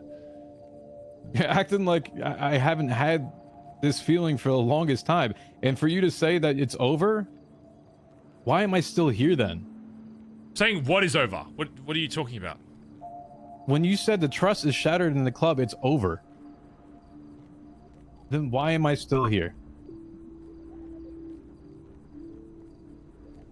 Trust isn't like you have it and you don't. It's not as simple. There are levels of trust. Do I trust the club to... It ain't an onion. It doesn't have layers. You trust it someone or does. you Do don't. No. Do I trust do I trust Dundee to fucking come shoot for me if I tell him to? Yes. Do I trust him to not be a shit cunt? No. No, I don't. So, no, it isn't just, do I trust somebody or do I not? Move off D. I'm not even mentioning D. Okay, well, apparently everyone wants to mention D, so I'm using the only fucking example people want to fucking use. Move off D. I don't give a fuck about D. Okay, let me use the club then. Do I trust the club to bust with me when they're in the fucking billy? Yes. Do I trust them to get to the rank of Sergeant at Arms and not do the exact same thing that fucking Antonio did because the first time it happened, I had no fucking idea it was happening? No. No, I do not. Because there was no sign of it happening in the first place, so how would there be a sign of it happening now? And we have no sign of what was happening with you internally because you're not also opening up to us. Antonio couldn't speak. He left a note. Everything bubbled up with you here, and we're at this spot where because you put on this facade of being the leader that is stoic, that cannot form any cracks, and looks like everything just goes on like his day is normal, guess what? That's what leads to where we're at now. This is what has led me to my 2 fucking breakdowns with you all. This is exactly what has led to you and I in this spot now. So if there's anyone that understands this whole thing about trust, I get it. I do. It's easy to say that from your point of view, and if you had asked me the same shit a year ago, I would have absolutely fucking agreed. Because you don't know what it's like to be PM of BBMC. And I'm not saying that to be like, egotistical, you can't do this, whatever. I have had to completely 180 how I see the club and the city as a whole. The difference between me being road captain of this fucking club and me, after shooting D, being thrown out into the fucking, into the water, being like, hey, you gotta fucking that swim. Can step up for you, or a road captain during the times. That's exactly why the squish started, right? Yeah. So then get the fuck up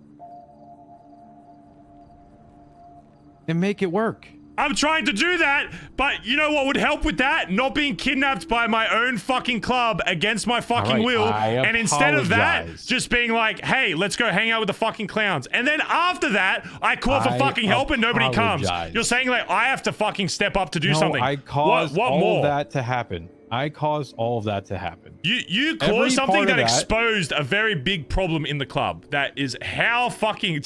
I used to joke about manipulating the fucking club. Ran away from it. I needed a fucking day to think because the last time the leader of this club didn't take a fucking day to himself to think about a decision that impacted the entirety of the club as a whole, he almost burned the fucking thing to the ground. So fuck me for wanting to spend 1 day. You're telling me the club can't last one fucking day? I didn't say fuck you. You're telling me the club can't last or handle one fucking day without me being there to tell them what's going on? It's been quite fine. Really? Well, then why do you have members disobeying your order and coming after me and trying to find out and be the hero that saves Barry? Because you said it that way. I said it that way so that they would disobey the hierarchy and only listen to the PM. Because you have allowed all these different signals to be portrayed to them. Yes. What more of a signal do I give to, let's use Flops as an example, to stay the fuck away from me, and then after being told by you and Collin... he's also an idiot because I told him not to shoot during the Seaside War, and he wanted to full-on shoot, which will fuck Kaiba and everyone else in Pidgeon the entire time. I just don't understand. It's pick and choose of what... So, on one hand, it's my fault that they think the way that they do, but then it's also my fault that they don't think that the way that they should do. So it's like, I don't know how it's my fault that they both think the way that I teach them to, and both and don't think the way I don't want them to think like, or do the things that I don't want them to do. Because me putting someone in VP, and this isn't something that I can just do for people, and this is the same issue that has come up before with patch members and stuff before. People expect when I give them a title that immediately just means that they, you know, everyone's going to listen to what they say. You still have to earn that. The reason why Flops probably disobeyed what the fuck Collin was doing is because he never going to listen to Finn. Exactly, and that's literally half the reason why there is a fucking squish in the first place. Because I can't have a member just straight up saying they're never going to listen to said person. Then why the fuck is that guy doing high command shit? And I didn't think that would be an issue for Collin, but in that same vein, if that's happening with other people, then everybody needs to be fucking patched. Everybody, even Collin. Then patch him the fuck. If you're saying that Flops isn't going to listen to Collin when I'm not around, then what the fuck is he doing in that spot? If he by now... I didn't listen to him either then. If he by now hasn't... Well, great, that's what I want to fucking hear. If by now he hasn't shown that he should be VP and people are going to listen to him, then why the fuck is he there? And I want people to tell me that. Tell me, like, I'm not going to ever listen to fucking Collin. Then I'll fucking get rid of him. Then you're creating the yes man culture all over again.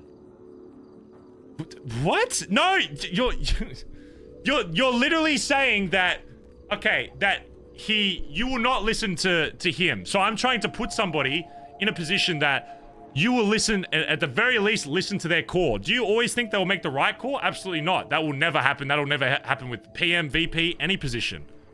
I put him in that spot because I thought he would be the best suited to make calls when I'm not around. And if you're saying now that that's not the case, or Flops is implying that's not the case, then great. That's all I want to fucking hear. I want to hear from people if shit's not working, but I don't. It's radio silence half the time in these fucking meetings until I talk, because I give people the platform to be like, I have a problem with this person, but then nobody fucking does. And then after the meeting, they go in their little circle, and I got to intrude and be like, what are you talking about? And then the real thoughts come out. Oh, we're not communicating properly. And then the same people that say we're not communicating properly just sat fucking silent in a fucking meeting. Like, what are the meetings for if not to air out all this dirty laundry? Because to me, do it in your cliques that you have around and have the conversations in private, and so that when it comes up to it, you can't address someone by name, and when you do address something directly at them, they get very defensive.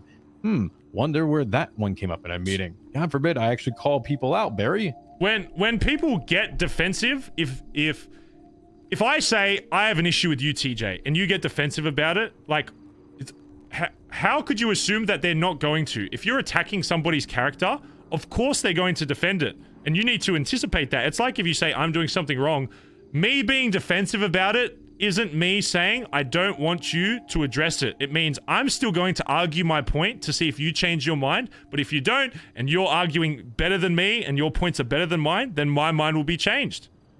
And people just do not do that in the lower fucking ranks, and they assume that at the top, it just won't happen. They assume that me arguing a point, like I have done today, means that I believe that my point can never be changed. No, you coming here and talking isn't a bad thing. As aggressive as I sound when I talk, I don't know, maybe it's because I'm fucking Australian and we get a little fucking aggro when we yell or whatever. This conversation isn't a negative convo, but I will argue for my point because I truly believe it, and that's what I say in the club. If you believe it, be fucking loud about it, let people know, be open to having your mind being changed, and there have been a few things that you have brought up in this exact conversation that my mind has been changed on, based now on context that I didn't previously have. And I'm not arguing about half the shit you've done. I don't think half of it is as big of a deal. 90% of it isn't as big of a deal as I originally thought. I was just giving you an insight as to my POV during that time. But what this situation has done, and even outside of the fucking CG shit, whatever, I don't even know what state that shit's in, it has outlined that there are people in this fucking club that do not understand how to get a point across and allow their mind to be changed on certain topics. They just think if somebody's defensive about it, they're not going to change their mind. Stop it there, sweep it under the rug, never talk about it again. And that's just not the case, at least with me. Maybe it is with fucking other ranks, and if that's the case, I need to be fucking told about it, because I don't want people that aren't going to ever change their fucking mind on shit. Isn't that what happened last time we went to the watchtower and you gave me a repair kit afterwards? We swept under the rug and didn't talk about it? About what? The issues I was having or seeing them. What issues are you referring to? Like, I've had a lot of fucking deep talks. That conversation. That's why I sought you out, right? That's why I went to you. That's why I disobeyed it, because having those issues not talked about or not followed up upon or not discussed is the worst thing to happen. What did you talk about in that conversation? I'm not bringing that one back up. I don't want to bring that back up. It happened. It's in the past. I'm not discussing that conversation again. Okay, well then that's not me sweeping it under the rug. That's you accepting that you don't want to pursue it any very I'm not saying I'm the perfect fucking exactly, and that's I'm not arguing with that. Nothing is going to change. That is your opinion, and if you want to stay to that, then that's fine. But if in my mindset, I believe anything in the city can change. Some things are harder than other things to change. But if you lock yourself into the mindset that is nothing's been done in the month, 2 months, years, whatever, that's never going to change, and you lock yourself into that, then of course there's no chance of it ever changing. If it's something that constantly... I'm not saying to anybody that on the first time something gets brought up to it, it changes. Of course not. It takes time to change shit. Sometimes people don't even think it's that big of a deal, forget about it, whatever. But if it's something that constantly keeps getting brought up, eventually something will happen. You will force a result. I was actively avoiding Collin and Nancy at that point. When they came down and did the whole mayor thing and Nancy was down, etc., I left. Nancy noticed it. People noticed it. I left. I don't give a fuck. I was out. It's changed. Bro, I've been talking so much. Doesn't have to be resolved then. You can still work on it. Collin and I are talked about 7 times. I need a break tomorrow. I need a break. Oddly enough, I've been talk yelling about so trust and fucking everything much. else on top of this is that fuck. Realistically, this brought he and I closer. Nancy and I had just 35-minute conversation just the other day. Very good, very healthy. And how do you Please feel about shoot Nancy? me text. We make it work. Okay. We're reestablishing Bruh. how we are. Okay. Some things you just have to come to accept. Damn. Damn, And Kay, I'm you not really talking gonna about do it your as character Nancy's like that? side, so What that's the not fuck? towards her. What I'm saying is that Damn. I'm not going to be able to change what's happened in the past between us. You accept that there is something negative that has happened, but you work towards rebuilding it. It's why I have, after my meltdowns, worked to rebuild it each time. Well, That's what you need to do. It's a reason why, even in that instance, why it's harder. It's going to take you more times to get that through to me. Because in my mind, you know, Nancy's great. I think Nancy's great. The best person ever, if you ask me. So it's kind of hard for me, you know, to get. It takes longer for me to get on the same page as you because, you know, my mindset, she's just the best. She's really just a good person. It was great. But anyway. All of this shit has just it has outlined some issues. Why are even you laughing, you fuck?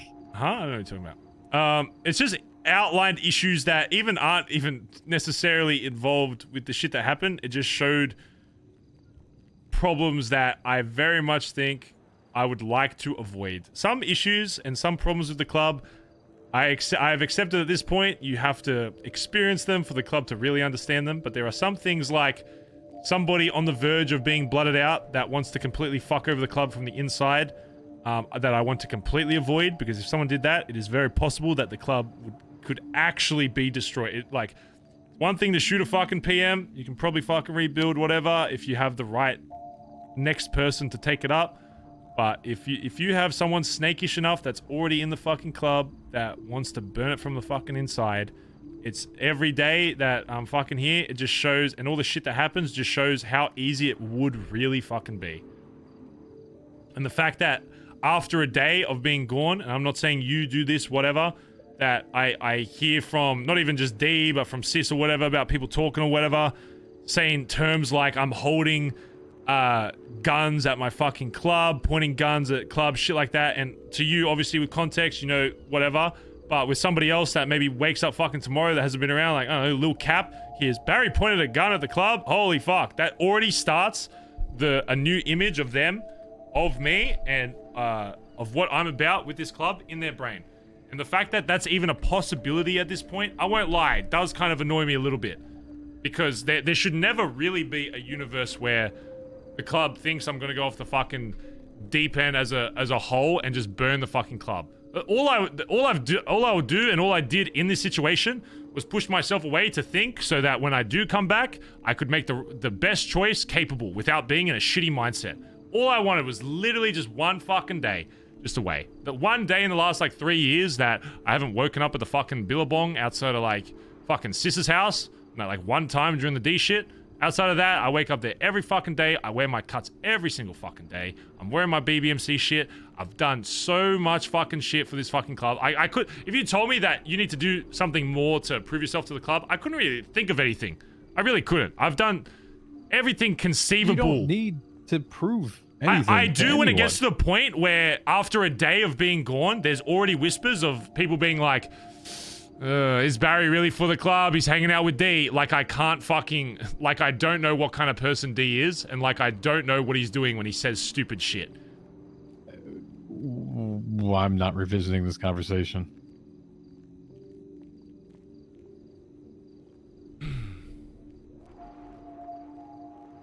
Just saying, it's very, very fast how people turn their opinions on someone in this club, especially that has done shit that I have and have sacrificed the things that I have. And that's not to say that other people haven't sacrificed. We all have made Again, that's sacrifices. literally what I was about to fucking say. I understand everybody's made sacrifices.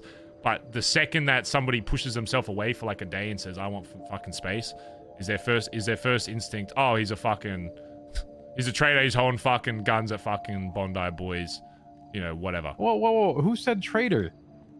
It starts with holding guns at somebody. That is literally what's the next step after that? Okay. Who said traitor to this? Who would have sent you a fucking 1,000-page essay? Hold on. Who else? Like, who else would go looking for you if we didn't actually care? You have Ed, you have Flops, you have myself, you have your sister. Like, you're saying traitor, but you're missing the actual care that people are putting into this. And if you're blind to who we are because we actually care about you and want to make sure that you're okay, like, what am I supposed to do? I am not, like, how much more can I actually say this? You and the club doing the things that they're doing isn't the problem. It's the shit that I've had to go through from people that I thought were in the same boat as you guys still say you are to this day, and it's unfair of me, yes, to cast that over all of you, but the problem is that, and I know it's fucking stupid, but the reality is, yes, I am not this stoic fucking god that is completely unaffected by shit happening in the club. There's reasons why I do that shit, and there is honest reasons why that I believe that it is necessary for me to fulfill that role. Does it mean it's a perfect system? Absolutely not. But the alternative to me kind of hiding that kind of stuff versus me being absolutely open about everything, at that point, I'm not a fuck. If I said every little thing that, like, anytime it became a problem and brought it up, you can say whatever you want right now and say it would be better and healthier for the club. You are not going to be seen the same way as a leader. That is the reality. Then let me help. Once again, what did we say? No more secrets. I'm always here for you, and you know that. Once again, that cliff, when I sat over you and said, I always have your back, I fucking plus 100, finally. God, it took so long to get to that point. I'm so tired. Who gives a shit? For the longest time, you're saved in my phone as Soft Boy fucking Barry. Oh, Jesus I know who you were. I know who you are. I just wanted to get that point. People that have been around you the longest. It took me so long. I was trying so hard to bait that. Because the moment that you put that on, say it's it's okay, and we just assume it is. Like, how are we supposed to know? I fucking hate roleplay. I hate it. I can't do it. I need a break. No more secrets, Barry. It's so fucking stressful. Yeah.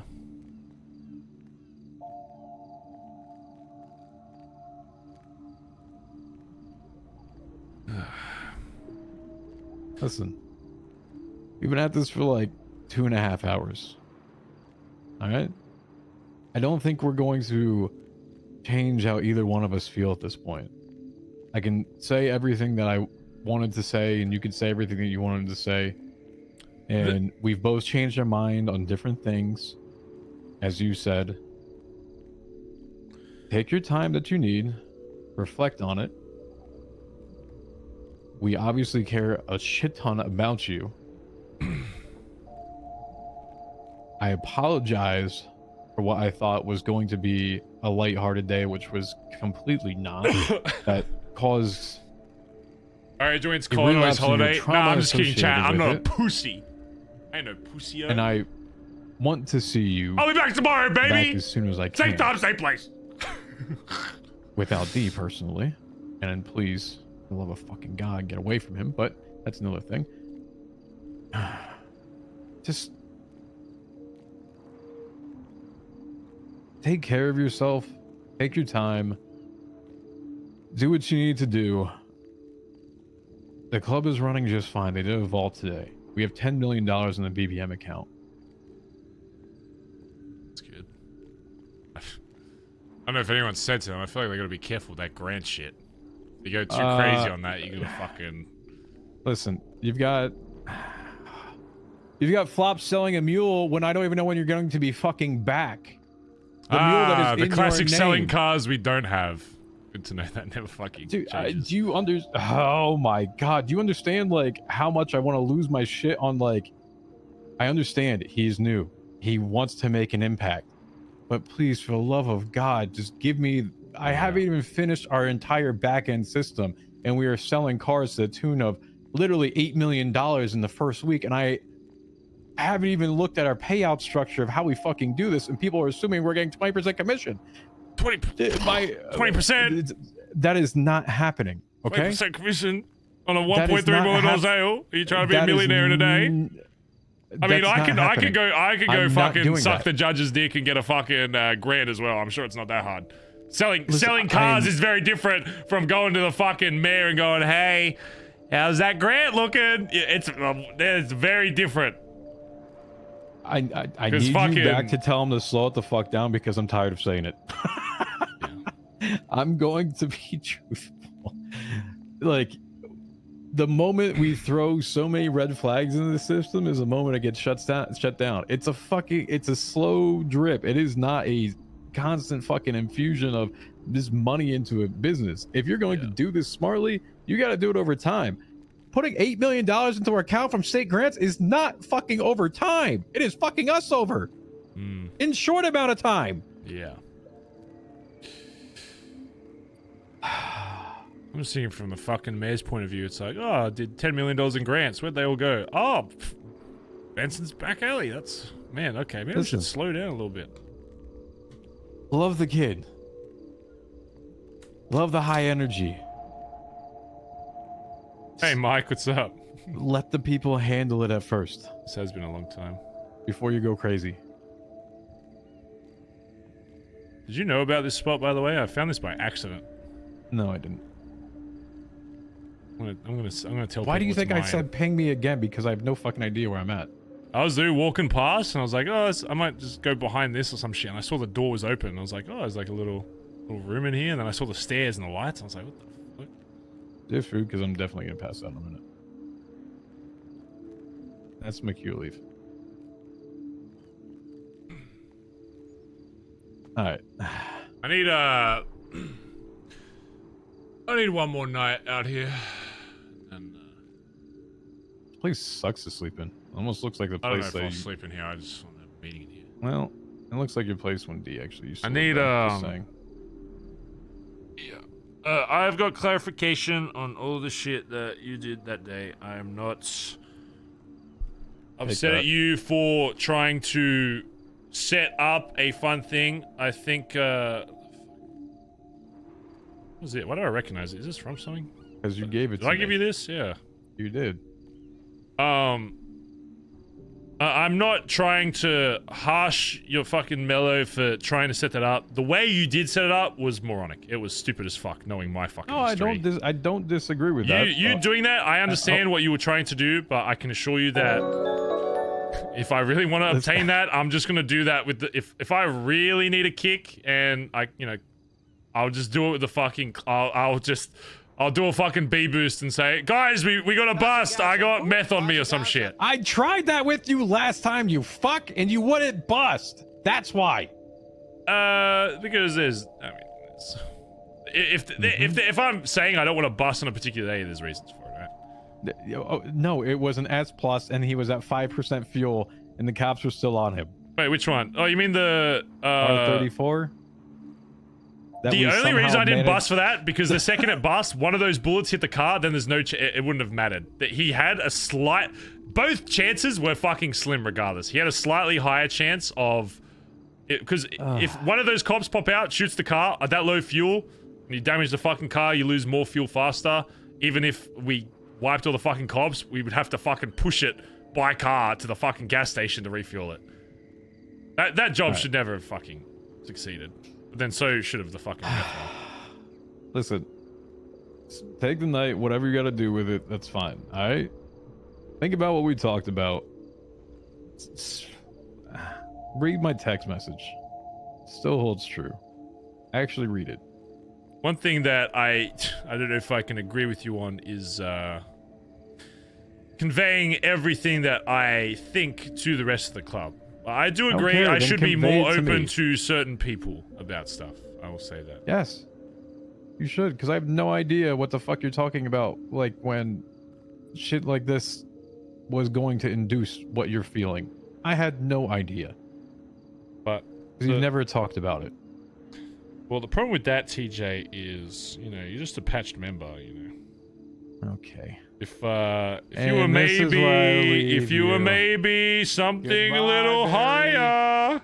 Actually, get to the club for once. If you and were we'll maybe talk. something a little higher, we could talk about it. Maybe you were something a little high commanding.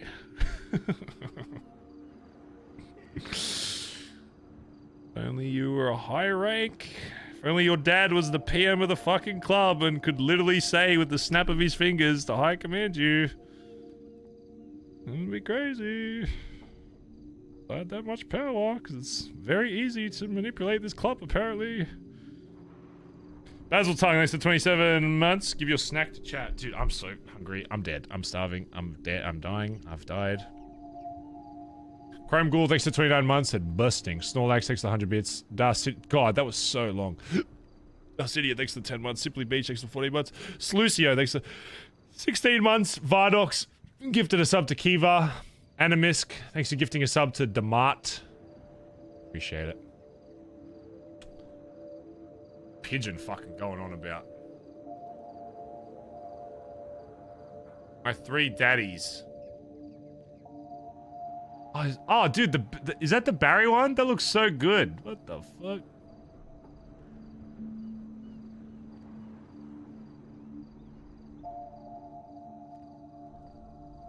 How much did you?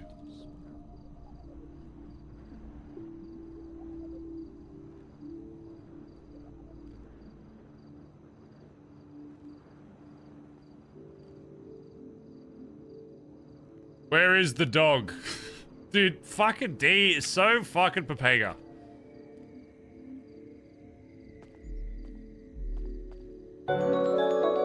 Okay, well, hopefully you enjoyed that RP chat, because if you didn't enjoy it, what the fuck am I doing? It's already stressful. If you didn't enjoy it, Jesus Christ. Fucking hell. If you didn't get something out of that, what the hell am I doing with my life? What am I doing? Damn, you did get some Barry law today. Barry Australian law. I wonder if that means anything. Ever. Probably not. Probably just something irrelevant that will never come up in any way or otherwise. So that's good. We need to talk maybe in a few days. Oh. It never ends! I don't even know what Barry begins to say to Chain. Because God, out of character, I'd love for Chain to be back. I'd absolutely miss Chain. But Barry's mindset is like, this guy walked away this guy hasn't been heard by the club, and now he's hanging out with other people instead of he hasn't. This is the first text I get from Chain. Barry's like, what the fuck? Didn't even fucking hit me up. Last message a year ago. Go to Big White, not using radio, Van here. Ugh. I feel like Barry telling Chain that he needed to be around for high command put him on like rocky terms. And I feel like that contributed to him wanting to dip. Which is a sucky thing to say, but it's the reality. Is like, you know, you can't have someone in high command of the club that's just not around. And that was just because reality was he was only around like once a week, once every 2 weeks, and like I didn't want to put the pressure of like, you have all this responsibility. Oh, you're only around 1 week? Well, that sucks. Because at that point in the club, you don't fulfill your role, you get blooded out. And I was like, I don't want to blood this guy out just because he's not around. So, like, fuck. Let's just walk back there. Come on, cop up. Get this fucking music off that I've been playing for the last fucking hour. Let's listen to something nice. I do it to myself. The stressful music is good for immersion, but it's terrible for fucking, It's terrible for fucking sanity. My god.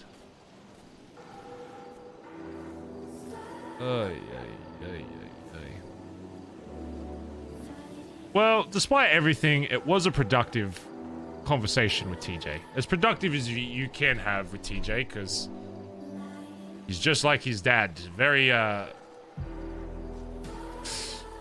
unbearing of change. Come on, cop, let's go. Very much like, these are my things. You probably won't change my mind, but I'll pretend like you can. I'll say that you can change my mind, so I have the moral high ground, but odds are you will not change my mind, but I will say that you can, and I will make you feel like you're just not doing a good job. Even though you are, but I'm just stubborn.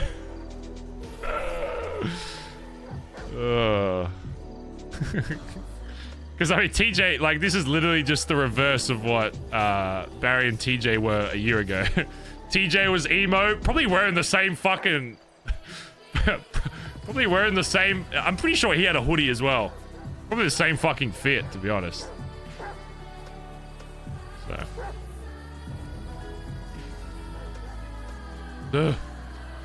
Duh.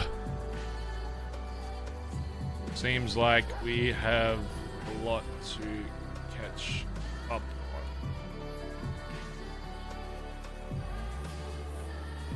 God. TJ doesn't wear skinny jeans? Yeah, he does. What? I've seen TJ in some skinnies. Barry doesn't wear skinny jeans. He's just fucking shredded. He's just got big, juicy quads. When will you guys understand that? I have seen TJ wear skinny jeans. I've seen it. Barry's just got tree trunks for fucking legs, that's all.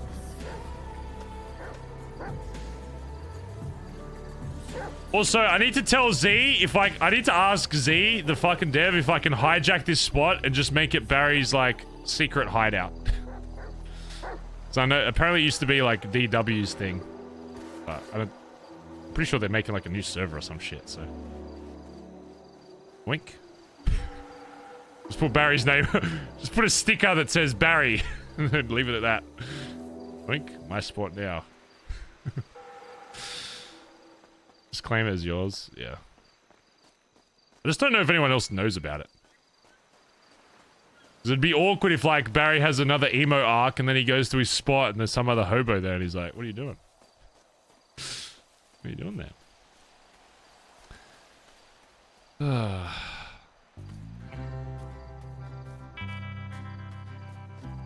Any thoughts about the RP chat? Was it good? At the very least? Whether you agree with Barry or disagree. I don't know.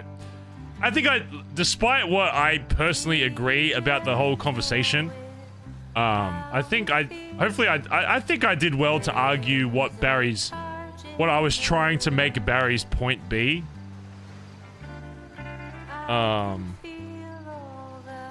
Yeah. It's hard though. Like some of the stuff, like I would maybe do IRL if it was me as Barry, but some of the other stuff is like so far beyond how I would think IRL that it's really like it's hard to yell and stay mad and be like fuck, I can't even think. Be vocal about something that as a person you don't really agree with, but you know Barry would, so it's like fuck. Smiley face made with blood. What did I call this guy? Like Reggie or something? Not Wilson. I have a different name for him. Also, guys, follow me on Threads, guys. I made a Threads, guys. It's like Twitter, but it's Instagram. Follow me on Threads at Bazza. A lot of memes on there. A lot of memes on the Threads. I've posted like twice, and I'm like, dude, this is it. Side note though, exclamation Discord if you want to be a degenerate meta RP chatter. I wouldn't advise, I would advise checking out some of the other categories, maybe just the main lobby, if you want to talk like a normal human being.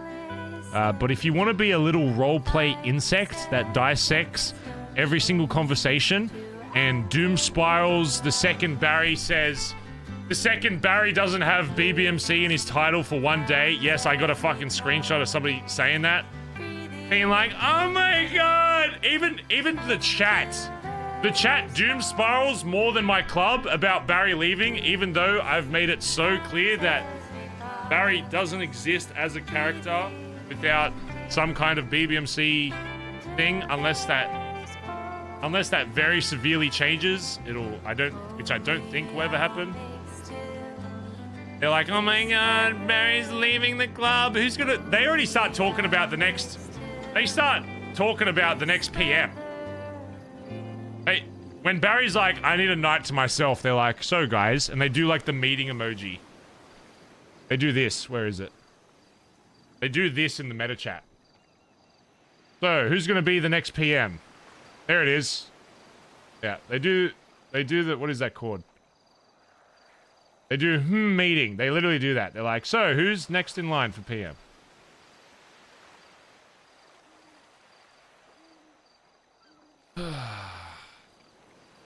What Doc say? Something about a meeting? Sorry. Okay, to be fair, that wasn't my fault. To be fair, it was actually just like, D was like, you gotta... Dude, you got... He was saying it like it was gonna be like... changing Barry's opinion on the whole thing. He's like, you gotta talk to this guy. And yes, it's good to see Chain, but it has nothing to do with what's... He made it seem like it had to do with what was going on now. Where Chain is a whole different kettle of fucking fish.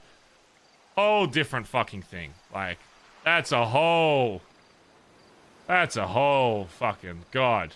That on its own would have been enough spice to last me for the next month. You know, that alone. Oh, we spend one more night with Copper, and then I guess tomorrow... I'll try and call Collin in the morning tomorrow, but I don't think... I assume he's on holiday now, from what chat was saying, so... We'll probably just have to continue the roleplay, but yeah, we'll probably have Barry walk back to the Billy tomorrow. Well, not walk, but, you know, go back to the... We'll probably wake up here and then go back to the Billy and then... figure out what the fuck to do from there. Because I don't know if I can have another conversation like that, because it is so draining. I almost just want to be like, forget about it, Collin. Even though Barry has every right to be absolutely pissed with Collin, it's just so hard to argue. It's like, I just don't... When I turn the PC off, I don't care what Barry thinks. I'm sorry if that breaks your immersion. Barry's a fucking lunatic. I have some IRL similarities to Barry. Like, I think, honestly, I have emotional problems with, like, stoicism a little bit. Not in the good way, because I think stoicism can be healthy when applied correctly. I like to think I'm self-aware a little bit like Barry, at least. IRL. But some of the other shit he says is... I'm not a coke addict. I'll put that out. I'm not a coke. I've actually never done a drug in my entire life, unless you count, like, chocolate and cough medicine as drugs, which technically they are because they're a stimulant. You know, I've never smoked. I've had secondhand smoke because my nan used to smoke, and the reason why I don't smoke is because I'm afraid that if I smoked one cigarette that I'd get addicted, because there's a sense of nostalgia that comes with a certain brand of cigarette that reminds me of a good time, even though it's associated with very unhealthy conditions. Anyway. What was I doing? Yeah. Ending stream. One more night out on the beach. Thank God I'm not going gym tonight. I'm just gonna eat and I don't know. Do stuff. I shaved my head again this morning today, chat. I'm not fake bald. I literally cleaned it up this morning. I am as bald as you can be right now. Thanks for all the subs today. Veebly again with the 10. There was a lot of bombs today. The sub count fucking hated us though and wanted to keep us below 1900, but we are above it again. I should probably rest tomorrow, but I'll probably be live. Try and push you guys to get some more entertainment. We'll try and push back to 2k subs. We'll try and... Oh, there's so much more internal spice that not even this shit, like just the club spice. There's like the ranking stuff was meant to be the spice, but it was so comedic the amount of shit that went wrong with TJ's plan. Because out of character, I knew immediately that it was either TJ or Andi doing it. But then when Andi was like, "Why would it be me?" I was like, "Yeah, that makes sense." I knew it was TJ just doing a plan.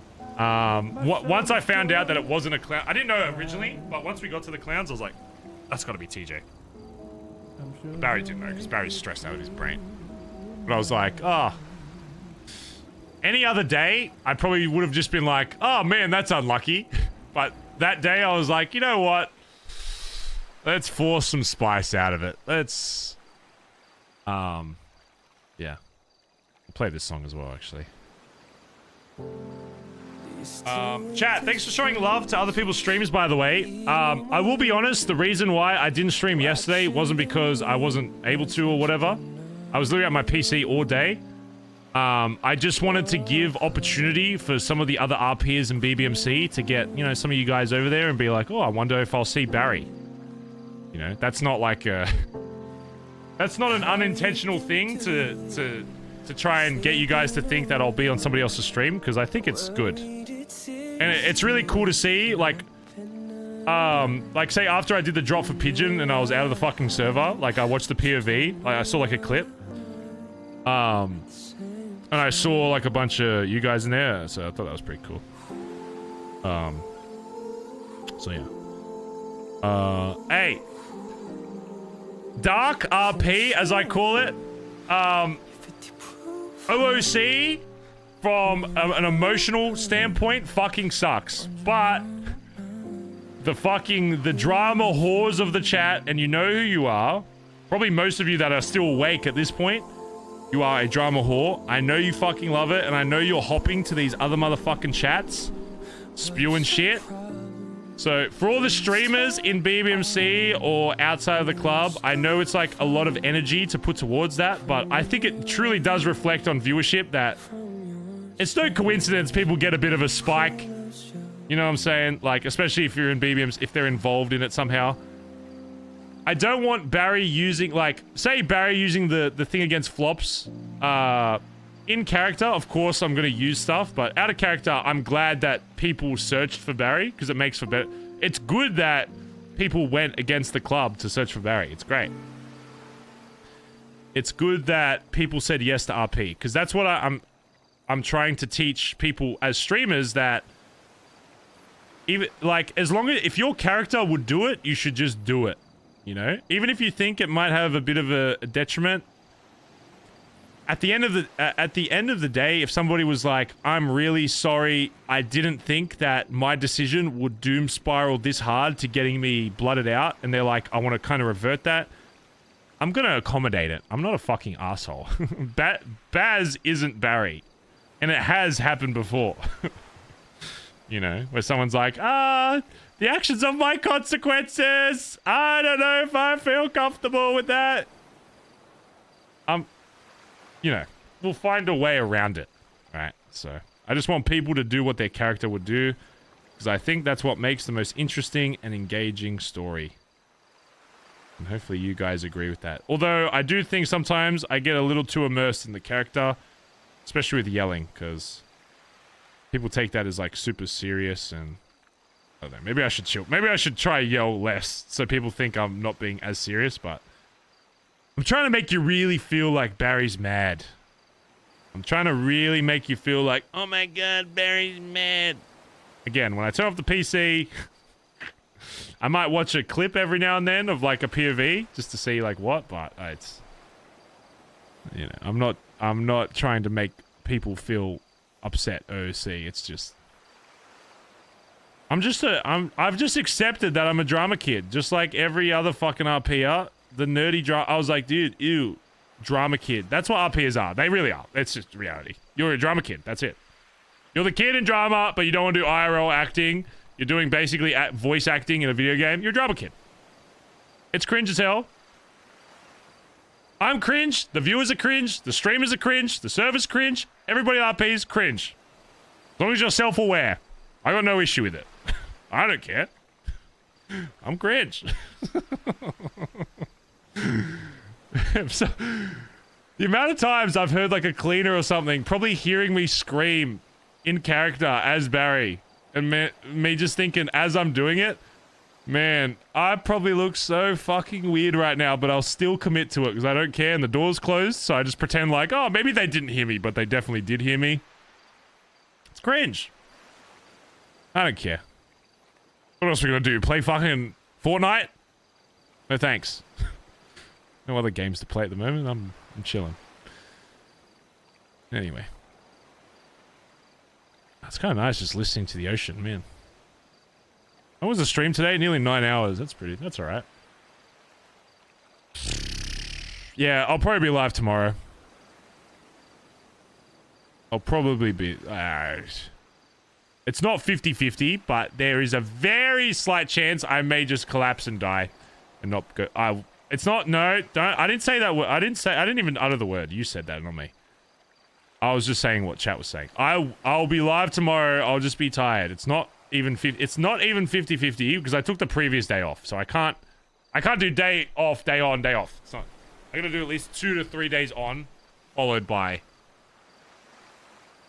day off. Wait, what's tomorrow? Oh, it's Saturday. It's usually a quiet day in the city. Nah, I'll be live. Yeah, I'll be... Oh, it's usually a day I take off. Nah, I'll be live. I'll be there. Anyway, exclamation Discord again. Don't know why I'm still here. I'm just kind of... I've been stuck to this PC for so long today that I don't know if I can physically move. Even if I hit end stream, I feel like I'm gonna have to sit here for like 10 minutes to like build the strength to get up. So, I'm just preparing myself. What did Finn stumble upon? Hold on, I need to see what this is. If you're still here, I don't know what to tell you. I don't know what you're doing. Wait, so did Finn... Is this meta? So Finn found it as well. I actually didn't know about this. Hold on. I didn't know that Finn found it. Did I even send... No, I sent Finn a text. Yeah. Did he do it the way that... Did he go to the 24/7 and find it? Or did he find out from somebody else? Like, did Edbert tell him? No? Was he just searching then? What does he do? Why is he... He's looking around. This where the jet ski spawn. Oh my god, no. Oh, the fucking... There's no way that's gotta be scripted. There's no way. There's no way he fell on what is he doing out? There's no way. How do you fall on Barry's secret spot that Whippy did not even know about? That Whippy who has 10,000 in this game, 10,000 hours in this server, I'm pretty sure, didn't know about this spot. I don't even believe that. Oh my, what was he doing out there if not searching? The hell was he doing? So.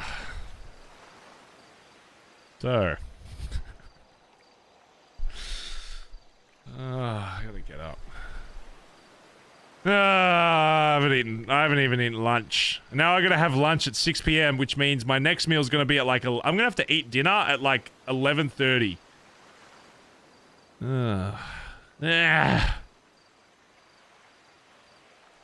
Okay, chat question. Do I make the harder meal now so that I can relax and make the microwaved meal later? Or do I make the microwaved meal first and then make the harder meal later?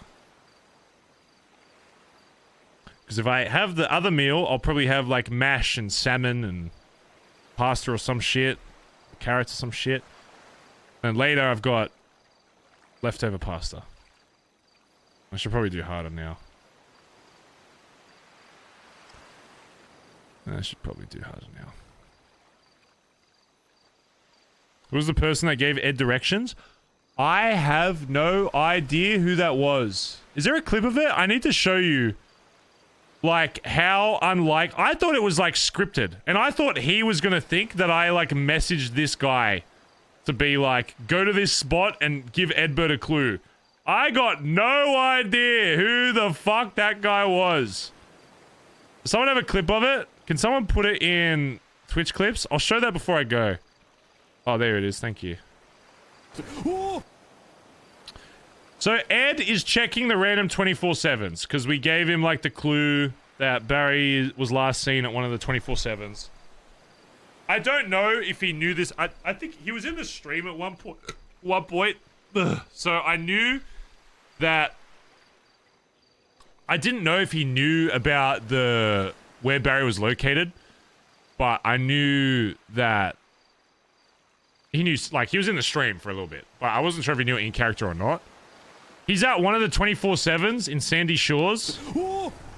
This guy pulls up. Shit, sorry, mate. You all good? Yep. How's it going? Second of all, what the fuck is this guy doing here? I was like, is this guy paid, actual paid actor? Did I pay this guy and I just forgot? Going. Hey, good yourself? Yeah, not bad. Hey, listen, mate. Have you seen a fellow Aussie around here? He's got like slick-backed hair. He's got a well-shaved beard. He has a dog with him. Responds to the name Copper. I don't know about the name of the dog, but I did see a man dressed in a mask and stuff at the 24/7 just down the road a bit. Wait, which way? This was the Dodo driver. That was the Dodo driver that found me off stream. Off stream. I was off stream setting up like some RP elements for people to be able to track down and find. No idea who this guy is. No idea. Just a random Dodo guy. And then somehow he finds his way to talking to Edbert as he's looking for me. He couldn't script it. Oh, one thing I'm so glad panned out, which I was kind of trying to do as a bit of a troll, was to have Andi and TJ rock up to the spot at the same time. Because they were both like... I was lurking in... Who was it? I think it was like TJ's stream or something.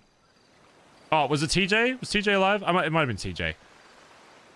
I wanted them to rock up at the same time because they were both like unsure if they wanted to tell each other. So I was hoping they'd show up, but then Andi showed up way earlier. I was like, oh, Doc's taken 30 fucking years. And I was like screaming at the thing, God, like, go to it now! Go to it now! Go to it now! And then Doc like takes his, he picks up somebody, takes it to the hospital. Like, there's no way Andy's still gonna be fucking sitting there. Andy sits there for like an hour, just waiting for like, I guess me to wake up. And then Doc rocks up, and I'm like, oh my god, this is so... And they both rock up at the same time. I was like, this is so funny. And we took a photo of them. But yeah. Anyway, sorry, I'm actually going now. Okay, bye-bye. Thanks for hanging out. Thanks again for the subs. 1939. Getting close back to 2K. Appreciate you, chat. Go raid whoever. I don't even know who's live. I can barely read.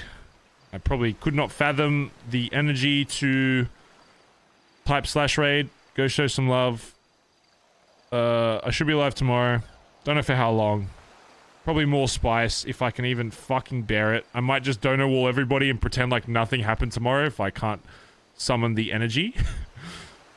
I might just walk into the billy and just be like, what? Oh, what? Yeah, I took a vacation for a day. So what? Sue me. What are you gonna do about it? I'm the fucking PM. I know out of character that I can literally do whatever the fuck I want. What are you gonna do? Shoot me in the head? Unlikely. Not possible. And if you did, I would just grab Dundee and we'd take the billy back by force. So it's physically impossible. It's impossible. Anyway, thanks for hanging out. See you guys tomorrow. Exclamation Discord, you want to be a degenerate? Follow my threads. It's such a stupid name. Twitter, Instagram, I post sometimes on there. Yeah, more stuff outside of that coming soon. Soon, okay? Follow my threads, guys. Come on. Trying to get 10k followers. Come on. Follow my threads. Look at my threads, guys. Oh, wait. Can I bring it up on screen? I want to show you the meme I made. It was actually really funny. Threads. Bazza. Can you look it up on... Does it have a thing?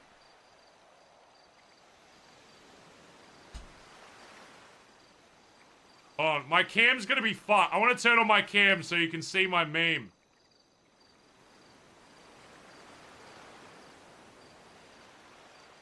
The cam? The cam's all fucked. Look! Can you read that? Can you read that? It's funny. It's reversed! Oh, fuck it. Whatever. Oh, you can't even fucking read it. Fake bold? I'm literally bold. The white saturation's fucked because I have no lights on in my room. Anyway. See you guys tomorrow or something. Alright, look after yourselves. Thanks for hanging out in chat. Hopefully you enjoyed the RP.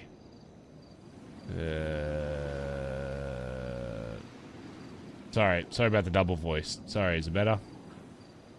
Fixed? Sorry. Transitioning from the past scene. I'm gonna go. Have a good night. Bye-bye.